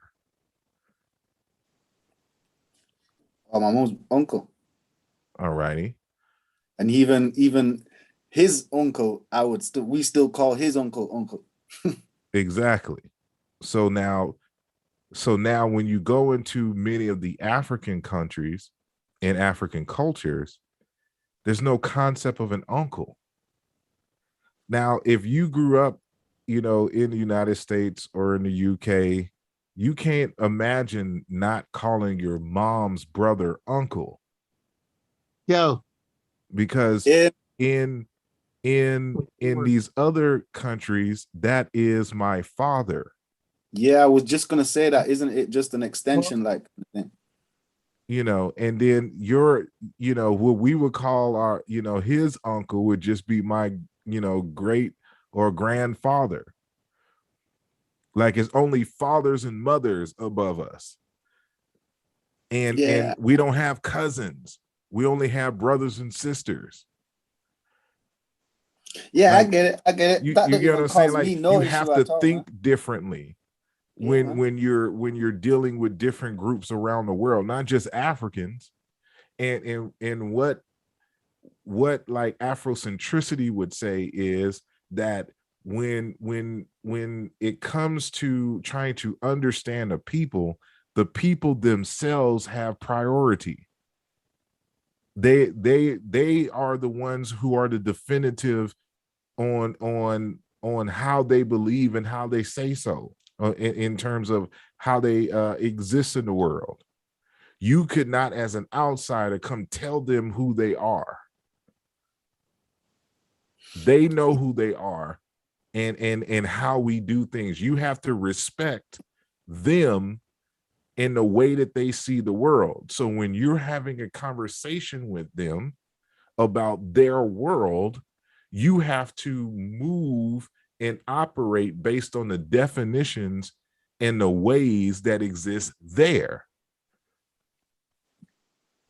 And I'm gonna tell you, that's a very basic principle, and that's the principle that's behind what we know now as diplomacy from country to country, and diplomatic relationships. It affords a person from another country who's a national of another country certain leeway, because of the customs and traditions and laws of a foreign country. So it's understood that, okay, you have a different paradigm, and we will allow a certain, cushion and leeway because of this difference. And in order for you to come up under our system, you have to shake off that one and come up under this one, and you have to learn about it. So like in the United States, when somebody becomes a citizen here through a green card process or whatever, they have to learn civics and certain things here, and let go of their form of government or whatever from wherever they're from. And so in conversations and understanding people's worldviews and stuff, it's the same thing. You have to have some kind of bridge, and then some development where you take things as they perceive it to get to understand what it is that they believe in or accept or know. And that's just basic. That's just some basic stuff that we deal with every day right now. And I don't see why why such a big problem. I mean, well, I can't say that because I know why. So I just stop. So anyway, we just got to do better. And so, but what about this? Listen, you about to start a whole other conversation. Sorry. So you about to start a whole other conversation when it's lunch. Yeah, you might gotta go to bed, man. Shit. Man, bed. It's like beyond that now, man. It's like a marathon. I wish one of them would wake up and we could do old school marathon. Somebody could pass the torch and somebody could stay on and then For real. And then keep it going. But I think YouTube has a limit. I forgot what it is now. I think it's 12 hours. I'm not sure though, you know, because I used to I unsubscribed them now because it was just kind of repeating. But I had these like science channels on my YouTube, yeah, and they're just live all the time, bro. They're never not live. Yeah, You're right. Okay, but I don't. Yeah, okay, you're right. I don't know. So anyway, but none of them up. I thought Corey was going to take it. Yeah. But anyway, so because when I leave, it's going to drop it. So who's in the chat? Let me see how many people watching. I ain't even look at the chat. Ain't nobody watching no more. Oh, it says for me, that was a good conversation, man. Like for me, there was progress. This is progress for me because like 73 people watching. Dang, I was expecting like 5. They all went to sleep. It's just on. like the internet is just on. That's you know how Netflix a real count. You still here? We should just be quiet for a minute and watch everybody wake up. Like how Netflix do you? Are you still here? Are you still here? Right. Oh, we got Strife. Nobody want to hit that link. These people hung out just as long as we have and didn't even hit the link. Like, come on, you should join the conversation. Man, it would have been a better conversation than what we had. This guy said that the phrase "the red car" is a sentence. I know that cracked me up, man. I had to go like just basic grammar 101.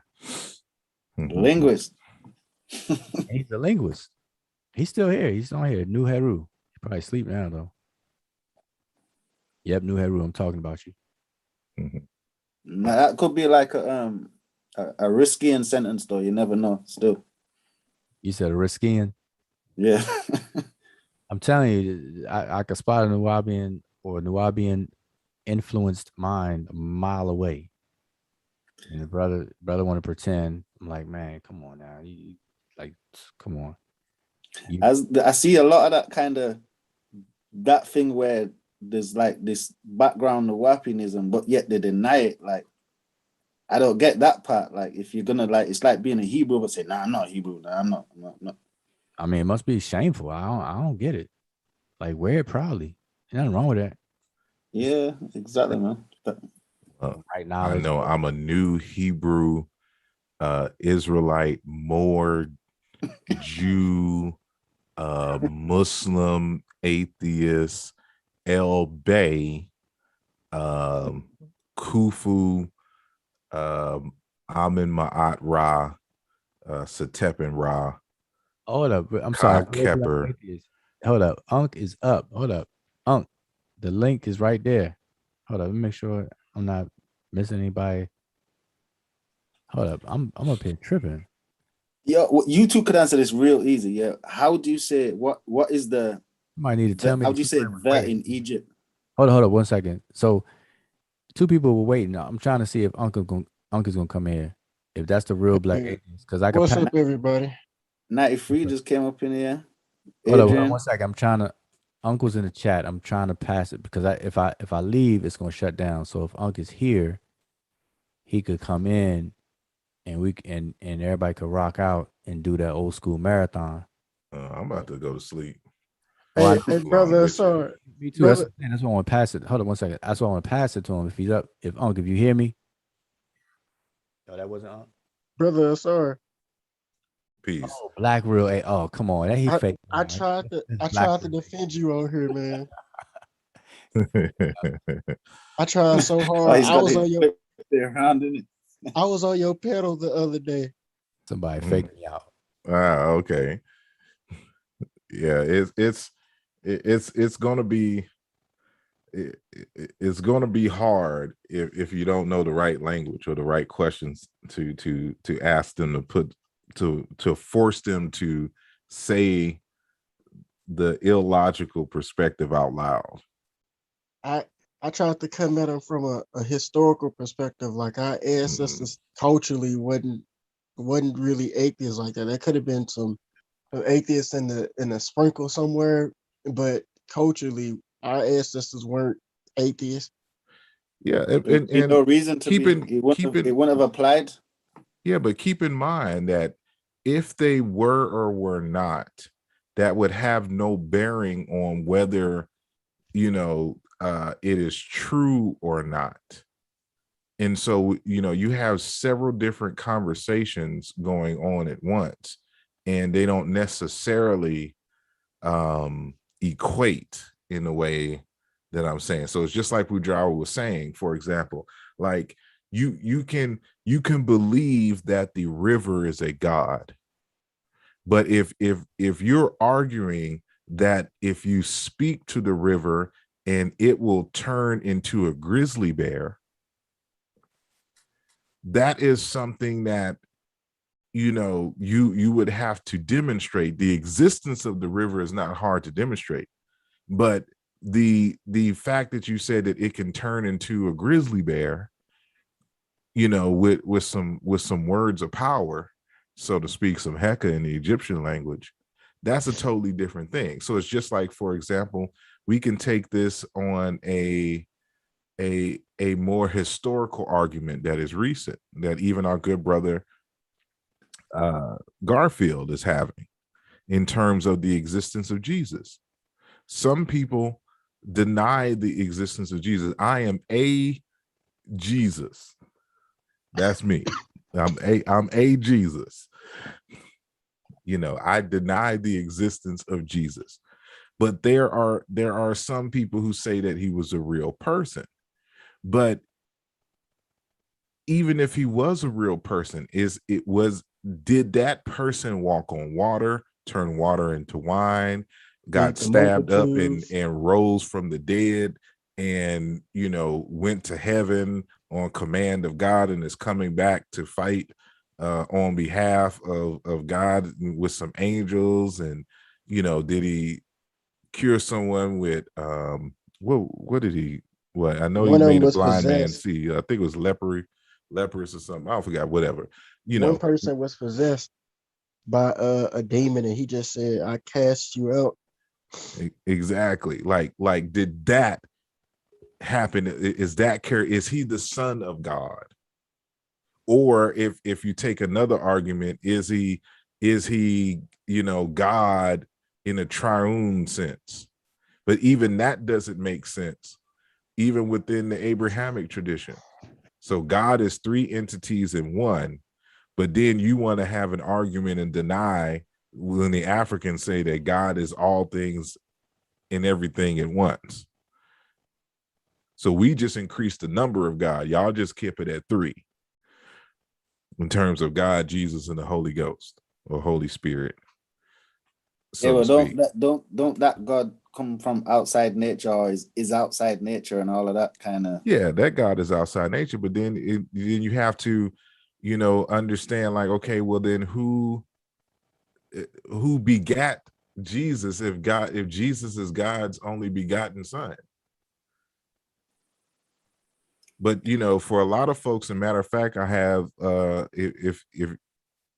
if y'all not on my Patreon page, I have an interview with Dr. Modupe Oduyoye, which was my latest interview. He was the brother that recently passed, right? No. He's still alive. He's in his 80s. Okay. And so he's a linguist and a theologian. He's a Christian theologian. So and one of the things that he was talking about is when he read the Bible in its original language, it talks about Adam being, the begotten son of God. What? And so when he was, he's talking about what? I'm sorry? Say that again, bro. Say that again? Yeah, the something about you said about being an aspect of God. Yes, that Adam is a begotten son of God.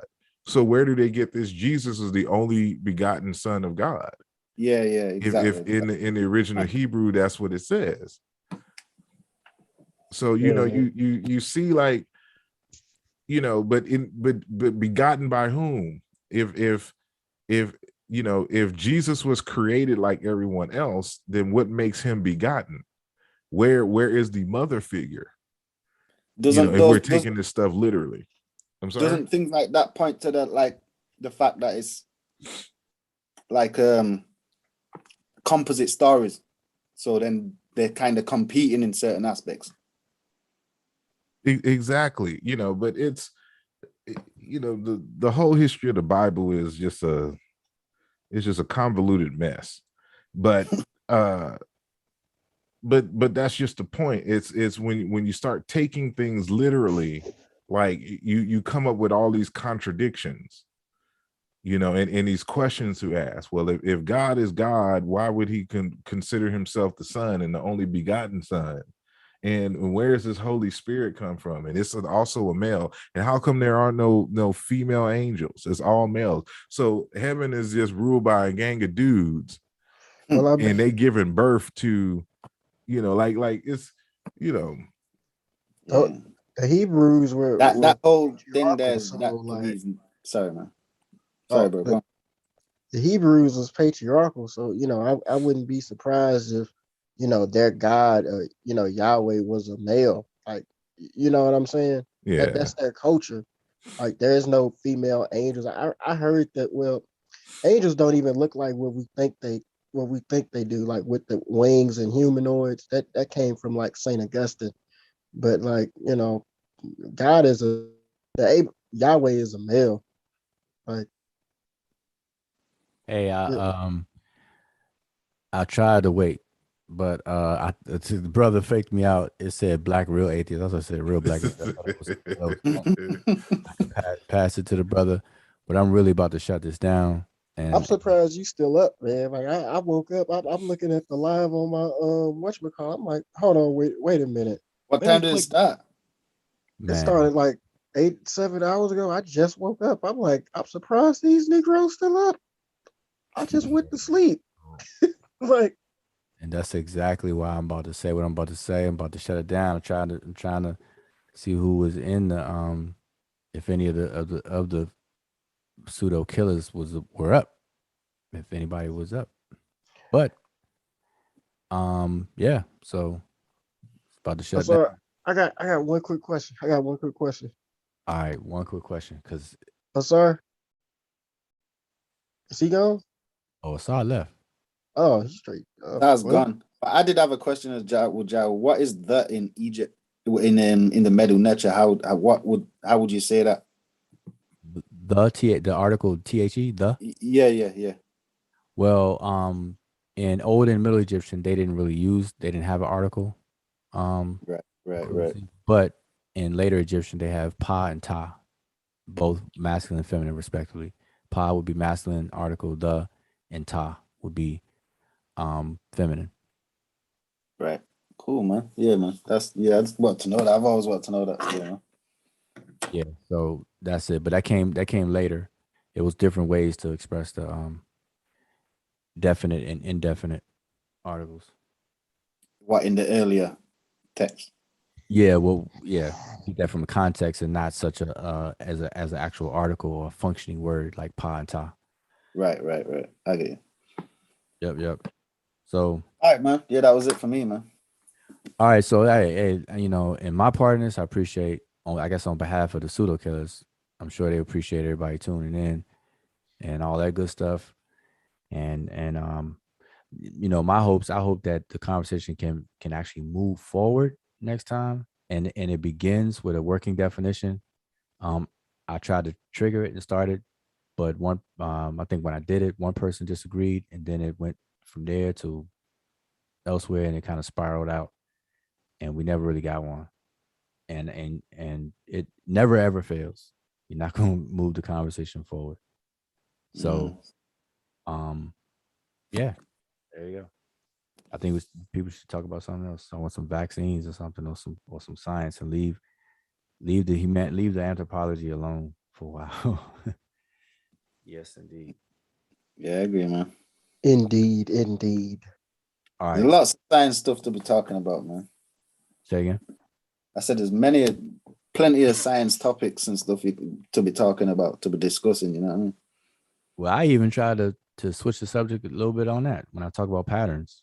The periodic table and how people interpret patterns as intelligence, and that's the lifeline that people use for art, for design, intelligent design. All right. And all that good stuff. That was earlier. That didn't get any traction. I'll try. Yeah, that sounds like an interesting conversation, man. I should do that next time, man. Yeah, I'll try to or something, or bring it up on my channel, but I'm gonna say peace to the chat. Man. Peace, man. See y'all next time. Hotel. All right, peace.